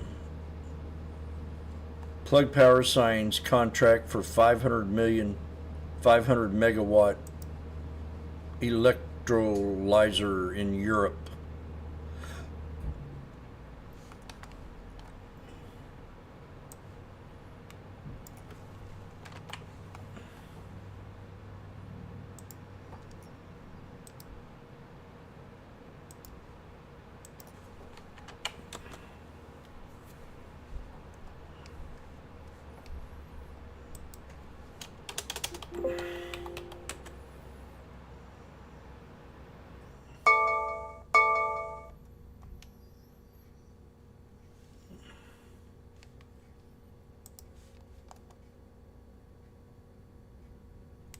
And there's that bank, NYCB. Mara has 46 million in volume. It's pulled back to the bottom deviation on the 1 minute. PLTR has 45 million in volume, with it looks to me double topping on a new high. And Sophie.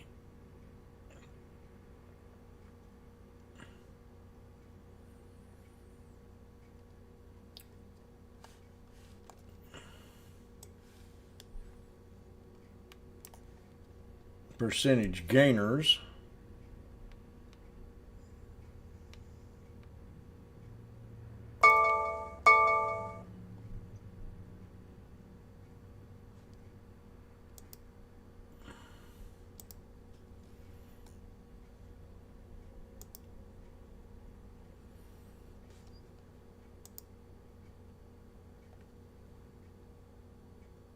Where's Power Hour?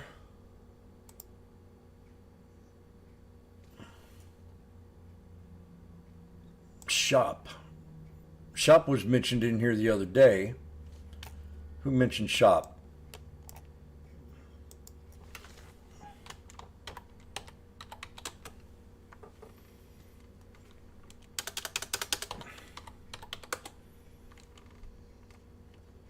Franchise. My goodness, Shop is dying.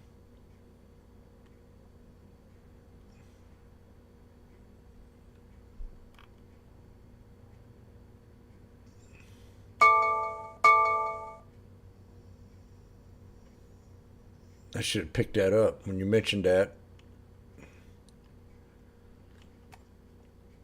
Out over the next month and a half before that March decision, which now rests at about a 20% chance of a cut.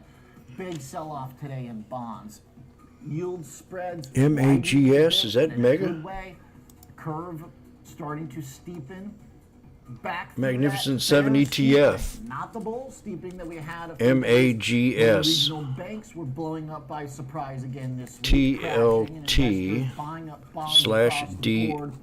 trying to force the Fed's hand from March. and /CL. Bull steepening is what often happens, right, as the recession's hitting. Oh. But today you're getting the bear steepener. If you look at the 10s to the 3-month, that's what Campbell Harvey at Duke University, father of the yield curve analysis, uses as his gauge. And it's bear steepening, meaning the long end is selling off faster than the short end, which is happening because the economy is surprisingly good. The number this morning was an absolute mind-blowing miracle. Oh, God. I like your shirt. First time we've seen that type of print. Got some wages creeping, which potentially could present a problem down the road. but we also had hours worked a bit lower. So some of the math there favored a higher wage component possibly. Either way, no matter how you slice it, it doesn't really matter because the market's prioritizing tech. It's a really important story because we've had a battle for the last couple of years between strength in the economy versus the risk of reflation. And the market has now put that risk pretty squarely to the side since the Fed's done hiking. The question of cuts is more a matter of when, not if. I'm going to add mags to my watch list. Rising and a pretty big jump in the dollar, something that oftentimes in the last 18 months has correlated to downside in risk assets, is not as pronounced anymore. You see a little bit of it because the whole market's not rallying. You've got a few sectors still in the red, but largely some of the rate-sensitive stuff. Bitcoin's flat. You've got gold down. Some of that could be attributed to a higher dollar probably. But here's the thing, you've also got crude oil back into the low 70s. So as a little bit of a bonus this week for bulls, the rally in WTI the last few weeks reversed right back. Maybe you can blame it on China staying pretty soft, but it works for the disinflation narrative to have crude staying into the low 70s. Chinese stocks, nothing changed there this week. Was another rough trade in FXI. Just a bloodbath in the Chinese stocks continues. I think that's part of the reason why also our bull market can continue to rage, because what's the other option? You want to get exposure to stocks, risk assets. You don't want to do it in this group with a chart like that when you can flip it upside down and you've got the NASDAQ. Kevin Hanks joins us. Jenny Horns here in studio.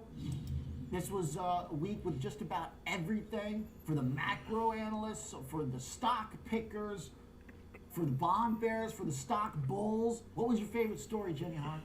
My favorite story is Meta. I mean, I like to end on a high note. Yeah. I like when things seem to reflect like the earnings. I'm not saying that their earnings necessarily warranted like this massive jump to the upside, but hey, they were really strong, and I like the fact that finally we're seeing the year of efficiency yield something. So they are literally shareholder creating yield, right? And I mean, I think that they are showing signs of a more mature Meta, showing signs of a more established Zuckerberg, at least on these earnings calls. He's been outstanding, and now tracking for the single biggest one-day gain in market value by any U.S. company on Friday. If we close above $469.80 a share, which we're pretty healthy above right now. So stock has added $200 billion to its market value just today, which then breaks Amazon's previous record made back in February of 2022. Okay.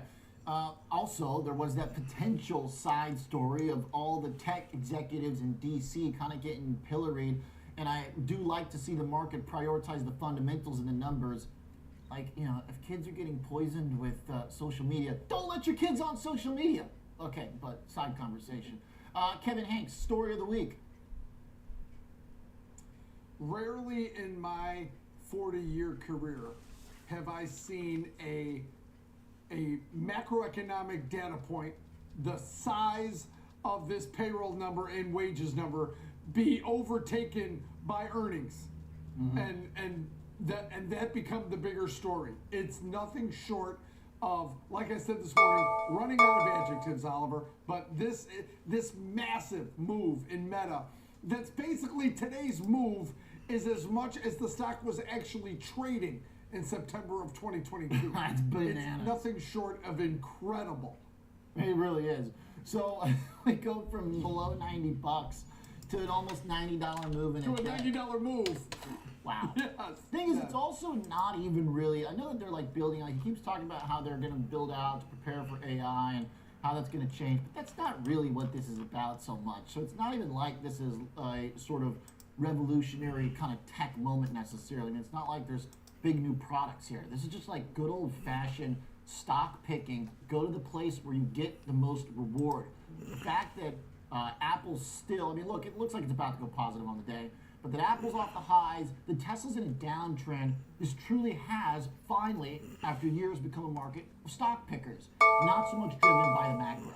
Yeah, and I appreciate the fact that it has felt like, at least in the later half of this week, good news is read as good news. Because it's so frustrating when you see, like, Microsoft reported objectively really strong earnings, and then the street just I mean, I think that perhaps the overall selling on the day also led to some of the weakness, but that's always frustrating because Microsoft had a blowout quarter. That wasn't read in terms of price the next day. Meta, I mean, you're seeing sales up 25%, profit tripling. You're seeing a dividend. I mean, and I think that even though, like, to your point, they didn't announce exact products, they're making their own chips, they said, internal AI supercomputers. I mean, the list just goes on as far as like their assets that you could be excited about in 2024. That's true, yeah, bringing it in-house a little bit. Doesn't matter to the chips. Semiconductors up 2%. NVIDIA, no news. Up 5%, a little bit of news. They've got Jensen Huang still out kind of pounding the drum, but I mean, extending even to the stuff that's not on the calendar for another 2 weeks, Kevin. Come out with earnings for another couple of weeks. NVIDIA stopped at 666. Time to go through a lot of data and comments, but you know, this is going to play out over the next couple of days, and I'm just wondering, Oliver, because traders do, they think to next week. What are the Fed speakers going to do when they get a hold of this data and are forced to comment on it? What are they going to say about interest rates, which have, like it or not, been a big part of driving this market the last year and a half? What are they going to do? Next week's going to be another incredible week. In case you wanted to rest up after this week, don't, because we're getting right back at it in a couple days. Yeah, that's true.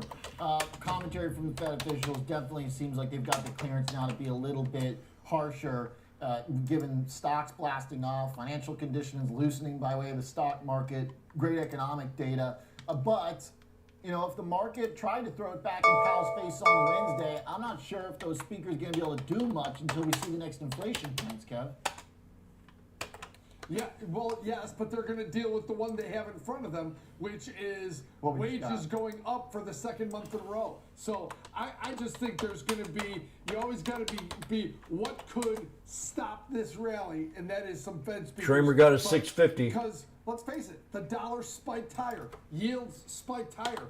Normally, in most cases, that works against stocks, but not today, Oliver. All right, thanks, team. Fun week with you guys, Jenny Horn and Kevin Hanks. All right, let's bring in our first outside guest. Andrew Graham joins the CEO at Jackson Square Capital. Andrew, this is a week that had so much, it almost got hijacked by regional banks, came back home with a big economic print this morning. What's your takeaway from the last 5 days? It was mixed data. I mean, we're talking about macro. I think there was some on both sides. You've had, I think, a dovish ECI number. You had a dovish employment cost index. You had dovish implications from the Dallas Fed Manufacturing Index. Those are smaller data points as compared to maybe the hawkish data point that came from today's jobs number or the prices paid component of the ISM Manufacturing Index. But as it pertains to jobs, particularly today's Groundhog Day. This is the fourth consecutive January where non-farm payrolls have doubled consensus estimates. There's a lot of obviously noise in these reports. There's a lot of seasonal adjustment factors. That doesn't, push aside the fact that we're starting off 2024 with a strong labor market and strong growth momentum. And I think that's the underlying story, as well as inflation that seems to be coming back to the Fed's target. Okay, and is any of the price component going to limit the disinflation rate that we've been seeing? It sounds like you think with enough other kind of secondary dovish data that we shouldn't be worried about that so much. The most compelling or the best piece of inflation data that we got was 2 weeks ago from core PCE, when the annualized rate of the 6 month rate of core PCE fell below the Fed's target to 1.9%, and the 3 month annualized rate fell to 1.5%. So that's all good news from an inflation perspective. I know that core CPI is running above that. The Fed prefers PCE, core PCE, but they're not going to ignore CPI, and that's why our team has kept a June rate cut as the first rate cut. Oh, my coffee, I forgot about it. There's going to be some disappointment, I think, that it's not coming in March, and that's fairly evident. It's not showing up because it's offset by those good earnings that you guys were talking about here in the intro. So my concern is that markets are priced for good outcomes already, and that's going to create some wobbles, some speed bumps, some pullbacks in the market.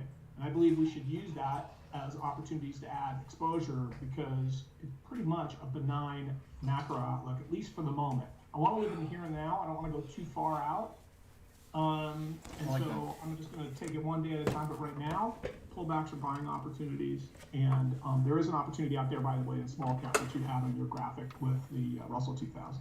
Yeah, I want to get to that. I think a good way to describe basically what you're saying, to try and paraphrase it for a moment, is that if we're having pullbacks or little corrections here and there because we're pushing out the timeline for rate cuts, that's probably happening for good reason. Yeah, if it's happening for growth reasons, it's good. So if inflation continues to trend lower and the rate cuts are pushed out because of solid growth, stocks will continue to work. It seems like it's not threading the needle, but it seems like a fairly narrow passageway, but it's the one that we're seeing that we're shown right now. And that's the way we've got to, sort of position ourselves. So would love to get a pullback because I think it would be a buying opportunity. Markets are priced for good outcomes. There's a reason for that because the benign macro outlook, it probably argues for lower volatility and higher valuations, and that's where we find ourselves. The S&P is trading at 19.5, 20 times forward earnings. It's expensive, but the equal weight S&P is trading at 15.5 times, and the Russell 2000 is trading at discount to the S&P 500 for the first time in a long time. Okay, with that Russell, because here's where it gets tricky, because it seems like the Russell so far has almost been like a benchmark for the market's sensitivity to rates. It seems like on an index level, it's the one that's been the most sensitive to rates. Today kind of being an example, got a bunch of companies in there that are zombie companies technically. They got debt. So why the Russell being the place to buy if you've also got the view that we're going to push back those cuts? Because it's kind of looked like the market's been saying some of these companies need cuts quickly. Yeah, it's not the opportunity to buy. It's not the time to buy, but I think it's the opportunity going forward. Okay. And so you keep an eye on all these things. There's like multiple themes going on at one time, and you've got them all basically in your mind on a bulletin board, and you're pulling them down as things sort of come together. The thing that makes the Russell 2000 work going forward is a bull steepening of the yield curve, which you referenced at the start. We don't have that at the moment, but if you start to see a bull curve steepening, and I would key off of the 5-10 yield curve. When the 5-10 yield curve gets to a plus 19, plus 20 basis point kind of number, you've broken a trend line that goes way back, right? And so we want to add small cap at that point. At this point, I really think we're in the period of AI price discovery, which is okay. I don't want it to get out of hand, of course, but we were talking about the Meta numbers and Amazon numbers and all the rest of them. There's really solid read-throughs for a bunch of other companies as you sort of move from the testing phase of AI into the inferencing phase. Okay. Like the use of the steepener, the timing tool for the Russell, to kind of harp on that some more, looking for the bull steeper instead of the bear, is the implication then that the small caps will do better in a situation where the Fed is loosening policy, is cutting, instead of kind of a surprise growth situation? Mm-hmm. Yeah, I think so. I think you have to have the Fed cutting rates maybe at least 5 times in 2024 for the small cap, for there to be an opportunity for the yield curve to actually steepen to a point that would make it attractive. It's just, if you go, 2008 was the worst, the greatest amount of underperformance in the Russell 2000 relative to the S&P 500 in history until today. And today it's even larger. And that has got to be an opportunity. And I think the trigger is a bull steepening in the yield curve. We don't have those conditions yet. And you don't necessarily want to get it if it means you're going to do it at the, sort of with growth falling apart and, being a growth scare or something like that. So the conditions are okay. The best thing that could possibly happen is that you sort of get some easing in other areas rather than just the monetary policy, and I'm not so sure if there's room for that at the moment. Okay. Really like the details and the strategy. Appreciate it, Andrew. Thanks for the plan, sharing it with us. Thanks, Oliver. Andrew Graham, CEO of Jackson Square Capital. All right, looking to pick up small caps when the curve starts to uninvert through the bull steepener. When we come back, let's get into Apple, talk about what comes next after lagging this earnings season and this year. A few other stock picks too when we come back.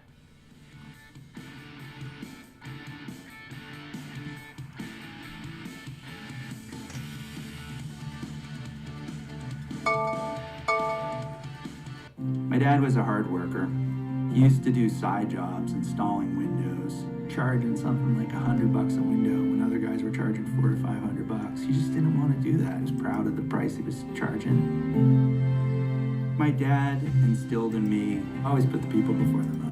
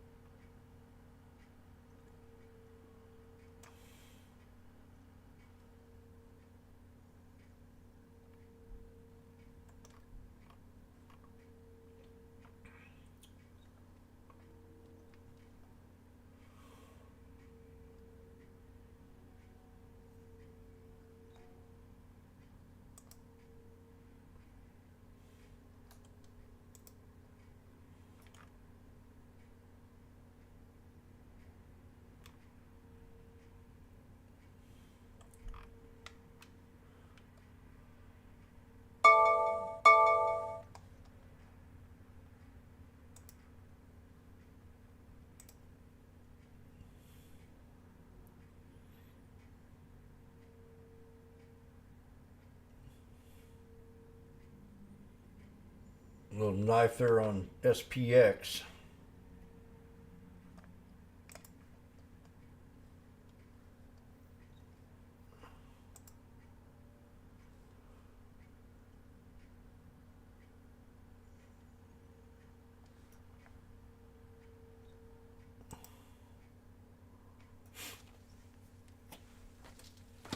I'm gonna say 494.47 off the 200 on SPY.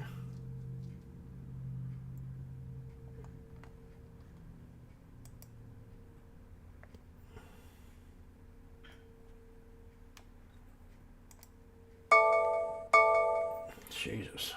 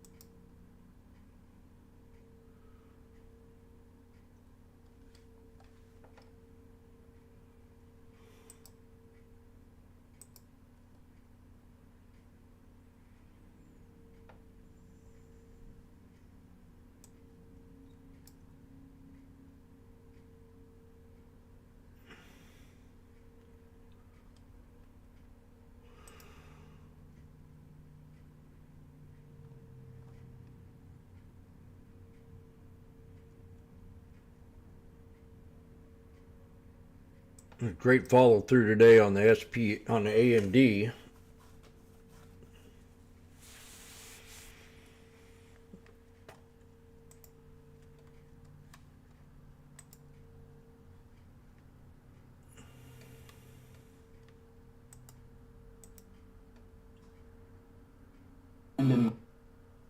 Markets. Available anytime, any device for free. Welcome to Morning Trade.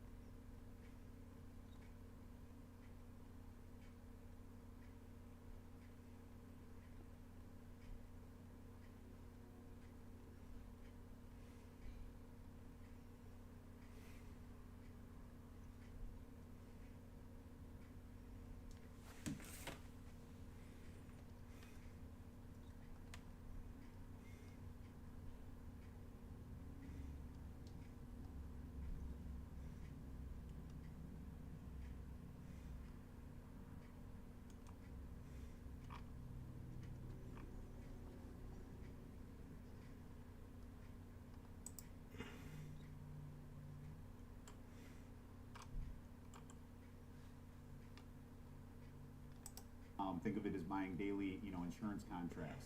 And that's really been a huge catalyst. Zero DTE, as it's being referred to, makes up, call it just under 50% of SPX volume these days. Oh, wow. Didn't realize it was up to half the entire SPX volume. Yep.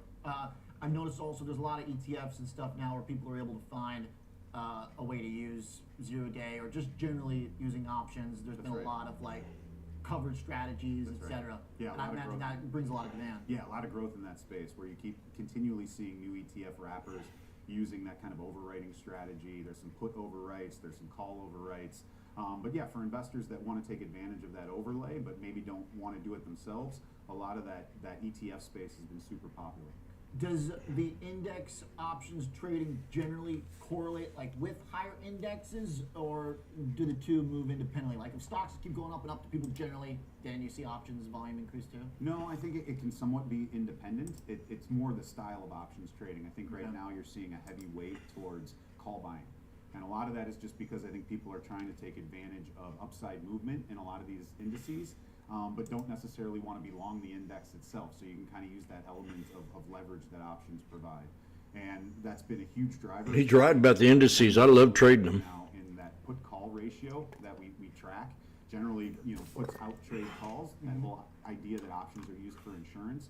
But there's been a big increase in call buying as of late because I think people, S&P's trading close to 5,000. People are a little nervous. There's a lot of things on the horizon. It's an election year. All of those types of things making the market nervous.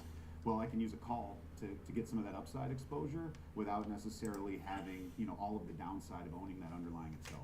That reminds me a little bit, not quite as frothy and chaotic as during COVID, but it does remind me when you've got the asset price. Oh, PLTR's earnings after close? Vol of the asset going up as well, so maybe that's why we've got VIX up off the lows the last couple months. Because during COVID, it was like the stocks. The stocks would go ballistic, so big, that's right. And then the implied vol would go up with them. That's right. Yeah, that's a huge driver. I would. That might be a good trade. Implied vol, even with up markets with vol higher, a lot of that can be driven off of that. All right, so things are getting a little bit kind of frothy where people are, using the options more kind of almost as leverage than hedging to the downside. Yeah, I mean, we still see both. Like, don't get me wrong. Puts still do outweigh calls. It's just we've been seeing a lot more of that call volume as the market's been up here at all-time highs. Okay. You guys have some new stuff coming out. Seems like more of an international bent with the MSCI indexes. What's that going to include? That's right. Yeah, we're excited about this. It just keeps expanding our product set. So we're going to launch options on 3 different MSCI indices: MSCI ACWI, MSCI World, and MSCI US. We think, especially in the World and ACWI situation, where it gives U.S. investors. Dang, I wish I knew that this morning. International or global, investing without having to leave the U.S. So we're excited. We're going to be launching those here shortly, and I think it'll just give investors some new, diversification options that they can put in their portfolio. That'd be a good spot to take 18th, that trade. Right. All right, March 18th. So we get 1, 2, 3, 5 new. So we have 3 new option products that'll launch March 18th. We've launched. You think they're Monday? New vol indices that track both the MSCI EFA and emerging markets index. Monday. Options products. So vol indices kind of like this. Okay. So those are the other 2. All right. So you guys are busy putting new products out there, and demand is very much there. It keeps growing. I think people are just getting more and more comfortable using that.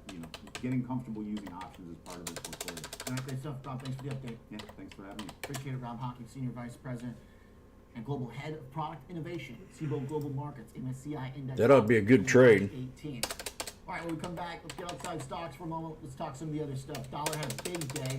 Probably why gold, Bitcoin, some of the stuff along the margins. Commodities have been a little bit more sluggish compared to what's happening in stocks. Also give you an update on another big earnings event, this time to the downside.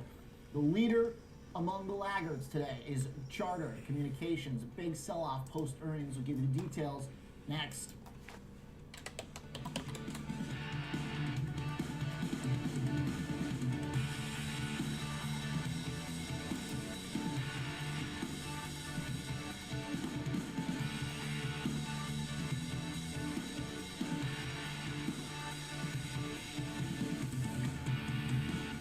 Schwab Bank Investor Checking, the checking account built for investors, named highest in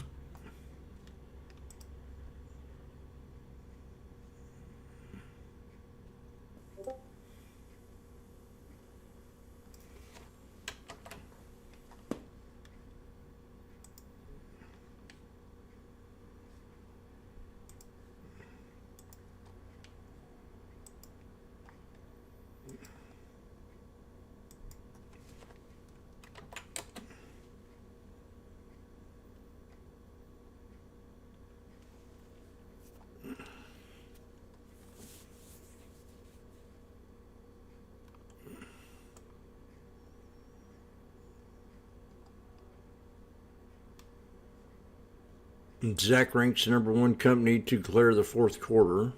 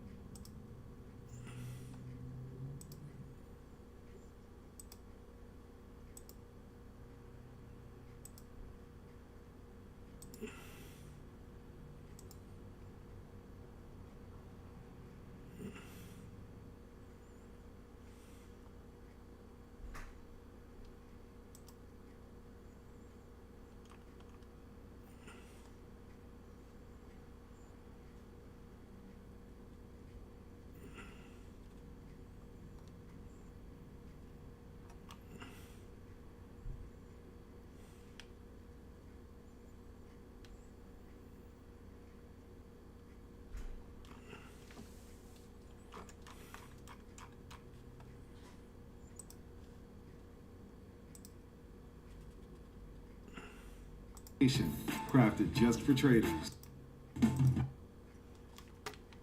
The commercials are way too loud.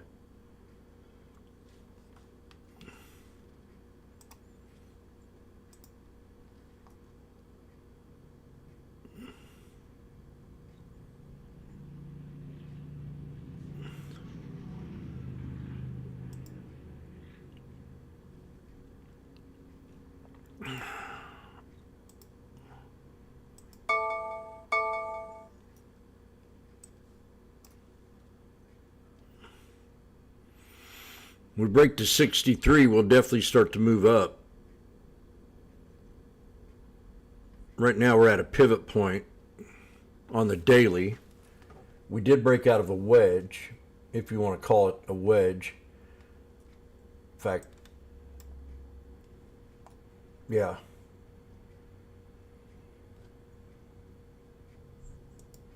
$20-day.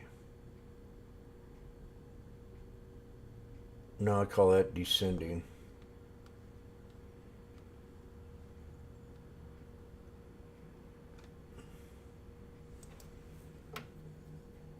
We had the pullback. Dang, man, I wish would have thought about that. That's a good, really, that's a real solid support. Just under 1620. Real solid on the 20-day. Support.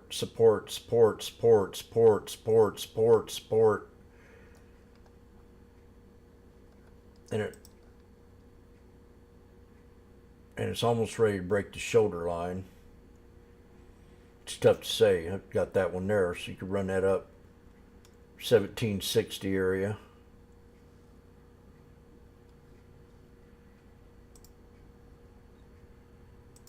More on the Fed story when stocks are up so big and some stuff gets left behind. I think about like Bitcoin, which often moves with risk assets, lagging today. Commodities are a little stressed. Gold's not doing well. Well, commodities should be stressed. Anytime you see a big pop in the dollar, rates going up like this, commodities will be stressed. So, you're seeing oil, WTI back down towards the lower end of its range that it is traded on. I think without any sort of risk event, geopolitical risk here, we probably hit sub 70 pretty soon.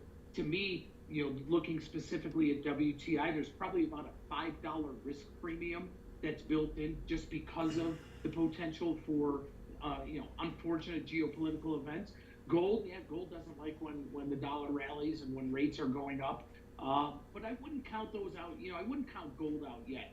In fact, just complete transparency here. I haven't gotten filled yet, but I'm trying to buy some GLD down below just a little bit from where we are right now on this pullback, because I think we're going to start to see next week rates come back down a little bit. But it's a shock to the system what we got today with that unemployment number, no doubt about it. Okay, like the transparency on the gold, Phil. We'll be listening for the ding. So right now, down almost 1% on the day. I mean, if you look at just GLD, since that's what you're looking at, basically between 186 and 192. I mean, things have been pretty range bound. So you're looking forward to maybe perk up out of that range? Yes, really 187 and a quarter to half is kind of my trigger area. Hasn't quite traded down there yet today. We'll see if, if it does. That's my trigger area because I was in a position and literally got out yesterday. And I know that, we're going to have this move today. No, it just hit my profit target. So I think that, when you see these big moves, these big one-day moves, you have to take them with a grain of salt, and they give buying and selling opportunities. Okay. So gold, sounds like you think rates maybe today were a little extreme. I really do. And I thought they were a little extreme on the downward move. I think they're a little extreme on this move. And again, look at the equity markets, which is unbelievable.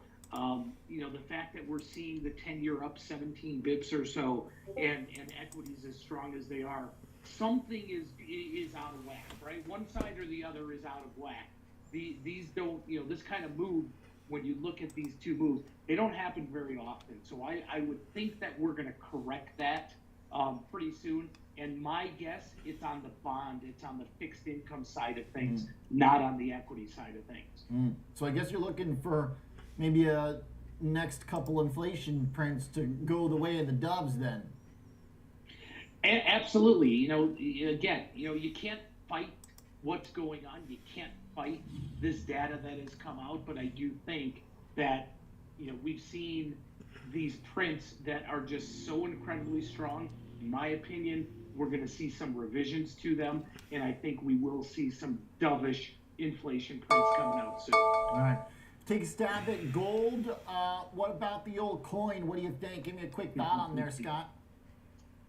It's really in no man's land, and it's not moving on any technical or fundamental, sort of analysis at all here. And, with rates going up the way they are today, you would think that Bitcoin would be on its heels a little bit. And, it's really just hanging in there. So this tight range that it's been in, Oliver, since the big move down, we've talked about this how many times that typically when Bitcoin gets in a really tight range for a week or so, we usually see a pretty big explosive move one way or the other. I think we're going to see that over the next couple of weeks. I don't know if that's to the upside or downside, but I would expect a pretty big move here, maybe upwards of 10% one way or the other.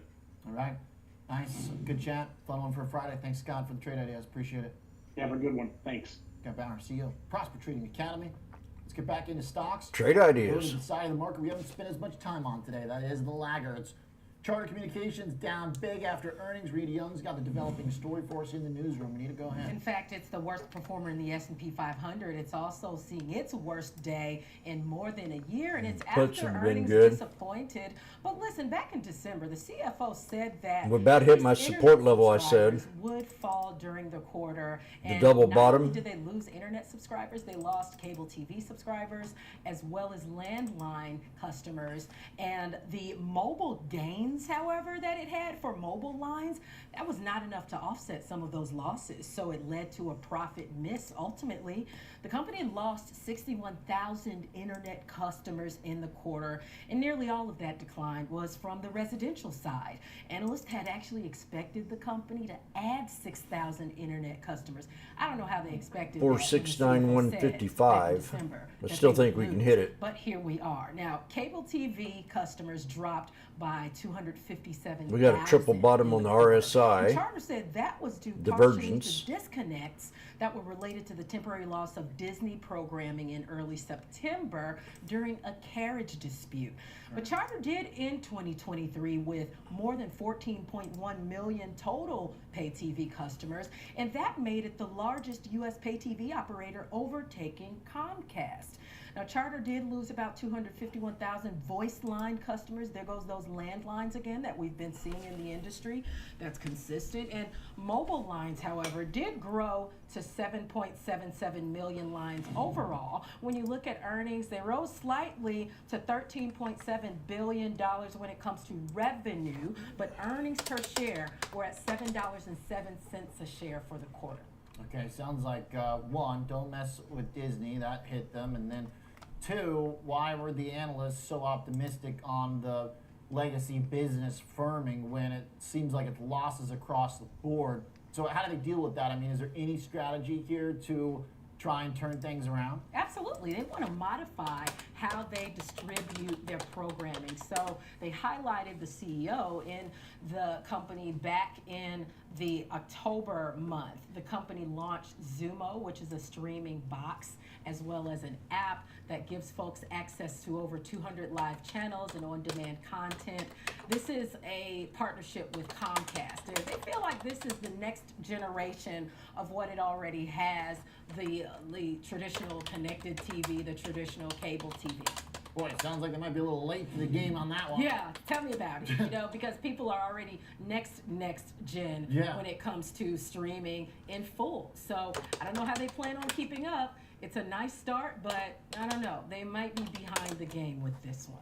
Sounds like a generation behind almost of technology. Okay, not surprised to see the stock get hammered, especially with some of those expectations. Good context. Thanks, Renee Young. Worst in the S&P today. Charter coming back. Or Schwab, big picture discussion to take us into the bell. Don't miss it. Little over 10 minutes left. Stocks are in good shape. Russell doesn't look like it's going to make it, but you never know. We got time here. NASDAQ's still near the highs. Damn. Home Depot would have been a good trade today. I was born on the south side of Chicago. It's been a long road, but now I'm working for Schwab. You got a good job, man. Can I have it?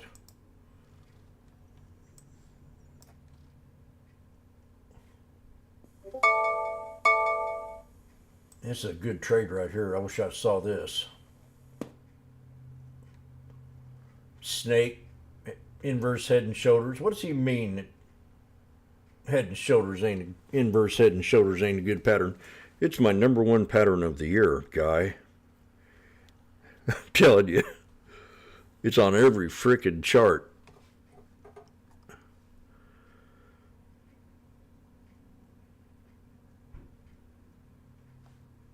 There's two of them here.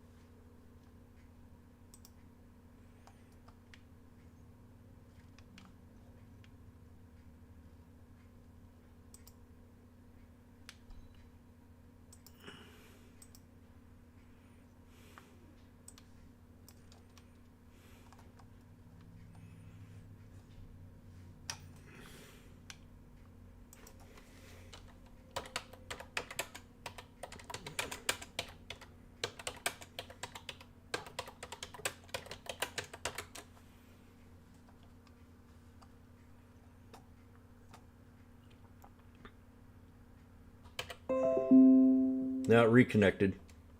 Never mind.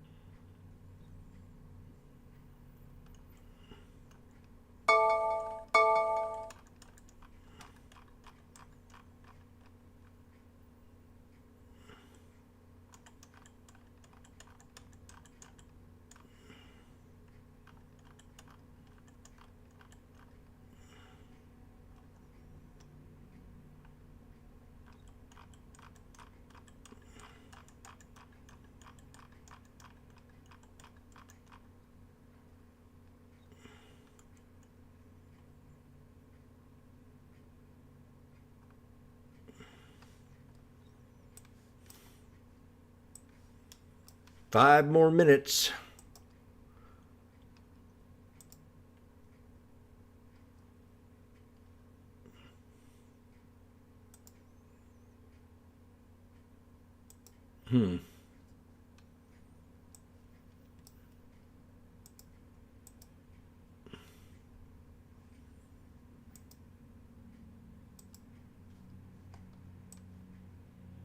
We're stuck.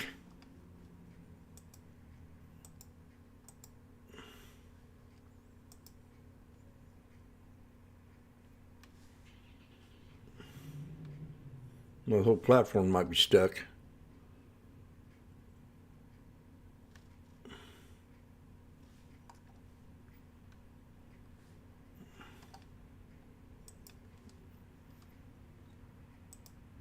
What's going on here?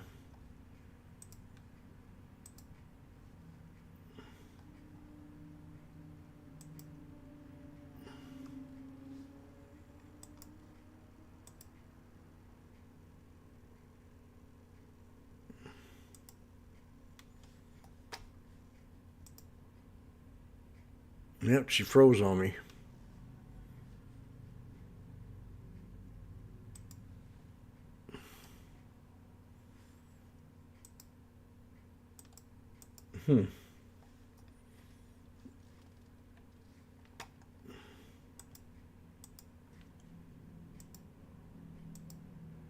That's strange.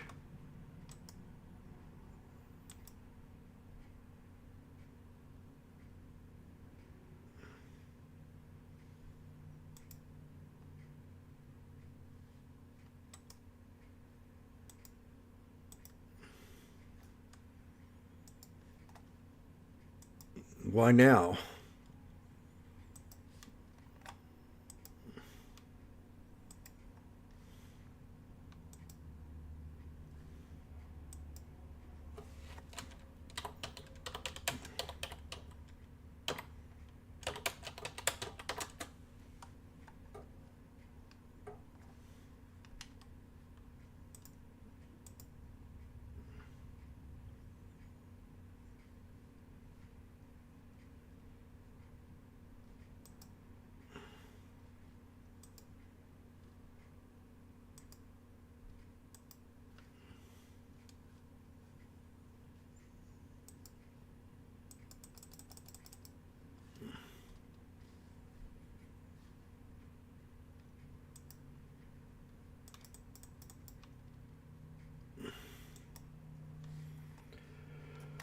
Well. I'm going to get on out of here. Shut this thing down.